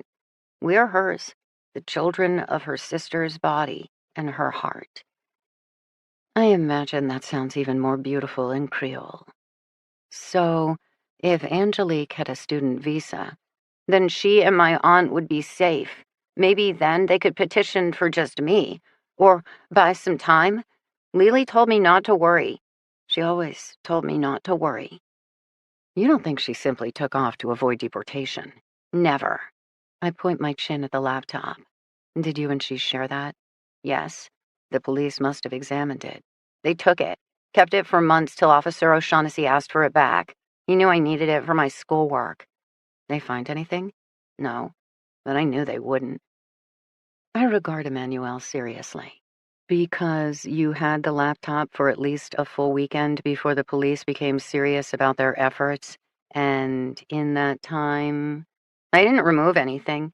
There was nothing to remove. Emmanuel touches the keyboard lightly. My sister loves math and science. She would read code-breaking books and do endless number puzzles to wind down. She will become a doctor.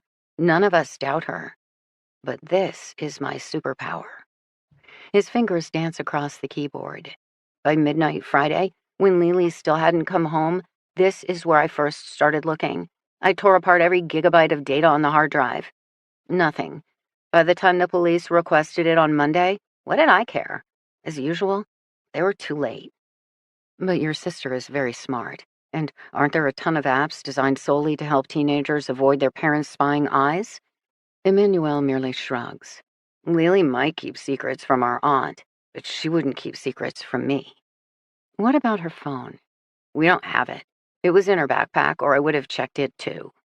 You ever see a different cell phone around the house? Maybe something old school, like a beat-up flip phone? I let my voice drift off. An after-hours phone. Many kids have them.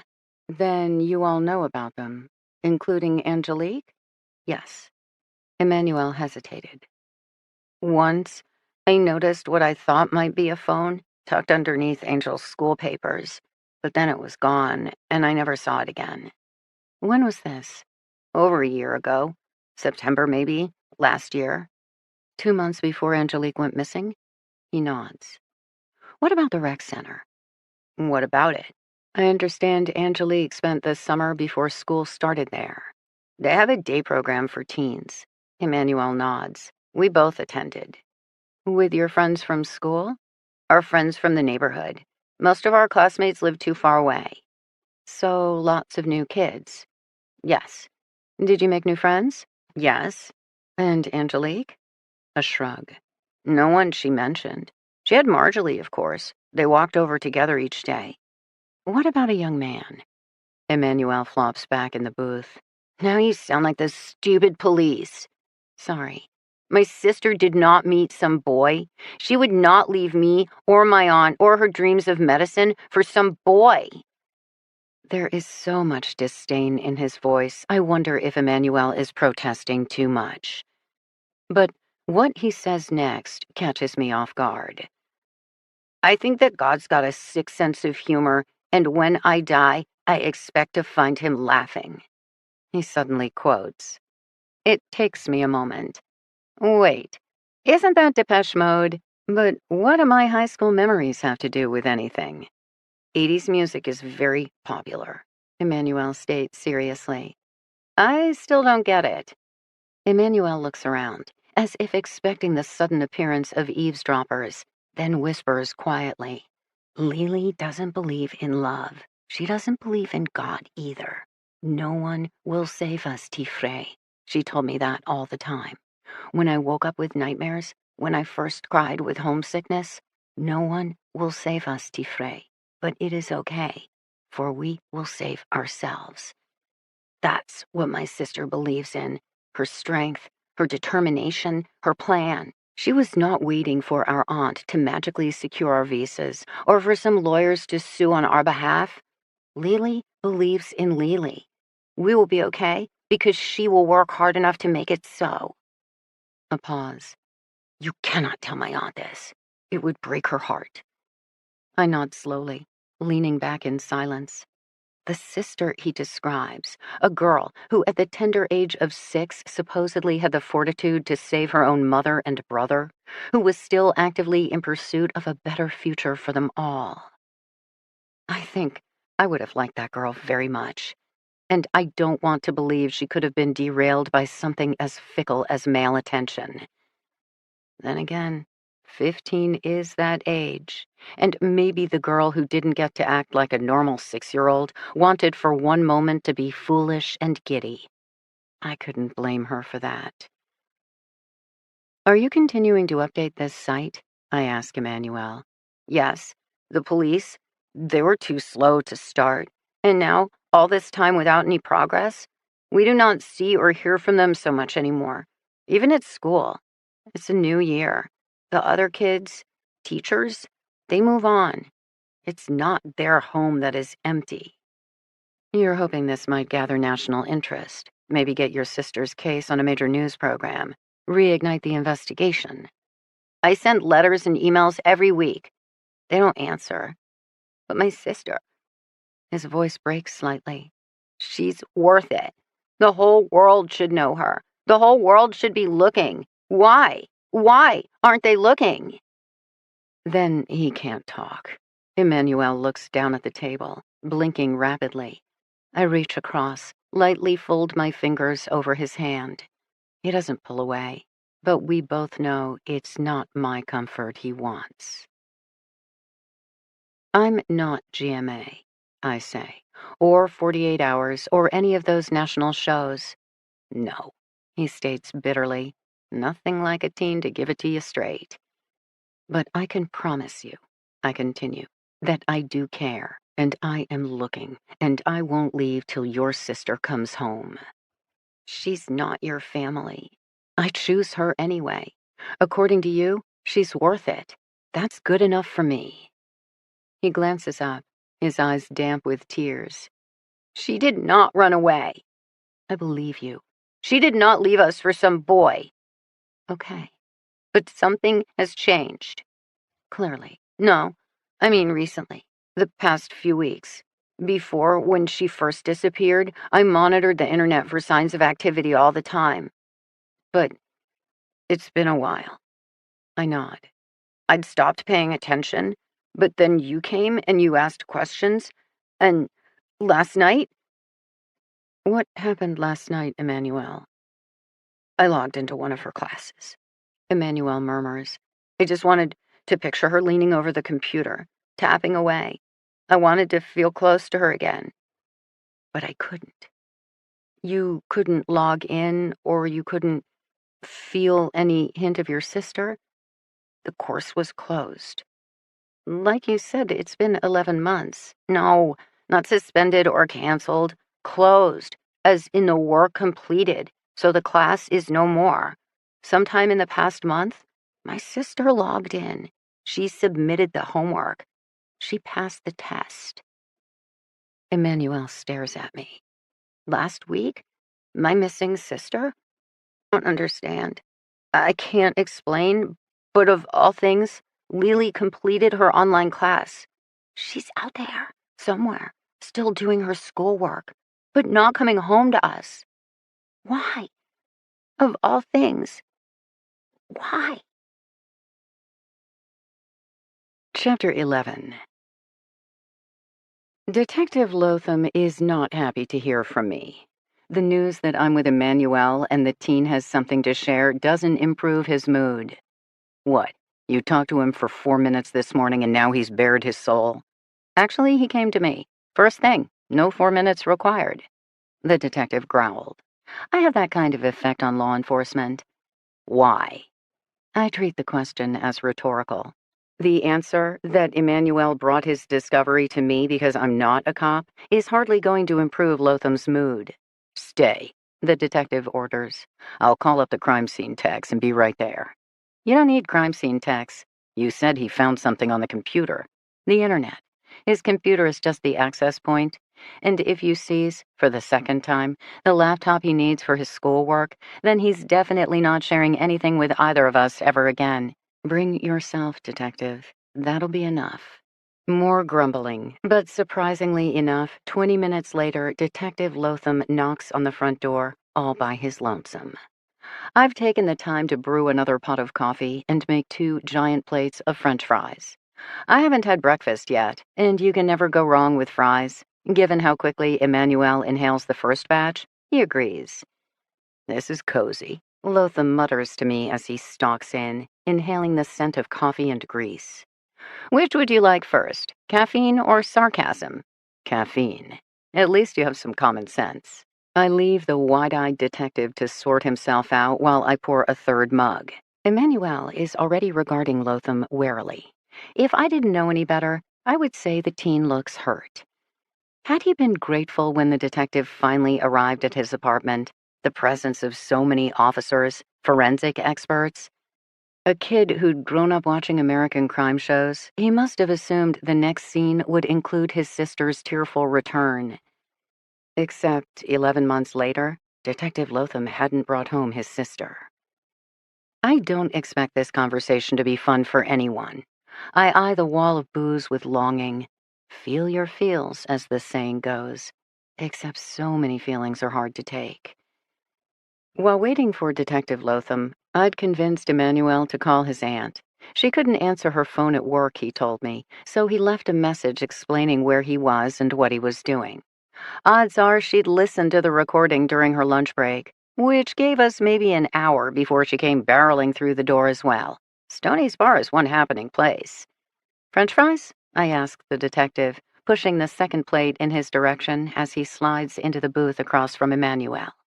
This morning, he's wearing a dark blue blazer over a light blue shirt and a patterned indigo tie.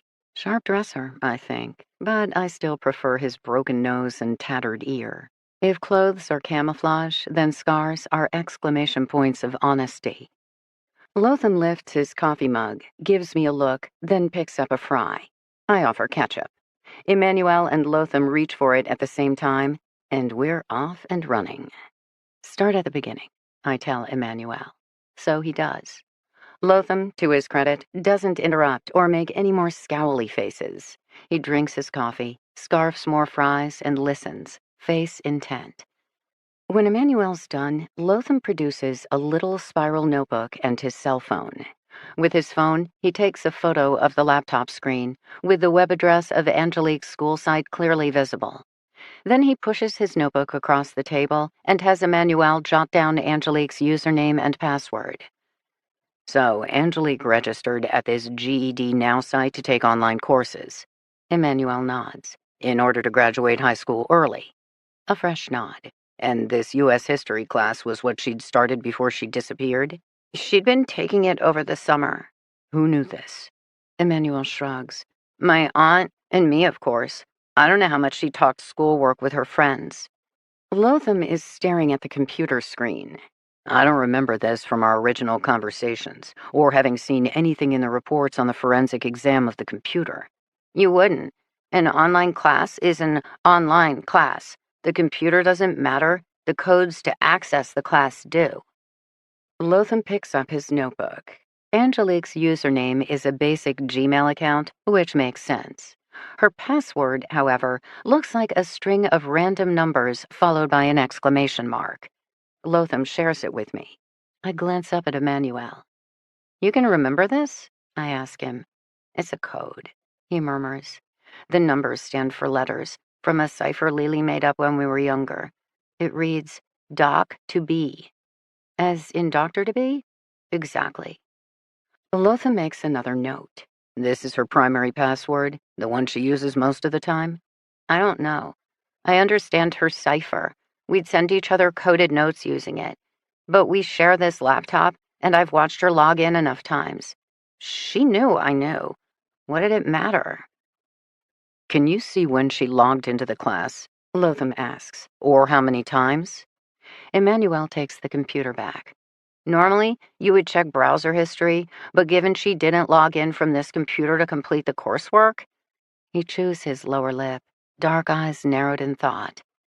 Ah, here. When I first logged on last night, it told me the last time I'd accessed the course. Emmanuel taps the screen, showing a record of date and time. Lotham makes more notes while I peer closer. 2 weeks ago, I say. 3:03 p.m. I glance at Emmanuel. Does that mean anything to you? The date significant? The time of day? You said your sister likes codes. Emmanuel's fingers fly over the keyboard, but then he shakes his head. I don't think so. Walk me through how this works. Lotham requests, attention back on us. Angelique logs in to get assignments off the site. Then what? Completes them in some virtual classrooms or uploads them from her own computer for her teacher to review? Written essays she completes on her own, then uploads. Yes. Tests are more complicated, with additional codes that must be entered by an adult, like my aunt, as protection against cheating. So for this class to be completed, the final must have been some kind of written work? Yes, which she had to upload from a computer. Lotham muses, which would give us an IP address. Now that's something. He has his phone to his ear in the next instant, talking to someone about the website, user codes, and issuing a subpoena for additional records. Emmanuel nods along with the conversation, so apparently the technical mumble-jumble makes sense to him.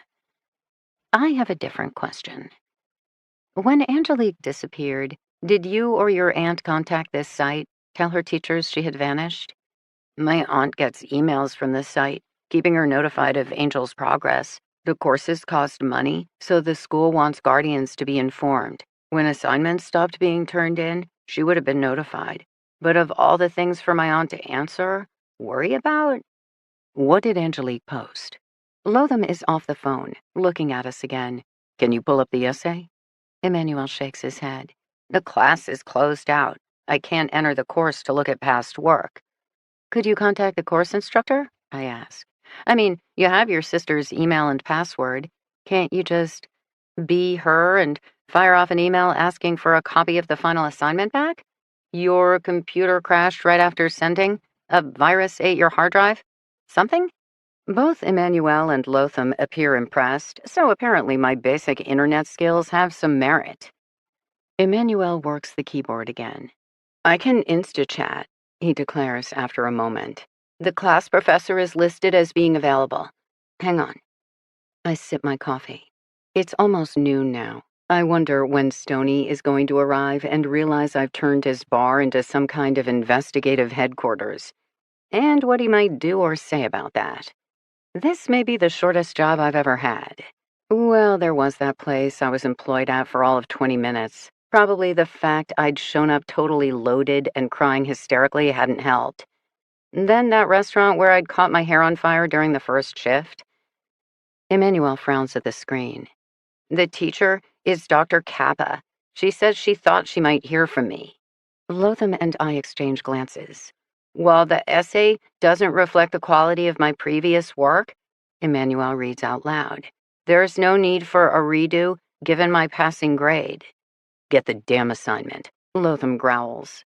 Emmanuel types more furiously.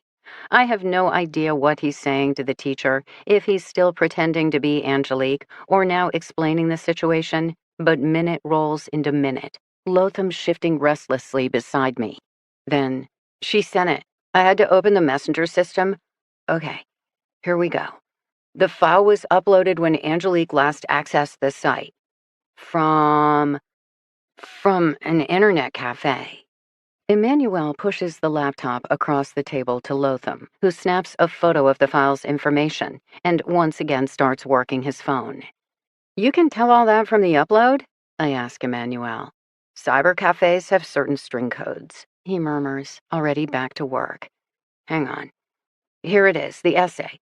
Except it's not a doc file, it's a PDF, a scanned image. The laptop screen fills with an image. It takes me a few moments to digest.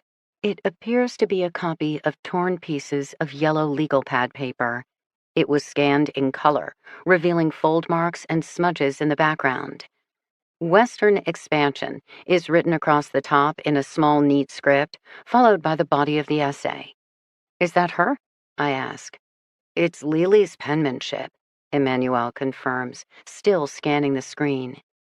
But she would not handwrite schoolwork. We all resume studying. I can't tell what Detective Lotham thinks, but I'm confused. Everyone has described Angelique as a gifted student. This essay, on the other hand, not only looks clunky and awkward as it unspools down 2 sheets of paper, but reads that way as well. Never has a moment been as important in American history as the westward movement. Going forward was the only option for settlers in search of land and a new government that needed to expand resources. President Andrew Jackson refused to give up plans to eject Indians from lands west of the Mississippi, even when you would have thought otherwise. I don't understand. 11 months after disappearing, this is what Angelique cares about? Finding a way to crudely complete and post an essay for high school credit? Which assumed she had at least some access to the outside world, yet hadn't returned home? I've encountered some strange behavior in my line of work, but this has me stumped. Did she sign up for additional courses? I start to ask, just as Emmanuel bolts upright and slaps the table. It's code. I knew it. She sent a code. My sister sent us a message. What code? Lotham is already pulling the laptop closer, trying to decipher the riddle. The capitalized words at the beginning of each line on the page. Look at them. Emmanuel starts circling words on the screen with his finger. I follow along, reading aloud. Never going to give you. I stop, glance at Lotham. Isn't that a song? Never Gonna Give You Up by Rick Astley, 1987? Yes, yes, Emmanuel says quickly. He's grabbed the detective's spiral notebook without asking and is already jotting down the first word of each line on the page. Lotham doesn't stop him. Rickrolling, Emmanuel informs us in answer to our unasked question, still writing furiously. It was an internet meme prank years ago. People would embed the link to the music video in various websites or news clips. It was really funny. He waves his hand. I told you the 80s are big.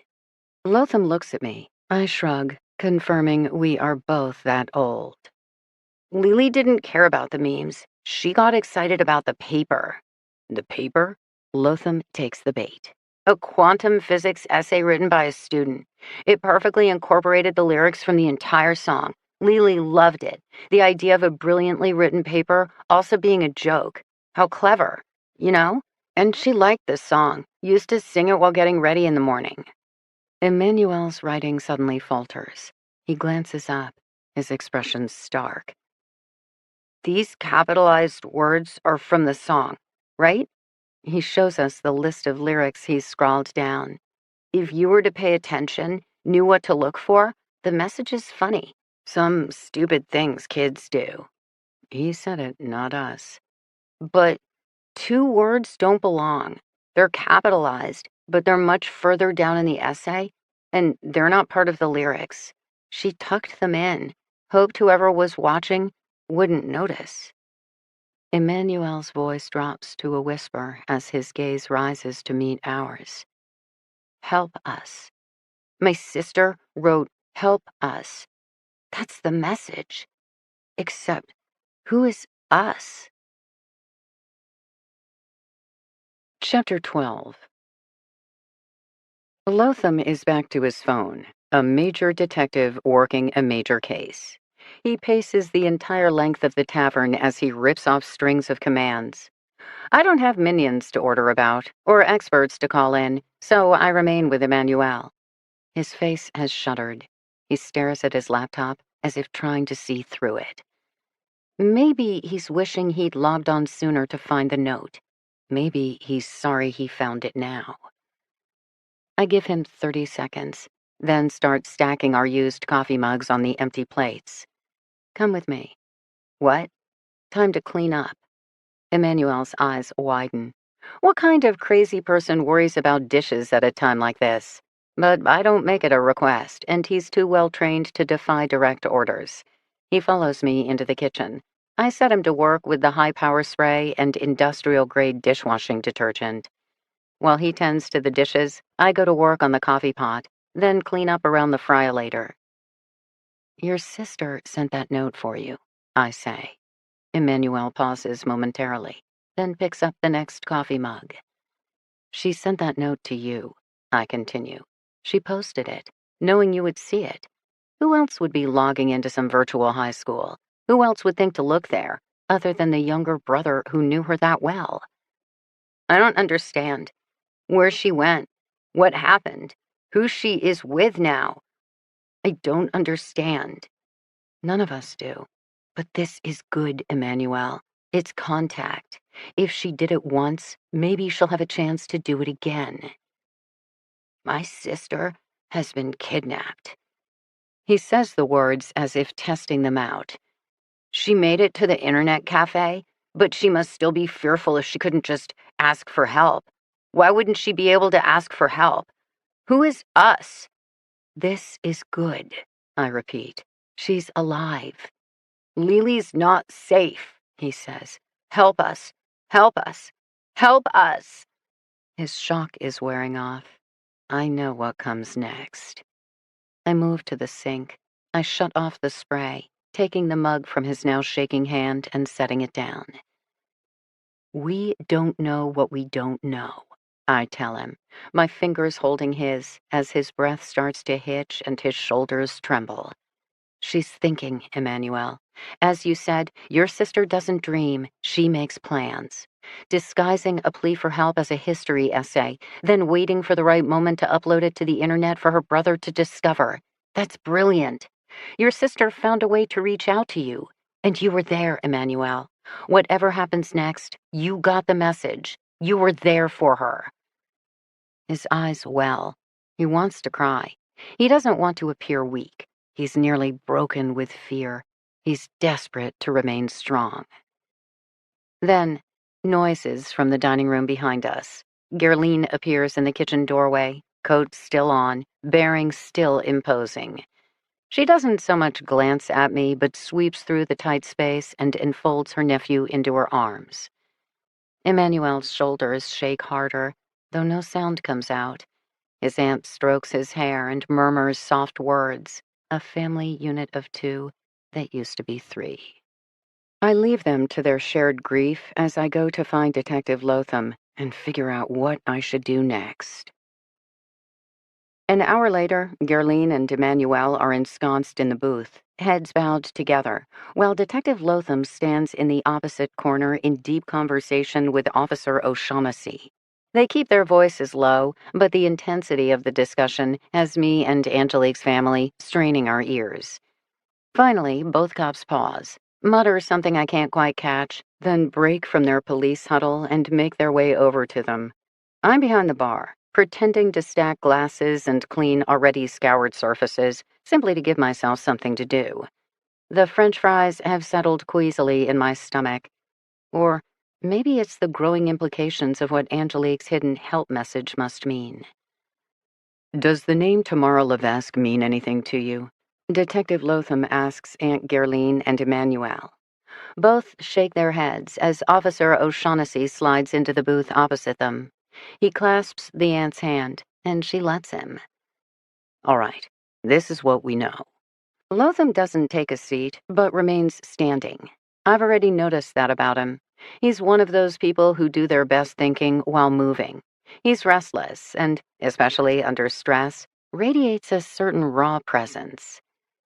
2 weeks ago, a black female entered an internet cafe in Roxbury. She produced this driver's license. Lotham reveals a black and white photocopy of the license. From this distance, I can just make out the name as Tamara Levesque. The picture is too small for me to see how much it resembles Angelique, but judging from everyone's expression, it must be damn close. According to the attendant, he'd just logged her in and copied her license when her phone rang. She talked for a second, then abruptly handed over a note to the attendant along with $20. She said she had to go right now, but her class assignment had to be posted or she'd fail the course. Could he follow the instructions and do it for her? Please? Thank you. Then she was gone, before he even had time to answer. Annoyed him, but $20 for 2 minutes' work? He went ahead and did it. Never saw the girl again. My Angelique, Gerline says. Lotham squats down to match her seated height. He couldn't identify the girl as Angelique. She was wearing a red baseball cap, pulled low, and he wasn't paying that much attention. But if you look at the photo on the fake ID, my Angelique, Gerline states again. She sighs, and there is a wealth of sorrow in that single exhale. Was she alone? Emmanuel asks. Smart kid. The attendant doesn't remember seeing anyone else. We're grabbing video from inside the store, as well as the general area. Lotham rises once more to standing, knees popping in the silence. He rubs one absently. So, she was walking around the street alone. She entered the store alone. She had a phone alone. Emmanuel looks at the detective, his pain and confusion clearly evident. We are taking this very seriously. O'Shaughnessy speaks up from the table. We're going to find her. Emmanuel. Detective Lotham says more quietly. Even if your sister was alone, it doesn't mean she wasn't under duress. If she's feeling threatened enough to write a coded message, it may mean she knows eyes are on her at all times. It may mean she feels like she must do whatever it is she's doing in order to keep others safe. Help us? Emmanuel asks. He looks too young for this conversation. I truly wish he were too young for this conversation. My niece has been kidnapped? Gerline speaks up. Somebody took her after school? And others? But her friends. We have seen her friends. What's important is that Angelique's alive and has some level of autonomy, Lotham states. He doesn't address the issue of Angelique's friends being accounted for, because sadly, there are too many other terrible possibilities. Human trafficking, Angelique being abducted with other pretty young girls, or swept up in something beyond her control. Maybe she had met the wrong boy, or made the wrong new friend. The help us message is an important break in the case, but it's also an ominous development. That we are dealing with a situation far graver than a lone teenager having disappeared or run away. Have either of you seen this fake ID? Lotham asks Emmanuel and Gerline. His gaze lingers on Emmanuel, but both shake their heads. I bring over 4 glasses of water to the booth, passing them out in a show of hospitality that also allows me a closer look at the black and white photocopy of the fake ID. At a glance, I can tell this ID is an old-fashioned Massachusetts license versus the newer real IDs that are required for airport security. The photocopy is of the front of the ID only, and not a good quality reproduction. Clearly, the attendant at the cyber cafe had been purely going through the motions. Ahem, Lotham says. I glance up to find him staring at me, my water delivery not having fooled him for a second. Does that cyber cafe still have the original ID? I ask. As long as I'm busted, I might as well go all in. No. What about the essay? Login instructions, other notes she handed over? Attendant threw them away. They were scanned and uploaded. No reason to hang on to the hard copies. Why Roxbury? Has she used that internet cafe before? Lotham doesn't object to this question. Instead, both he and O'Shaughnessy glance at the family. Once again, Emmanuel does the answering. She never mentioned it to me. It's not close to our apartment, or on the way home from school. Or, he is a thoughtful young man, near her friends. What about her new friend? Again, as long as I've joined the party. The one she met at the rec center that summer? I do not know that friend, Emmanuel says. Gerline speaks up. What new friend? That I stay out of. Though it's difficult given the glare I receive from Lotham. The police like to withhold as much information as possible, even from the families. I understand, 9 times out of 10, the family is part of the problem, not the solution. But I've also worked cases where such communication gaps led to stalls in the investigation. If someone had just mentioned Discovery A to family member B, then Investigator C would have learned immediately about the impossibility of that claim. Being an untrained, inexperienced civilian, as Detective Lotham likes to put it, I'm not bound by department policy. Instead, I get to follow my gut. Given the genuine shock, grief, and fear I see on Gerline's and Emmanuel's faces, I think they have no idea what happened to Angelique. Whatever mess she'd made or stumbled into or gotten tangled up in, they would like to know as much as anyone. I also like to think they would love her anyway, but maybe that has more to do with my needs than theirs. Angelique's friends claim she was different the fall she disappeared. Lotham provides at last, distracted, maybe by someone she'd met during the summer program at the rec center. Did you notice anything? Gerline doesn't answer right away. On the table, O'Shaughnessy is still clasping her hand in his. Now, he gives her fingers a reassuring squeeze. My angel, she was quieter, Gerline concedes at last. On her computer more. I assumed it was school. Her classes are very demanding, yes, and she insists on taking even more over the internet. She wants to get ahead. This is a good thing. I did not worry. I did not think to worry. Emmanuel leans his head against her shoulder. Did Angelique have her own money? I ask now. Gerline glances at me. She babysat, had small jobs, not a lot of money, but for her own spending. Did you find that money after she left, in a handbag, stashed in a lockbox? Angelique carried a small zippered wallet. It went missing with her. But Gerline is frowning. So is Detective Lotham.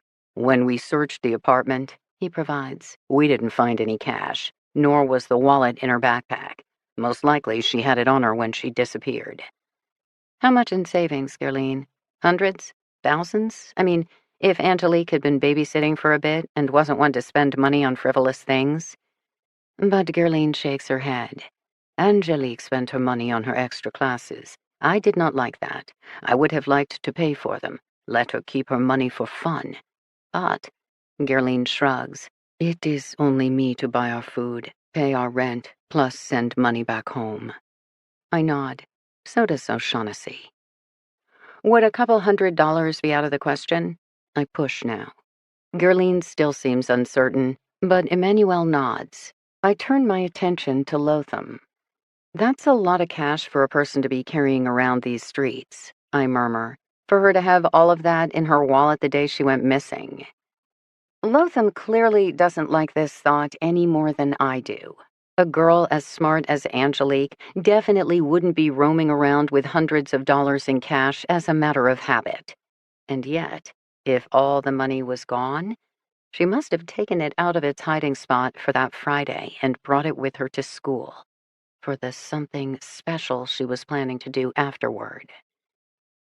I don't understand, Emmanuel begins. Could I come over to your apartment? I ask Gerline. Not today, I know you're exhausted, but maybe tomorrow? Just to glance around, get a feel for Angelique. A fresh pair of eyes never hurt. Wait a sec. Lotham, using his unhappy voice. You and my Emmanuel. You find this note? Gerline speaks over the detective. This message for help from our angel? Emmanuel did the heavy lifting, but I don't hesitate to share the credit. Then you should come. Today. Now, please. This message was sent weeks ago. That is too long. My Angelique needs to come home now. The starkness behind her words nearly breaks my heart. I don't know how I can blow off my second day of work already, but I also can't deny her. Even the cops, twin faces of disapproval, don't say a word. I hear a distant rattle from the back. A second later, Stoney walks in from the side entrance, both hands on his light jacket. He stops when he sees the strange little grouping sitting in his closed tavern. His gaze goes from the police to the family to me. I open my mouth, searching desperately for some kind of explanation. No words come out. He waits. "Your cat killed too," I state finally. He nods, as if this makes perfect sense. "Then, Emmanuel Badeau, do you know Emmanuel? One of your neighbors? He made a discovery on the laptop he shares with his sister, Angelique, the missing girl? So he came over, and I called Detective Lotham, and then his aunt came, and Officer O'Shaughnessy, and I run out of steam. Stoney nods again. He turns and heads toward his office. "Do I still have a job?" I call after him. "'Cause if so, I'm gonna need a couple of hours off." No answer. "It'll be fine," I tell Gerline and Emmanuel. "It'll be fine," I repeat to Detective Lotham. Then I stop talking, because no one believes me, and we all have bigger problems anyway. Chapter 13. I finish setting up the bar, just in case that saves my job and maintains my lodging. Stoney, being Stoney, is hard to read. I tell him I should be back before things get too busy. He nods. I tell him no later than 5. He nods again. I tell him I'm so sorry, but I have to do this. He gives me a long look. I decide that's enough conversation for now and head out the door. I'm not surprised to find Detective Lotham waiting for me. "Aren't you supposed to be watching videos from outside Angelique's cyber cafe?" I ask him. "Real police work takes longer than—" He waves his hand in my general direction. I smile. "I'm growing on you. I can tell." He rolls his eyes. We've arrived at his standard issue detective's vehicle, an unmarked Chevy. I shake my head. What is it about police cars that even the unmarked ones can be made a mile away? At least it's not the ice cream truck. The ice cream truck? Department bought it a few years back for Operation Hoodsy Cup. I can't decide if he's pulling my leg or not. To break up some evil frozen custard cabal before they took over the world? More like for cruising around Roxbury handing out free ice cream to kids. We can't be arrogant, incompetent authority figures all the time. I didn't say you were incompetent. Now, arrogant, on the other hand? He sighs, pops open the passenger side door for me, but I shake my head. Beautiful day like this, I think I'll walk. Now you're just being difficult. So I've heard. Still, a pretty afternoon, and given the rest of my evening will be spent in a dank bar, he concedes the point, leaving his vehicle to fall in step beside me. "We went through that entire apartment with a fine-toothed comb," he warns me. I know. Even brought in search dogs. He emphasizes the word enough for me to understand he means drug-sniffing canines. Yet another detail he most likely never told the family. I think Angelique Badeau's case still keeps him up at night, and this afternoon's revelation didn't help. "What do you think of Angelique's message?" I ask him. "Help us." Clearly, it implies there's more than just her safety at stake, but as Angelique's family pointed out, all of her friends are accounted for. So who is the us? Lotham doesn't speak right away. His expression is troubled. For the record, Angelique Badeau is our only active missing person case at this time, so even looking beyond one teenage girl's social circle, he shrugs. In other words, there's not an immediate or obvious connection between Angelique and other possible victims. Interesting. Could be she's being abducted and held with a group of runaways. I brainstorm out loud. Or, given the prevalence of human trafficking, other girls, immigrants who were smuggled into the country to be put to work. There's an entire victim group that would never even cross investigative radar screens until it's too late. Though how Angelique became part of such an operation, what exactly she stumbled into? My voice trails off. This is all purely speculation. At the end of the day, Angelique's ominous message changes everything. And nothing. The investigation remains as it's always been. Stuck, lacking a cohesive theory. A 15-year-old girl disappeared after school. How? Why? Where? The possibilities are endless. Mostly, we now have proof that Angelique is alive. Though if she was driven to risk delivering a coded message at this stage of the game, her fate, and those of the mysterious us, could very well be hanging by a thread. I don't know what I'll find when I search the apartment, I say at last. Mostly, I'm just hoping I find something. Lotham nods, as if this makes perfect sense. We lapse into silence, easily covering block after block. I like walking beside him. The comfort of his larger bulk, the ease of his stride. People move over slightly on the sidewalk, though that might be in deference to him being a cop as much as anything else. He is very present, and several brightly dressed women watch him out of the corner of their eyes as he passes. Football or baseball? I ask him now, because I can't decide. Neither. I chew my lower lip, then realize I've been stupid. The broken nose, battered features. Boxing, I state. I've been known to spend some time in the ring. Is that when someone went Mike Tyson on your ear? That's from my older brother when we were kids. We fought a lot. Just, to have something to do. How many brothers? 3. Good God, your poor mom. Exactly. Where did you grow up? Foxborough. Is that around here? South of the city. My parents were teachers. My mom taught English. My father was the classic gym instructor by day, school coach by night.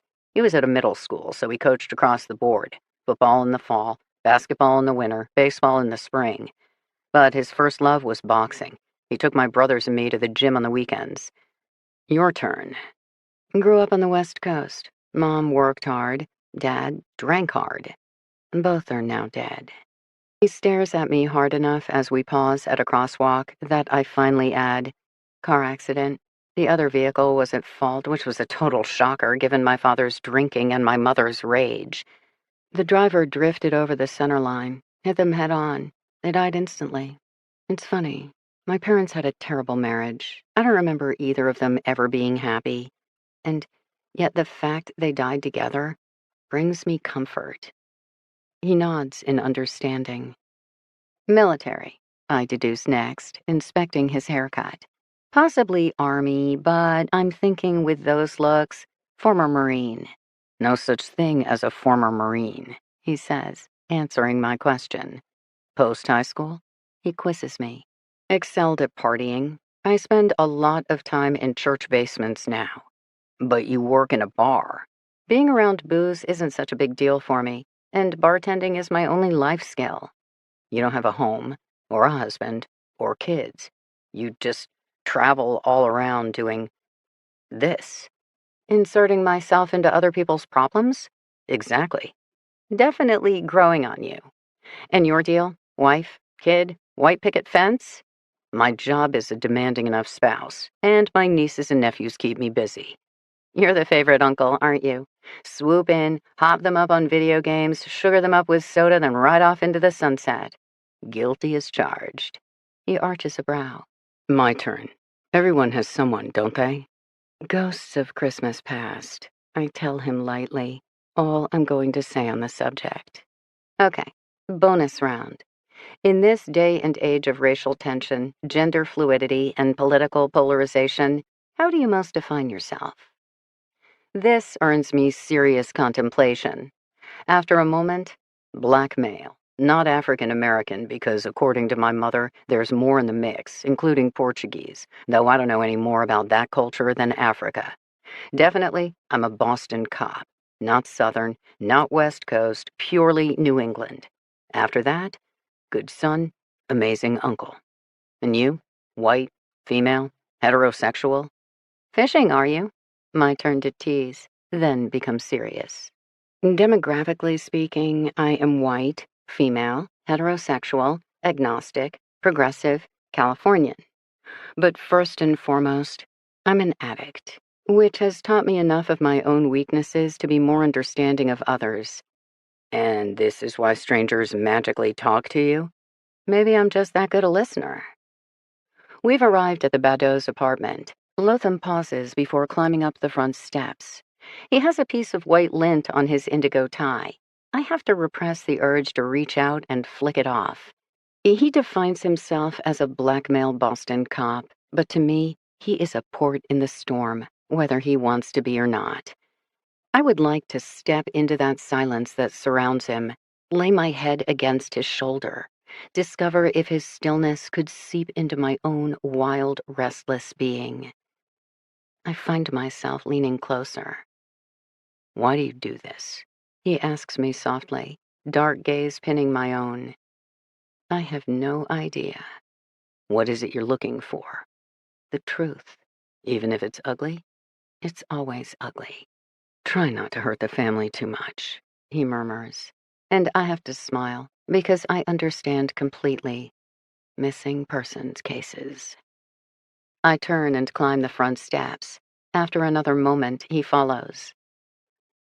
Gerline is at the stove when Emmanuel escorts us in, throwing a flour-dusted drumstick into the pan of sizzling oil. The spattering drumstick is quickly followed by 4 more. The moment we appear, however, she pulls herself away from the stove and produces a pot of coffee.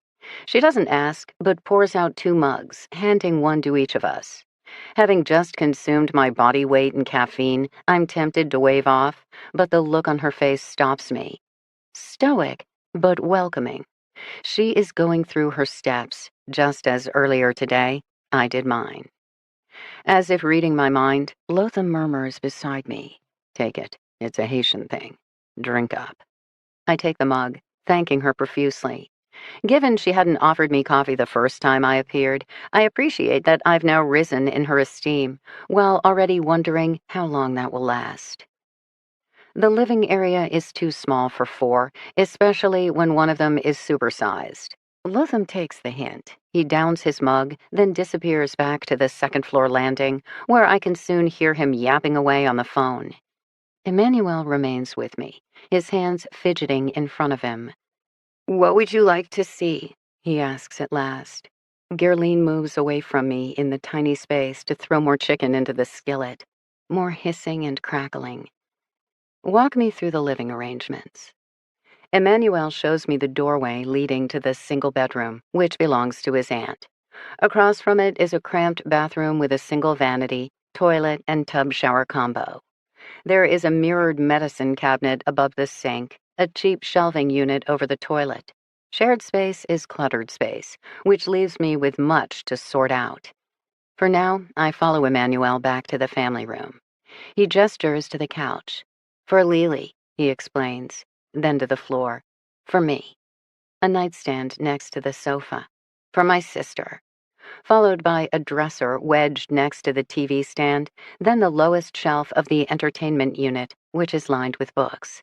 "Also for my sister." That leaves 2 pieces of furniture, which must be Emmanuel's. It's not a large search area, but it's a lot to process, given the riot of personal possessions, family photos, and miscellaneous knickknacks. It's like peering into a dense forest, then slowly trying to pick out a single leaf. I take a seat on the sofa, then stand up again. "Where did your sister sit?" I ask Emmanuel. "Everyone has their spot." He gestures to the end, closest to the wall, where an oversized ceramic lamp tops the nightstand. Excellent lighting for a serious reader. "How did she sit?" I ask Emmanuel next. "Straight up? Sideways? Curled up? Can you show me?" Emmanuel moves to the couch. He appears to consider the matter, then settles himself into the cushions, striking a pose. Sideways, curled up. Again closer to the lighting. Emmanuel bounces up. I nod in his direction as I take over Angelique's position on the sofa. Then, for a long while, I don't do anything at all. I just sit there and try to see what Angelique would see. Not rows of clutter, but pieces of memory. A 15-year-old girl, her family split between this country and the island she used to call home. Emmanuel drifts into the kitchen, taking a seat at the kitchen table, where his heavily stickered laptop is up and running. Doing homework, or updating his sister's digital memorial, or monitoring her virtual high school. I wonder what his friends think, if he has anyone he can talk to. I refocus my eyes on the wall ahead of me. Eventually, I get up. I open each dresser drawer and work my way through. It feels intrusive, pawing through someone's piles of clothes. Having the family in the same room doesn't help. I keep my movements brisk and my attention focused. It's hard enough to do this once. I don't want to have to repeat. I don't stumble upon any hidden notes, photos, diaries. I feel out each drawer for false bottoms, then peek behind the dresser itself. There are routine places, contraband 101, items tucked under floorboards, taped beneath shelves, under this object, behind this piece of furniture. I take down the framed photo of Angelique's mom and, with my back to the kitchen, delicately dismantle it. My efforts are rewarded by the discovery of a scrap of thick white paper. It's covered by a child's crayon drawing of a heart and flowers. Written across the top in large looping script are the words, Moi, Rema, ou. I don't have to know Creole to guess it reads, I love you. I return the note to its place behind the photo, feeling even more intrusive. I wander the bookshelves, the makeshift altar, the riot of greenhouse plants. I worked on a missing persons case once where a thumb drive of illicit photos was slipped inside the pot of a fake ficus tree. These plants involve moist, loamy soil, however, and none appear recently disturbed. I move to the bathroom, where I check the medicine cabinet and beauty products littering the shelves above the toilet. I shake aerosol cans for fake bottoms, open up makeup containers just in case. There is nothing in the handle of the hairbrush, taped inside the toilet tank, or bolted to the underside of the sink. I account for the wooden baseboards, then check the door frame before emptying out the contents beneath the sink. Lots of cleaners, toilet paper, and feminine hygiene products. Given that a classic travel hack is to hide cash inside sanitary pads or tampon wrappers, I pull out every item in the boxes.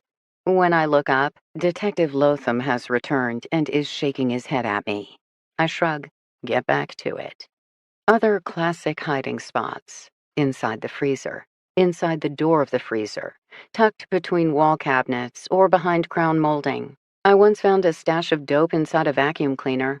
Turned out to belong to the mother's boyfriend and had nothing to do with her son's disappearance, but he was pissed at me for months. And yes, my relationship with the entire family went downhill from there. I eventually discovered the body of the 9-year-old locked in the trunk of an abandoned car on his grandfather's property. The murder trial is due to start sometime next year. I return to the living area, confront the couch. I take it apart cushion by cushion. Fortunately, it doesn't include a sofa bed, so I don't have to rearrange the entire room. Then I return to my perch at the end of the sofa and resume thinking like a 15-year-old girl. This is where I watch TV, surf my phone, hang with my family. This is where I stay up late, tuck into bed, confront each morning.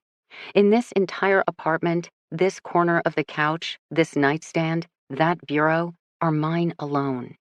Slivers of privacy in an arrangement where my younger brother is also living, sleeping, waking right beside me. And maybe I don't mind. I protected my baby brother from our father. I led him from our collapsing house.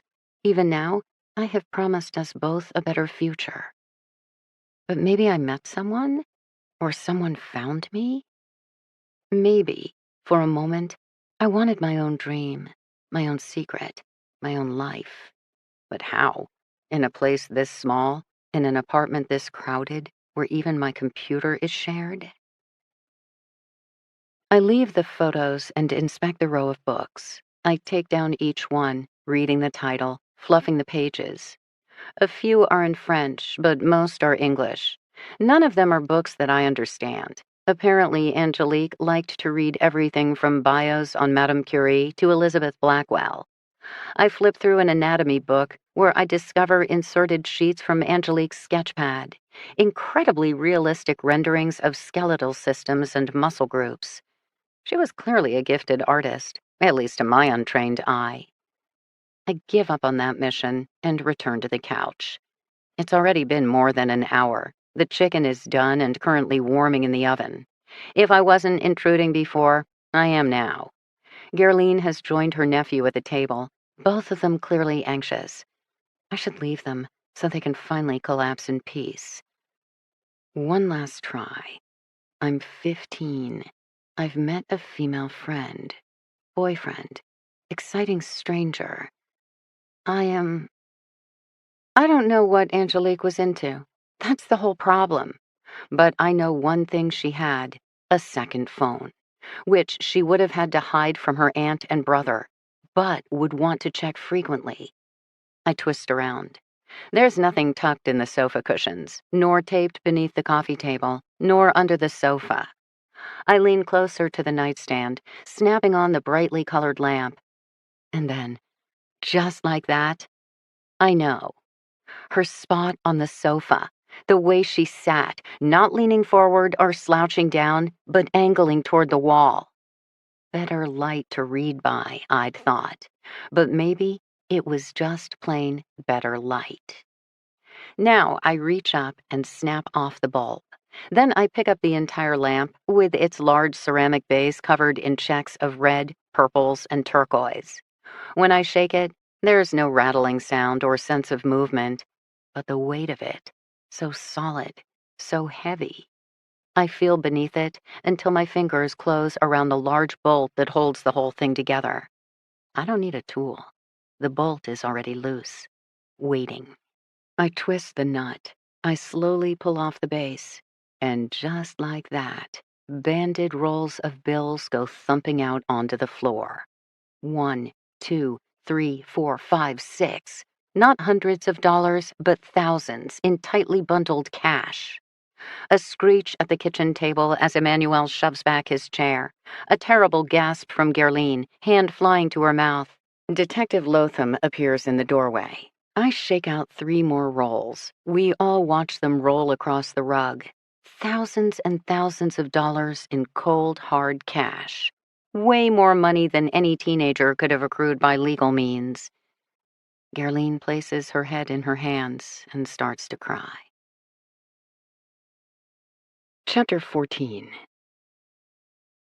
The happy hour crowd is firmly entrenched by the time I return to Stoney's pub. I grab an apron, wash my hands, and get straight to work banging out beer and running plates of food. My mind keeps returning to the rolls of cash hidden in Angelique's lamp. When I left, Detective Lotham was bagging the evidence. The fact that Gerline and Emmanuel weren't protesting his removal of large sums of money from their humble apartment confirmed that the money wasn't theirs, and the implications troubling. Not being an official investigator type, I can only guess what kind of forensic tests will be conducted on the cash. Fingerprinting, for sure. My understanding is that new bills can often yield useful prints. Anything in circulation too long, however, has been touched by too many greasy hands, leaving behind a mess of smudged partials. They'd test each bill for chemical residue, traces of drugs, maybe some cool random mold that could only be found in one basement in all of Boston. Or not. I'd read about a case where the serial numbers on the bills were traced to a particular ATM, which allowed the police to pull video and identify the person who withdrew the funds. That would be great. Given how tightly bound the money was, however, I don't have an impression of crispness, consecutive serial numbers, or, really, any useful information. It looked like rolls of hundreds, maybe thousands of dollars per bundle, making the total stash worth tens of thousands. What in the world could a teenage girl be doing to earn that kind of money? Prostitution is the first thought that comes to mind, and would fit with an overall storyline of human trafficking. But I certainly hadn't seen any sign of sexy clothes or paraphernalia, let alone when. Angelique shared her sleeping quarters with her brother. If she was sneaking out, surely he'd be sharing those details by now. Not to mention tens of thousands is a lot of money for that scenario. No pimp wants the hired help to achieve financial independence. Lady, you gonna keep pouring that beer? A voice jolts me from my reverie. Sure enough, I've topped off the glass and am now gushing foam down the sides. I flush, knock off the tap, deliver the beverage. When I return, Stoney looks like he's wondering if no help might be better than mine. Fair enough. Illegal income, I tell him. What are the local options? He appears to take my inquiry seriously as he stacks dirty glasses on a tray for delivery to the kitchen. Drugs. No sign of product. Plus, narc dogs would have sniffed out the cash if it had been in contact with meth, dope, whatever. I line up 4 half glasses, toss in ice, start doling out rum. Stoney doesn't question this statement. Sex. Possible but not probable. Stolen goods. Hadn't thought of that. I top the rum with Coke, then swing back around the bar to deliver the drinks to the waiting table. When I return, Stoney has finished with the dirty glasses and is now ringing up an order for a waiting patron. What kind of stolen goods? I ask him. Electronics, cell phones, guns. Not sure our girl has that skill set or resources. She's the studious type, wants to be a doctor when she grows up. Viv appears from the kitchen, one of her rare appearances, and hands me 3 plates. I shoot them to the end of the bar, picking up an order for a pitcher of beer on my way back. Sell off a kidney? Stoney asks next. Think the family would have noticed. I go to work filling the pitcher. I could ask about any recent surgeries. Maybe Angelique had suffered appendicitis that wasn't really appendicitis, or had tonsils that weren't really her tonsils removed. Seems far-fetched, however, that she could pull off such a ruse in such tight quarters. Credit card fraud. Stoney supplies next. Or identity theft. Worthy of consideration. We know Angelique had a fake ID. Why not a credit card in someone else's name? She could charge items online, have them delivered to her home, then return them to local stores for cash or credit. Seems like the kind of activity, however, that would have drawn attention and been shared with the cops by now. Unless she used someone else's house for delivery? A co-conspirator? The other half of us? Interesting. Of all the options, white-collar crime sounds like the best fit with the picture of the Angelique I'm building in my mind. Then again, my image is based on information from her family and friends, and clearly, they don't know everything about her. Angelique went to high school by day and took online courses by night. A lot of school, actual and virtual, for a teenager. Could that be a hint? Illegal activity disguised as schoolwork? Maybe she sold exam answers and/or term papers. But tens of thousands of dollars worth? Are there even enough kids in high school or at GEDnow.com to supply that kind of income?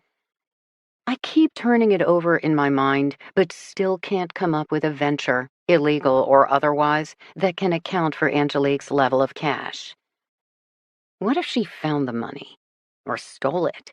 Maybe she wasn't a dope dealer, but say she babysat for a drug kingpin, discovered a stash of cash, and thought she could get away with helping herself. Until the dealer found out and... Now I have too many possibilities to consider, though most of them result in Angelique being shot as a message to others versus being kidnapped for 11 months. Drug dealers are not the subtle sort. I dole out shots, top off drinks. I operate on muscle memory, a woman who spent the majority of her adult life in bars, while my mind whirs and chugs and ponders. None of it brings me peace. Help us. Angelique had encoded into her school essay. A girl clearly in trouble and desperate enough to take a shot at reaching out. I agreed with what Detective Lotham had said. Just because someone hadn't walked into the cybercafe with a gun pointed at Angelique's head didn't mean she wasn't under duress. Then another possibility came to me, scarier and sadder than all the others. She could have been kidnapped to serve as recruitment bait. A quiet, pretty immigrant teen, held against her will, then sent out to bus stops and train stations to meet other unsuspecting teens and lure them over to meet her friends. Sex traffickers, pimps, dope dealers. How much would that erode a natural caretaker such as Angelique, a girl who'd rescued her own mother and brother? If the threat against her family, either here or in Haiti, was significant enough, she wouldn't have a choice but to obey. This scenario wouldn't account for why Angelique had rolls of bills stashed in a lamp, but it would explain her disappearance, as well as her sudden reappearance seeking help. As for how she might have gotten involved in sex trafficking, all I can think of is the rec center. According to her friends, she'd become distant after attending the summer program there. Because she'd met someone? Seen something? I have no idea, but it seems as good a starting place as any. First thing tomorrow, I'll find my new friend Charlie and head on over. Like Angelique, I do best with a plan. Which makes me wonder where Angelique is right now. Terrified or determined? Longing for her brother or resigned to her fate? And the mysterious us? Another girl? Several girls? Dozens of girls? All waiting for someone to rescue them from the dark? The implications of that. The responsibility for all those lives when I've never even rescued one living soul. I can't think about it. Angelique. Others. Out there alone.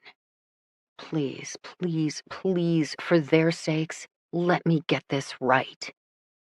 By the time the night owls have been shown to the door, my mood is subdued. I scrub and polish, stack and sweep in silence. Viv is in the kitchen, scouring down, while Stoney closes out the register. It's been a long day. I should head to a meeting, then get some sleep, or maybe I could go for a run. It's late and dark and dangerous, but that's never stopped me before. Sometimes my blood flows too close to my skin. I can feel my own nerve endings spark and snap, the pressure building in my chest. Once upon a time, I would head to a bar, slamming back shots of tequila and dancing with abandon. Dance, drink, dance. Or maybe it had been drink, dance, drink. Oblivion. That's what I sought, what I still seek. One precious moment when I'm no longer trapped inside my own head, knowing things I don't want to know, remembering things I don't want to remember, worrying about things I can't change. As I do too often, I think of Paul, the feel of his lips whispering down my neck, the tickle of his hair, the strength of his hands, the beginning when he made me feel safe, the end when I broke his heart and shattered the last of my self-respect. I don't want to go to a meeting. I don't want to run. I want to grab a bottle of Hornitos, crawl upstairs, and dial his phone number. The pain will be swift and brutal, like a razor to the soul. Then I can lie there and feel myself bleed while guzzling tequila. Drink and wallow. Maybe Piper the homicidal cat likes pity parties too. You never know. Viv comes charging out, already thrusting her arms into her coat. Her husband is waiting just outside the door to walk her home. It's sweet and charming, and salt on my gaping wound. Addicts are particularly good at this game. Everyone's life is easier, better, happier. If we could be those people, then we wouldn't need to drink again. It's everyone else's fault. The universe's, never our own. Go to a meeting. Just walk out the front door and go. I eye the rows of bottles that line the back wall. I feel the beast stir to life in my belly, opening its eyes, stretching out its claws. It's been a hard day, and I'm tired and alone and white. Dear God, when did I become this impossibly glow-in-the-dark neon white so that everyone stares at me and no one knows me? My skin color has made me the enemy, a walking advertisement for entitlement and privilege, except I don't feel like any of those things. I feel like I've always felt. Broken. As if the whole rest of the world knows something I don't, feels things I can't, connects in ways I've never learned how. Of course, I've spent enough time by now in marginalized communities to understand there's more to that story. That for all my internal angst, the truth is, I grew up with limited fears and unlimited dreams. I had implicit faith in authority and never thought to question the system. I had an innate understanding of the world and my place in it, let alone a roof over my head, food in the fridge, and a safe neighborhood to grow up in. Which is privilege indeed. I should go to a meeting, Just walk out the front door, find my people, and set down my burden. Breathe. The restless dragon, fully awake now, uncoils. It whispers memories of my very first drink, a sip of my father's Jack and Coke fetched by my 8-year-old self from my already slurring parent, the feel of caffeine and bourbon sliding down my throat, both hot and cold, melting and jolting, the slow-spreading euphoria that brought a flush to my impossibly young face. Not a bottle, just a shot, or 2 or 3. Then I'll sleep. Sleep is good. I'll feel better after a good night's rest. Sit. Stoney stands in front of me. He grabs the chair I just stacked on the table, flips it back down, points at the hard wooden seat. Sit. I do. A second chair, slapped down next to the first, then a pause, as he disappears and I close my eyes, count to 100 by 5s, then when that doesn't work, by 7s. I'd just hit 84 when Stoney reappears with 2 mugs of coffee. Decaf. He keeps one, hands over the other. He takes up position across from me. We both sip our coffee in silence.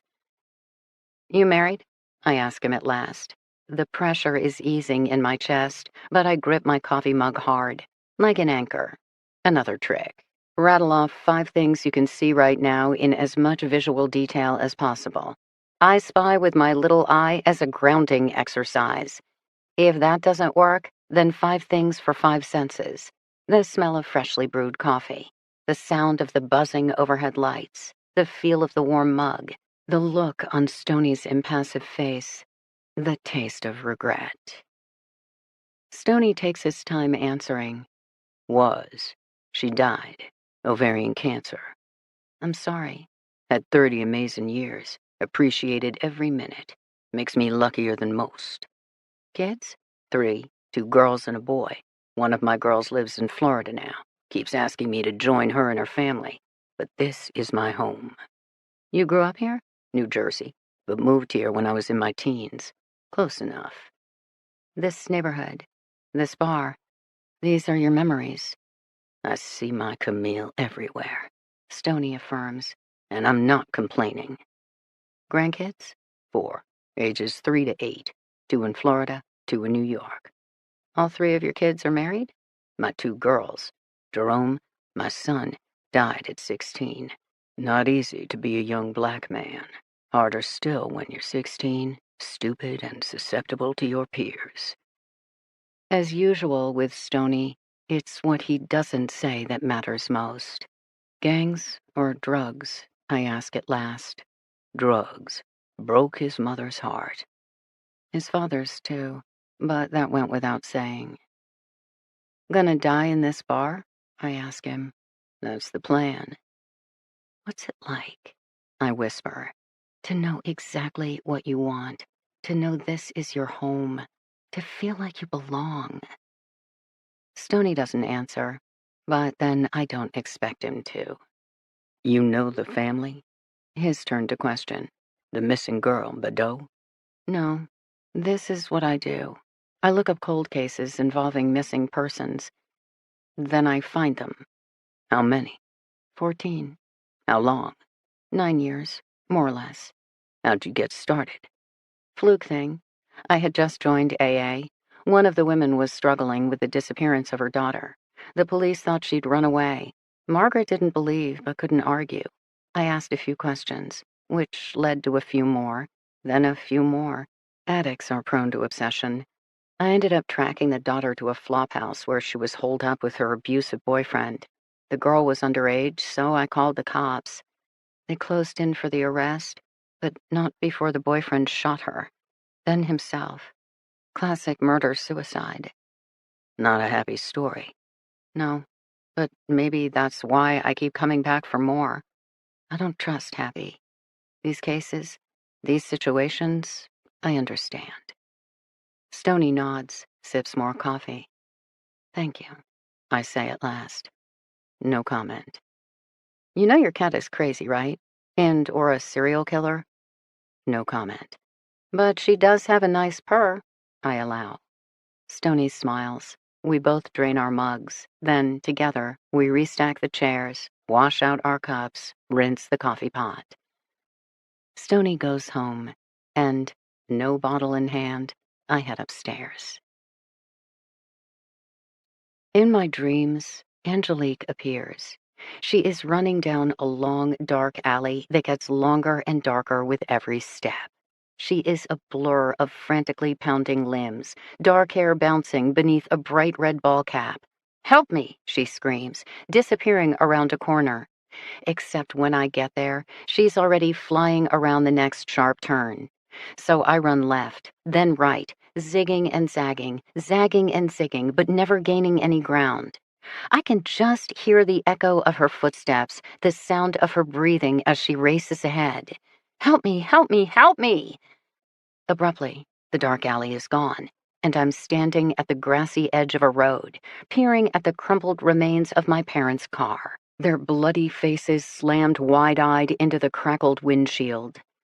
No, I'm underwater, fighting to get away from Laney Whitehorse's skeletal grasp as she pulls me down, down, down. I try to pinch my skin.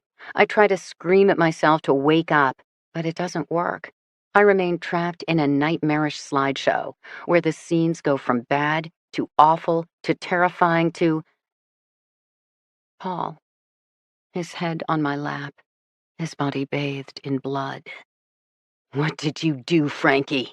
He screams at me, his fingers reaching out like talons. "Dear God, what did you do?" "Shh," I want to tell him. "Save your strength." But it's too late. A kid is screaming. A gun is booming. No place to go. Nothing we can do. I reach for his hand. "What did you do?" He asks me one last time as the life drains out of him. So much blood. Too much. And yet still he grips my hand. Still he looks to me. "I loved you." Then I close my eyes as light explodes around us, brilliant, excruciating, searing. I scream, in my dream, in my sleep. I pray the pain will be quick. Now, as then, it isn't. Chapter 15. Morning disorients me. I wake up with a feeling of dread and a pit in my stomach. For a moment, I lie still. I drank. That must be it. I caved. I gave in to the beast, and now I have to start my sobriety all over again. Tears are already leaking out of the corners of my eyes before my mental fog lifts, and I remember I didn't break. Stoney pulling down the chair. Stoney talking to me. And then I do cry from sheer relief because my sobriety is the one and only accomplishment in my whole fucking miserable life, and to lose that? I will go to a meeting today. Before work, I promise myself. There must be a noontime gathering somewhere. There always is. I sit up and swing my legs over the bed. Then I realize what's different.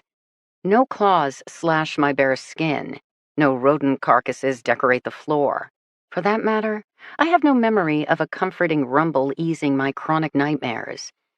I peer beneath the mattress. No glowing green eyes. I check the water bowl. It appears untouched. Apparently, my roommate never returned home last night. Given we've only been together a matter of days, that shouldn't bother me, but it does.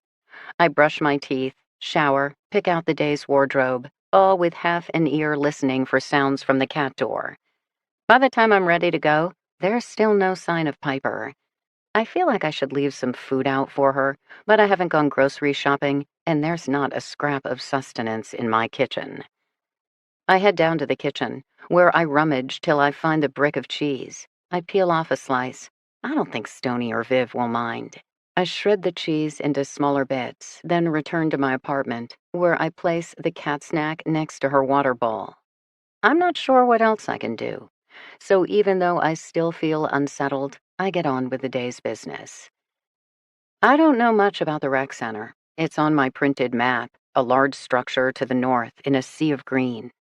Once again, the presence of such a large park in the middle of inner city urban density surprises me. But yeah, if I were a bored teen, I'd probably go there. It's a far walk, which means I should take a bus, which means I have to once again figure out Boston's mass transit system. I feel overwhelmed already. What elderly lady is going to save me today? I head for Dunkin' Donuts first. I need the coffee as well as the advice. Given the late morning hour, I'm the only customer, the shocking white woman passing through the glass doors. I recognize the crew of older black women behind the counter from before, including the manager who'd helped me with directions to Le Foyer. Most of them appear to remember me too. It makes it easy to order a large coffee, then plunk down my map and request assistance. This time, they all gather round, and I get bus routes and pickup times. "Where you livin' now, girl?" the manager, Charity, asks me. She is tall and round and somehow impressive despite the brown and fuchsia uniform. "I'm working at Stoney's. Live above the bar." "You a bartender?" Arched brow. A silver star winks at the end. Stud or sticker, I can't decide. "I make an excellent mojito," I inform her. "You should come by sometime. I owe you for the help with directions." Charity nods at me. The other women appear pleased. "Why the rec center, hon? You got kids?" "No, but I've heard good things and want to learn more." "I'm an alcoholic," I volunteer, having learned that in many situations it helps break the ice. I was wondering if there was something I could do to help, having been there, done that myself. Nodding heads, Charity flips over my map and jots down some notes. She has a large, looping script that is much prettier than mine. She murmurs some questions in what I assume is French to her companions. Various French replies produce more scrawled notes. In the end, Charity divides my paper into 3 sections. The first contains numbers, the second contains names, and below the midway line dividing the page are a whole mess of names and numbers. She walks me through it. The bus schedule, which I'd recognized, the names of her boys at the center who can help me out, and a list of the best restaurants. "Skinny girl like you needs to eat," Charity provides as explanation. In a culture that prides itself on curves, I must look particularly pathetic. Honestly, I've been begging God for breasts since the day I turned 13. Anytime now. I thank her sincerely. High fives to all. There's a chime as a car pulls up to the drive-thru. They return to their stations, and I head once more for the door, armed with coffee and my new and improved local guide. I get on and off the right bus. It makes me smile so brightly, even the bus driver, a stoic black man who appears to be somewhere between old and ancient, grins back. I smile larger, and he shakes his head. "You take care of yourself, you hear?" he says. And the fact I got him to speak feels like my second triumph of the day. Forget Detective Lotham. Maybe I'm growing on the entire population of Mattapan. My heady sense of success lasts until I make it to the front of the vast rec center complex. Again, much larger than I expected, and given the surrounding park, tennis courts, and running paths, nothing like I imagined. Sure, the rec center looks slightly tired and stooped, a giant metal hangar that had probably been very impressive in its heyday, and appears in need of a good power washing and paint job. But the size, the access to the outdoors, I've visited plenty of neighborhoods with less. Of course, I can't figure out how to get in. If what my new AA bud Charlie said was true, the center's hours would be mostly after school, evenings, and weekends, which probably explains the locked front doors. However, a taped sign advises deliveries around back. I'm a delivery. Sort of. I wander around the massive building. This close, I can see the pitting in the metal side panels, more signs of age. I'd guess the faded blue structure was built in the 70s or 80s, maybe some government initiative to provide more opportunities for inner city youths. I wouldn't mind having these paths to run on, or basketball courts, or soccer fields. They're all empty now, but I'd guess around 3 in the afternoon, this place really comes alive. I discover a side door, give it a tug. No luck. Keep on walking, all the way behind the building now. A second set of double doors, twin to the first. This time, when I pull, the tinted glass door gives way. I step inside the cool, shadowed depths, seeking signs of human life. There's a check-in counter directly across from me. When I get closer, I see bins with various kinds of sporting equipment stacked behind it, locked behind metal grates. So, this is where the kids check out the goods before heading out into the vast green park. I follow the shadowed corridor deeper into the building. Given the lack of overhead lights and the deep hush broken only by the sound of my tennis shoes on concrete, the whole place is slightly ominous. Outside is filled with promise, but as for the inside, I spent a few days in county lockup once, and this makes me think of that. I wonder if the kids feel the same. I walk past double doors leading to an indoor gym, but both are locked. Next up, I spy what appears to be a weight room, followed by some kind of kitchen area. Again, all shuttered tight. With the exception of the open back door, they appear to take security seriously around here. Belatedly, I realize I should have looked for cameras, outside as well as in. I wonder if I'm being recorded as I continue my path down the central corridor, still searching for signs of life. Next up, a smaller gym with mats on the floor and a boxing ring in the middle. It makes me think of Detective Lotham, and I wonder if he ever came here to help out. Certainly, Officer O'Shaughnessy must know this place well, being the community liaison. Voices. Finally. I follow the sounds to the end of the corridor, where light floods out from two separate offices. I poke my head into the doorway on the right first, encountering two African American men, one short, one tall. "Hi," I say. They stare at me. "Are you in charge here?" They stare at me. I consult my notes from my new Dunkin' Donuts friends. "Is one of you Dutch, or maybe Antoine?" "Dutch," the shorter one concedes. He wears a whistle around his neck. I didn't know that kind of thing was done anymore. "Excellent. Charity recommended that I talk to you about the rec center programs. I just moved into the area and would like to learn more." I deliver my best I'm completely harmless smile. Then I stick out my hand. They take turns shaking it, which seems to break the ice. "I understand you run an after-school program for local youths." "Yes, ma'am," the shorter man, Dutch, confirms. His accent sounds pure Boston, no trace of immigrant anything. "Please, call me Frankie." "And you are?" I turn to the taller man, who appears roughly 40 years old and has the erect bearing of a natural leader. "Frédéric Lagoudou," the man says, with a trill of sand and sea. I gravitate toward him immediately. "I'm a friend of the Badeau family. I understand from Ms. Violette that her niece and nephew came here often." "You are here about Angelique Badeau?" Frédéric asks, dark eyes narrowing. "Yes." "She did not go missing here. She was back in school. That is what they say." "They say?" He flushes. "What I know to be true." "That's what I've heard too," I assure him. "I'm curious about the summer before school started, when Angelique and her brother Emmanuel were both here." The two men exchange glances again. I understand their natural distrust. I'm not the police, which makes me an unknown variable. "Ms. Violette put me in touch with Officer O'Shaughnessy."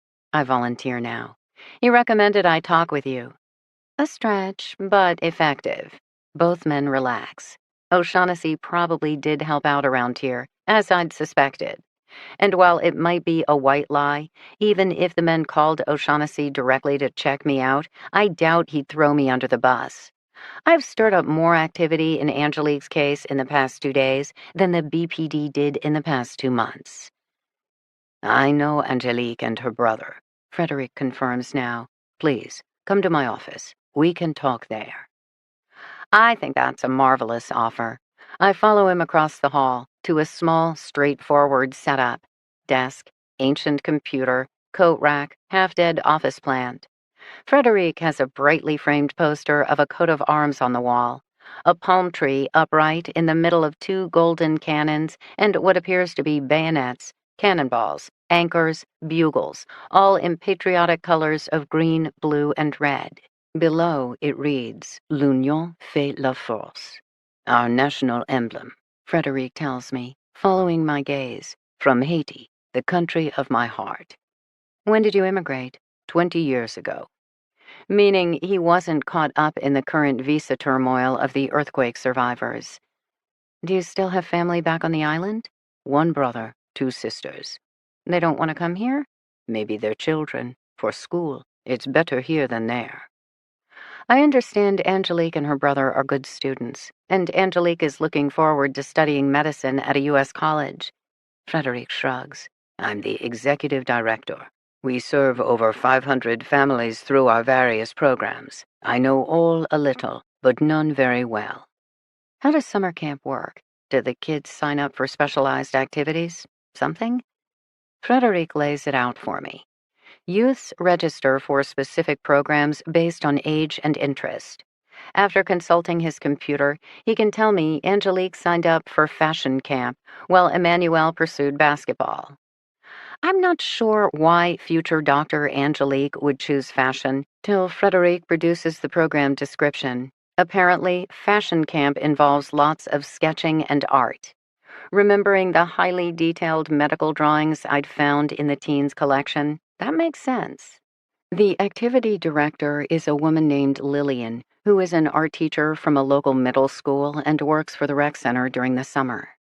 Frederic doesn't want to give me her contact information, but promises he'll pass along my phone number to her. He pulls up the program registration, showing 18 kids, 16 girls, 2 boys. Sure enough, Marjolie's name is right after Angelique's. Most likely they signed up together, the way friends do. Do you remember Angelique hanging out with anyone in particular? I ask now, not giving away Marjolie's name. Frederic pauses, leaning back his long frame and steepling elegant fingers together as he considers the matter. There was one girl. They sat together, also Haitian, shorter, pretty. They seemed to know each other well. But this other girl didn't care about fashion class so much. She spent more of her time in the gym. Like playing basketball or something? Like watching the boys playing basketball. He arches a suggestive brow. Boyfriend or boy crazy? One boy in particular. I once had to interrupt a social situation that had gone too far. I take that to mean Marjorie had been making out with said love interest in some random corner. Frankly, if I'd been at summer camp in this vast building at that age, had to be secluded spots everywhere, and I bet the kids knew every single one. What about Angelique? Ever interrupt one of her social situations? Frederic shakes his head. Did she have a tendency to drift out of her program to, say, watch basketball, boxing, baseball, whatever? I'm pursuing the theory that Angelique had a secret romance. Especially with her best friend distracted by some basketball player, maybe Angelique had felt compelled to do likewise. She would go on occasion to watch her brother, Frederic supplies. During breaks, though, she never missed class, at least not that I ever heard, and it is my job to hear such things. His picture of Angelique is consistent with everything else I've been told about the teen. For now, I table the boyfriend idea and return to my own thought from the night before. What about another girl? A new friend Angelique bonded with while Marjorie was off drooling in the gym? Frederic frowns, hesitates. This was 2 summers ago. And yet Angelique went missing shortly thereafter. Don't tell me you haven't thought about it. He winces. I can't even imagine how hard his job must be, trying to both corral and inspire hundreds of at-risk teens, wanting to make a difference, knowing there are limits. And then, when one of the kids, who by all accounts should make it, simply vanishes one fall afternoon, I have a feeling Frederic has done nothing but replay the memories he has of Angelique over and over again. I wish I had noticed more, he concedes now, paid more attention, made more effort. But Angelique, she was a good kid. She came on time. She stayed with her program. She produced many beautiful drawings. Lillian posted several around the halls. I remember congratulating Angelique on her work. She seemed shy, but again, not one to get into trouble. My time, my job, is spent more with those teens. He shrugs. It is regretful, but it is what it is. You have problems with gang activity here? I change gears. We are zero tolerance. Any gang signs, colors, activity leads to immediate expulsion. The kids know. Off the grounds, yes, there are problems. But when they enter this property, if they want to shoot hoops, they play nice. It works more effectively than you think. Are there times all the kids intermix? I mean, regardless of fashion camp versus boxing camp or whatnot? Lunch is within each group. It makes it easier for us to monitor. But there are breaks during the day. Kids wander. Some might go watch a part of a soccer game or gather to enjoy the sun outside. They are teens, and we want the programs to be fun, not just... He struggles for the word. Glorified lockup? I volunteer. He sighs, but doesn't disagree. Can I get a copy of this list? I point to the registration list for fashion camp. The police have it. I don't want to bother them. I'm trying to find new leads to move us forward, not make them go backward. He hesitates again, but my argument is a decent one. He prints me out a fresh list. One last thing, if you don't mind. A simple memory exercise. You know Angelique's face? He nods. Now, picture her. Here, the last time you saw her. Where is she? It takes him a moment, but he complies, even going so far as to close his eyes. Angelique is sitting outside on a yellow bench. She has her sketchpad on her lap, her head bent over as she draws. As I walk by, making my rounds, she doesn't look up, but continues to sketch, very fast, very focused. I can hear the scratch of charcoal against the page. I remember thinking she looked like a true artist, with a vision in her head she must capture immediately, before it disappeared forever. I was impressed.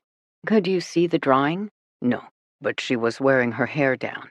She had thick ringlets that hung in front of her like a curtain. Were there other kids around her? Silence as he digs deeper into his recollection. I see 3 boys. They have a hacky sack and are kicking it around. 2 more girls, sitting on another bench. One is giggling.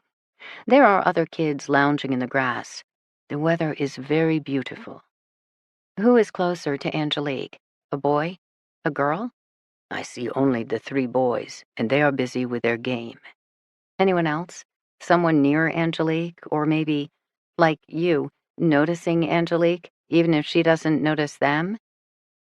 Slowly, he says, there's another girl, seated on the ground further down, her back against the building. She is also drawing, but she is in the shade, not the sun. She is looking in Angelique's direction. She is watching Angelique draw. When I walk by, however, the girl ducks her head quickly. Too quickly, I think. I'm about to stop, push a little. Then I hear yelling in the soccer field. I turn and head there. What does this other girl look like? Another teen. I remember seeing her in the fashion camp as well. Frederic opens his eyes, shakes his head. But I don't remember her face. I'm not even sure I ever saw it fully. I could always find her in a crowd, however, by looking for her hat. Every day, regardless of weather or conditions, she wore the same red ball cap. And, yes, now that you mention it, she was often staring at Angelique. Chapter 16.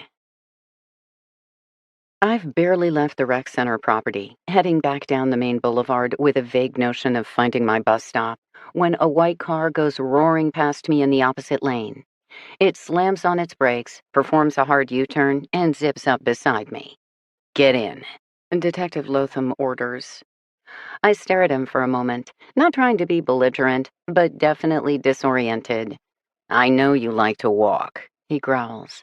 Actually, I was headed for the bus. Stop being so damn contrarian and get the hell in. The moment he calls me contrarian, I naturally want to protest.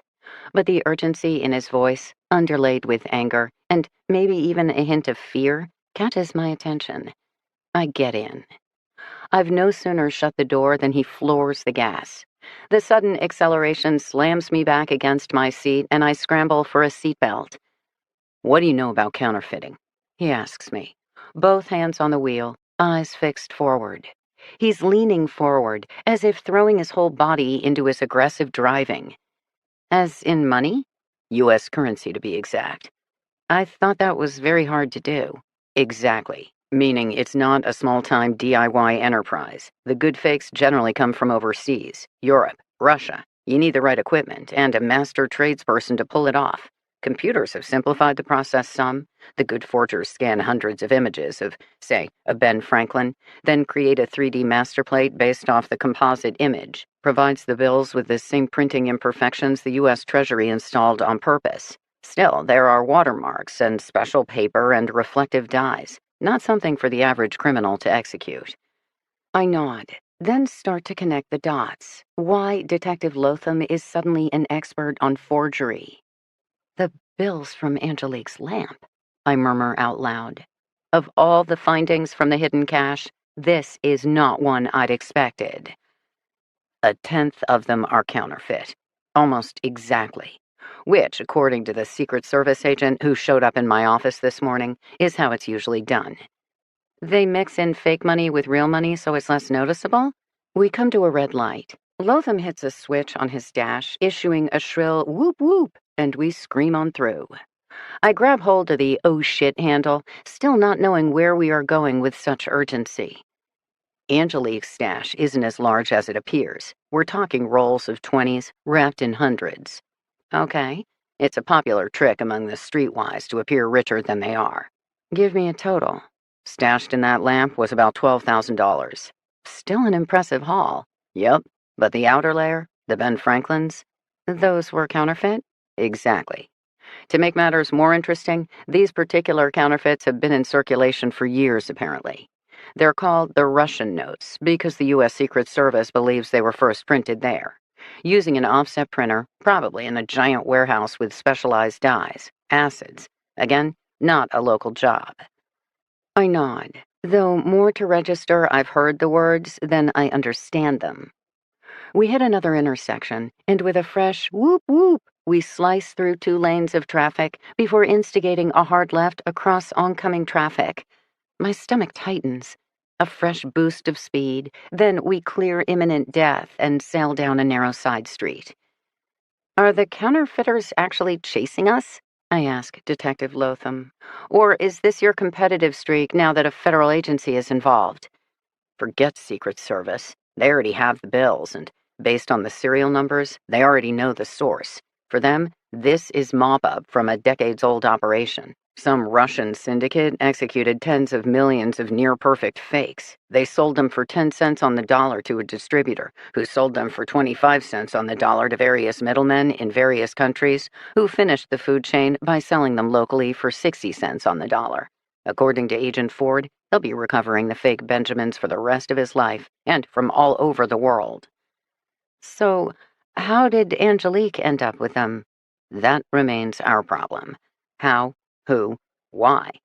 According to Agent Ford, any one of us might be carrying a counterfeit without knowing it. But a dozen of them, each wrapped around a bundle of real $20 bills? That's not random. We certainly have Russian gangs in Boston, which might explain how we ended up with these fakes in this area, but not too many Russian crime bosses are hanging out with Mattapan gangbangers. Criminal enterprises are notoriously snobbish, and our local gangs aren't sophisticated enough for Russian interest. I have no idea what to say to this. It's okay. In the way Boston works, a random street has appeared ahead, forking a right diagonal, not to be confused with the 3 other diagonals flaring out around it. Lotham hits that turn as hard as he hits the others. Apparently, he's in a temper this morning. Did you sleep last night? I ask him. Does at a desk count? Minute I logged those bills into evidence, my phone started ringing off the hook. And then my sergeant called me into his office. So, it's your sergeant we're running away from? Don't be a wise ass. I'm more worried about becoming a soon-to-be dead dumbass. Why the bells and whistles? We have a sighting. What? A teen matching Angelique's description just tried to purchase a fresh burner phone using a fake ID. The ID bears the same name, Tamara Levesque, as the one given to the cyber cafe clerk 2 weeks ago. Officer O'Shaughnessy is already there, fanning out with a few other units, hoping to get lucky. We're joining the hunt? I don't know which surprises me more, that there's an active search after all these months, or that I've been invited to participate. We are not doing anything. I'm interviewing the sales specialists. You? Lotham blew out a hard breath. Heaven help me, he muttered. I'm there for moral support? No, you're there because one of the witnesses, some guy named Charlie, asked for you. By the time we come to a screeching halt, the scene in front of the wireless company is a pile of blue uniformed officers, a crowd of gawkers, and, if I'm not mistaken, a number of corner dealers backpedaling furiously down the street. Detective Lotham spares the retreating youths a look, but doesn't acknowledge or pursue. Today is their lucky day. The police have bigger fish to fry. I spot Charlie almost immediately. He stands outside the storefront, his large size and authentic army jacket making a statement. Next to him stands a female beat cop, clearly waiting. Detective Lotham ushers me through the crowd. Once on the other side of the madness, he pauses long enough to state, "When you're done talking to your friend, remember who drove you here." Then he disappears into the store, leaving me to cross the remaining space to Charlie. I feel suddenly awkward, unsure of what to say. We've met only once, at an AA meeting. In the midst of this hoopla, why ask for me? Charlie doesn't speak right away, but nods his greeting. Then he stares at the female officer. She gives me a look as if to say he's on my problem now. She drifts off 5 feet, still monitoring, but allowing some privacy. Detective Lotham said you asked for me. Charlie stares at me. He has his hands in his coat pockets. It makes him look bigger, broader. I don't think he's trying to appear intimidating as much as he simply can't help it. But I still don't find him threatening. The man joined the service because he has an instinct to protect, and some things, no matter the trauma, can't be shaken. You asked about cheap sales, Charlie says now. You asked about the missing girl, Angelique Liar. Just last night, you asked these questions. I nod. I stopped by the store today to take care of some business, but as long as I was here, I started thinking. I started wondering about you and your questions.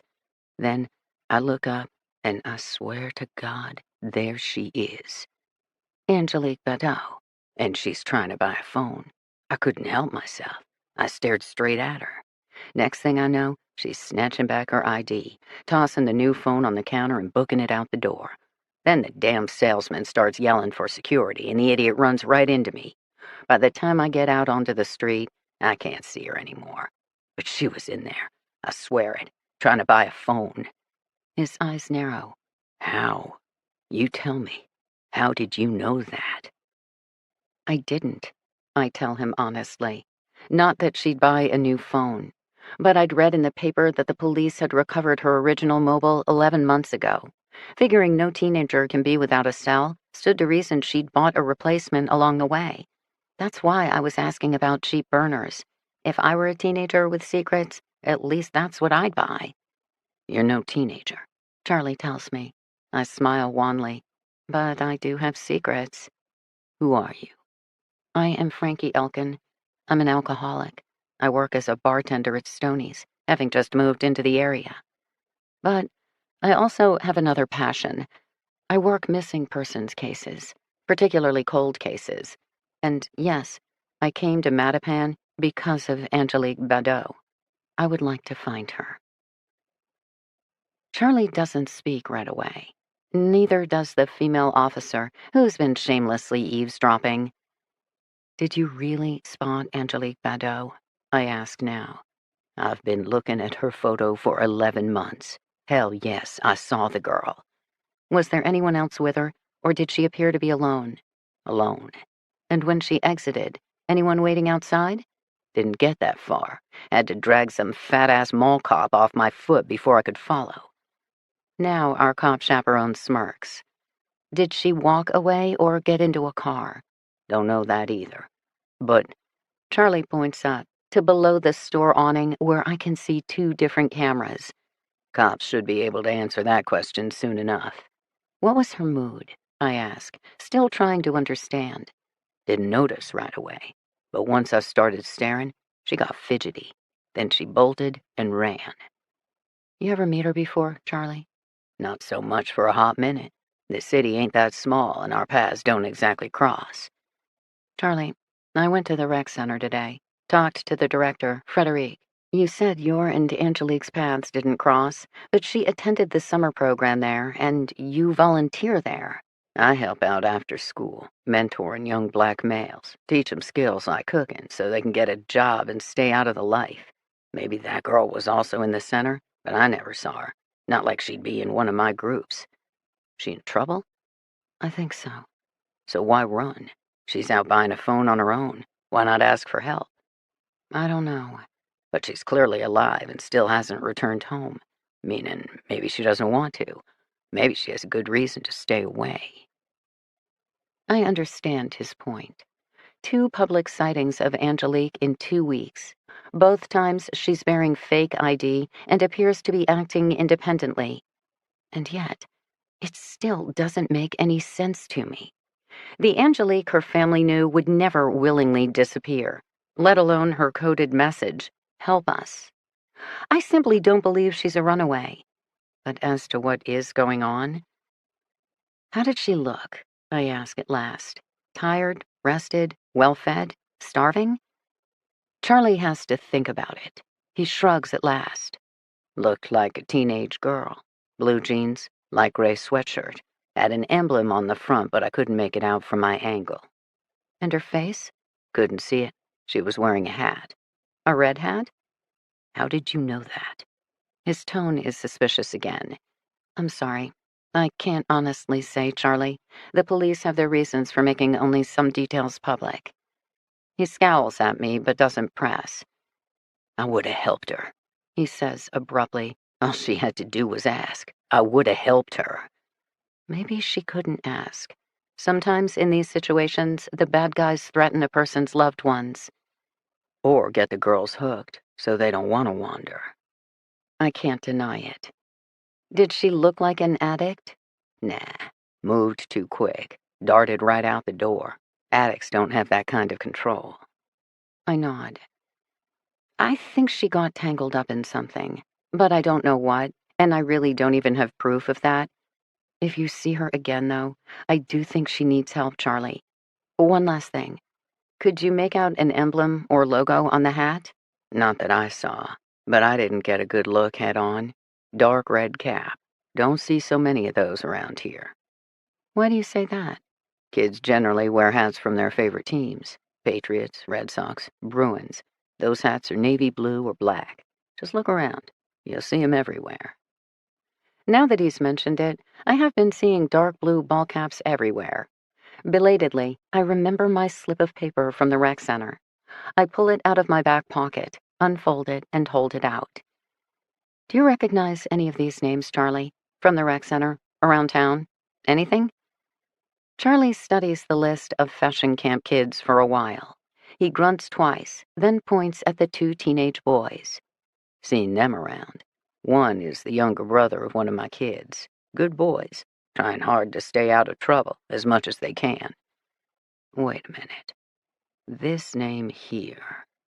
He points to one of the females on the list. Livia Samdi.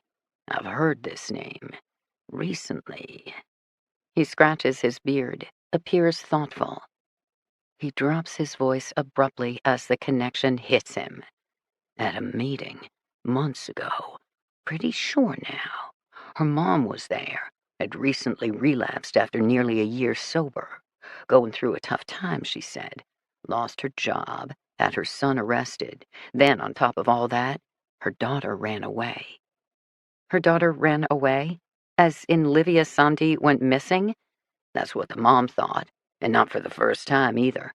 Apparently, Livia's one of those kids. Wherever she went, trouble soon followed. But no doubt about it, she's definitely gone. The mom said so herself. Chapter 17. I remain on the sidewalk with Charlie and our police chaperone till Detective Lotham reappears from the wireless store. Whatever he's learned inside, it hasn't improved his mood. He spots me, then Officer O'Shaughnessy, who is deep in conversation with two other uniforms. I watch the debate play out over Lotham's face. He abruptly turns and strides toward me. So, he states. He looks from me to Charlie, back to me. This is Charlie, I say by way of introduction. I don't know Charlie's last name, so I don't offer it. The lapse creates an awkward moment. Then Detective Lotham extends his arm, shakes Charlie's hand. Army? Lotham asks, gesturing to Charlie's coat. Then, when Charlie nods, Marine, Force Recon. Thank you for your service. Thank you, sir. You saw Angelique Liar? Yes, sir. And you're sure it was her? Yes, sir. And you know Miss Elkin how? Charlie doesn't immediately respond to this sudden change in questioning, but looks to me. Are you doubting I have friends? I ask the detective, doing my best to sound indignant. You arrived in the area 3 days ago. All the more reason to reach out. Just ask Charity at Dunkin' Donuts, or Viv at Stoney's, or Frederique at the rec center. I search frantically for more names. And my roommate, Piper. Though she didn't come home last night, and I'm worried about her. Detective Lotham looks like he has a headache. Whether it's the case or just me is open to interpretation. Charlie has other news, I add quickly now. Earlier, I was at the rec center with your friend Frederique. There you go. He gave me a list of all the kids who were at fashion camp with Angelique during the summer program. I've seen the list, even interviewed the teens, including Lydia Samdi. Probably. We're talking 11 months ago. So she hadn't gone missing yet. Interesting. What? Hang on. Detective Lotham pinches the bridge of his nose. I swear he's both taking a deep breath and muttering shit, shit, shit, but I can't be sure. Charlie heard a rumor at least. I glance at Charlie for confirmation. Livia Somdi's mom said she ran away. And, just to make things interesting, according to Frederick from the rec center, Livia is known for wearing a red baseball hat. Detective Lotham turns his gaze to Charlie, who immediately nods. Livia ran away. Charlie supplies. Where did you hear this rumor? Doesn't matter, I interject quickly. What about Officer O'Shaughnessy? As the community liaison, maybe he knows more. We should ask him. You know what I learned inside? Detective Lotham speaks up abruptly. What? Nothing. No, not entirely true. I learned some kid named Warren couldn't describe his own mother if his life depended on it. And, oh, yeah, the security cameras haven't worked properly for months, though they've been meaning to do something about that. You, on the other hand, standing out on the sidewalk? It's a gift, I assure him. Then, noticing that Officer O'Shaughnessy is now looking in our direction, quickly wave him over before Lotham spontaneously combusts. Detective Lotham steps back, takes a moment to consult with O'Shaughnessy. Now, Charlie, the female cop, and I all eavesdrop shamelessly. This is what we hear. The uniforms had spread out and canvassed the neighborhood. According to witnesses, a girl in a red baseball cap had booked it out of the store and headed north. One officer had discovered her fake ID where it had dropped on the sidewalk 2 blocks from here, but no sign of Angelique herself. Lotham brings O'Shaughnessy over. Charlie repeats his news. O'Shaughnessy frowns thoughtfully. I know the Somdi family, but not well. Dad's MIA, mom's a drunk. Lotham glances from me to Charlie, seems to connect the dots. I shrug as if to say, finally. He sighs again. Hadn't heard about Livia, though, O'Shaughnessy continued. Her oldest brother recently got pinched for dealing. Small time, and not exactly news, but hardly a surprise either. The family, let's just say they're not the type to get the police involved in their business. Lotham nods. We're going to need to talk to them. Learn everything about Livia, including last time she was seen, relationship with Angelique Liar, etc., etc. Us, I murmur. Or maybe the beginning of us. O'Shaughnessy gives me a funny look. Angel's family has never mentioned Livia's name, so I'm not sure what us you're talking about. I don't think they knew. I don't think anyone knew. Knew what? About their friendship. Or whatever it was. I turn over the pieces in my mind. They met at the rec center.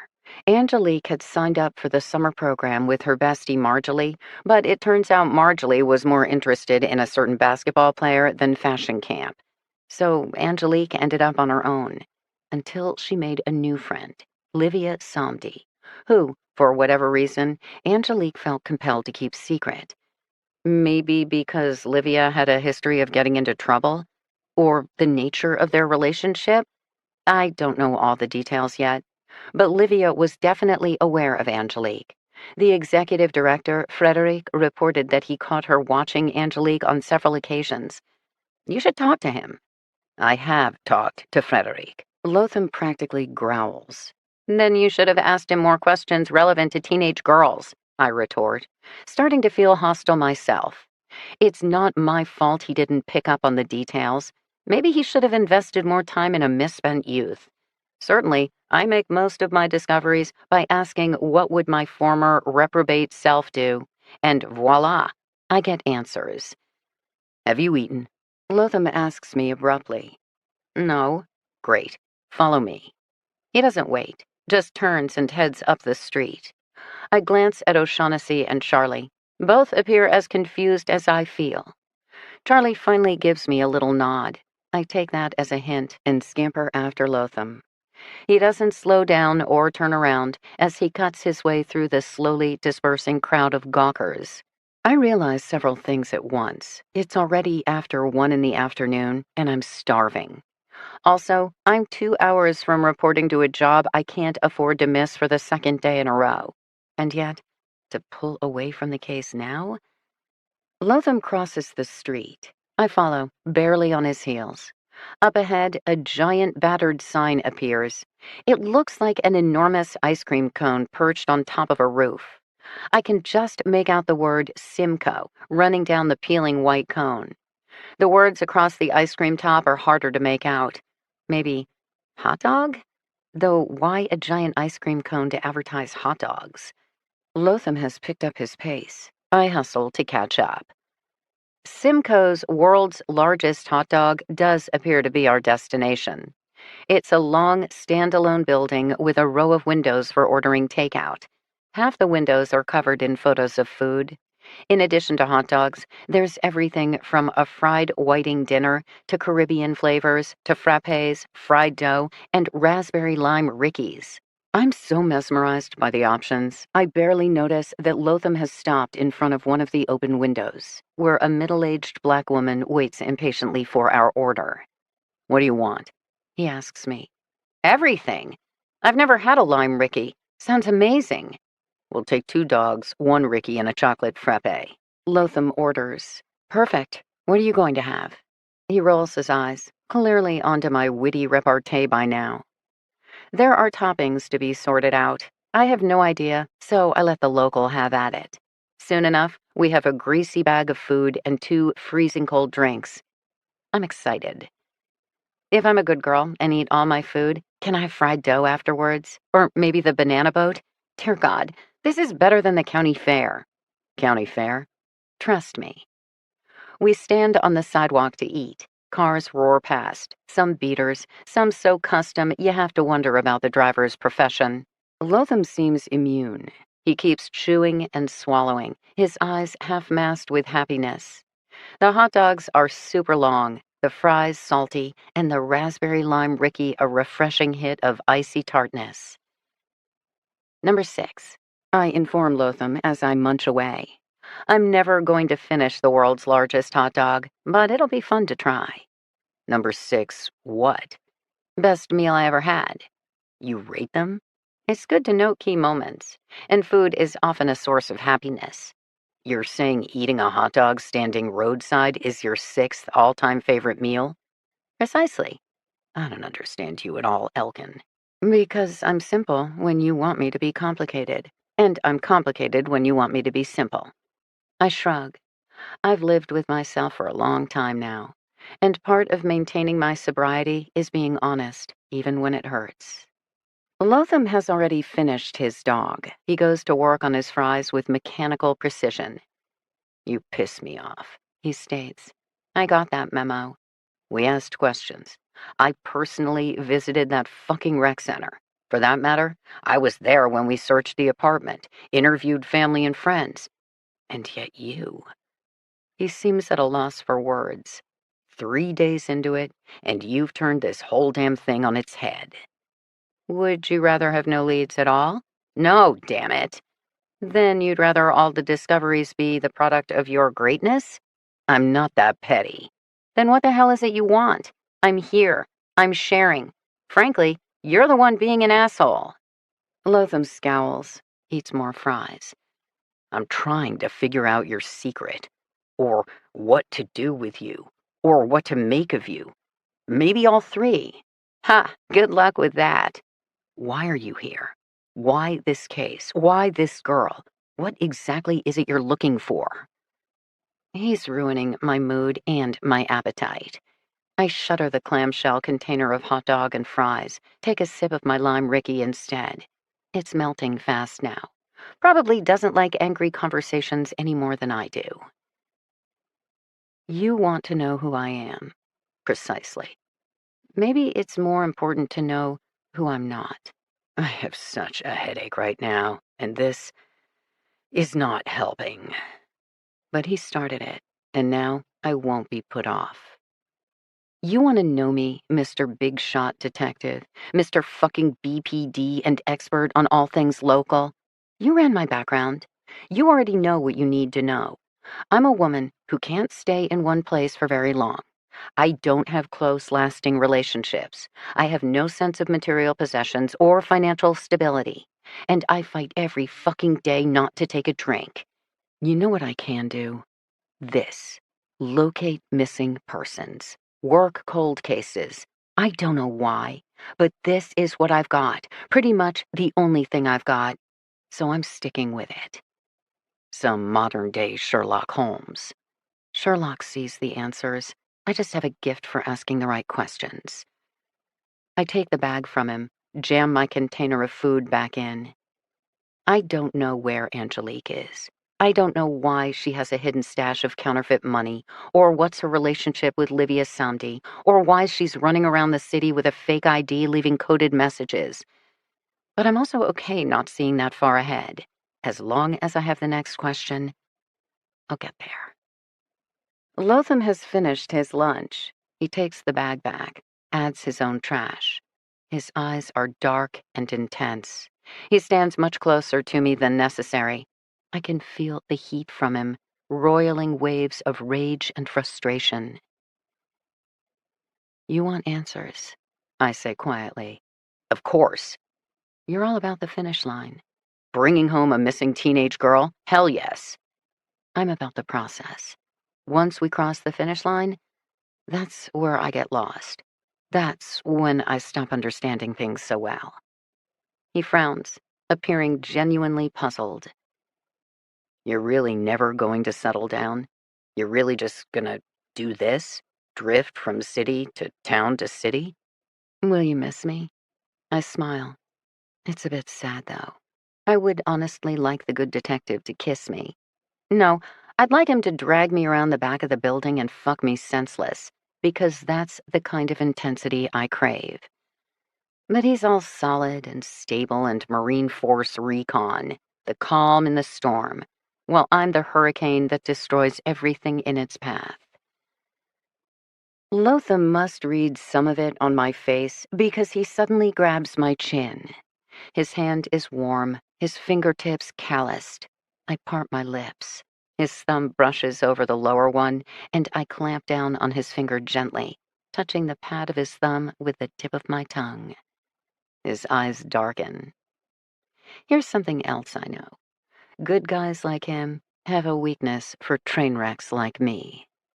Just ask Paul. Do you want to take me home? I ask him softly, releasing his thumb. I'll go. We can fuck on your sofa, your kitchen table, maybe even your bed if we get that far. You can work out all that turmoil. Maybe you'll even feel in control, like you got a handle on me at last. Got me right where you want me. He doesn't speak, but takes a step closer. I love sex. The harder, the better.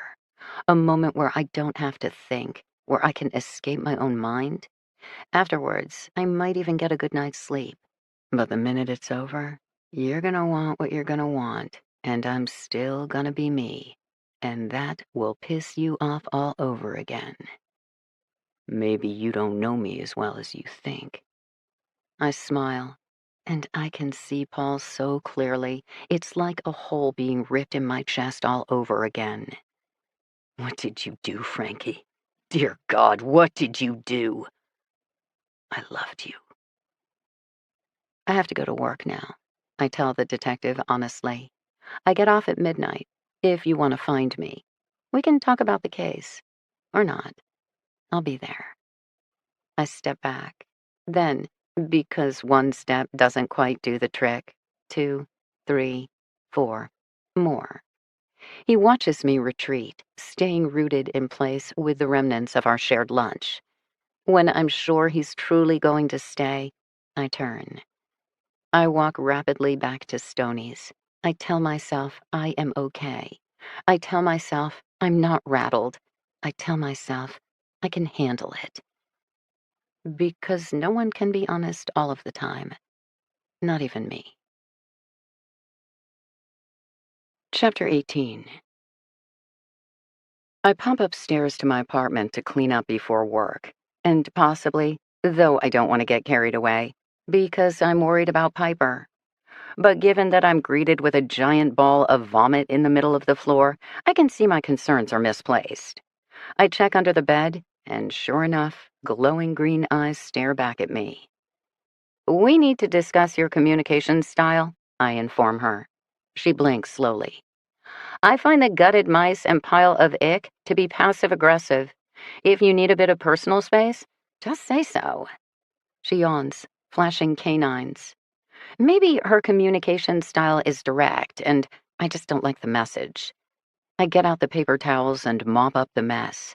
Tomorrow, I'll hit the grocery store. I promise myself. After I survive my work shift, attend an AA meeting, and, well, whatever comes next with the good detective.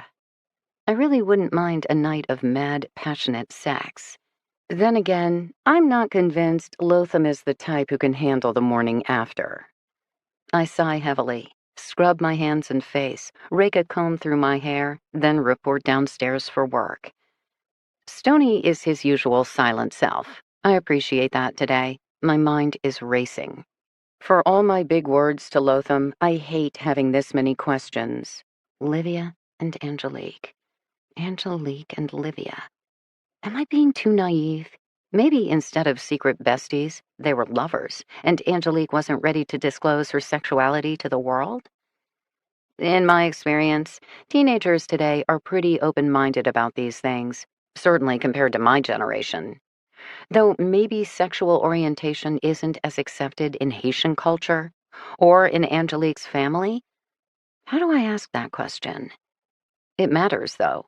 What is the relationship between Angelique and Livia, and what drove both of them to disappear within months of each other? Us. Help us. And again, just how many people is us? Is a presumed runaway girl the end of that question, or just the beginning? The knowledge of a second missing teen does help with some answers. For example, Angelique's obvious autonomy to move around the city, but her continued need for secrecy and refusal to come home. Human trafficking 101 is to play the girls off one another. You can have freedom for the night, but one false move and your friend will pay the price.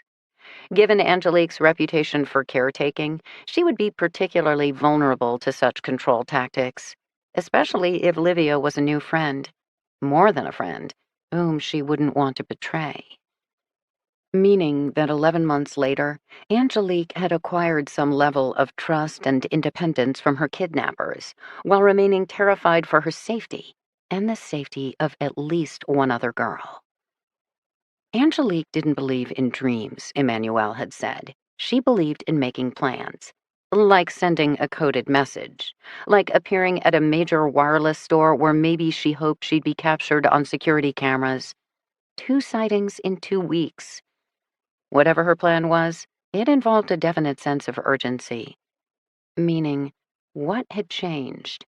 What was about to happen if we didn't pick up on her trail of breadcrumbs, and fast? I unstack chairs, wipe tabletops, slice up lemons and limes, and still come no closer to any answers. Clearly, Angelique is trying to communicate. Unfortunately, I still didn't get the message. Viv appears through the front door. She stops when she sees me. I hear you're looking for that poor missing girl. Yes, ma'am. You some kind of private eye? I'm gonna go with some kind. She hums her approval in her Viv-like way. Honey, no child should be missing from her family. Any way I can help, you let me know. Do you know the Samdi family? Their daughter is Livia. Doesn't ring a bell, but I can ask around. Mattapan ain't that big, but it's crowded enough. Was a time when I felt like I knew my neighbors, but not anymore. Viv disappears into the kitchen, hollering out a greeting to Stony, who grunts in reply. I just finished setting up the bar in time for the first few customers to arrive. I already recognize a few of the regulars and no longer earn so many dark scowls. I take that as progress as I start banging out drinks and delivering plates of hot food. I keep myself busy. I tell myself I'm not glancing at the door every time it opens. I promise myself I'm not some giddy schoolgirl anxiously waiting for her crush to appear. It doesn't really work, but thankfully the combination of cheap beer and low-priced food has the tables filled and the orders coming. I'm a good bartender. I like the steady rhythm, the adrenaline rush of juggling dozens of customers, followed by the quieter times where I restock, clean up, and prepare for the madness to return. The hardcore drinkers aren't ones to talk, but I like that too. More of them make eye contact with me tonight. Another few days, and I'll be worthy of them learning my name. Then my list of growing social contacts will really piss the detective off. 9 p.m. Dinner crowd done. Tables thinning. Demand easing. No detective. 10 p.m. Down to a few tables of rowdies enjoying a big night out. No detective. 11 p.m. Tables are pretty much cleared. The bar is left with the hardcore stragglers who will stay to closing. I scared him off. Not everyone appreciates bluntness, and not every man can deal with the hot mess that is me. Or he's exhausted, having spent most of last night working. Or he's still on the job, as today's revelations have led to even more breaks in the case. I want to hear about new breaks in the case. The door opens. Lotham appears. And despite all my bold declarations, my stomach flip-flops and my hands tremble, and I do feel like a stupid schoolgirl, even though I, of all people, know better. The detective has showered and changed. Dark jeans, paired with a rich turquoise button-down shirt stretched across his broad chest. He radiates cop and authority figure and military man all rolled into one. As he approaches the bar, several of the hardcore drinkers beat a retreat. I don't blame them. Girly drink? I ask as he takes his seat. He gives me a look. I'll take a glass of water. The order unsettles me. Because he's still working and needs a clear head? Or because he wants complete focus for our future interlude? I dump ice in a glass, add water. Stony wanders over, greets the detective with a nod. This time of night, never bad to have a cop nearby. Then Viv bustles out, takes in my impressive new customer, eyes him, eyes me, then delivers a not-so-subtle, "You go, girl." I turn red, which frazzles me more. I never did the giddy schoolgirl thing. Frankly, I was much too hammered most of the time to care. Manic, yes. Destructive, certainly. Giddy, never. I place the water in front of Lotham. He takes a sip. At the end of the bar, one of the regulars flags me down to settle up his bill. I'm grateful for the distraction. More beer here, a final round of rum punch there, clearing plates, cleaning tables, moving, moving, moving. I really would like a drink right now, and that, as much as anything, pisses me off. Time to get over my own fucking self. By the time I return to the bar, my nerves have settled and Lotham has finished half his water. Food? I ask him. Honestly, I've had nothing but grease for days. What I could use is a salad, but that's not exactly on the menu. Viv has been known to do special orders for her favorites. Viv, from the kitchen? That's her. And judging by the way she was looking at you, you're already one of her favorites. That earns me a grin. Briefly, the detective appears 10 years younger. His job is a burden he never sets down. It is both extremely attractive and kind of sad. Trying to save the world can be as much a compulsion as drinking, except Lotham doesn't have a 12-step program to save him from himself. I wonder if he will burn out, become embittered with the job, the life he never took the time to build.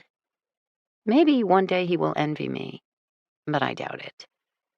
I pop into the kitchen, ask Viv if she wouldn't mind making a garden salad for a friend. That earns me so many cackles and knowing winks, I have to leave before I start blushing again. But the salad comes, and the detective turns his attention to his food. The bar empties out, and soon enough, Stoney is there, ready to lock the front door. He eyes the detective questioningly. He's going to stay for a bit. Stoney nods, locks up, then pockets the key before making a point of disappearing to his office. I don't know how to close out the register, so eventually he'll have to take care of that. But for now, I start stacking chairs. Without a word, Lotham slips off the table and carries his plate to the kitchen. Hello, handsome. Forget about me. He's officially made Viv's night. Thank you, ma'am. That was exactly what I needed. You come again, let me know, and I'll make you a steak. Then you'll know exactly what you've needed. From the back room, I hear Stoney make a strangling sound. Then Lotham reappears, looking slightly wide-eyed and red-faced. At least it's not just me. I hand him a broom. As long as he's here, he might as well be useful. He starts from the back, working his way to the front while I wipe down the last of the tables and finish with the chairs. Did you learn more about Livia Samdi? I ask him finally. She's definitely missing, and the family definitely doesn't care for police involvement.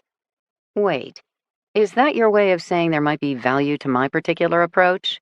A good cop would never encourage civilian involvement in a case. Which is not the same thing as no. When did Livia run away? I continue. January, nearly 3 months after Angelique. And the circumstances? Went to school and never came home again. That sounds suspiciously familiar. And they never contacted police? According to the mom, Rosalind, it wasn't the first time Livia had disappeared. Sometimes the girl wouldn't come home on Friday, but would show up to school on Monday like nothing happened. Lost weekends. Even a week here and there. Let's just say, given the nature of the household, I'm surprised they noticed that much. What did Livia take with her? That's the thing. According to the mom, Livia's clothes, personal possessions are mostly accounted for. She didn't own a computer, just a cell phone, which disappeared with her. We tried pinging it with no luck, but we're now pulling a record of calls and texts from the provider. Will be interesting to see if the phone is genuinely no longer in use or just activated in short intervals. Had they heard of Angelique Badeau? The mom recognized the name from the news. That's it. So they didn't know she and Livia were friends? To be honest, I'm not sure the mom knew any of Livia's friends, or hobbies, or favorite color. Not that kind of family. In other words, the complete opposite of Angelique's family. I pause, my hands still on the back of a chair. I wonder what brought the girls together. Opposites attract? Angelique, the caretaker, thinking she could help out with Livia's sad life? Lotham shrugs. Livia have a history of drinking and drugs? Given the family, I would say yes to both, but they aren't talking about it. Maybe a school guidance counselor can tell you more, which is where I'll be first thing in the morning. So much for sticking around for a late breakfast, I grumble. That earns me the detective's full attention. His eyes darken. He stands 10 feet away, still holding the broom, but there's suddenly not enough air in the room. This is what we do know, he says softly. Angelique is alive, and she needs help. I nod. She is somehow connected to Livia Samdi, another missing girl, and we are absolutely, positively not mentioning anything about red hats to the press. Your holdback detail. Not to mention, we don't need dozens of sightings of people in red ball caps tying up resources. What about Angelique's appearance today? Will you ramp back up the investigation? We are taking the sighting very seriously. But as far as the public knows, we have no confirmation that was Angelique in the store today, which works well with the clerk's maybe, kind of, not really sure statement. You don't want to involve the public? I ask in surprise. Reissue the Amber Alert? Lotham leans against the broom. Angelique clearly has some freedom of movement, but doesn't feel like she can come home. She needs help. Help us. She said it herself. Exactly. She feels threatened and in danger. Until we understand more about that threat, who and what it involves, the safest approach is to follow her lead and keep things quiet. We're adding more officers to the case, don't worry. But our official position, which I need to know you will support, is that there's nothing new to see here. Don't insult me, I tell him harshly. I return to stacking chairs. I honestly can't decide what I think of this. You're going to inform Angelique's family of the new sighting, I say after another moment. The fewer people who know, the better. Are you kidding me?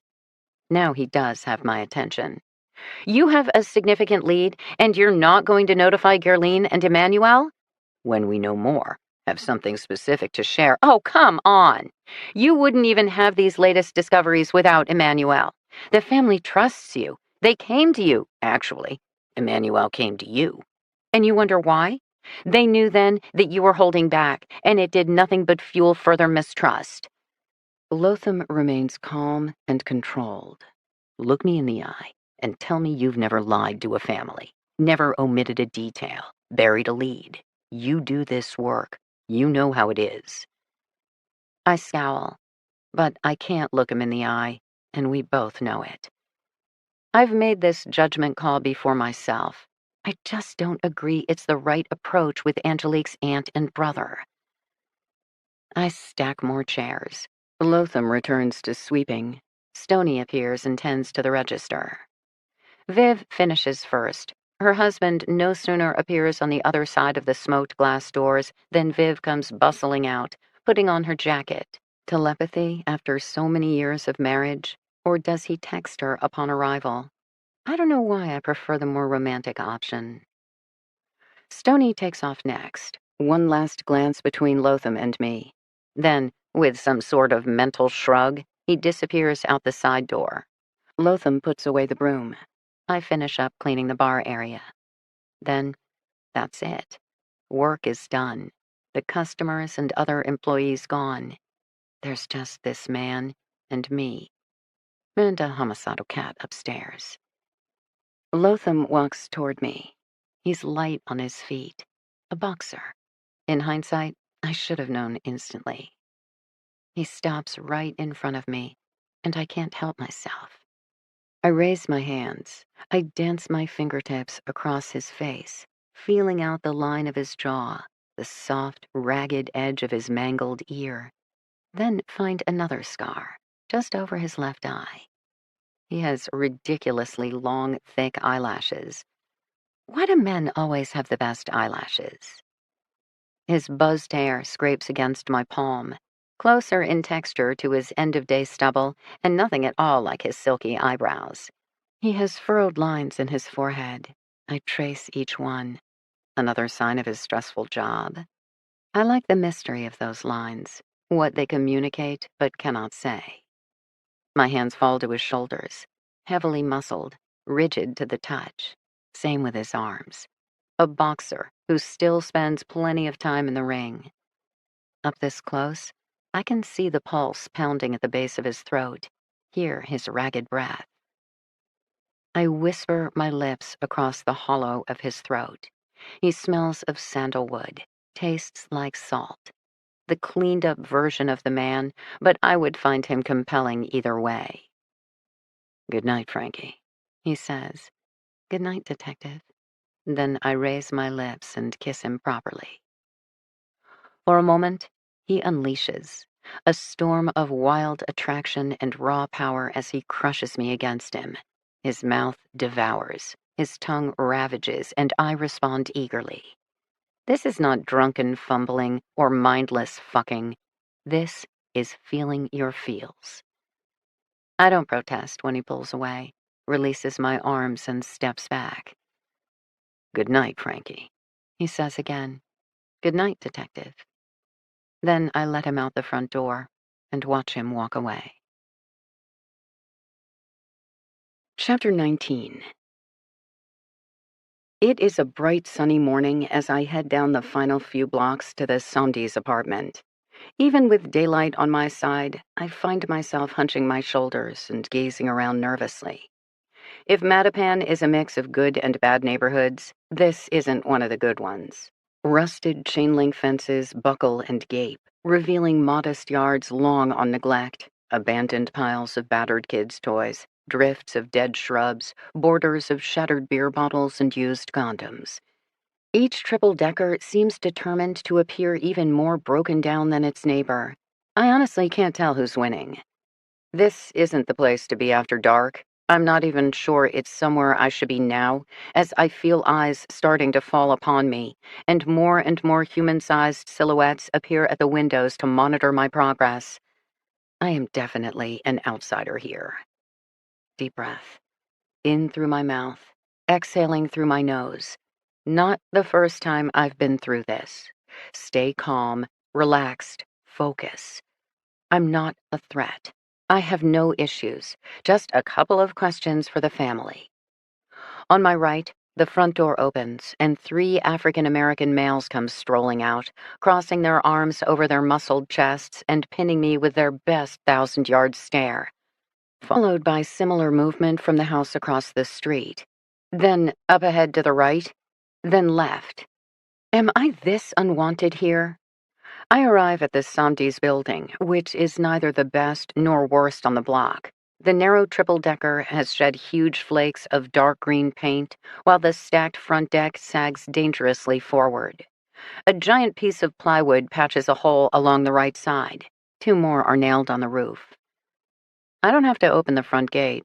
It's already collapsed, the front corner gouged deep into the earth. I shimmy around it, kicking a deflated soccer ball that plows into a pile of empty booze bottles. I startle from the noise, snag my jacket on the rusty chain link, and tear a hole. "Shit!" I curse, then belatedly catch myself. Relaxed and focused. The family I need to speak with are looking for reasons not to like me, excuses not to help. My job is not to give them one. I pick my way up the front steps. One of the boards is so rotted, I skip over it completely, landing harder than I would like on the one above. I feel it shake upon impact and clamber up the remaining stairs in a burst of adrenaline. The second I hit the landing, the front door opens. A young black male stands before me in a white tank top and sagging dark jeans. He wears his hair in a million braids, curving back from his face before falling like a curtain to his shoulders. He has a giant diamond stud in one ear and enough ink sleeving his forearms and twining around his neck to serve as a second shirt. Even looking straight at him, it's impossible to see behind the confusion of tattoos, jewelry, and hair extensions. Urban camouflage.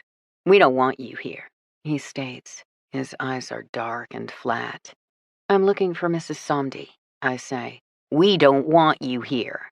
"It's regarding her daughter, Livia." "Get the fuck off my property."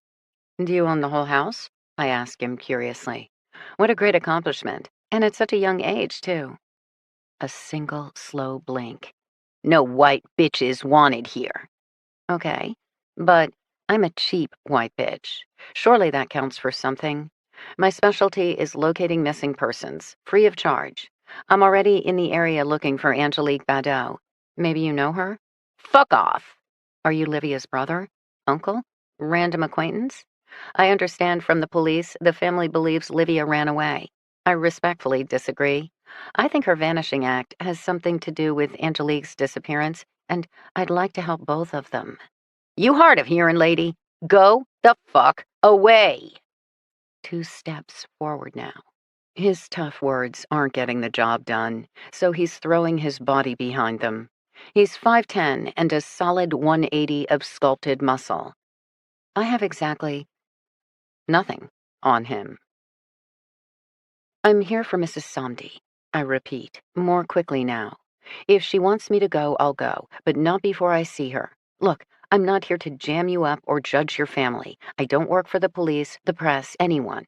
I'm here solely for the missing, and I need just a few minutes of your mother's time. 5 minutes. Who knows, by the end, maybe both she and I can do some good. The boy, who has to be Livia's older brother, opens his mouth again. His hands are fisted, his throat corded. I'm already leaning back, wishing I'd left about 2 seconds earlier, when a tired, ragged voice comes from inside the house. "Let her in, Johnson." My greeter scowls, loosens his fists. "Johnson?" I mouth at him, one brow arched. "JJ," he snaps back. JJ lets me pass by, nodding across the street at the many loitering, heavily muscled youths still keeping watch. His friends? His gang? It doesn't really matter. O'Shaughnessy had pegged Livia's brother as a drug dealer, which makes it in my own best interest to keep my head down and eyes on the floor as he leads me down the hall to the rear of the building. We emerge into an open area, hazy with cigarette smoke.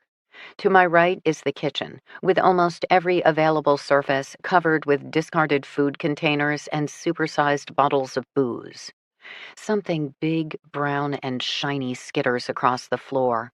Then 2 more somethings. I swallow slowly.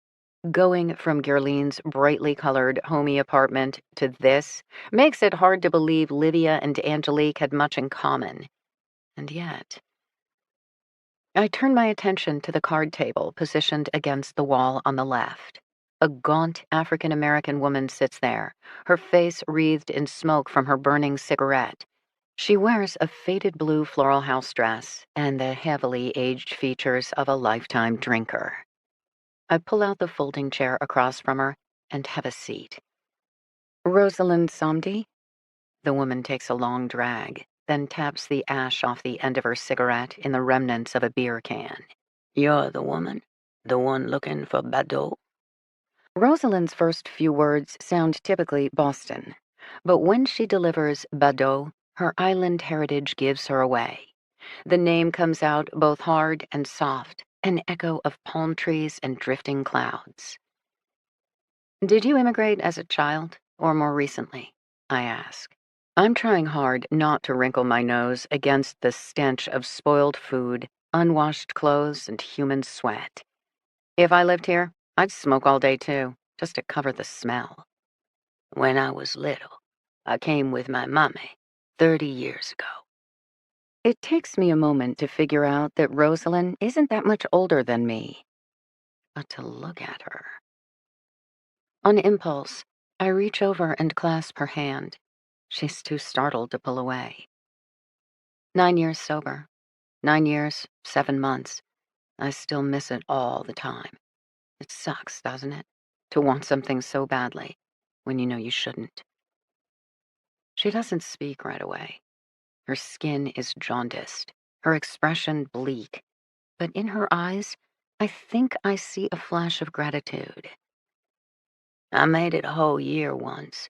Can't say it was my best year, spending every damn day hurting and wanting. But afterwards..." She takes another drag of her cigarette, nods slowly.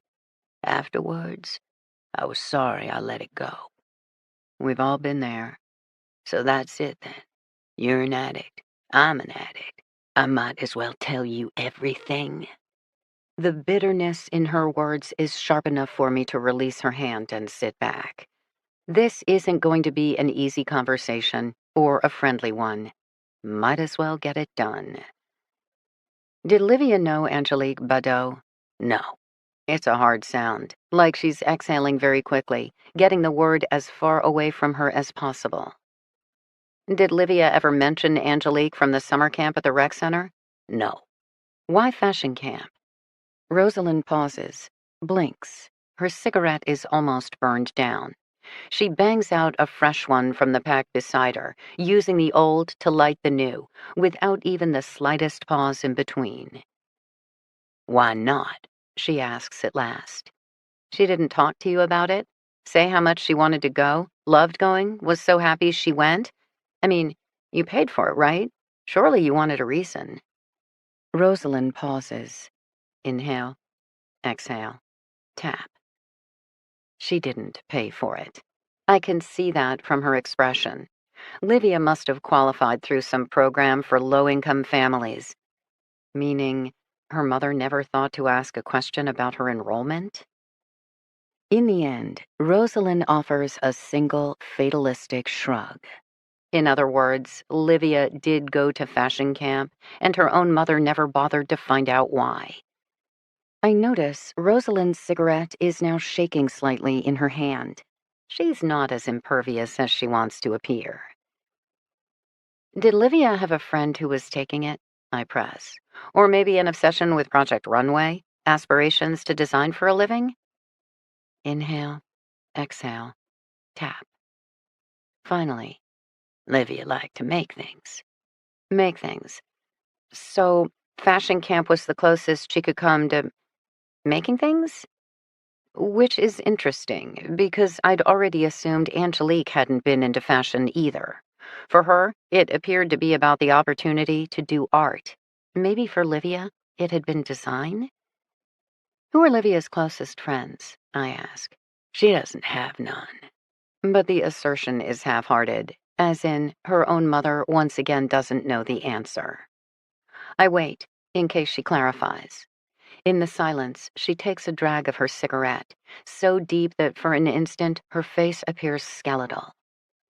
We're not the friendly type, she says at last, exhaling slowly. Did Livia like school? She went. What was her favorite subject? I don't know. Inhale, exhale, tap. She'd bring home these little projects she'd made, like this fake pumpkin, tiny, carved from orange plastic. Even the eyes were cut out. It was cute enough. Worthless, though. What the hell am I supposed to do with such a thing? I have no idea what kind of class at school leads to minuscule plastic jack-o'-lanterns. Do you still have it? Rosalind glances at the floor. There is more movement beneath the expansive layer of trash. I can't look anymore. Maybe you could show me on Livia's computer? It must have a record of her schoolwork. Rosalind bangs her cigarette against the remnants of the beer can, shakes her head. You see a computer? Girl had to use whatever they had at school. So she liked school. Her other classmates? She went. Every morning. Got up, got out. That's all I care. But I can hear it in Rosalind's voice. That's not all she cared. That's not all she was worrying about. Sounds lonely. I prod now. Going to school each day without any friends. The girl stayed out of trouble. She's shy. She's clever. Always where you don't expect her. Seeing things she shouldn't see. Hearing stuff she shouldn't hear. Even when she was young. But then you'd turn around and she'd be gone again. Learned from her brother not to be in one place too long. Gonna be sneaky? Rosalind stares at me. Better also be fast. Livia had skills. Meaning Angelique's new acquaintance from fashion camp was habitually subversive? Or maybe, by virtue of snooping where she wasn't wanted, in some kind of serious trouble? In the weeks leading up to Livia's disappearance, did anything seem different? Was what it was? The answer I expected. Your son, Johnson, is he more or less interested in his sister? Johnson wouldn't hurt his sister. The answer is reflexive and not entirely devoid of dread. Why not? Family's family. Sides. Rosalind's first moment of levity. Drama's not good for business. I get her point. Except, according to O'Shaughnessy, Johnson is pretty low level, meaning he probably reports to higher level gangsters who probably report to highest level drug lords. Would they consider a 15-year-old girl off limits, especially one who had a tendency to be where she shouldn't? Where did Livia go to school? Rosalind rattles off a name that is definitely not Angelique's school. Is that a trade school? Nothing wrong with that. Kids need a life skill. Or they'd fall back on the family business of dope dealing. Did she have a favorite teacher? Inhale, exhale, tap, shrug. Favorite subject? She liked making the pumpkin. A commotion now. Noise from the front of the house. Rosalind sits up suddenly, stubs out her cigarette. The first time she's stopped smoking since I entered the room. Time's up. Wait, you gotta go. Doors flee through the rear door. I want to argue, but suddenly Rosalind is standing, her nicotine-stained fingertip an angry punctuation as she jabs it toward me. Out! Her tone is suddenly commanding. I hesitate. Come with me. I'll take you to a meeting. We'll go together. I'll hold your hand. Ask more questions. I want to understand. But Rosalind is already shoving me toward the back door. If you find my Livia, Mrs. Sumdy hisses, wrenching open the door. Wait! Do not bring her home to this. Then Rosalind Sumdy shoves me straight out. I stagger down the steps, arms pinwheeling for balance. I've just come to a stop when I hear male voices shouting behind me. Mom, stop her! What the fuck, JJ? I don't spare a moment to look back. I bolt away from the house. I run fast, then faster, not even glancing behind me when I hear the rat-a-tat of footsteps chasing me. Though just for a second, out of the corner of my eye, I spot a shockingly tall, skinny black man wearing a red tracksuit and loads of gold chains. Retro Man, I recognize. The guy from Angelique's school who's dressed like a time capsule from 2002. There's a look on his face. A warning. I add a fresh burst of speed just as a gunshot splits the air, followed by another. I dodge left, hunching my shoulders to make myself as small a target as possible as I pound down the sidewalk, gasping through my tears. Another left, another right. Keep on trucking. Don't look back. Don't ever look back. Paul, I think wildly. Then the giant hole in my chest gapes open, and I run through that too. Faster, faster, faster. Don't look back. Don't look back. Don't look back. I run so fast my tears dry before they can stain my cheeks. I race so hard, I'm not even in this city, but somewhere far away where the trees are sinister shadows and the moon is snatching at my hair and I have to squeeze my eyes shut against the sheer terror. Don't look back, don't look back, don't look back. Next thing I know, I'm plowing into the Dunkin' Donuts where my new friends are staring at me. Call the police! Call the police! Call the police! I scream at Charity, which she does. Except I don't remember the rest. I'm crying too hard. My mind a wreck of then and now, what was and what is, what will never be again. Eventually, Lotham bursts through the door. He takes one look at my devastated face and pulls me into his arms. Paul!